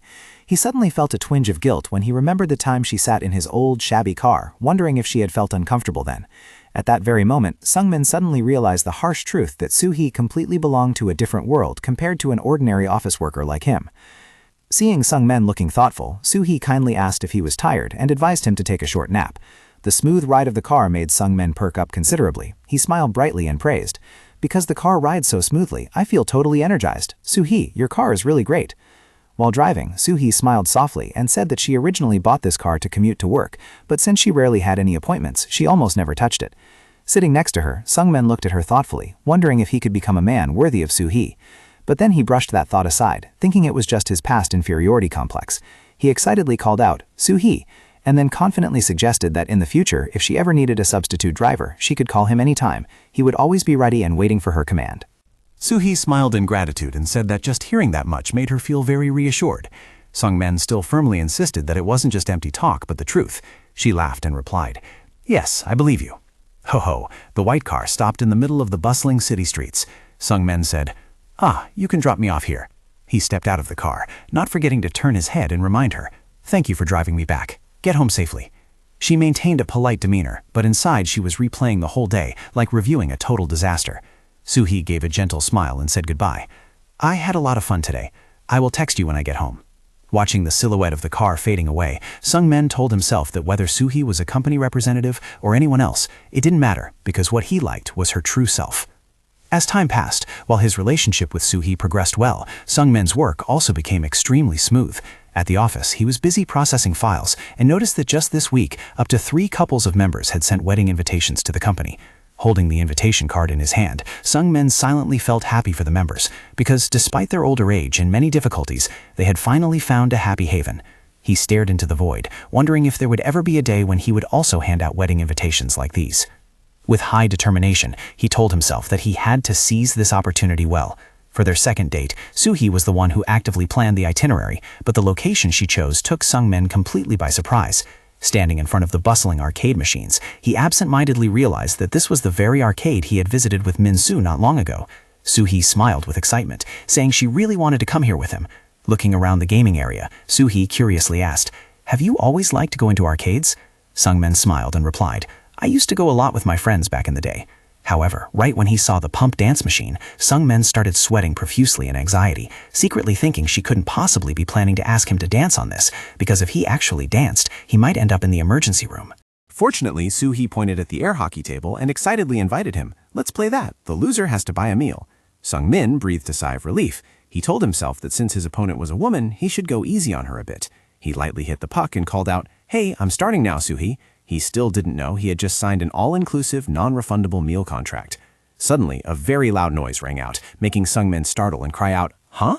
The puck flew past at breakneck speed, leaving him unable to react. The score quickly jumped to 1-0 for Soo-hee. The girl cheered with excitement. "Yeah, 1-0!" His brain hadn't even finished loading before the scoreboard updated. Sung-min was stunned and sweating bullets, not understanding what had just flown past his eyes.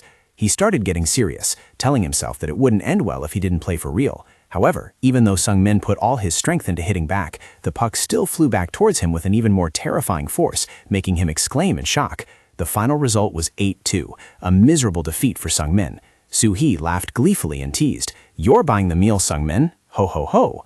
Standing in front of the scoreboard, Sung-min felt completely humiliated and frantically tried to find a way to save face. Suddenly noticing something, he pointed at the zombie arcade shooter and suggested, "Soo-hee, let's play this. If we lose one game, we try another. Mostly to regain my honor."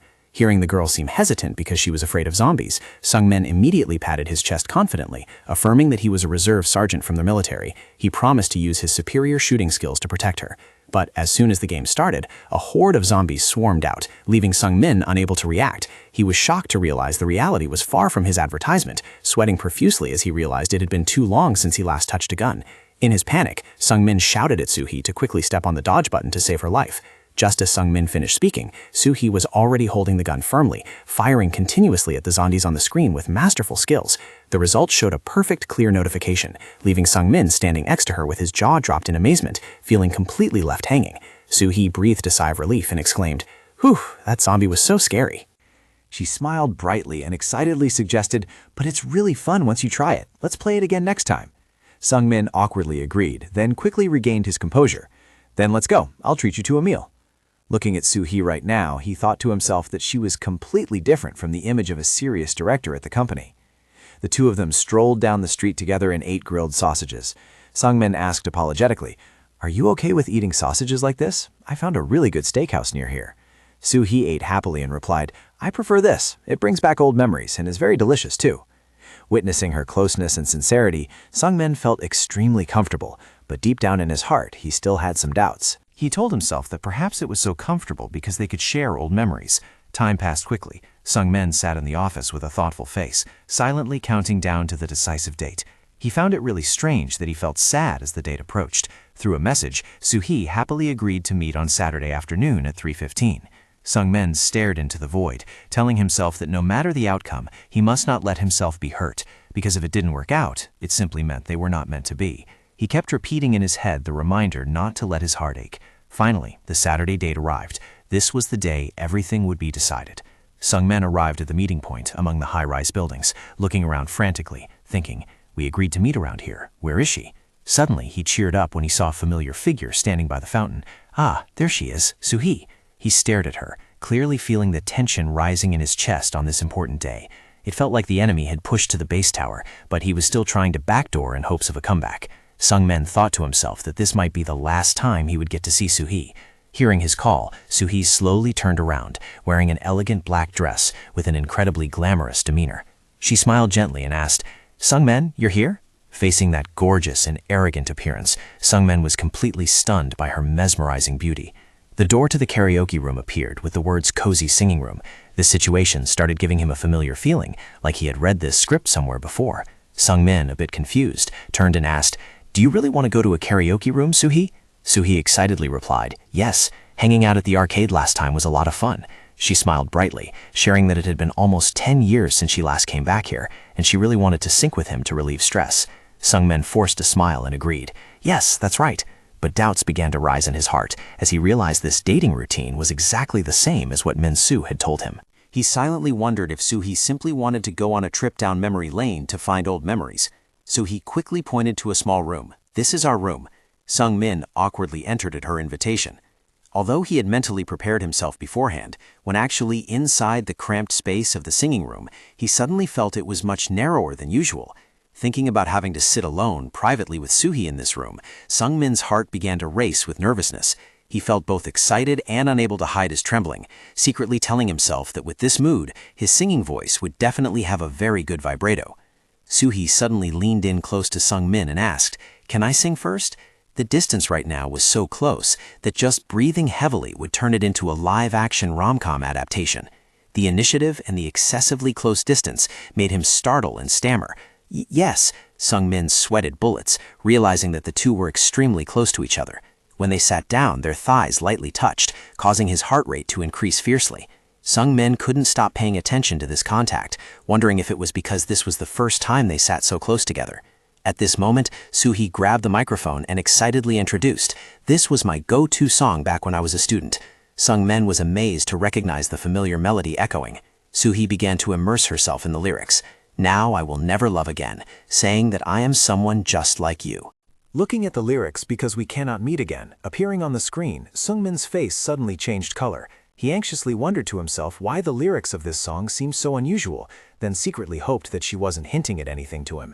His brain was running 7749 hypotheses at this moment, but all of them pointed to a bad ending. When the lyrics "Because I can't love anymore" rang out, Sungmin began to worry that his next song might sound like a tragic response. Soo-hee finished her performance with a sigh of relief and passed the microphone to him. "Phew, it's your turn now, Sungmin." Sungmin gathered his spirits, held the microphone firmly, and replied, "Yes, well then."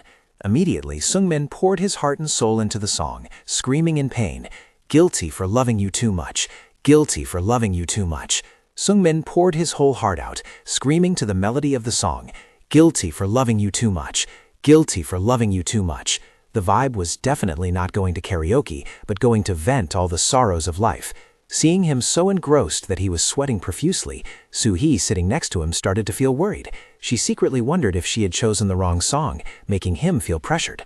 On the song selection computer screen, she stared intently at the words, "Guilty for loving you too much," and told herself that because this was the last date, she was just being sensitive. It would be best to relax and accept whatever outcome. Leaving the karaoke room, Sungmin excitedly asked, "Do you feel a bit less stressed now?" Soo-hee smiled brightly and replied, "Yes, it was really fun." The date then continued as usual. The two strolled in the park together, walking and chatting happily. After finding a famous restaurant, Sungmin enjoyed the food while praising it. "It's really as delicious as the rumors say, Soo-hee." The atmosphere looked chill on the outside, but inside, each person was running their own script. Even though he still tried to bring up interesting stories as usual, as time went on, Soo-hee became quieter. She looked thoughtfully at her plate of food, seemingly absorbed in pursuing some private train of thought. Looking at the empty plate, Sungmin clearly felt that this was a signal indicating the date was coming to an end. He took a risk and suggested, "Soo-hee, how about we go get some tea?" After a moment of hesitation, she nodded slightly in agreement. Standing in front of a cafe called Sweet Cafe, Sung-min told himself that he had to gather all his courage to confess once, so that at least he would have no regrets. Sitting opposite each other with 2 glasses of iced tea on the table, Sung-min took a deep breath and began. "Soo-hee, today is our 3rd date. There is something I really want to tell you." He looked straight into her eyes, his voice trembling but full of sincerity. "From the very first time we met, I liked you a lot, and the more we meet, the more I grow fond of you." Unable to hold it in any longer, Sung-min boldly declared, "So if it's okay, please officially date me. I promise to treat you really well."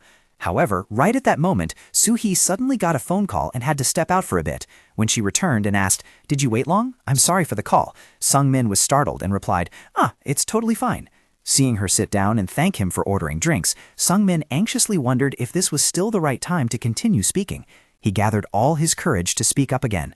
"Soo-hee, today is..." But Soo-hee interrupted with a serious expression. "Sung-min, can I speak first?"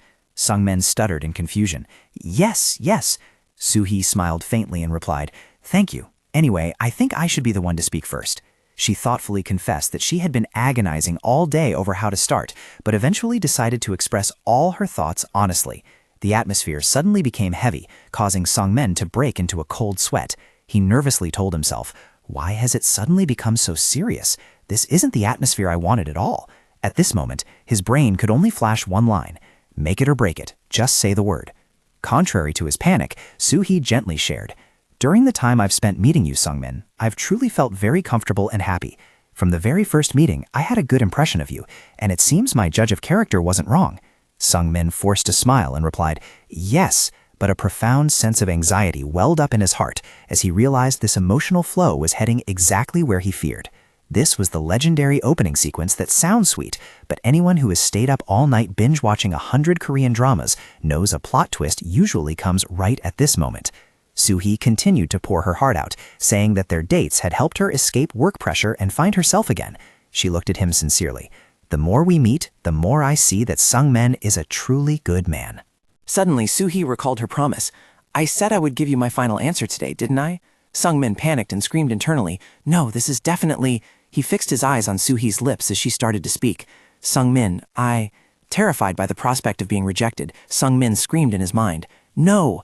The next morning, Sung-min woke up with a start in the middle of the quiet room. The feeling of waking up was like his heart still hadn't finished loading resources. He lay there blankly staring at the ceiling, his face clearly showing shock with cold sweat still lingering on his forehead. He sat up abruptly, his trembling eyes full of confusion, as if he still couldn't escape the aftermath of last night. Sung-min sluggishly walked down the stairs, looking exhausted and weary. He walked toward the kitchen counter, trembling as he grabbed the water pitcher, filled a glass, and drank it all in a fit of extreme thirst that had dried out his throat. Sung-min let out a long, heavy sigh to regain his composure. Drinking water like this wasn't to quench his thirst, but to recover his mental health after a night of emotional overload. He stood frozen, recalling what had happened, and questioned himself with a face full of doubt. Clearly, he was with Soo-hee yesterday. Could it all have just been a dream? The phone in his pants pocket suddenly vibrated, startling Sung-min out of his thoughts. He hurriedly grabbed the phone to check, his face clearly showing shock as he realized everything around him. His intertwined thoughts confirmed that this was absolutely not a dream. Everything that happened yesterday was reality. He remembered the suffocating moment at the cafe when Soo-hee called his name with a face full of inner thoughts and hesitantly said, "Sung-min, I..." Soo-hee looked straight into his eyes, her face blushing red from shyness, but making an extremely decisive declaration. "I want to officially date you, Sung-min. Be my boyfriend." The sudden confession shocked Sung-min so much that his expression changed. He stammered to ask again in utter astonishment because he couldn't believe his ears. Seeing that he was still dazed, Soo-hee raised her voice to affirm that he had heard very clearly, and she had to muster all her courage and be incredibly nervous to dare say this. Sung-min was still in shock. He awkwardly brought up the fact that she once said he was just someone who brought a comfortable feeling, and Soo-hee immediately countered that that was his greatest charm. She continued to open up, saying that his thoughtfulness and polite way of speaking were incredibly precious traits that not everyone possessed. To Soo-hee, Sung-min was a truly charismatic man and attractive enough for her. Hearing this, anyone would think it was about to reach a happy ending with wedding music playing. Seeing that she was about to say something else but then stopped, Sung-min curiously asked, but she only blushed, awkwardly avoiding the topic. Suddenly, Soo-hee looked at him with worried eyes, asking if, after a few meetings, his fluttering feelings for her had disappeared. Sung-min frantically denied it immediately in the face of her doubts. He scratched his head in embarrassment, confessing that he was just confused, not knowing if this was reality or just an illusion. Soo-hee's eyes suddenly became serious. She demanded that he give a definitive answer about what he intended to do with this relationship. Not letting her wait any longer, Sung-min gathered all his courage, his face beaming with happiness, and replied, "Yes, I agree. I also want to date Soo-hee." Receiving the expected answer, Soo-hee smiled brightly and with full satisfaction, affirming that everything had officially been settled. Right at the cafe, Soo-hee suddenly suggested, "Let's go home for today." Having to part ways right after confirming their feelings left Sung-min feeling somewhat disappointed. He thought to himself, "We just became a couple and we have to go home already? I still want to stay by her side a little longer." Seeing his expression, Soo-hee shyly explained, "I suddenly feel a bit embarrassed. Let's go quickly." Going from a crush to lovers made them so shy they didn't know how to look at each other anymore. The two strolled together under the shimmering streetlights of the night. Reaching a turn, Sung-min awkwardly pointed ahead. "Well, I'll go this way." Soo-hee smiled and said goodbye. "Yes, get home safely." Watching Soo-hee's silhouette gradually fade away, an endless sense of longing surged within Sung-min's heart. Suddenly, he stopped as if he had just remembered something important. Ah, right. His brain paused for about 2 seconds of this moment. He missed a crucial step and needed to confirm it just to be sure, lest he wake up tomorrow thinking it was all a dream. Sung-min hurriedly turned around and called out loudly, "Soo-hee!" Seeing her stop and turn back with a surprised look, he gathered all his courage and stepped forward, sweating profusely out of nervousness.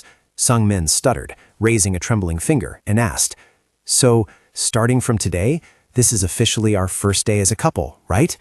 Faced with his innocence, Soo-hee stood silently for a moment. Then she broke into a radiant smile and assertively affirmed, "Yes, I look forward to your care from now on." This moment officially marked the upgrade from a crush to an authentic, non-refundable girlfriend. The sweet answer made Sung-min so happy he felt like he was floating. His footsteps on the way home were weightless, and he kept his eyes glued to his phone with a face flushed with excitement. Even though it still felt like an unreal dream, he knew for sure that this was the most beautiful reality. The next morning, Sung-min happily looked at the message he had just received from Soo-hee. "Did you sleep well?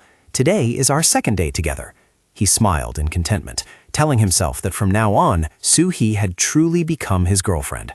Hyun Sung-min, 40 years old, still single, but now the second chapter of his life had officially begun. It was such an incredibly refreshing morning. It felt like everything was in its most perfect state. Sung-min stood in front of the mirror, adjusting his clothes, confident in his dapper appearance in an office suit. Stepping into the elevator, he thought to himself that even the commute to work today felt so thrilling, as if a monumental change had begun to take place in his life. Seeing an elderly couple enter, Sung-min enthusiastically greeted them. "Hello, wishing you both a good morning." His excessive enthusiasm startled the old man, who exclaimed, "Oh my God, you scared the living daylights out of me." Despite the bewildered expression of the person next to him, Sung-min still smiled brightly. "The weather today is really great, ha-ha," the old man muttered in confusion. "But we are inside an elevator." Stepping out onto the street, Sung-min felt as if the entire universe had changed, since he himself had changed. Everything in this world suddenly became unusually beautiful. Spotting a small white cat by the side of the road, he excitedly cheered, "Ah, a cat!" Sung-min squatted down and asked affectionately, "Are you hungry? Smooch, smooch, smooch! Or should I buy you some treats?" However, in response to that friendliness was a sharp pounce that injured Sung-min's hand and made it bleed. He cried out in pain, "Ow!"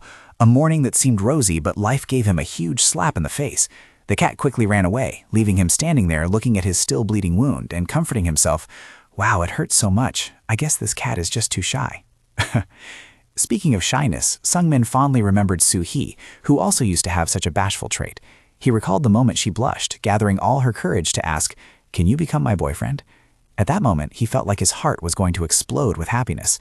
That sweet, lingering feeling still deeply remained in Sung-min's mind, making him ecstatic, as if he were flying. He closed his eyes to enjoy it, feeling as if he were truly wandering amidst the deep blue sky.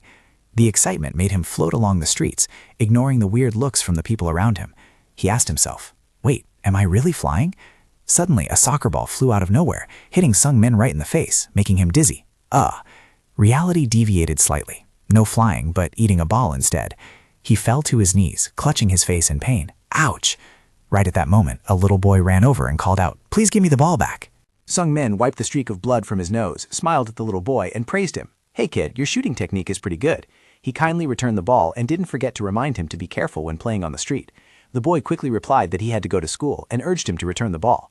Sungmin waved goodbye, wishing him to soon become a great player, but the boy had already run off, shouting back that he would become a YouTuber.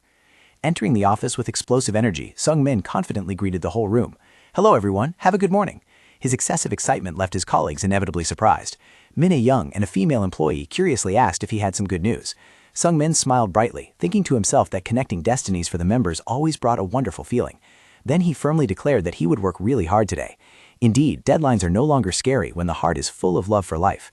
The two female colleagues whispered to each other while drinking coffee, noticing that lately Sungmin seemed to have regained his form after a period of losing focus, and encouraged each other to try hard. Right after sitting at his desk to check the schedule, his phone suddenly vibrated to notify a new message. In the group chat, Young Soo and Ho Jin continuously bombarded him with questions about the meeting with the girl the other day. Ho Jin even teasingly asked if his internal organs were still intact. Sungmin laughed smugly, thinking to himself that his little brothers had guessed completely wrong. His face right now clearly wrote the words, "knowing but not telling, afraid of shocking them if I do." He hesitated, intending to show off that he already had a girlfriend, but then decided to just send a mysterious smiling emoji with the text, "Just sending this, haha." The clueless reactions of his juniors made him find it hilarious. Young Soo even suspected that this wasn't the real Sungmin. He told himself that since it was only the third day, he would wait a little longer before officially making it public. Looking at the screen, Sungmin suddenly felt his heart sink when thinking about his younger brothers who shared the pain of being single. He felt a bit guilty because it seemed like he was the only one who had escaped singlehood, and worried that this truth might distance their relationship. He suddenly remembered Minsu's case. Perhaps that was the reason his close friend also announced his relationship so late, which once made him hesitate to reach out. For Sungmin, these relationships in his 40s are extremely precious, so he wanted to find a way to inform them of the truth as carefully as possible. While lost in thought, the panicked cry of a female colleague startled him, prompting him to ask what was wrong. She frantically announced that a longtime member was demanding to cancel his membership because he believed that no matter how hard he tried, he couldn't get married. Work drama returned right on time. As soon as the chill time ended, life called his name immediately. The female colleague sighed wearily when mentioning a special case. This person was actually very decent, but strangely the matchmaking kept failing. Hearing this, Sungmin exclaimed in surprise, "Oh, is that so? A great profile, but fate keeps glitching." Seeing the situation seemed deadlocked, he proactively suggested, "Then let me try meeting him for a consultation." The female manager was quite surprised by his sudden enthusiasm. "Sungmin, do you want to do that?" Sungmin quickly arranged a face-to-face meeting. Opposite him was a middle-aged man whose face clearly showed sorrow. Sungmin politely started, "Hello?" The man asked back in confusion, "Yes, but who are you?" Sungmin gave a friendly smile and introduced himself. "I am a manager on the same team as Manager Kim." Getting straight to the point, Sungmin spoke up. "I heard you want to withdraw your membership?" The man bowed his head, his voice sad. "Yes, I am 40 years old now. I feel it's too late to look for love. Instead of wasting time and money on false hopes, I plan to stop here." Witnessing the member's despair, Sungmin thought to himself that if it were in the past, he probably would have sympathized with this thought. But now he firmly advised, "Member, nowadays 40 is not too late of an age. Times have changed, and there are many people who find a happy marriage at the age of 40. Seeing the other party still silent, he continued, "It's just that your destined match hasn't appeared yet." The man suddenly became agitated. He yelled in agony, "But I can't do it. No matter how long I wait, it won't appear." Sungmin remained calm. He looked directly into the other person's eyes and gently persuaded, "But what if it is about to appear?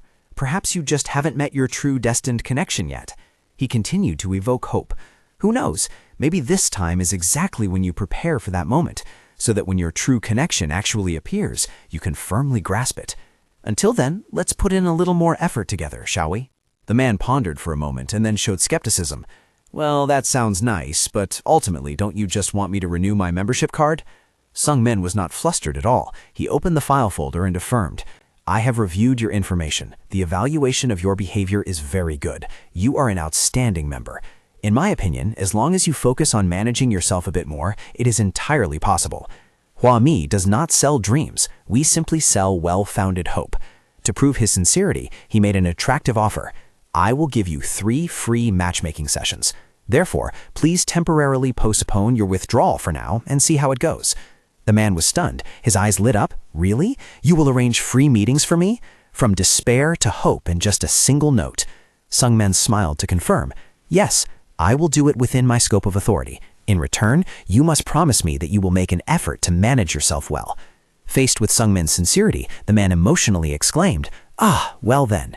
Joyful laughter echoed throughout the office, leaving the colleagues astonished.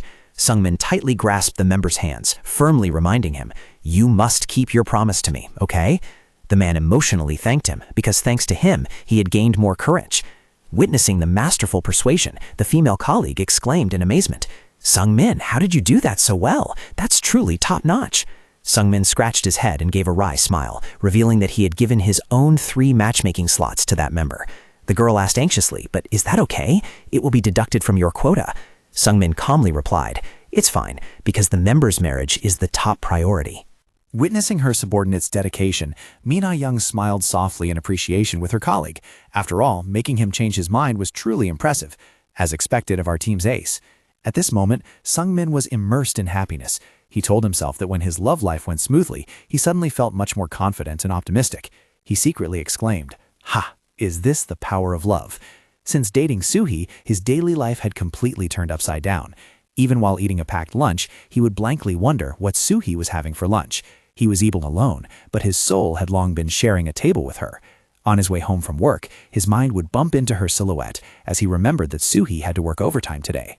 Even right up until he went to bed, Sungmin's mind was completely filled with thoughts of his girlfriend. He tossed and turned in regret, thinking that they had only talked on the phone for 30 minutes today and he still wanted to talk more.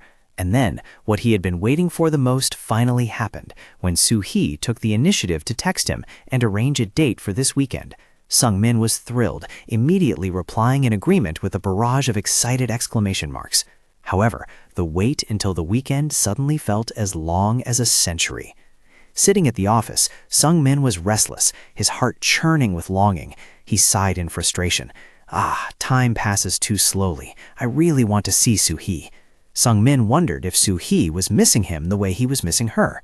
But then he reassured himself that since she was the CEO of a large company, she must definitely be very busy with a mountain of work. He told himself, then a boyfriend like him must know how to be patient. Or perhaps this was exactly what mature dating in one's 40s was like. While he was engrossed in his romantic thoughts, Min Ah-young's voice startled him. Sungmin, are the documents I requested this morning ready? Sungmin hurriedly reported that he had sent the Excel file via email to his boss.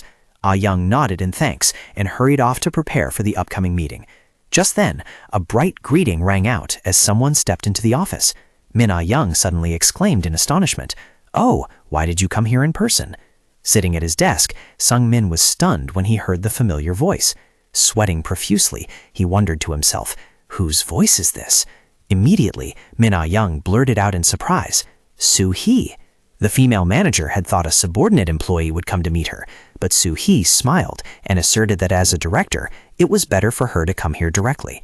Soo-hee's eyes gently turned towards Sungmin, who was blushing furiously with his heart pounding continuously, as she greeted him. "Hello, Manager Hyun, how have you been?" Sungmin stammered back in utter shock. Yes. His brain hadn't processed it yet, but his mouth automatically answered to keep up the pace.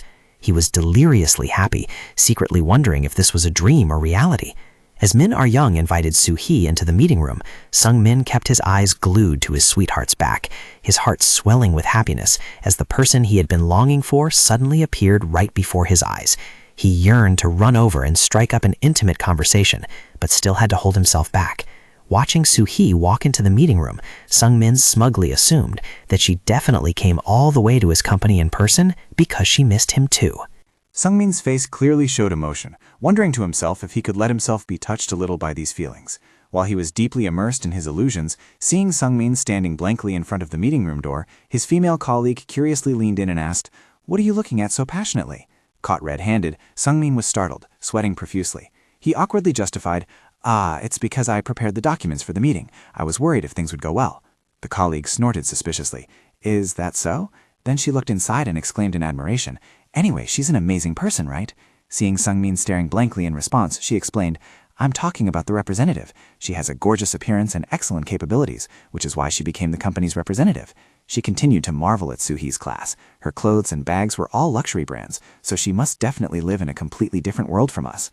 Hearing that, Sungmin forced a smile and replied, "Well, we're all just human beings anyway. Who knows? Maybe she also likes eating spicy rice cakes and playing arcade games." He tried to bring the goddess CEO down to earth, but pulled a bit too hard, bringing her straight to the snack corner. His colleague looked at him like he was an alien. "Huh? Spicy rice cakes? Arcade games? No way. You can tell at a glance that her taste is extremely high class." She firmly asserted that Soo-hee's standards for choosing a partner must be very high, and the man she meets must definitely be a celebrity or a tycoon. While the colleague was talking nonstop, Sungmin could only smile to himself in happiness. Hearing someone describe his imaginary rival made him as happy as winning the lottery. He shed tears of emotion, proudly affirming in his mind, "The man Soo-hee is dating is none other than me." Right at that moment, the meeting room door opened, and team leader Mina Yang walked out with Soo-hee. Seeing the two employees standing there, Yang asked in surprise, "Oh, what are you two doing here?" Sungmin startled and replied, I was just checking if everyone needed anything. The female colleague quickly added, "Let me go make everyone a cup of tea." Soo-hee smiled politely and turned to Young. "The meeting ended well. Thank you for coming today." Young modestly replied, "There's no need to thank me. Thanks to the meticulous documents, I was helped a lot." Soo-hee looked over at Sungmin and asked to be sure, "I heard that manager Hyun prepared them, right?" Receiving a nod from Young, Soo-hee did not hold back her praise. "As expected, your abilities are very good." Sungmin was thrilled, scratching his head and smiling shyly. It's nothing really. Heh. I was just doing my usual." In his heart at this moment, he was screaming with triumph. "I look pretty cool, don't I?" Young and Soo-hee shook hands to say goodbye, promising to contact each other again after there is new progress. Watching Soo-hee's back gradually walk away, Sungmin suddenly felt an endless wave of regret welling up in his heart. "Soo-hee, we just met, and now we have to part. What a pity." Parting for just 5 minutes felt like Romeo bidding farewell to Juliet. He stood silently watching her until her silhouette disappeared down the hallway. Soo-hee suddenly remembered something and asked, "By the way, where can I get a parking ticket?" Hearing this, department head Min Young quickly explained, "A parking ticket. You can get it at the first floor lobby." Before her boss could finish her sentence, Sungmin hurriedly interrupted with an eager expression. "Then let me lead the way. Let me go get it for you." Soo-hee smiled and agreed. "You would do that? Then I'll trouble you." "Oh, thank you so much." Sungmin excitedly urged, "Come on, let's go." Leaving the female coworker standing behind staring blankly with a giant question mark over her head. Seeing her subordinate acting strangely, Min Young turned and asked, "So now we are preparing the report. Why are you standing there spacing out?" The employee was startled and waved her hands. It's nothing." She thought to herself, "Well, anyway, Sungmin has always been famous for being a kind and nice person." Then she cheered herself on. "All right, let's get to work." Meanwhile, Sungmin and Soo-hee were walking down the office hallway together. Seeing Soo-hee suddenly giggling, Sungmin curiously asked, "Why are you laughing?" The girl mischievously pulled out a card and cheered, "Ta-da! Actually, I already received the parking ticket beforehand." Witnessing this unexpected plot twist, Sungmin panicked and exclaimed, "So you did that on purpose?" Soo-hee smiled brightly and admitted, "I knew for sure that Sungmin would take me." Sungmin was still confused. "Then what would you have done if the manager insisted on coming along earlier?" The girl calmly replied, "Then I will just say I received it, but accidentally forgot about it." Looking at Soo-hee, Sungbin secretly marveled in his heart. "Soo-hee, I didn't expect you to have such a cute side." Soo-hee tilted her head slightly and confided, "Actually, it would have been fine to let an employee come, but I came here personally. Do I look a bit too childish?" Sungbin hurriedly denied it. "Not at all. I was also," just as he was about to confess, a female colleague suddenly appeared and interrupted. "Oh, Sungbin, are you going out for something?" Seeing Soo-hee preparing to leave, the female employee greeted politely. "Then please take care, director." Soo-hee smiled and replied, "Yes, thank you for your hard work." Sungbin used the excuse of just seeing off a partner client to explain to the bespectacled female colleague.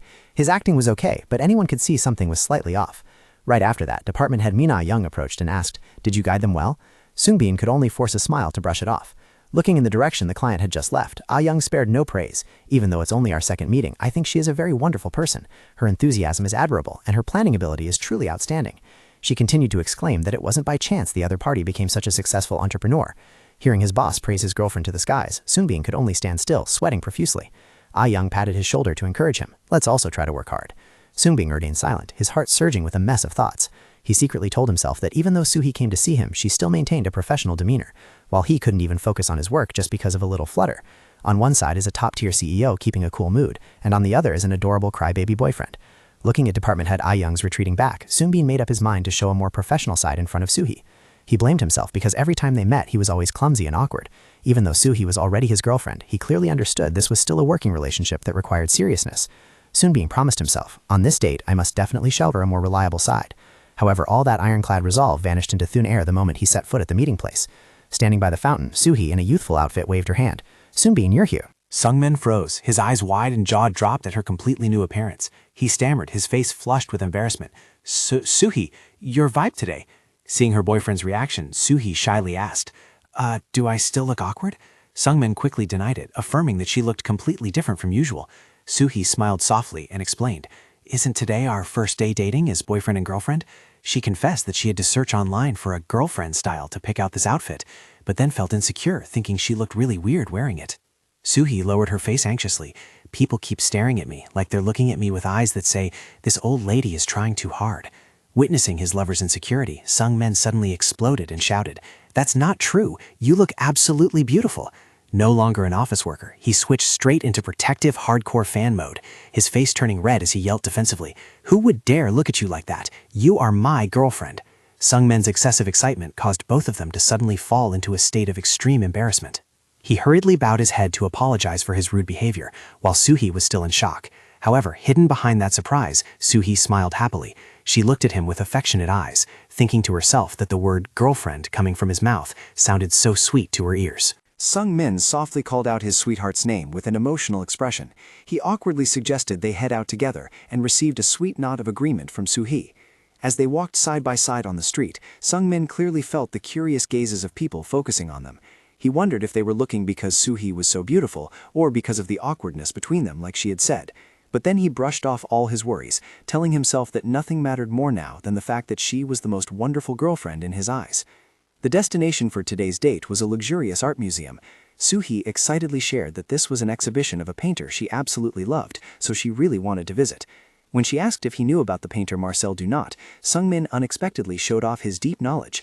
He talked endlessly about the author's art style of finding balance in chaos through colors and shapes, preparing so thoroughly that it sounded like a thesis defense presentation. His subtle remarks about the intersection of order and indiscipline in the artworks made Suhee gasp in amazement at her boyfriend's understanding. Seeing Suhee's admiration, Sungmin scratched his head and confessed that he had actually taken the time to research beforehand because he knew she liked this painter. He sincerely expressed his desire to understand and empathize with her feelings when looking at the artworks. This warm gesture deeply moved Suhee, while Sungmin worried whether he was overdoing it.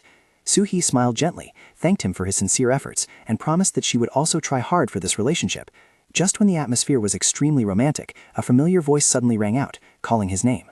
Sungmin started and turned around with a face full of astonishment. He froze when he realized the person who just called him was Min Chan, his older brother from the singles club, who was walking with a strange girl.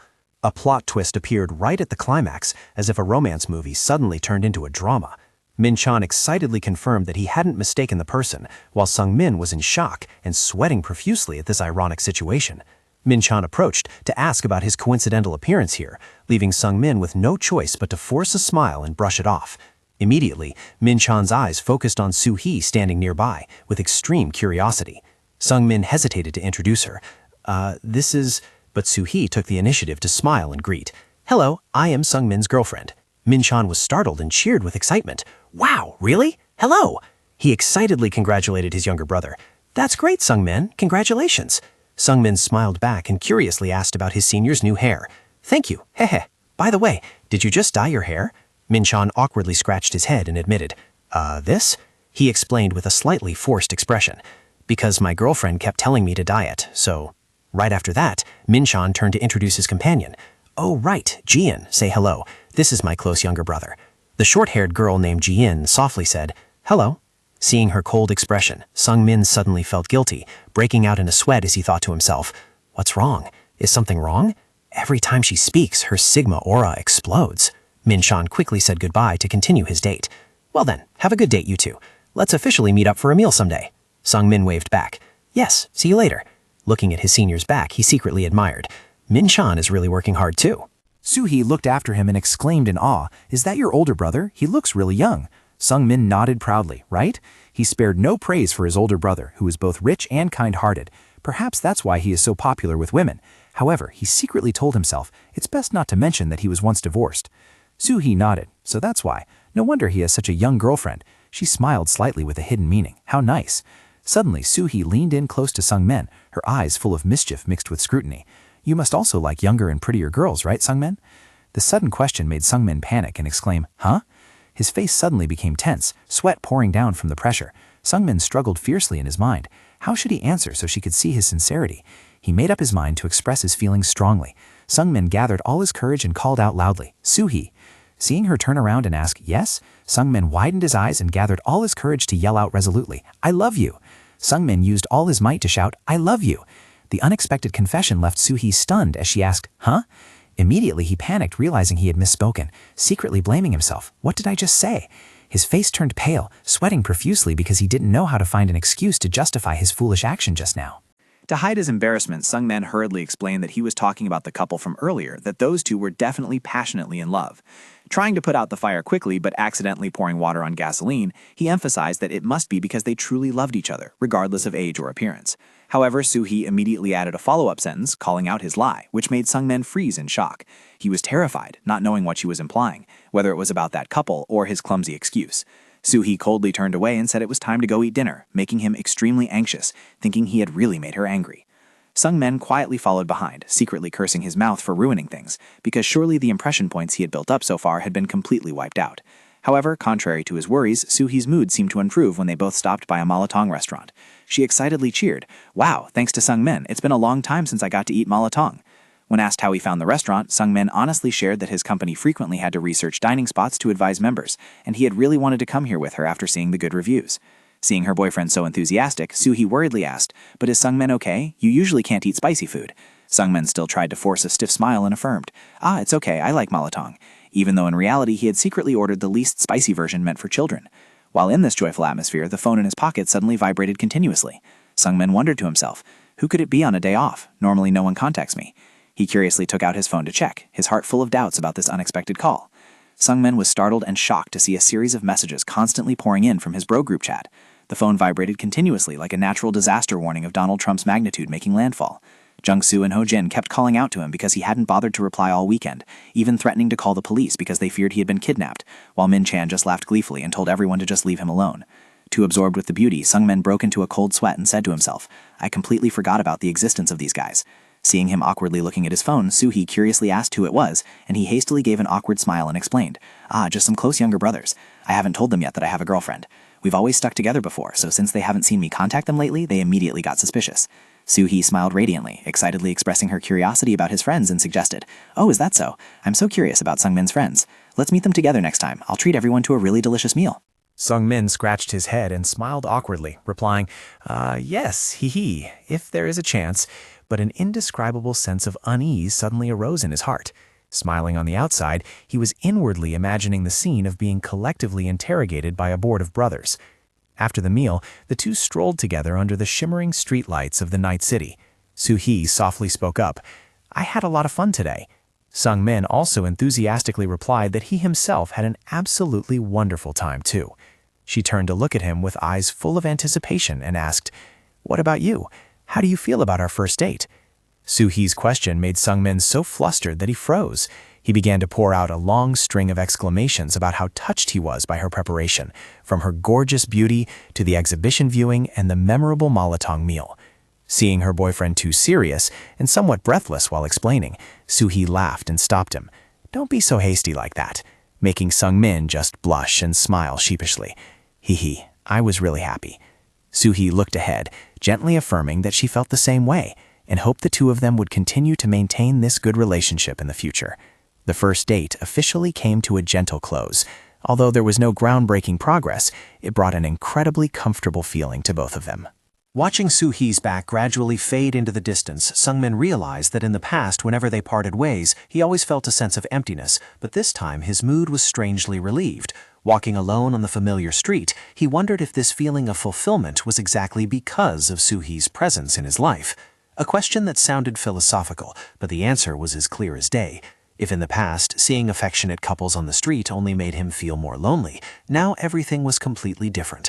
Passing by a crowded restaurant, Sungmin stopped to observe and secretly planned, "Oh, that place must be good, right? Soo-hee likes spicy food. Next time, I definitely have to bring her here."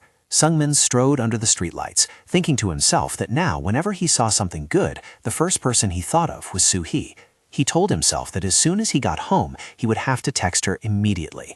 Priorities had changed. Sleep could be delayed, but texting could not. The next morning at the office, Sungmin looked at his phone and decided it was time to tell his juniors the truth.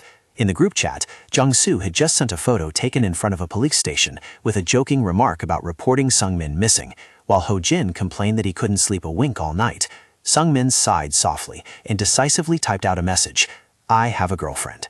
Immediately, the phone screen popped up with a series of bewildered question marks from Jung-soo and Ho-jin. Sungmin smiled smugly, silently apologizing to his brothers for officially escaping the singles club one step ahead of them. However, his juniors didn't easily believe his words. Ho-jin bombarded him with questions. When? Where? With whom? How and why did you meet her? Jung-soo even suspected that someone was impersonating Sungmin's account and threatened to report it to Interpol for an investigation. Teased by the younger guys, Sungmin angrily muttered about these brats. He firmly asserted that it was the truth and promised to make an official introduction soon. Before he could react, Jung-soo immediately sent the location of a restaurant and finalized the schedule for this Friday at 7 p.m. Let's meet here. Without asking for opinions or probing, he set the schedule as quickly as ordering food online. Ho-jin and Min-chan also enthusiastically responded, making Sung-min start to panic. He broke out in a cold sweat, realizing that everything was happening too fast, while he hadn't even had the chance to discuss anything with Soo-hee. Sung-min scratched his head in frustration, not understanding why his juniors cared so excessively about his love life. This kind of concern could easily turn them into crazy fans. He recalled how shocked he himself was in the past when he heard the news that his friend Min-soo got a girlfriend. Unable to sit still, Sung-min took a risk and texted Soo-hee to ask for her opinion about meeting his younger brothers.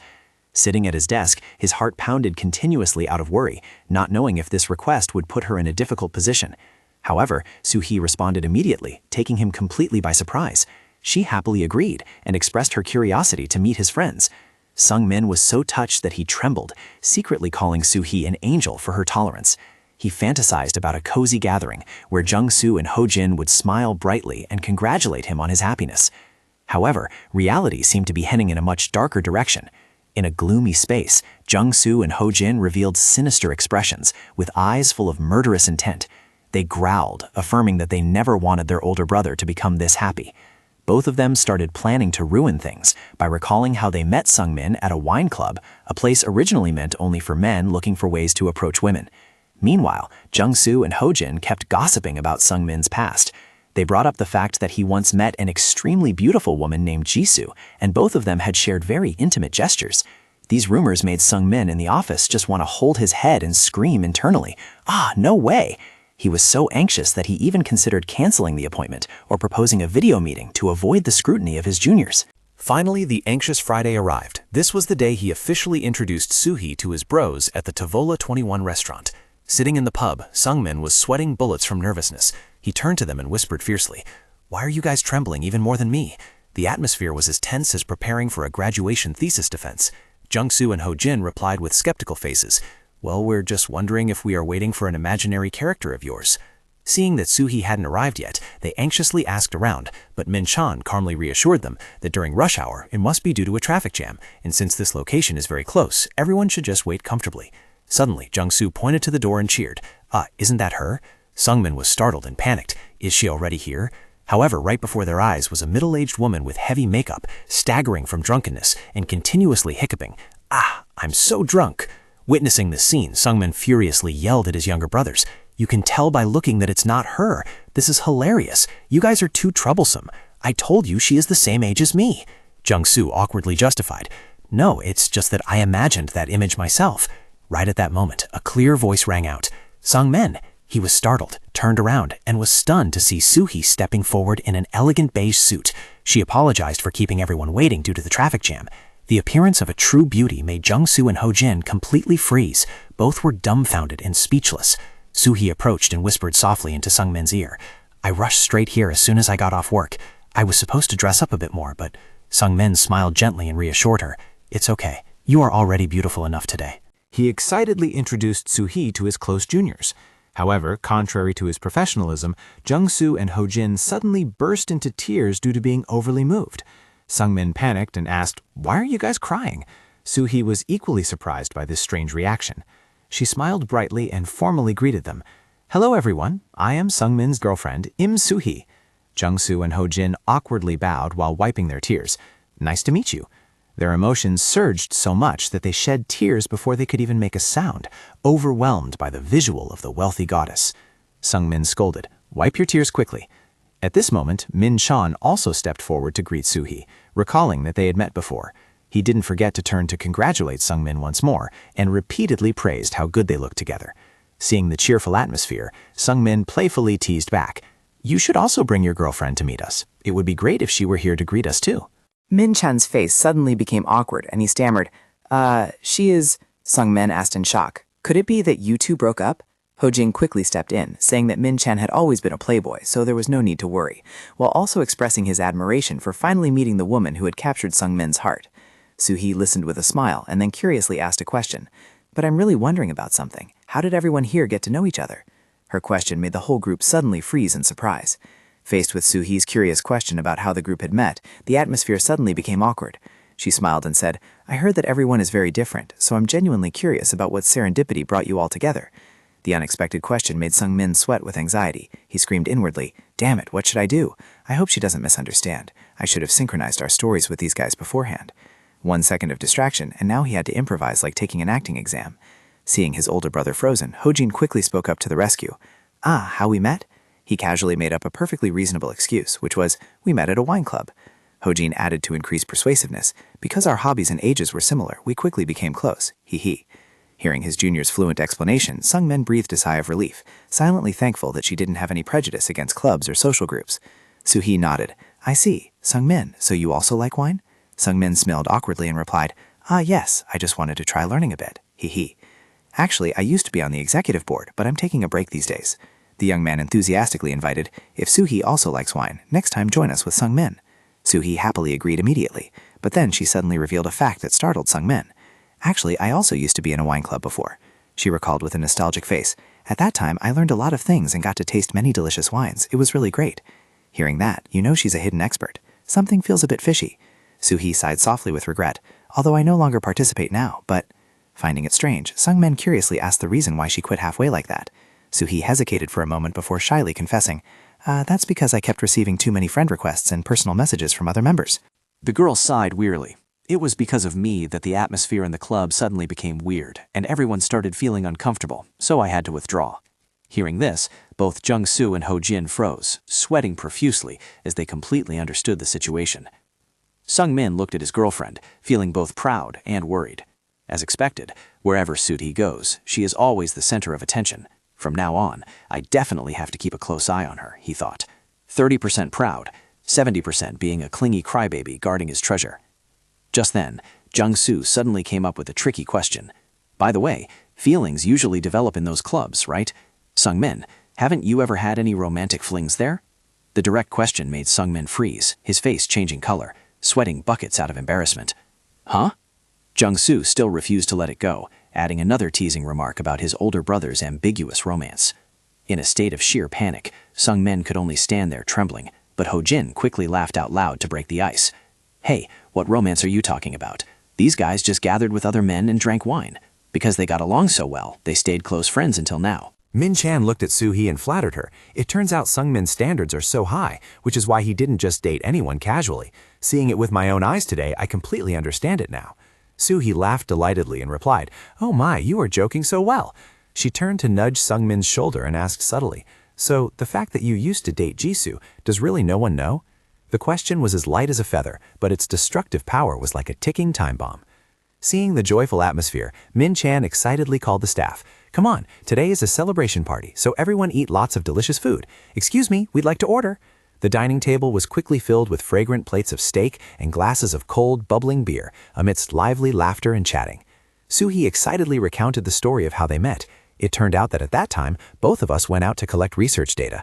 She smiled brightly, recalling, "At that moment, I secretly wondered if this was destiny, but Sung-min said he was very disappointed." Soo-hee even imitated her boyfriend's serious face and recounted. He made a face exactly like this and asked, "Do you have anything else you want to analyze?"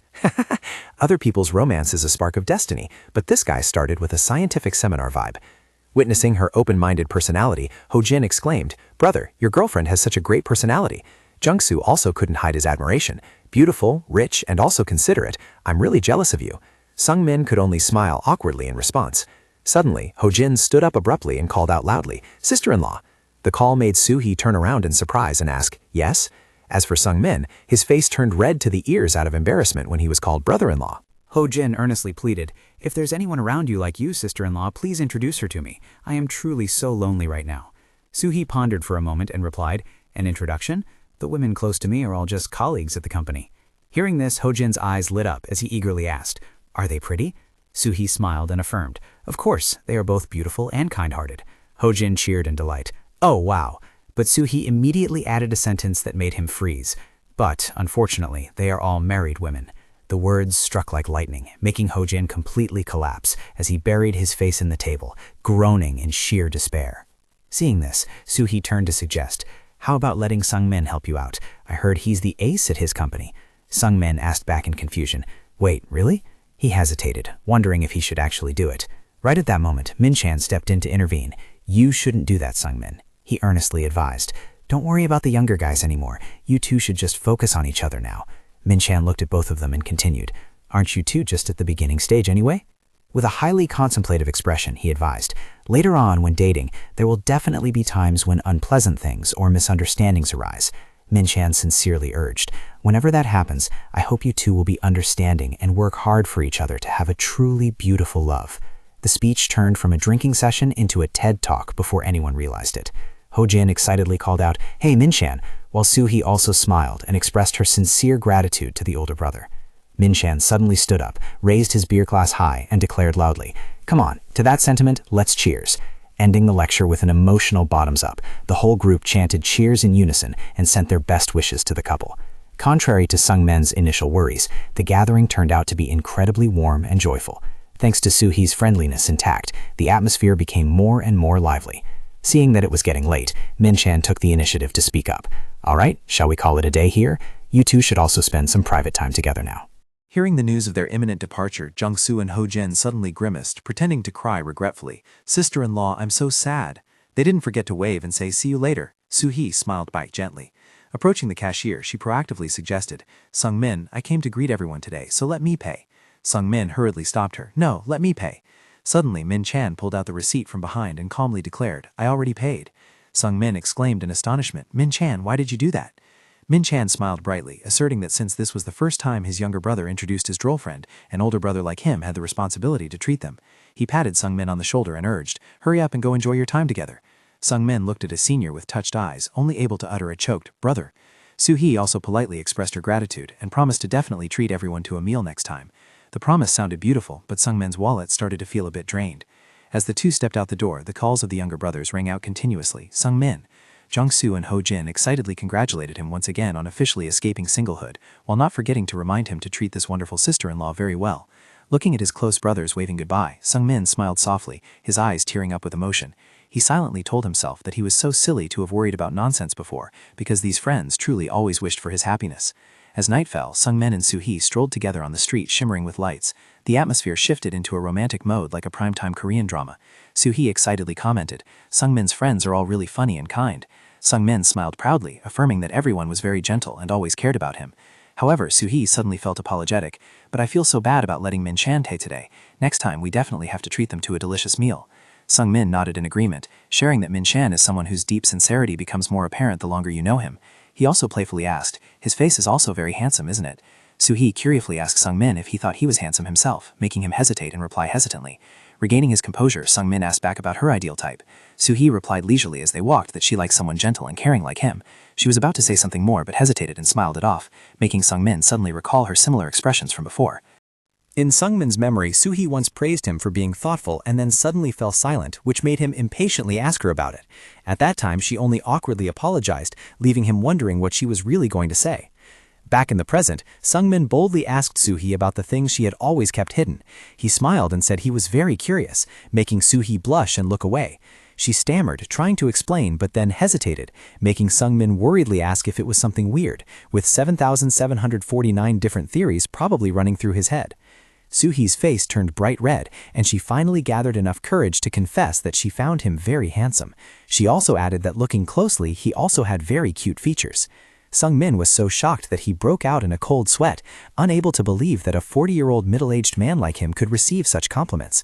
Being praised so much, his CPU was about to overload. Soo-hee nodded, affirming that he looked very youthful, and in her eyes right now he was the coolest person. Sung-min burst into happiness, feeling like he was holding the whole world in his hands.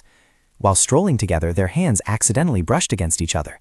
Sung-min was startled, his heart pounding erratically because of this unexpected contact. He laughed at himself for feeling flustered over just a touch of hands, even though he wasn't someone who had never been in love. In fact, in the past, he was the one who initiated intimacy first, so why was he feeling so nervous now? Sung-min recalled his previous relationships, where he used to be the one taking the lead in everything. However, Sung-min realized that he had taken a break from romance for so long that now even his past fluttering memories had become unfamiliar, and his sense of love seemed to have been completely reset.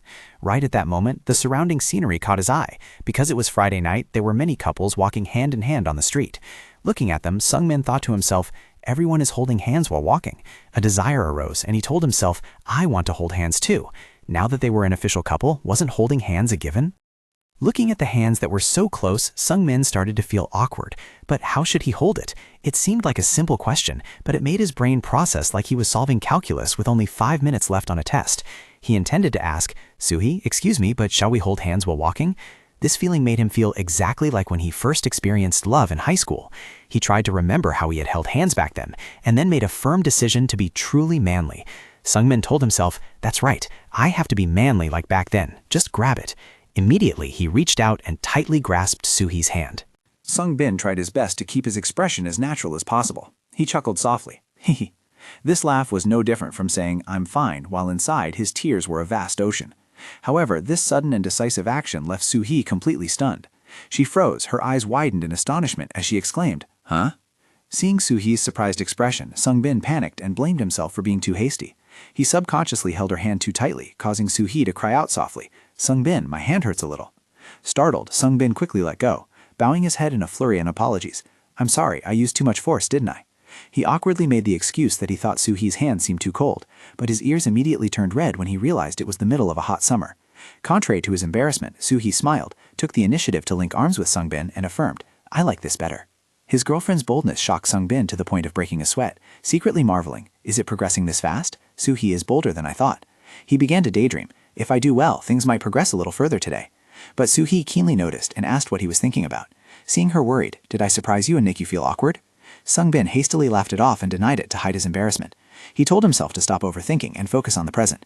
Then he suggested, it would be a shame to go home like this, let's hang out a bit longer. Suhi enthusiastically agreed. Okay, let's go get some ice cream too. The two strolled together, enjoying their Friday evening like normal couples. For Sung-bin, every minute and every second was incredibly precious. For someone else, this might just be ordinary time, but for him, these were moments he once thought would never return. Even though these were familiar dating routes they had tried before, Suhi still cheered excitedly at the claw machine. On the right, over on the right! Sung-min felt like everything was completely new, a feeling he probably hadn't found again in over 10 years. Suhi rejoiced when she caught a prize. Ah, I got it! Making him secretly wonder if she felt the same way he did. As both of them were matching couple hoodies, Sung-min emotionally realized, it feels like we've returned to that era. He felt so happy that he became afraid and silently prayed, I wish our destiny would last forever. In his mind, he was both happy and anxious, like playing a game of keeping a prize when he was a kid. While they were happily walking together, a loud shout suddenly rang out from a roadside fortune-telling stall, startling them both.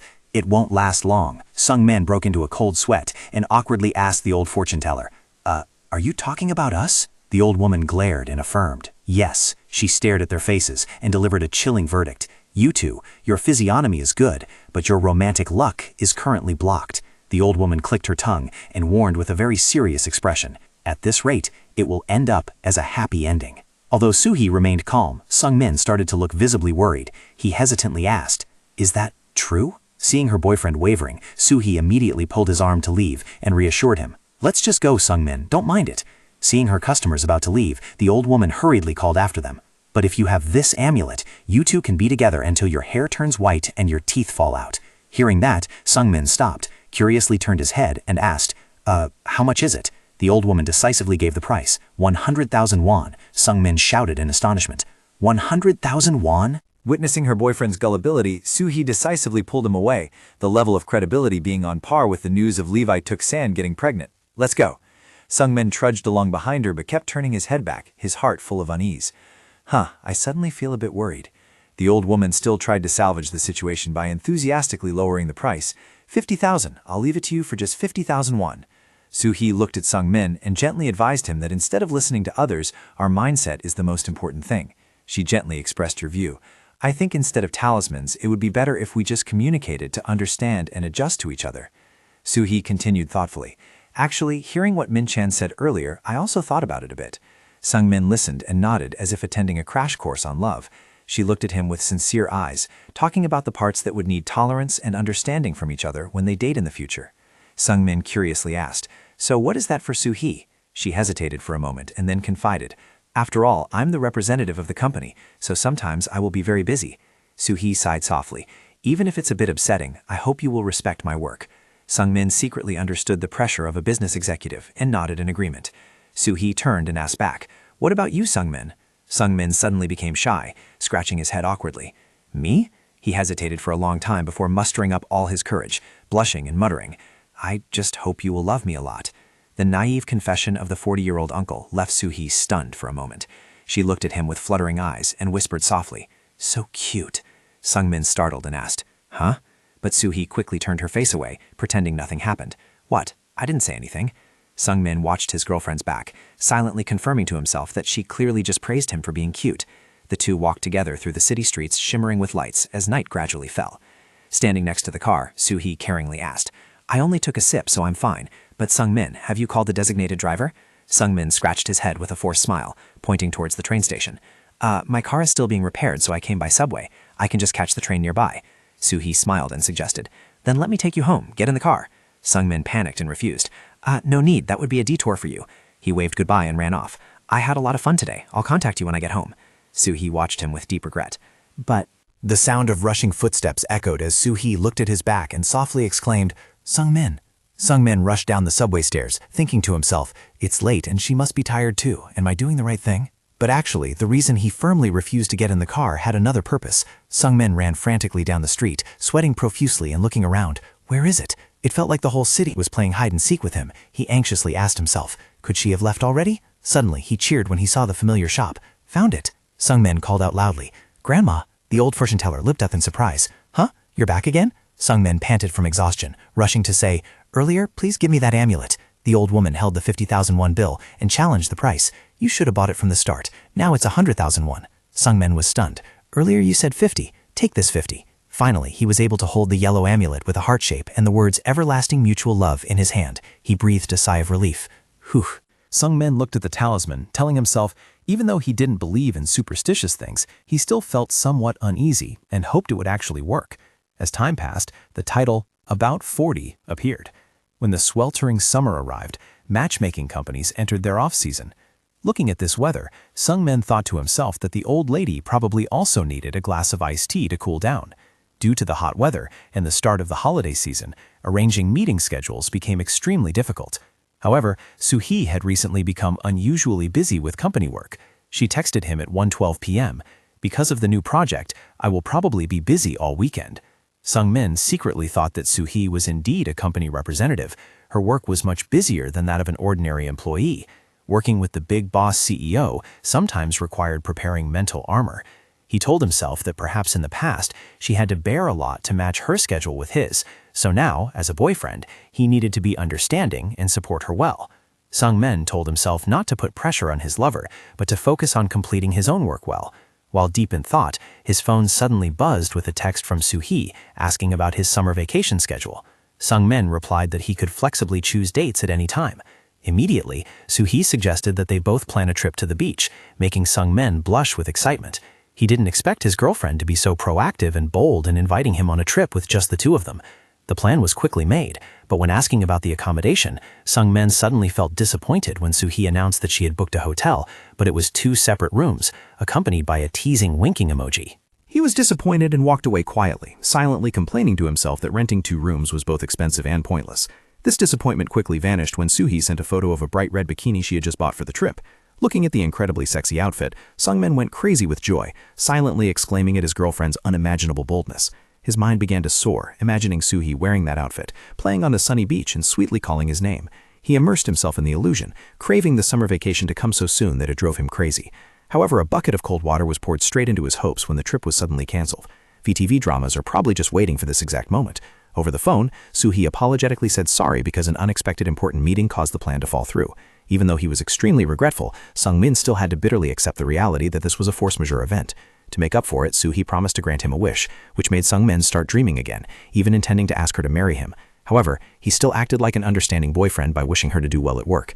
Even though they were too busy to meet, Sung-min still felt extremely reassured because Soo-hee always took the initiative to text and share pictures of delicious food with him every day.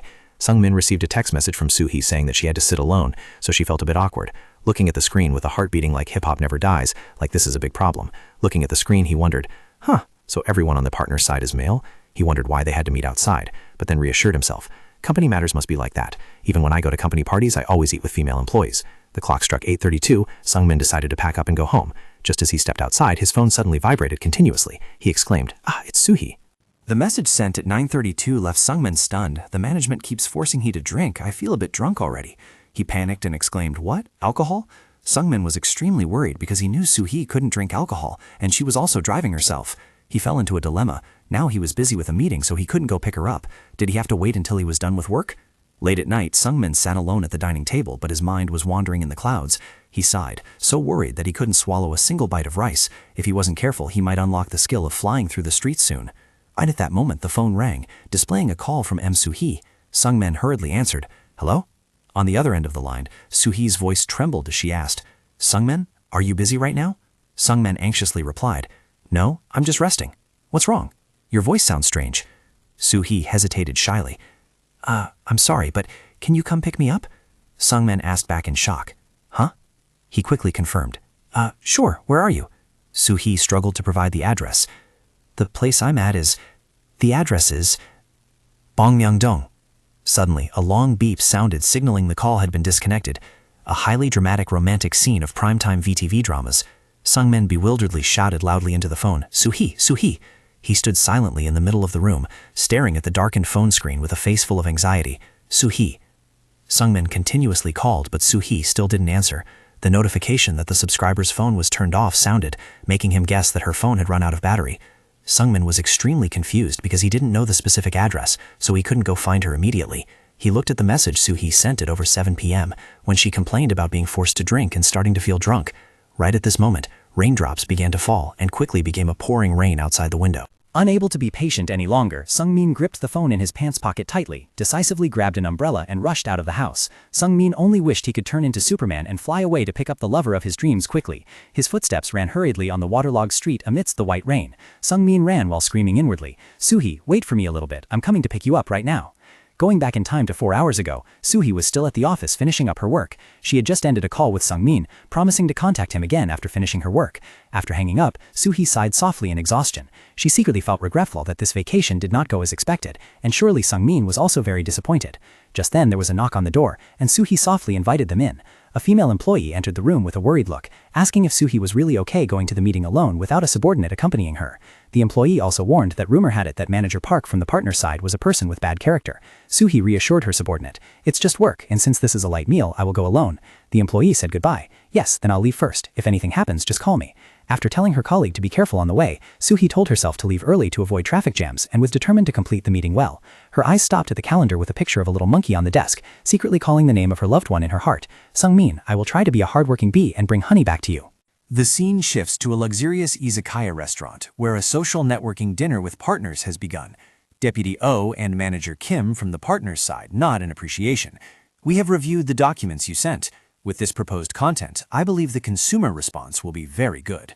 Soo-hee smiles in response. "Thank you. Instead of immediate profit, we focus on the customer's needs." On the outside, she tries to maintain a professional demeanor, but on the inside, she is secretly cursing the ancestors of these so-called gods. Suddenly, Deputy Manager Park, wearing glasses and a red tie, interrupts. Why are you bringing up work while we are eating?" He smugly assumes that as long as he reports well, the contract will definitely pass, and enthusiastically urges, "Let's just enjoy the food and drinks today. Bottoms up and have another cup, Director M." Soo-hee shows clear signs of embarrassment and gently refuses.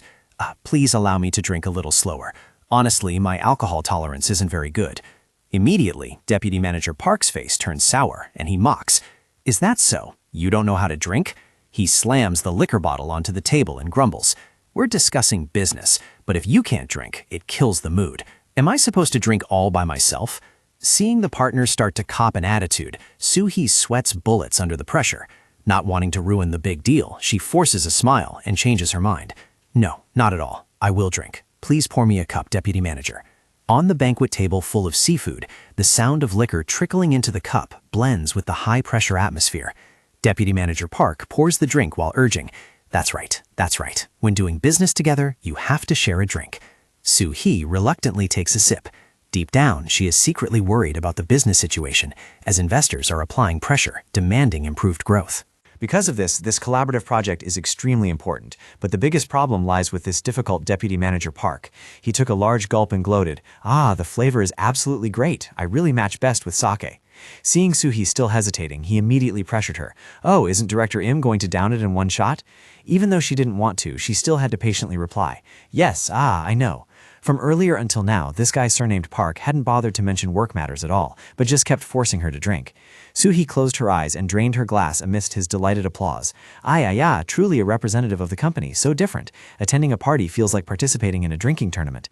He continued to fill her glass and excitedly said, come on, let's have another glass." Suhi had begun to feel tired by now. She softly said, "Yes, please allow me to drink a little slower." But the deputy manager just laughed heartily and brushed it off. I know. Witnessing that scene, the two accompanying colleagues could only whisper wearily to each other that the old man was starting to get drunk again. The meeting lasted longer than expected. The table was largely cleared, but Deputy Manager Park still had no intention of stopping. He cheered again. "Well then, shall we have another glass?"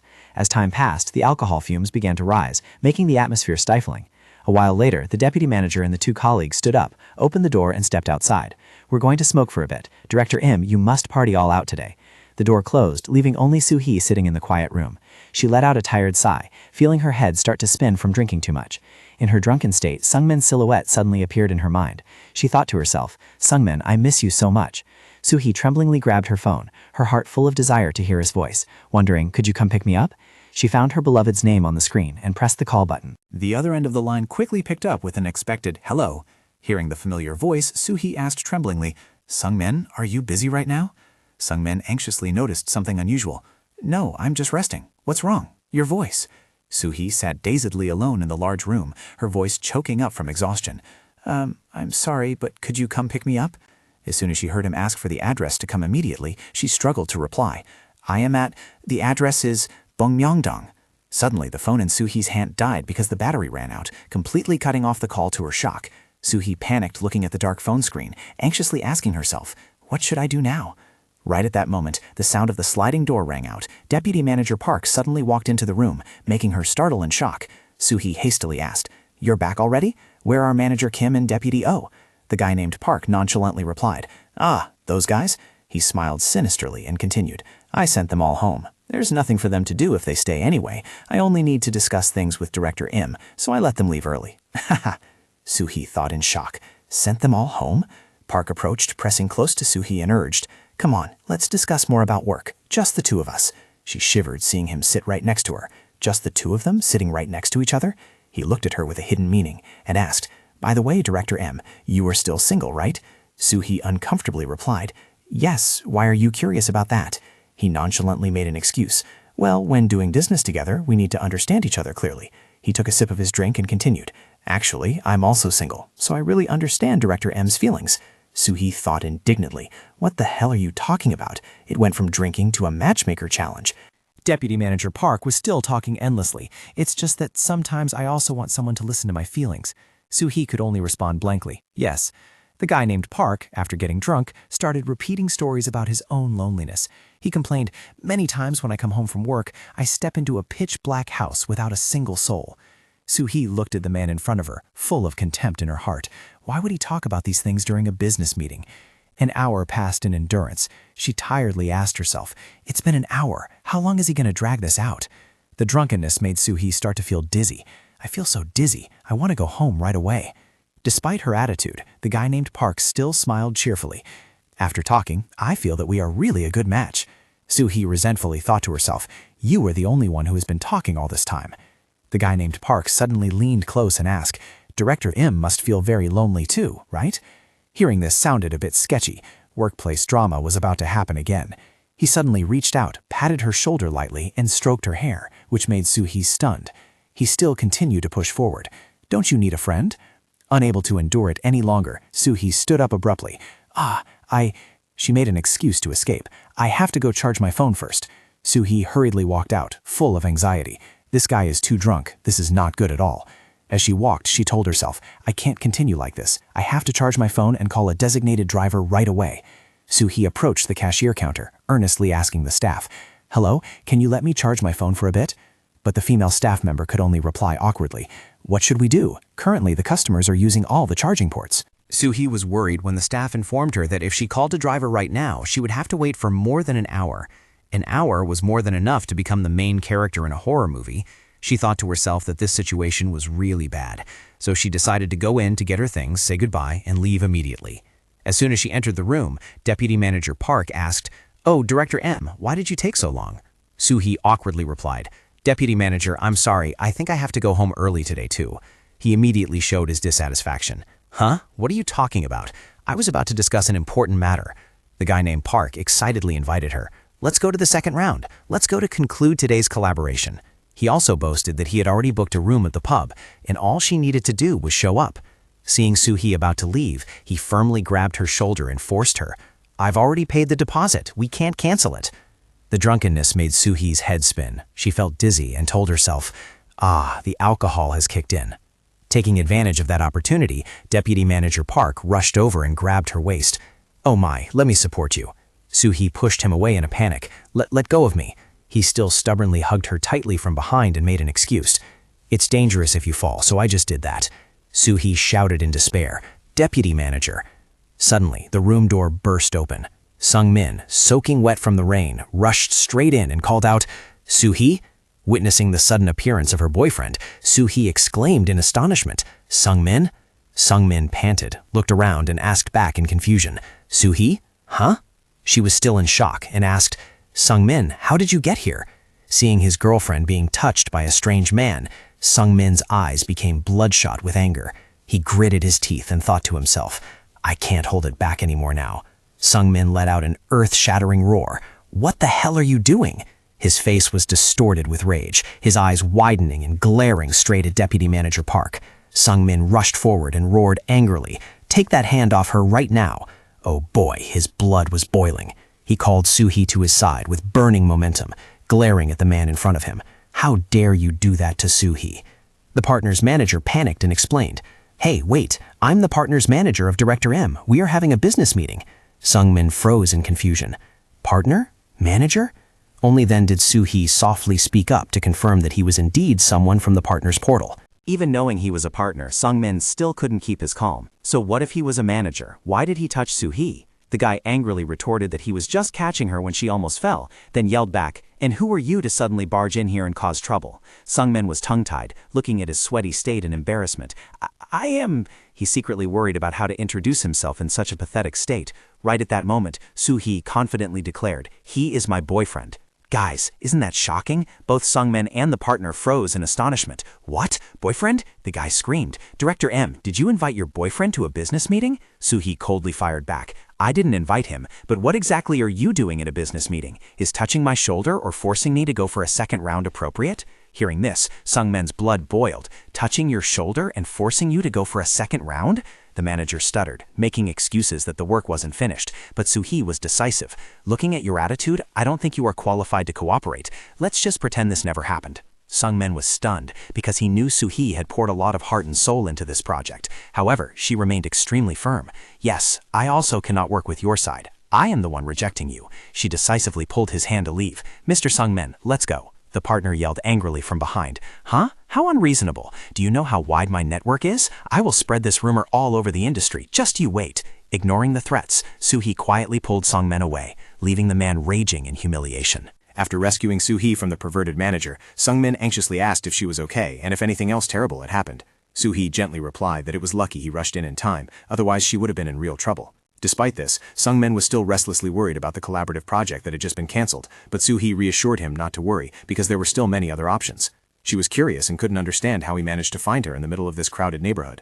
Sung-min began to recount his arduous journey, how he had to run around all the fish cake stalls in Bangmingdong, showing a picture of the menu and asking every single restaurant, only to receive headshakes in return. In the pouring rain, Sung-min was sweating profusely, his heart full of impatience, screaming in his mind, wondering where on earth she had gone. Suddenly, he froze when he saw a familiar white car parked by the side of the road. It was indeed Soo-hee's car. The license plate matched perfectly, making him joyfully confirm that she must be somewhere around here. He immediately cast his eyes on the parking building right in front of him to look for clues. Looking at the Bongmyeongdong building directory, he cheered when he saw there was only one izakaya on the third floor. Sung-min rushed straight inside, completely soaked, and hurriedly showed the picture of the menu on his phone to the staff. Receiving a nod confirming it was indeed their dish, he frantically asked about a beautiful woman in her 30s who might have come in here to charge her phone. The staff said someone had just asked them to call a designated driver for her, and she was currently in the Manhwa room on the other side. Returning to reality, Sungmin laughed and said that if he had been a little later, he would have just sat there holding his head in despair. Soo-hee couldn't help but marvel at his extraordinary effort, but she was also worried seeing his clothes completely soaked. Sungmin awkwardly explained that the wind was so strong, it blew his umbrella away while he was running desperately to get here. He brushed it off, saying his clothes would dry quickly, but Soo-hee looked at him with extremely touched eyes. She looked deep into his eyes and softly expressed her sincere gratitude because he had worried about her that much. Sungmin blushed shyly and just scratched his head, replying that it was obvious he should do that for her. Fortunately, the rain had completely stopped. Sungmin looked at the night sky and turned to suggest, "How lucky, the rain stopped. Should we walk to the car for a bit to sober up?" Soo-hee smiled and agreed immediately. Yes, that's fine. The two of them strolled together under the shimmering streetlights of the city at night. When they stood in front of the car, Soo-hee asked, "Are you going to just go home like this today?" Sungmin firmly replied, "No." He repeated his old promise with a bright smile. "I promise that whenever you need it, I will be your driver. Today, I must definitely take you home safely." Soo-hee couldn't hide her emotion. She exclaimed, "Really? You make me feel so reassured." Sungmin excitedly opened the car door. "Haha, please get in." The white car began to roll, gliding quickly through the bustling streets. In the quiet space of the cabin, Sungmin focused on driving, taking Soo-hee back home after a long, eventful day. The car stopped in front of a high-end apartment complex. Sungmin looked up at the towering building and secretly marveled. Is this Soo-hee's house? She really lives in an expensive place. He drove into the parking garage and softly called out, "Soo-hee, we're home." Turning to the passenger seat, he realized Soo-hee had fallen asleep at some point, her breathing steady in her deep slumber. Looking at Soo-hee's face, Sungmin thought to himself, she must be exhausted from drinking, and she's been working overtime a lot lately. He stared blankly, a thought popping into his head. Should I let her sleep? But be still incredibly beautiful even when she's asleep. The quiet atmosphere in the parking garage made drowsiness begin to hit Sungmin too. Before long, he also dropped his head and fell asleep, his snoring echoing steadily. However, a voice suddenly rang out, accompanied by a tap on the shoulder, startling him awake. "Sungmin, Sungmin." Soo-hee woke up and spoke apologetically. "I'm sorry, I accidentally fell asleep." Sungmin hurriedly reassured her. "Oh, it's fine. Have you sobered up a bit?" Soo-hee smiled gently. "Yes, thanks to you again for today." Sungmin smiled brightly and teased. "Oh my, that sentence again. I'm your boyfriend, so of course I had to come find you." Sungmin thoughtfully advised, "Then you should hurry upstairs and rest." But Soo-hee felt a bit reluctant. "Are you going back right away? Let's just sit like this for a little while longer. Guys, the green light is on." The sudden suggestion made Sungmin freeze. "Pardon?" He awkwardly replied. "Ah, yes, parting this early is indeed a bit of pity. Let's sit and talk a little more." The atmosphere in the car suddenly became awkwardly silent. To break the silence, Soo-hee suddenly remembered something. "That's right. I told you I would grant you a wish after this is done. Have you thought of anything yet?" Sungmin scratched his head in confusion. "A wish? Well, I haven't thought about it yet." He boldly joked, "Then marry me." Soo-hee smiled faintly with hidden meaning. "Hee, is that so? If it were me, I would have already thought of it." Sungmin asked curiously, "You? What is it?" Suddenly, Soo-hee gently placed her hand on Sungmin's hand. He was startled. His heart skipped a beat. Soo-hee? Seeing Soo-hee slowly close her eyes and lean in closer, Sungmin panicked to the point of rolling his eyes back, cold sweat dripping down. Is she going to kiss me?" Sungmin's heart beat wildly, as if trying to jump out of his chest, when he saw Soo-hee slowly approaching. He panicked, asking himself, "What should I do? Is this okay? Can I really do this?" His hands trembled uncontrollably, sweating profusely. And then a gentle kiss touched his lips, causing Sungmin to freeze in shock. Soo-hee pulled back slightly, looking at him with a doubtful expression. Sungmin could only force an awkward smile. "Ha ha ha," secretly worried in his heart. "Oh no, did I get the timing wrong?" Soo-hee suddenly looked sulky. "Goo, what is this?" Sungmin asked back blankly. "Huh?" Without giving him time to react, Soo-hee suddenly grabbed Sungmin's collar and pulled him into a deep, passionate kiss. Sungmin felt like the whole world was exploding, only screams of joy echoing in his head. "Ah! Ah!" Tears of happiness rolled down his cheeks. He screamed inwardly, "Oh my God, it's finally my turn." After a passionate moment, the two gently pulled apart. The atmosphere in the car suddenly became incredibly awkward and suffocatingly silent. Soo-hee blushed, hurriedly breaking the silence. "Wait, shouldn't we go now?" Sungmin was equally confused, stammering in reply. "Yes." The two stepped out of the car. Sungmin hesitantly said goodbye.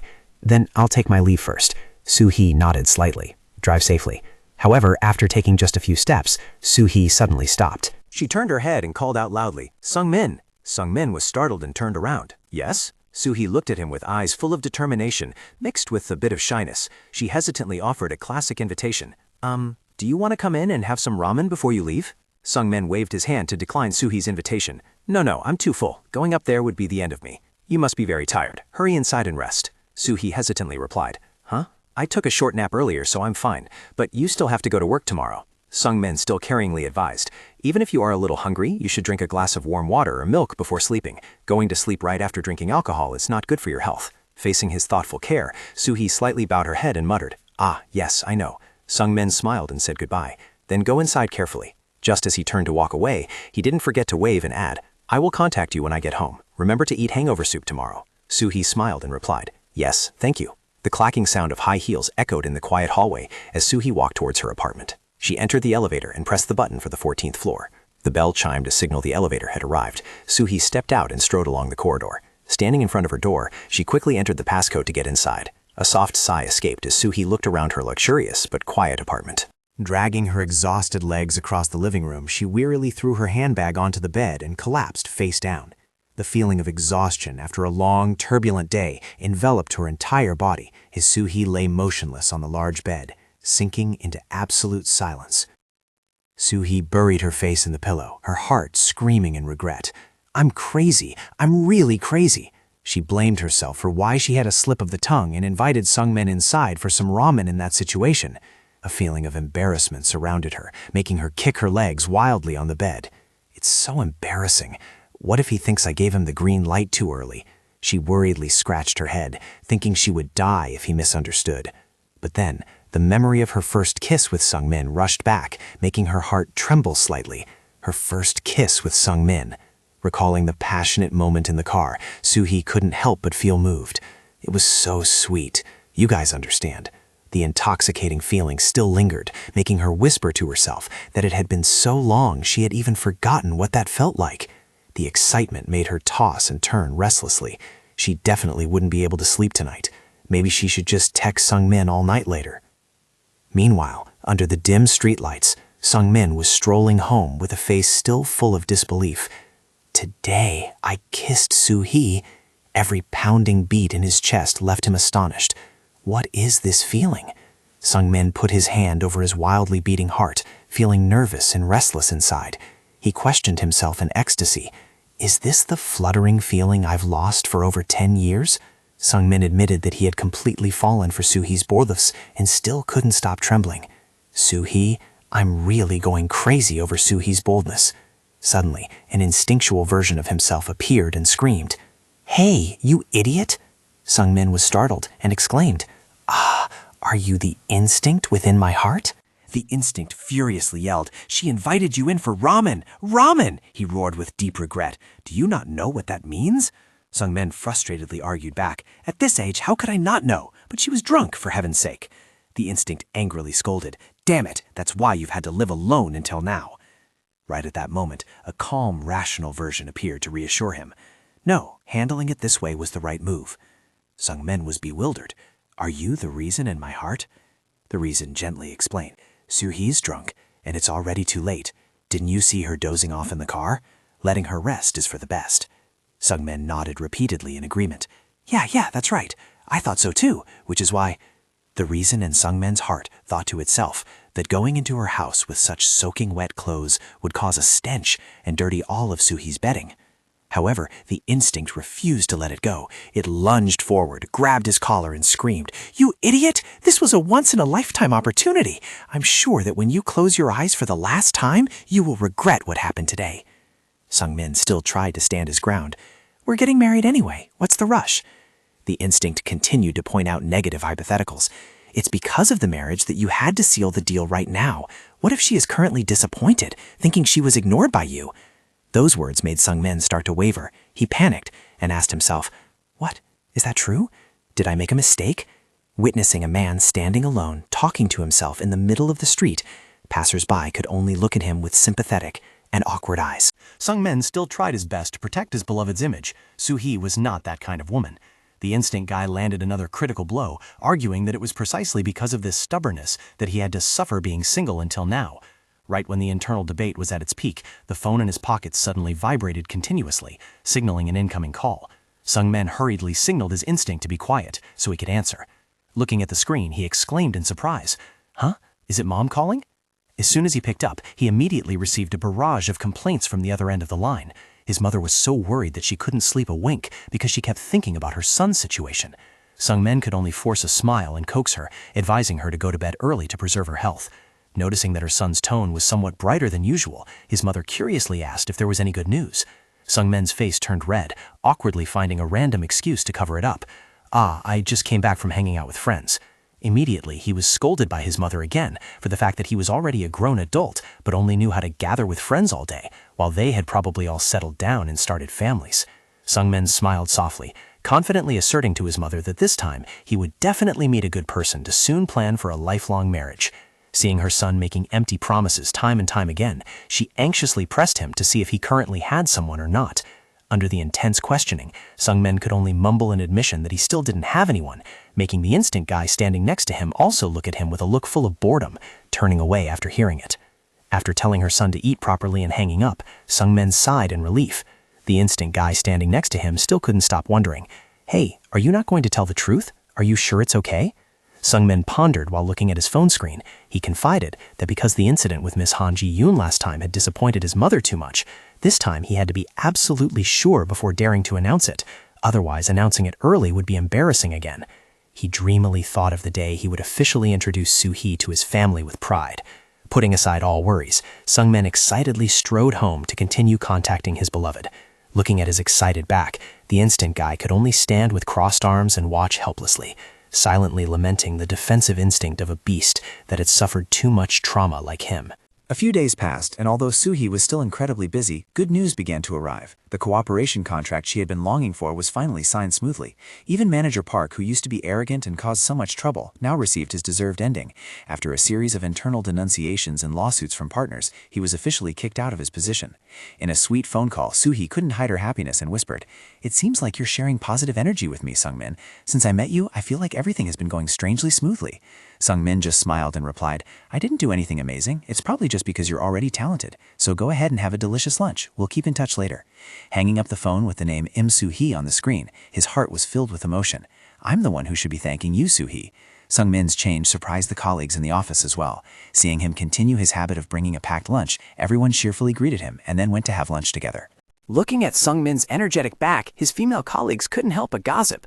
Sung-min is really glowing these days. He looks like his battery is fully charged. Even manager Min Ah-young silently acknowledged this transformation.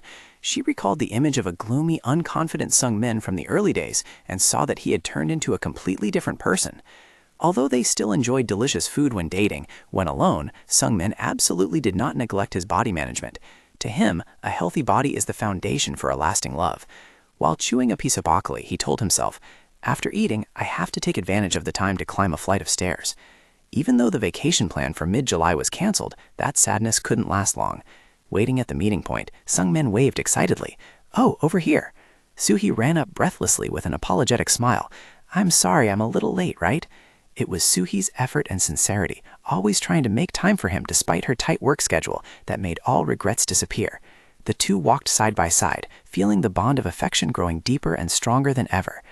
But alongside the happiness, there were also things gradually drifting apart, which were his close brothers, the Conrads who had always been by Sung-min's side during the times he felt most difficult and lonely. Recalling the days when the group eagerly asked, "Sung-min, where are we going today?" he suddenly realized that those meetings were becoming sparse. Sung-min wondered if everyone was doing well and muttered to himself, "I should probably contact them soon to grab a drink." Just like that, his and Soo-hee's summer continued to pass by peacefully. Amidst the bustling city streets, a strange footstep suddenly stopped in front of the building's lobby. Right opposite, another footstep had just arrived. Their eyes met in absolute astonishment. Seeing the person opposite him, Jun-soo exclaimed in shock, "Ho-jin?" Ho-jin couldn't believe his eyes either. He stammered, "Jun-soo?" Looking at the other's neat appearance right at this place, Ho-jin blurted out in shock, "Don't tell me you're also here for a blind date." "My name is Choi Ho-jin, 39 years old. Currently, I am a department head at S Electronics, but everyone in the company has given me the nickname of a serial proposer. Honestly speaking, I can't understand this name at all, because I have never actually proposed to anyone aggressively. I just intended to politely talk to the coffee girl in front of the company. May I give you my business card? In response to that sincerity, she just confusingly replied, I'm only working here for today. Even when I intended to offer 2 movie tickets to the nutritionist at the cafeteria, I just got 2 movie tickets. She hurriedly waved her hand to refuse. I'm already married. Things didn't get any better when I tried my luck with a colleague in the same department, Manager Kim. Holding the pair of tickets tightly in my hand, I boldly asked, Manager Kim, on the occasion of this White Day, would you like to go see a play with me? The result, of course, was still a miserable failure. I even accidentally overheard the employees whispering behind my back. Did you hear? Manager Kim just submitted a request to transfer departments. That guy Hojin even made that ice witch run away. It's really terrifying.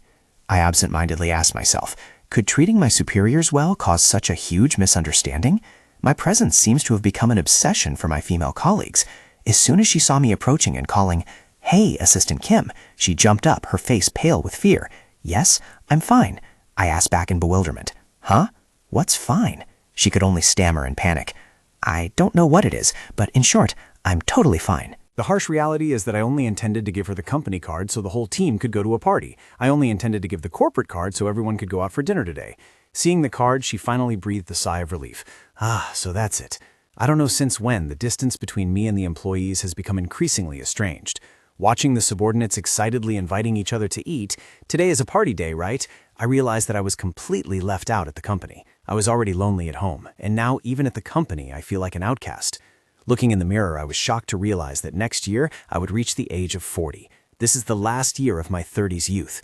I used to naively believe that as long as I worked hard, marriage would automatically go smoothly.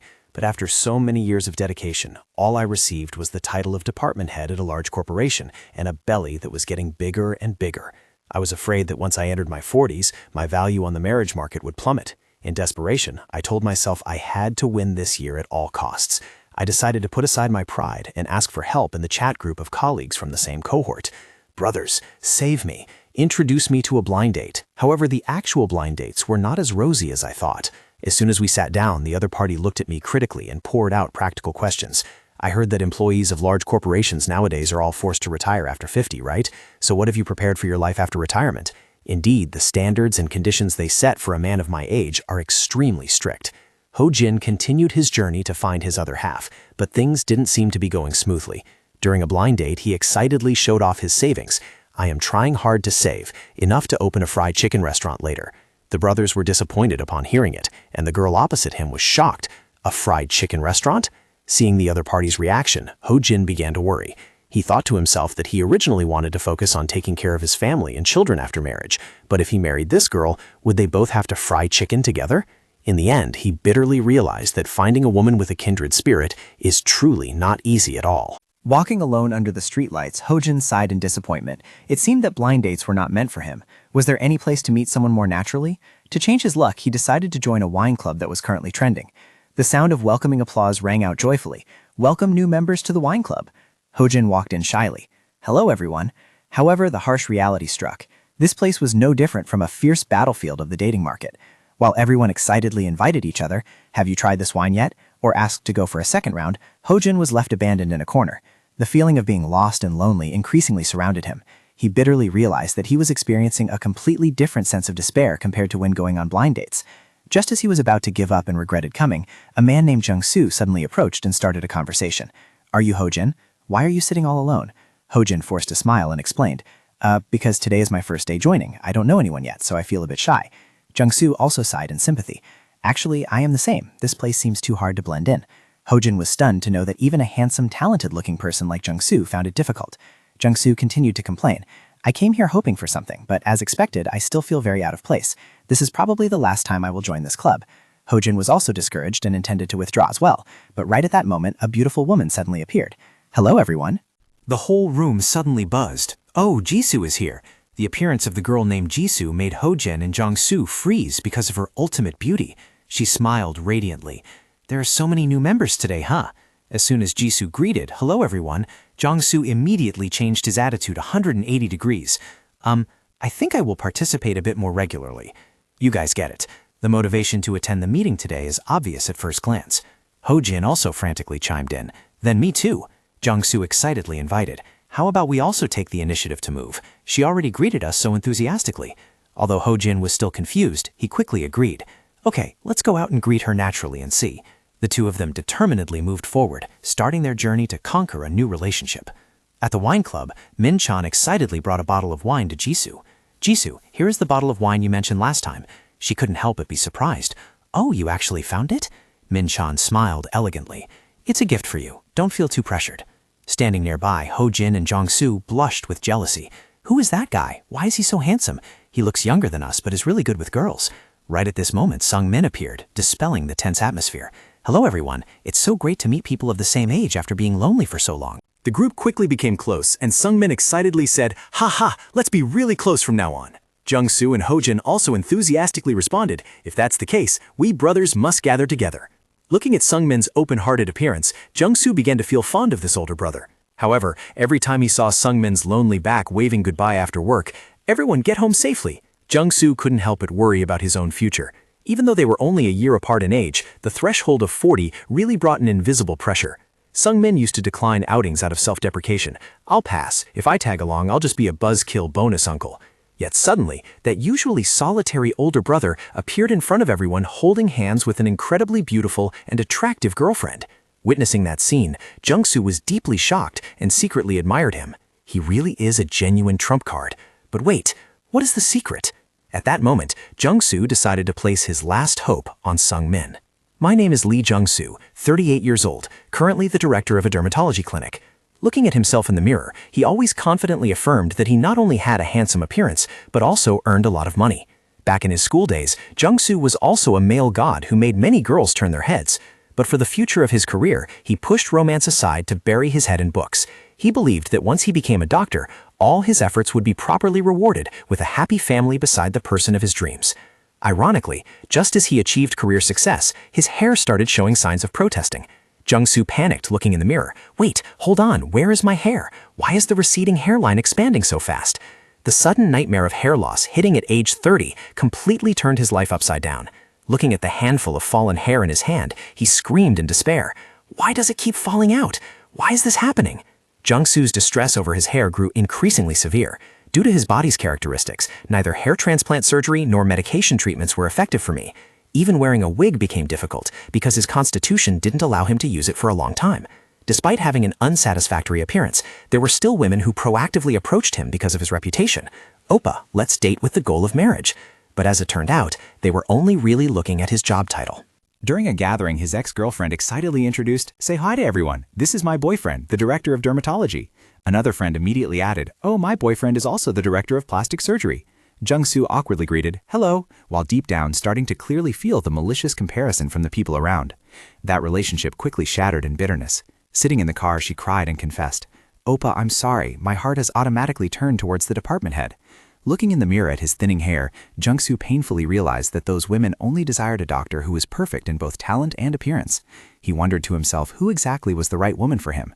Despite trying to go on many more blind dates, the results were always just rejection or a feeling of incompatibility from both sides. Just when he was feeling depressed about dating, Jung-soo happened to join a gathering and met his seniors. Sung-min warmly welcomed him. "Jung-soo is here." Everyone excitedly cheered. "Let's get to know the members today." In Jung-soo's eyes, Sung-min appeared as someone extremely savvy in everything. He admiringly watched Sung-min skillfully take care of the beauty Jisoo. "Jisoo, drink less." His senior's natural communication skills with the most beautiful woman in the group left Jung-soo deeply impressed. But it turned out that Jisoo was a very dangerous woman. She scammed a series of members and then secretly fled to Cambodia. Even Min-chan, a handsome and savvy guy, was led by the nose by her to the point of breaking down. Jung-soo worriedly reminded him, "Min-chan, don't drink anymore." What shocked Jung-soo the most was that only Sung-min didn't fall into the trap. He secretly admired. How could he be so sharp? The memory of fighting together at the nightclub also left a deep impression on Sung-soo. He vividly remembered the image of Sung-min firmly declaring to the gold diggers, "If you want to eat, use your own money to buy it. Do we look like people who buy chicken for you girls?" Spot on, brothers. If it were me, I would also lock my wallet and turn on saving mode immediately. That toughness and bravery made Sung-soo secretly admire him. Wow, isn't this a true man? Sung-soo once believed that Sung-min would forever be the single brother always by his side. Therefore, when receiving a message in the group chat, "I have a girlfriend," Sung-soo and Ho-jin couldn't help but be shocked and a bit disappointed. But as soon as they met their sister-in-law, all disappointment turned into absolute respect. Admiring the gorgeous beauty and demeanor of Sungmin's girlfriend, Sung-soo secretly exclaimed, "Truly the ace of the matchmaking company. He has finally found the light of his life." Looking at this visual, you immediately understand. It's not a normal escape from singlehood. At that exact moment, Sung-soo made up his mind that he must definitely trust and follow big boss Sungmin. Ho-jin and Sung-soo unexpectedly bumped into each other right in front of Sungmin's company. Realizing both had the same intention, they decided to go inside together. At this time, Sungmin was still focused on handling work in the office. A voice rang out asking for manager Hyun Sungmin, making him look up in surprise. Sungmin was stunned to see his two close younger brothers suddenly appear. He wondered why they both came without contacting him first. Jung-soo and Ho-jin quickly confirmed that they were here for work. With a determined look, Jung-soo boldly declared, "We came here to ask you for a consultation on a package to escape singlehood, a full marriage package." Sungmin exclaimed in shock. "Consultation?" He immediately led them both into the meeting room for a specific discussion. Looking at his two younger brothers, Sungmin crossed his arms and confirmed, "So both of you want to join as members, right?" Jung-soo enthusiastically agreed because he trusted his older brother's ability, while Ho-jin excitedly asked to be introduced to quality partners. Hearing this, Sungmin closed his eyes and smiled slightly. However, he ruthlessly declared, "I'm sorry, but I think you two should go find another place." Another place? Jung-soo and Ho-jin froze when they heard Sungmin's blunt refusal. Seeing his two younger brothers confused, he pensively explained, "Because you are my close younger brothers. Marriage is an important choice in life. I worry that this will only damage our relationship." Looking at Ho-jin's disappointed face, he added, "And right now, it's not like you guys can't get married." Sungmin began to give his sharp professional assessments. First is Lee Jung-soo, 38 years old, the director of a famous dermatology clinic, possessing an open personality and pure charm. Next is Choi Ho-jin, 39 years old, a department head at S Electronics conglomerate, a true talent with a calm, reliable appearance. Sungmin affirmed, "You two are top server tier, full option conditions. Once you marry, it will run smoothly." He posed a tough question, but why haven't they found their significant other yet? It certainly wasn't because they were lazy in their efforts. Sungmin looked straight at his two younger brothers and concluded, "It's because you guys still aren't ready." Jung-soo and Ho-jin trembled at his sudden strictness. So cold. This is not the Sungmin we know. Sungmin kept his stony expression. "This world is inherently very cold, and even if I agree to help, you won't be able to find your absolute ideal type here. You guys are getting older. You need to know how to compromise a little." Hearing this, Jung-soo resentfully shot back, "You met such a high tier one, we also want to roll in SSR." In the midst of the tense atmosphere, the meeting room door suddenly opened and manager Min Ah-young walked in with an aura of power. "Why don't you help them out a bit?" Sungmin was startled. "Manager?" She smiled slightly and politely greeted the two guests. "Hello, you are acquaintances of Manager Hyun, right? I am Min Ah-young, the manager here." Witnessing Min Ah-young's gorgeous beauty, both Jung-soo and Ho-jin froze, their hearts racing as if struck by lightning. Both screamed in unison in their hearts, "So beautiful!" Min Ah-young suddenly placed a tray of coffee on the table and gently said, "I bought this on my way in. Let's enjoy it together." That's what a great boss is like, guys, buffing everyone with coffee to increase alertness right away. Sungmin panicked.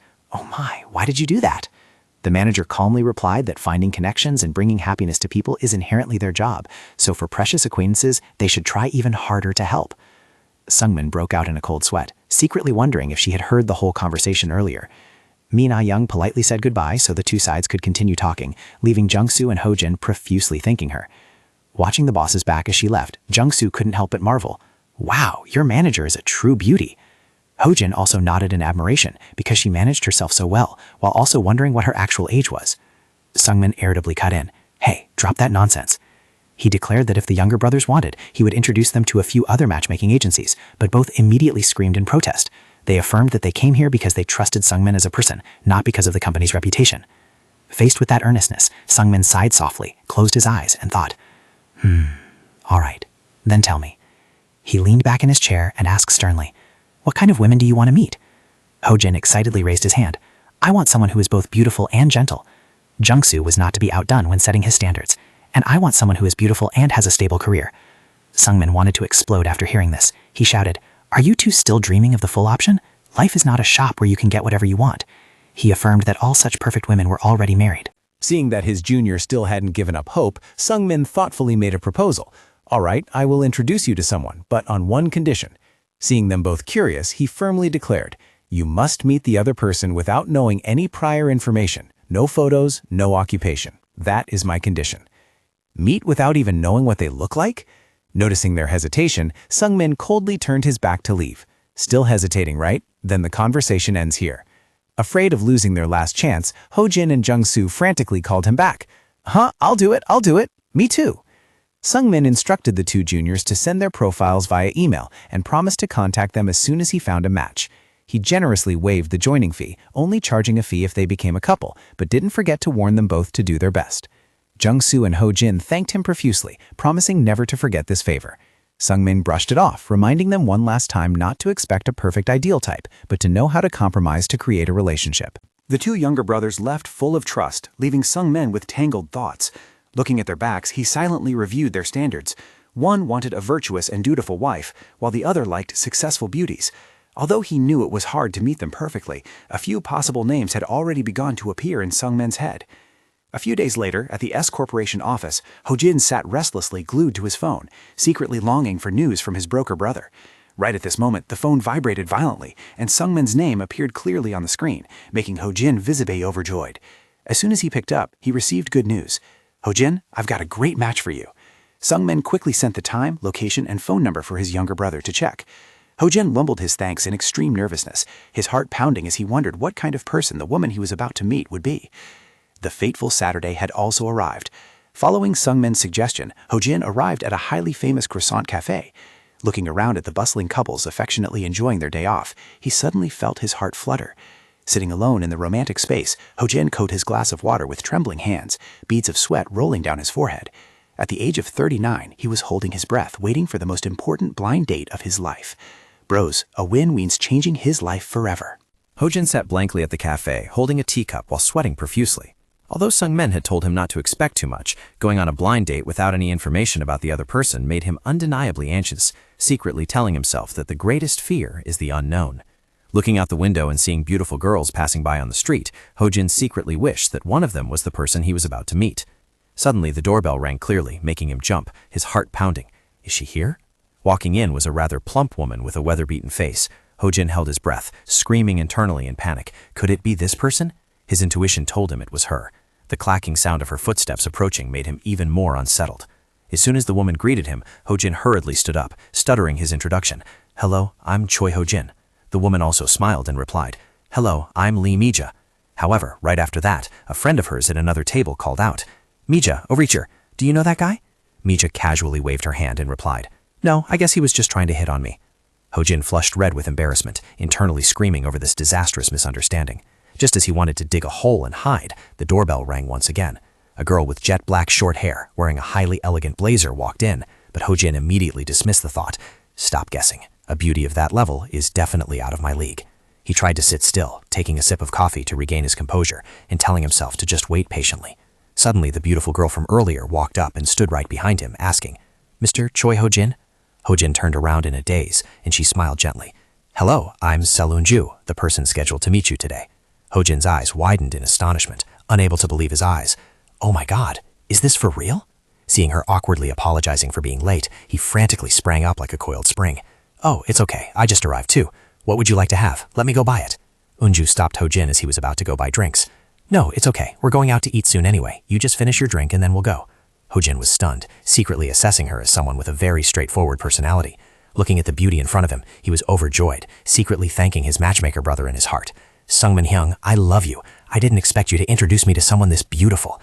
Surprisingly, Unju complimented him. But you really look much more handsome in person than in your photo. Ho-jin was startled and asked back, Huh? Me? She smiled and confirmed. Yes, you look very masculine. Ho-jin blushed and smiled awkwardly. Thank you. Even though I didn't get to see a photo beforehand, you are truly a beauty. Guys, this case is a blind date, but we rolled top-tier goods. Yoonju took a sip of water and asked curiously, By the way, I heard manager Sungmin say that you came to this blind date without knowing any information about me? Ho-jin scratched his head and confessed, Yes. Actually, that was a condition I promised when I joined as a member. I thought doing so would avoid unnecessary prejudices. Yoonju looked at him thoughtfully, her eyes suddenly turning deep. So that's how it is. Yoonju's face suddenly became serious. She looked straight at Ho-jin and said clearly, Well then, I think I should directly make it clear to you. She hesitated for a moment and then added a mysterious sentence. Although after hearing it, you might feel disappointed in me. Guys, when you hear this sentence, you have to brace yourselves immediately. Ho-jin asked in confusion. Huh? Disappointed? What do you mean? Unju took a slight sip of water and calmly replied, I'm fine with it, but I think you should know beforehand. You are 39 years old this year, right, Ho-jin? Receiving a confirming nod from him, she frankly revealed, I am older than you. I am 44 years old this year. Ho-jin stammered in shock. Yes, 44 years old? The shock was so great that he lost control, jumped up from his seat, and shouted loudly right in the middle of the shop, What? 44 years old? His sudden action caused the surrounding customers to start whispering. Realizing he had just drawn attention to himself, Ho-jin panicked, sat back down, and apologized profusely. Sorry, I'm so sorry. Unju let out a soft sigh to reassure him. There's no need to be that surprised. Unju gently offered a way out. I told you beforehand, if you feel uncomfortable, you can just get up and leave. I will tactfully explain it to Manager Hyun-sun later. Ho-jin hastily waved his hands to cover his embarrassment. No, I was just slightly taken aback. Let's talk a bit first, and then go eat. Although he said that, in his heart he was screaming with resentment. Sung-min, why did you do this to me? From the moment he knew Unju's real age, Ho-jin's view completely changed. Under the cafe lights, the traces of time that were originally hidden by makeup now began to appear clearly before his eyes. Right at this moment, sarcastic laughter from the table behind suddenly reached his ears, startling Ho-jin. Two young men were openly mocking them. Watching old ladies go on blind dates is really hilarious. I guess being old and lonely is all the same. They even maliciously spread rumors. Who knows, it might be an affair, haha. Ho-jin gritted his teeth in anger, silently cursing. You bastards, I can hear everything. Noticing that Unju was also falling silent because of the unpleasant words, Ho-jin hurriedly tried to change the subject to ease the atmosphere. But I'm the younger one here. Are you really okay with that? Many people don't like younger men, after all. Unju was slightly startled and looked at him. Unju looked at Ho-jin calmly and asked, Does age really matter? The person is what's important. Have you ever dated an older woman, Ho-jin? Ho-jin forced a smile, beads of sweat running down his face. No, not yet. However, the atmosphere was suddenly ruined by the whispering from the two young men at the next table. Those two are probably going to a motel later, right? What else can they do at that age? Haha. Ho-jin glared in anger, cursing inwardly. These bastards are really crossing the line. He hurriedly stood up, intending to pull Unju away. Unjin, let's change seats. It's polluting our ears sitting here. However, at this moment, Unju had clearly begun to show her annoyance. Ho-jin intended to take her to a delicious pasta restaurant, but Unju decisively walked straight toward the table of those two rude guys. Ho-jin panicked and called after her, Hey, where are you going? To the astonishment of the two blonde guys, Unju loudly shouted, Hey, you boys! They arrogantly challenged, What is it, lady? Do we know each other? Unju coldly replied, I heard everything you just said. You were insulting us in a public place just now, weren't you? Seeing that this lady seemed fierce, the young man hurriedly covered up. Huh? What are you talking about, lady? We were just having a private conversation. Unju did not flinch at all. She growled. A private conversation, but broadcasting it for the whole restaurant to hear? Do you want to be hit with Article 311? Hearing about the law, the guy started to falter. What is Article 311? Unju firmly concluded. The crime of insulting others.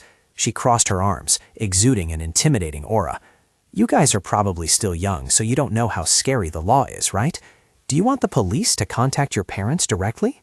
Unju continued to threaten them. I am an expert in this field, so I can make your lives extremely troublesome. The blonde guy trembled and asked, Then what do you do for a living? Immediately, Unju pulled out her business card with full charisma. A lawyer specializing in litigation. Do you want to see my business card? Hit right in the weak spot. The two young men could only bow their heads and mutter. Yes. Unju turned and walked away, not forgetting to leave a final warning. I'm busy with a blind date today, so I'll let you off, but you'd better be careful from now on. Witnessing her neat handling of the situation, Ho-jin froze in astonishment. He asked in shock, Unju, is your job really a lawyer? Unju completely brushed off the idea of a fancy meal. Forget about things like pasta or steak, she excitedly suggested. With my mood like this, how about we go have some grilled meat with a glass of soju to relax? Ho-jin froze, sweating profusely in surprise. Huh? Switching the plan to grilled meat and soju just like that? Shortly after, the two of them were at a casual barbecue restaurant. Looking at the sizzling meat on the grill, Unju called out loudly, Auntie, give me a bottle of soju. Ho-jin looked worriedly at the sky, which was still bright. It's still so early. Is it okay to drink? Unju replied calmly. For me, eating meat without soju is impossible to swallow. She smiled meaningfully. Besides, there's nothing better than using alcohol to get close quickly, right? Ho-jin was left speechless, silently complaining in his heart.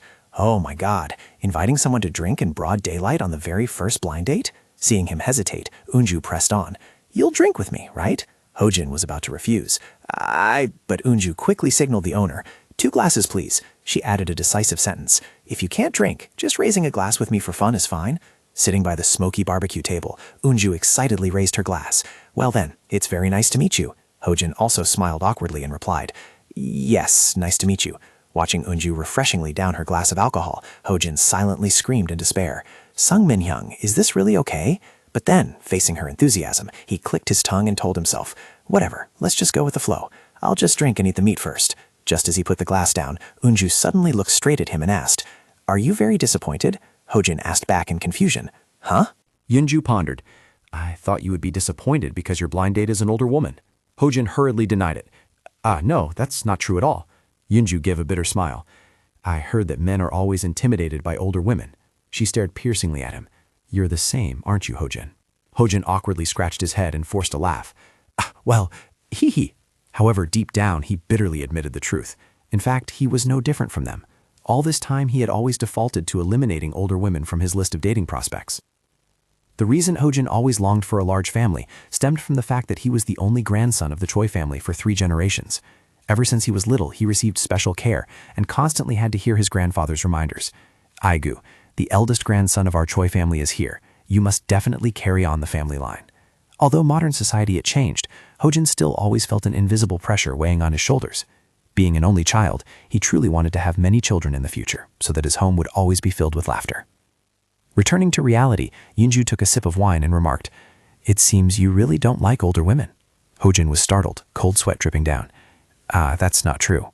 Eunsu smiled gently and tolerantly. It's okay, I understand. No matter what, let's just have fun today and then say goodbye.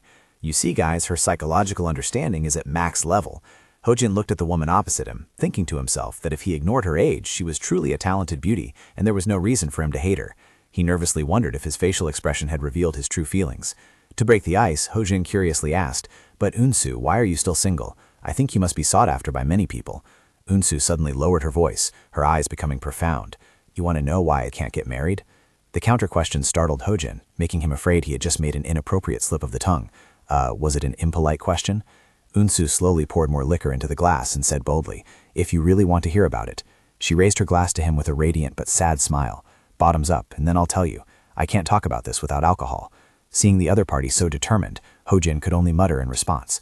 Yes, even though he hastily reassured her that if she felt uncomfortable, she didn't need to say it, but the clinking sound of glasses still rang out, and both of them drained their glasses in thoughtful silence.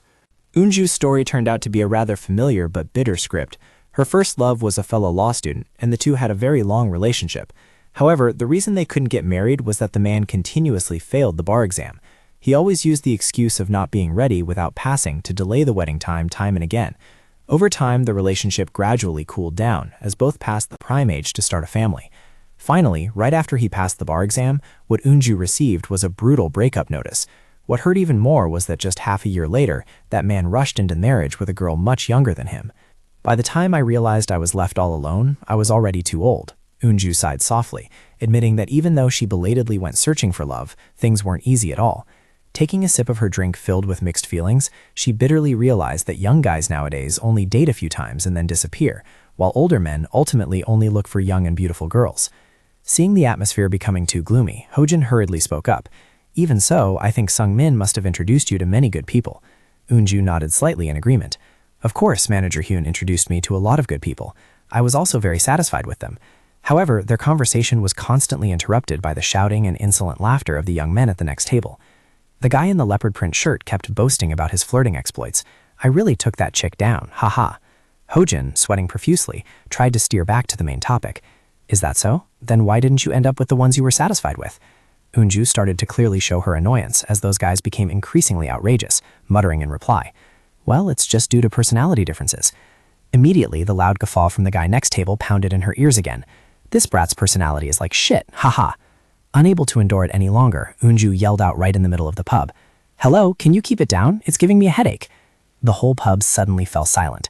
The two aggressive young men turned around with murderous glares. What did you say? Were you talking to us? Witnessing their hot-tempered attitude, Hojin could only break into a cold sweat out of fear. He thought to himself, I think I know the reason now. The two guys aggressively stepped right behind Eunju, and one of them growled insolently. Hey, old lady, were you planning to say that for us to hear earlier? Eunju wasn't flustered at all. She glared at the thugs and snapped, You ask even though you know? Look around. Who else could stand it besides you guys? She pointed at the empty rows of tables, scolding them right in the face. Everyone got annoyed because of you guys, so they all left. Are you trying to book this whole place or what?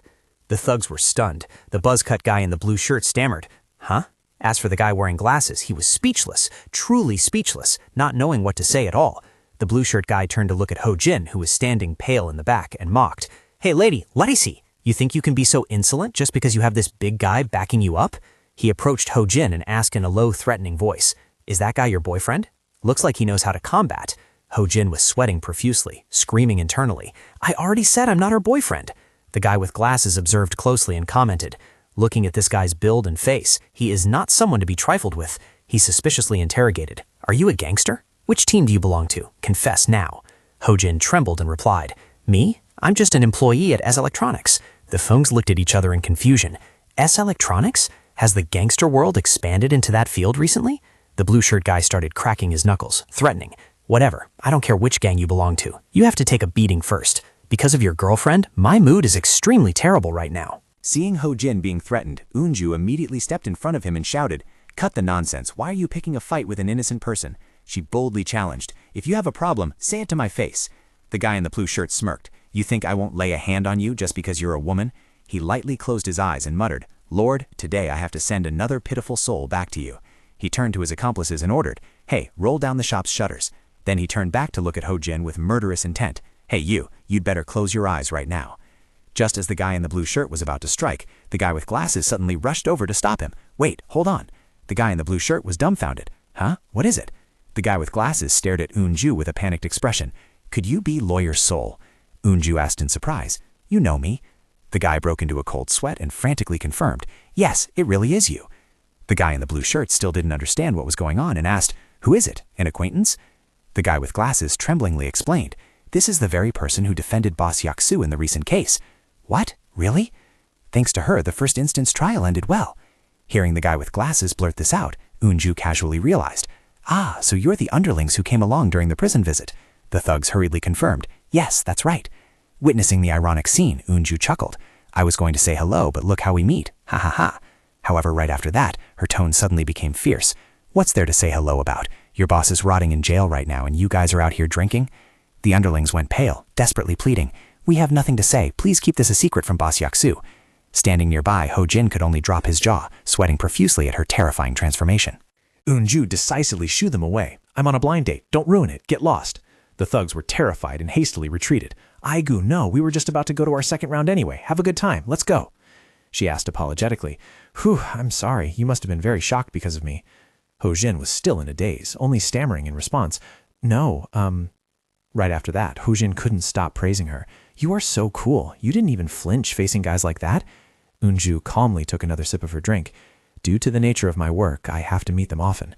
She sighed softly, sharing the dark side of her profession. "That's the downside of this job, having to defend such types of people." Hearing this, Ho-jin suddenly fell silent and thought, "Ah, so that's how it is." Even though he found Eunju very cool, a sense of worry suddenly appeared on his face. If I date this person, I will definitely have to continue experiencing things like this. Seeing him deep in thought, Eunju enthusiastically invited him. "Come on, let's have another glass to change the mood." The sizzling plates of grilled meat next to 3 empty liquor bottles signaled a night full of drinking. Ho-jin, with a bright red face, held his glass and admired her. "Whoa, Eunju, you really drink well. I'm starting to get drunk." In response to the compliment, Eunju suddenly fell silent, her eyes staring deeply at Ho-jin. The prolonged silence made Ho-jin confused, and he asked, "What's wrong? Is there something on my face?" Eunju looked at him for a long time, and then hesitantly said, Eunju looked straight at Ho-jin and suggested, "How about we drop the formalities? Eunju, Ho-jin sounds too polite." Ho-jin asked back in confusion, Then what should I call you?" Eunju smiled. "I'm older, so just call me sister." Ho-jin awkwardly agreed, but his heart was full of anxiety. Call her sister? Does she not see me as a man? I haven't even started flirting and I'm already in the friend zone. Suddenly, Eunju asked further, "Ho-jin, how come a guy who is both handsome and nice like you is still single until now?" Ho-jin scratched his head and confessed, "Because I'm originally a bit introverted and I haven't met the right person yet." When asked about his last relationship, he shyly said, "Probably back in my freshman year of college, but it didn't last very long." He honestly confided that because of his lack of experience, he was always clumsy around women, and as a result, the number of times he got dumped was even more than the number of times he actually went on a date. Eunju secretly evaluated. So he is a pure boy who hasn't been tainted by the world. Ho-jin curiously asked back, "What about you? When was the last time your heart fluttered?"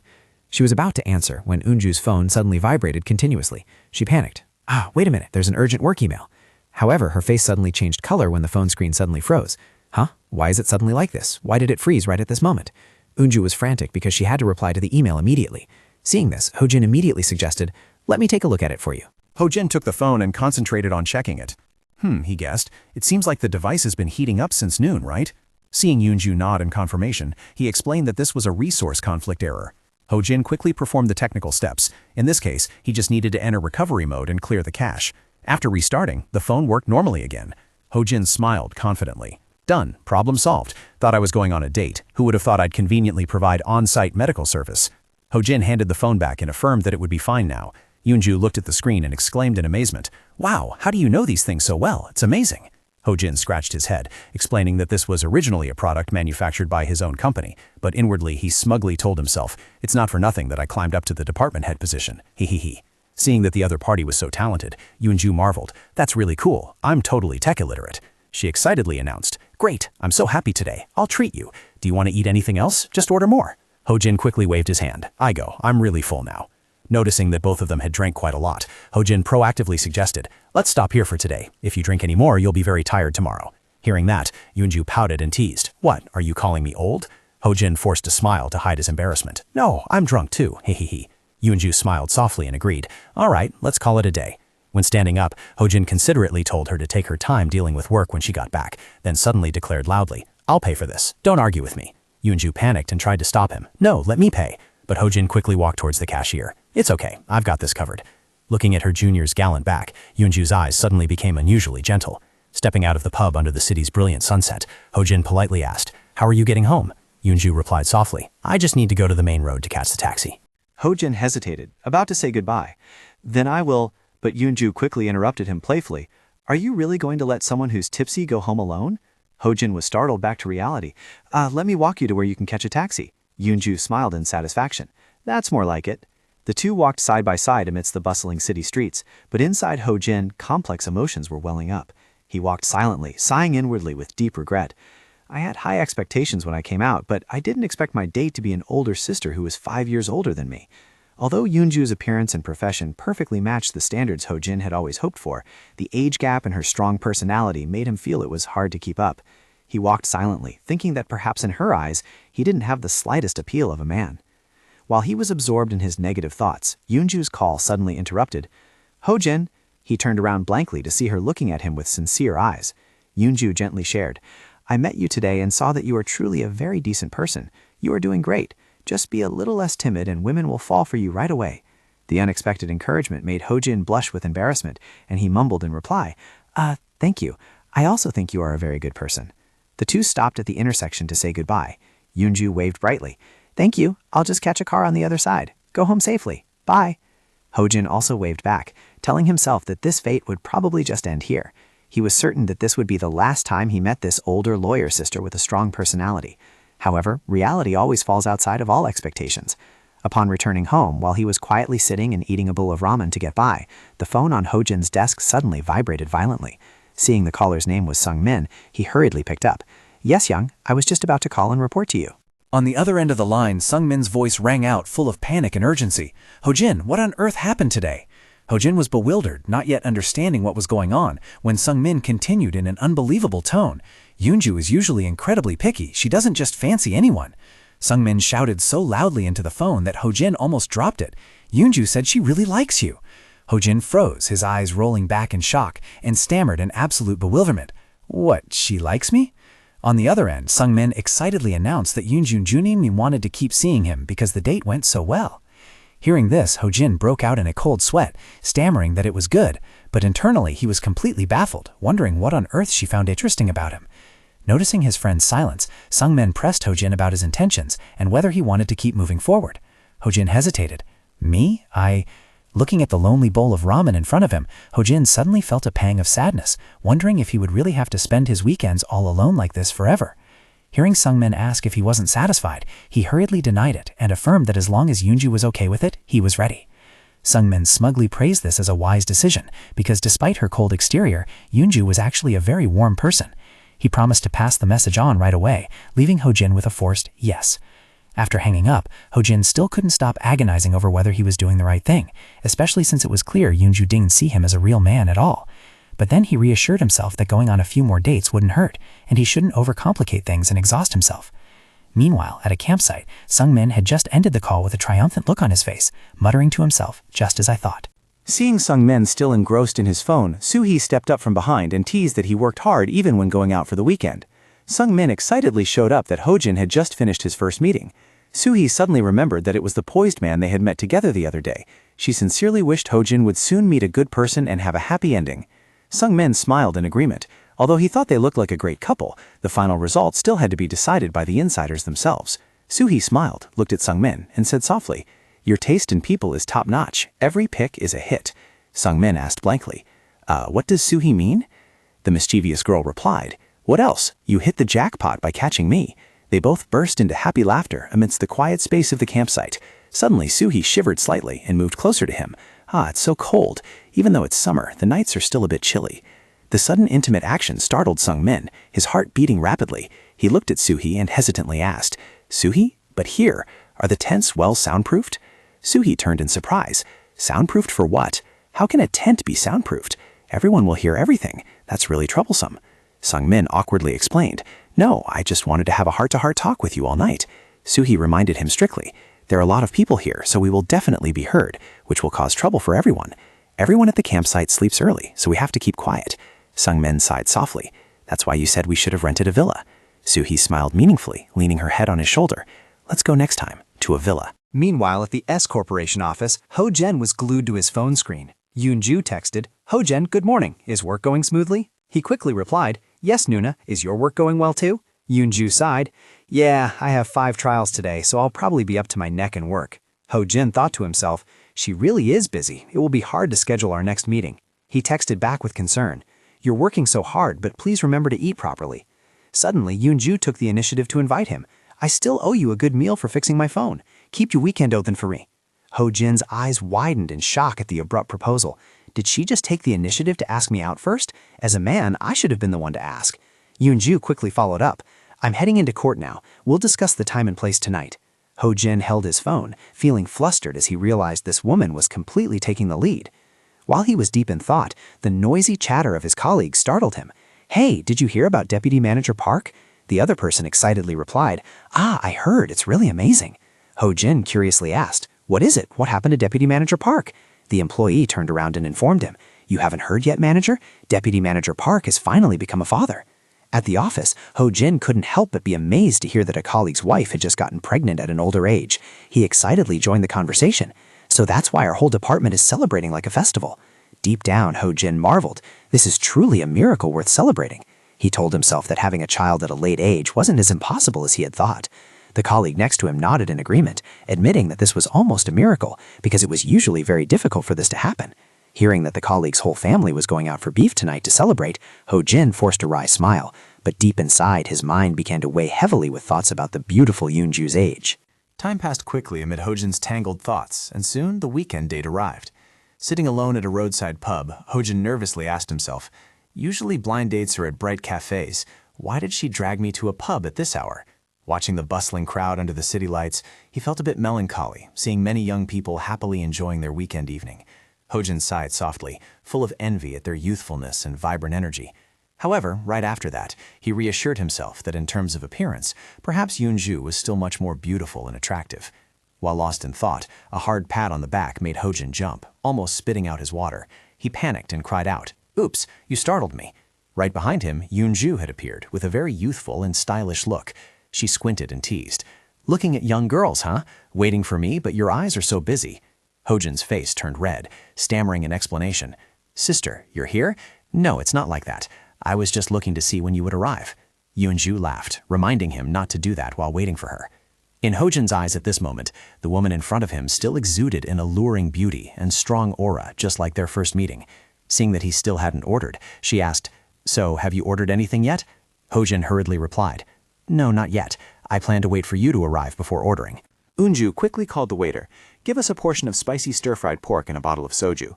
Seeing that her boss looked tired, Ho-jin caringly asked about the trial over the past week. Unju sighed softly, closing her eyes in sheer stress. Don't mention it anymore. I'm stressed to death. The prosecution suddenly brought up evidence that I couldn't foresee. She reached out to pour the alcohol and added, but luckily I get to sit and have a drink with you like this today to relieve my mood. Unju decisively put her glass down on the table and said excitedly, come on, let's party hard tonight. Looking at the other person's expression, Hojin suddenly felt a little anxious, thinking to himself, could it be that she met me just to drown her sorrows in alcohol? Unju quickly filled the glass and handed it to him. Have a drink. Just like the first day they met, Hojin and Unju drank their glasses of soju together amidst the bustling atmosphere of the street pub. Watching the way she drank, Hojin secretly admired her because she was really good at drinking. Suddenly, Unju turned and asked, Hojin, but why didn't you text me first? The sudden question startled Hojin, making him stammer in reply. Yes, I did? Unju continued to lecture him. I told you have to be confident and proactive. If you do that, women will definitely like you. Hojin could only mumble in agreement, feeling confused inside and wondering if he was participating in a crash course on love. Seeing Unju so enthusiastic, Hojin thought to himself, does she want him to learn well so he can apply it to other women? Unju excitedly declared, I still have a lot to teach you later. You're making me feel awkward. She continued to explain what women like and how to create a romantic atmosphere. Unju confidently affirmed, women, whether older or younger, are all the same. Witnessing this lecture, Hojin broke out in a cold sweat, wondering if he was really talking to a blind date, feeling like he was just being treated like a cousin who could never get a wife. Although a bit offended and wanting to end the meeting early, when Unju stood up abruptly and demanded to go to a second round, Hojin simply couldn't refuse. Simply because Unju was truly very beautiful, and Hojin himself would feel regretful if they had to end the date right now.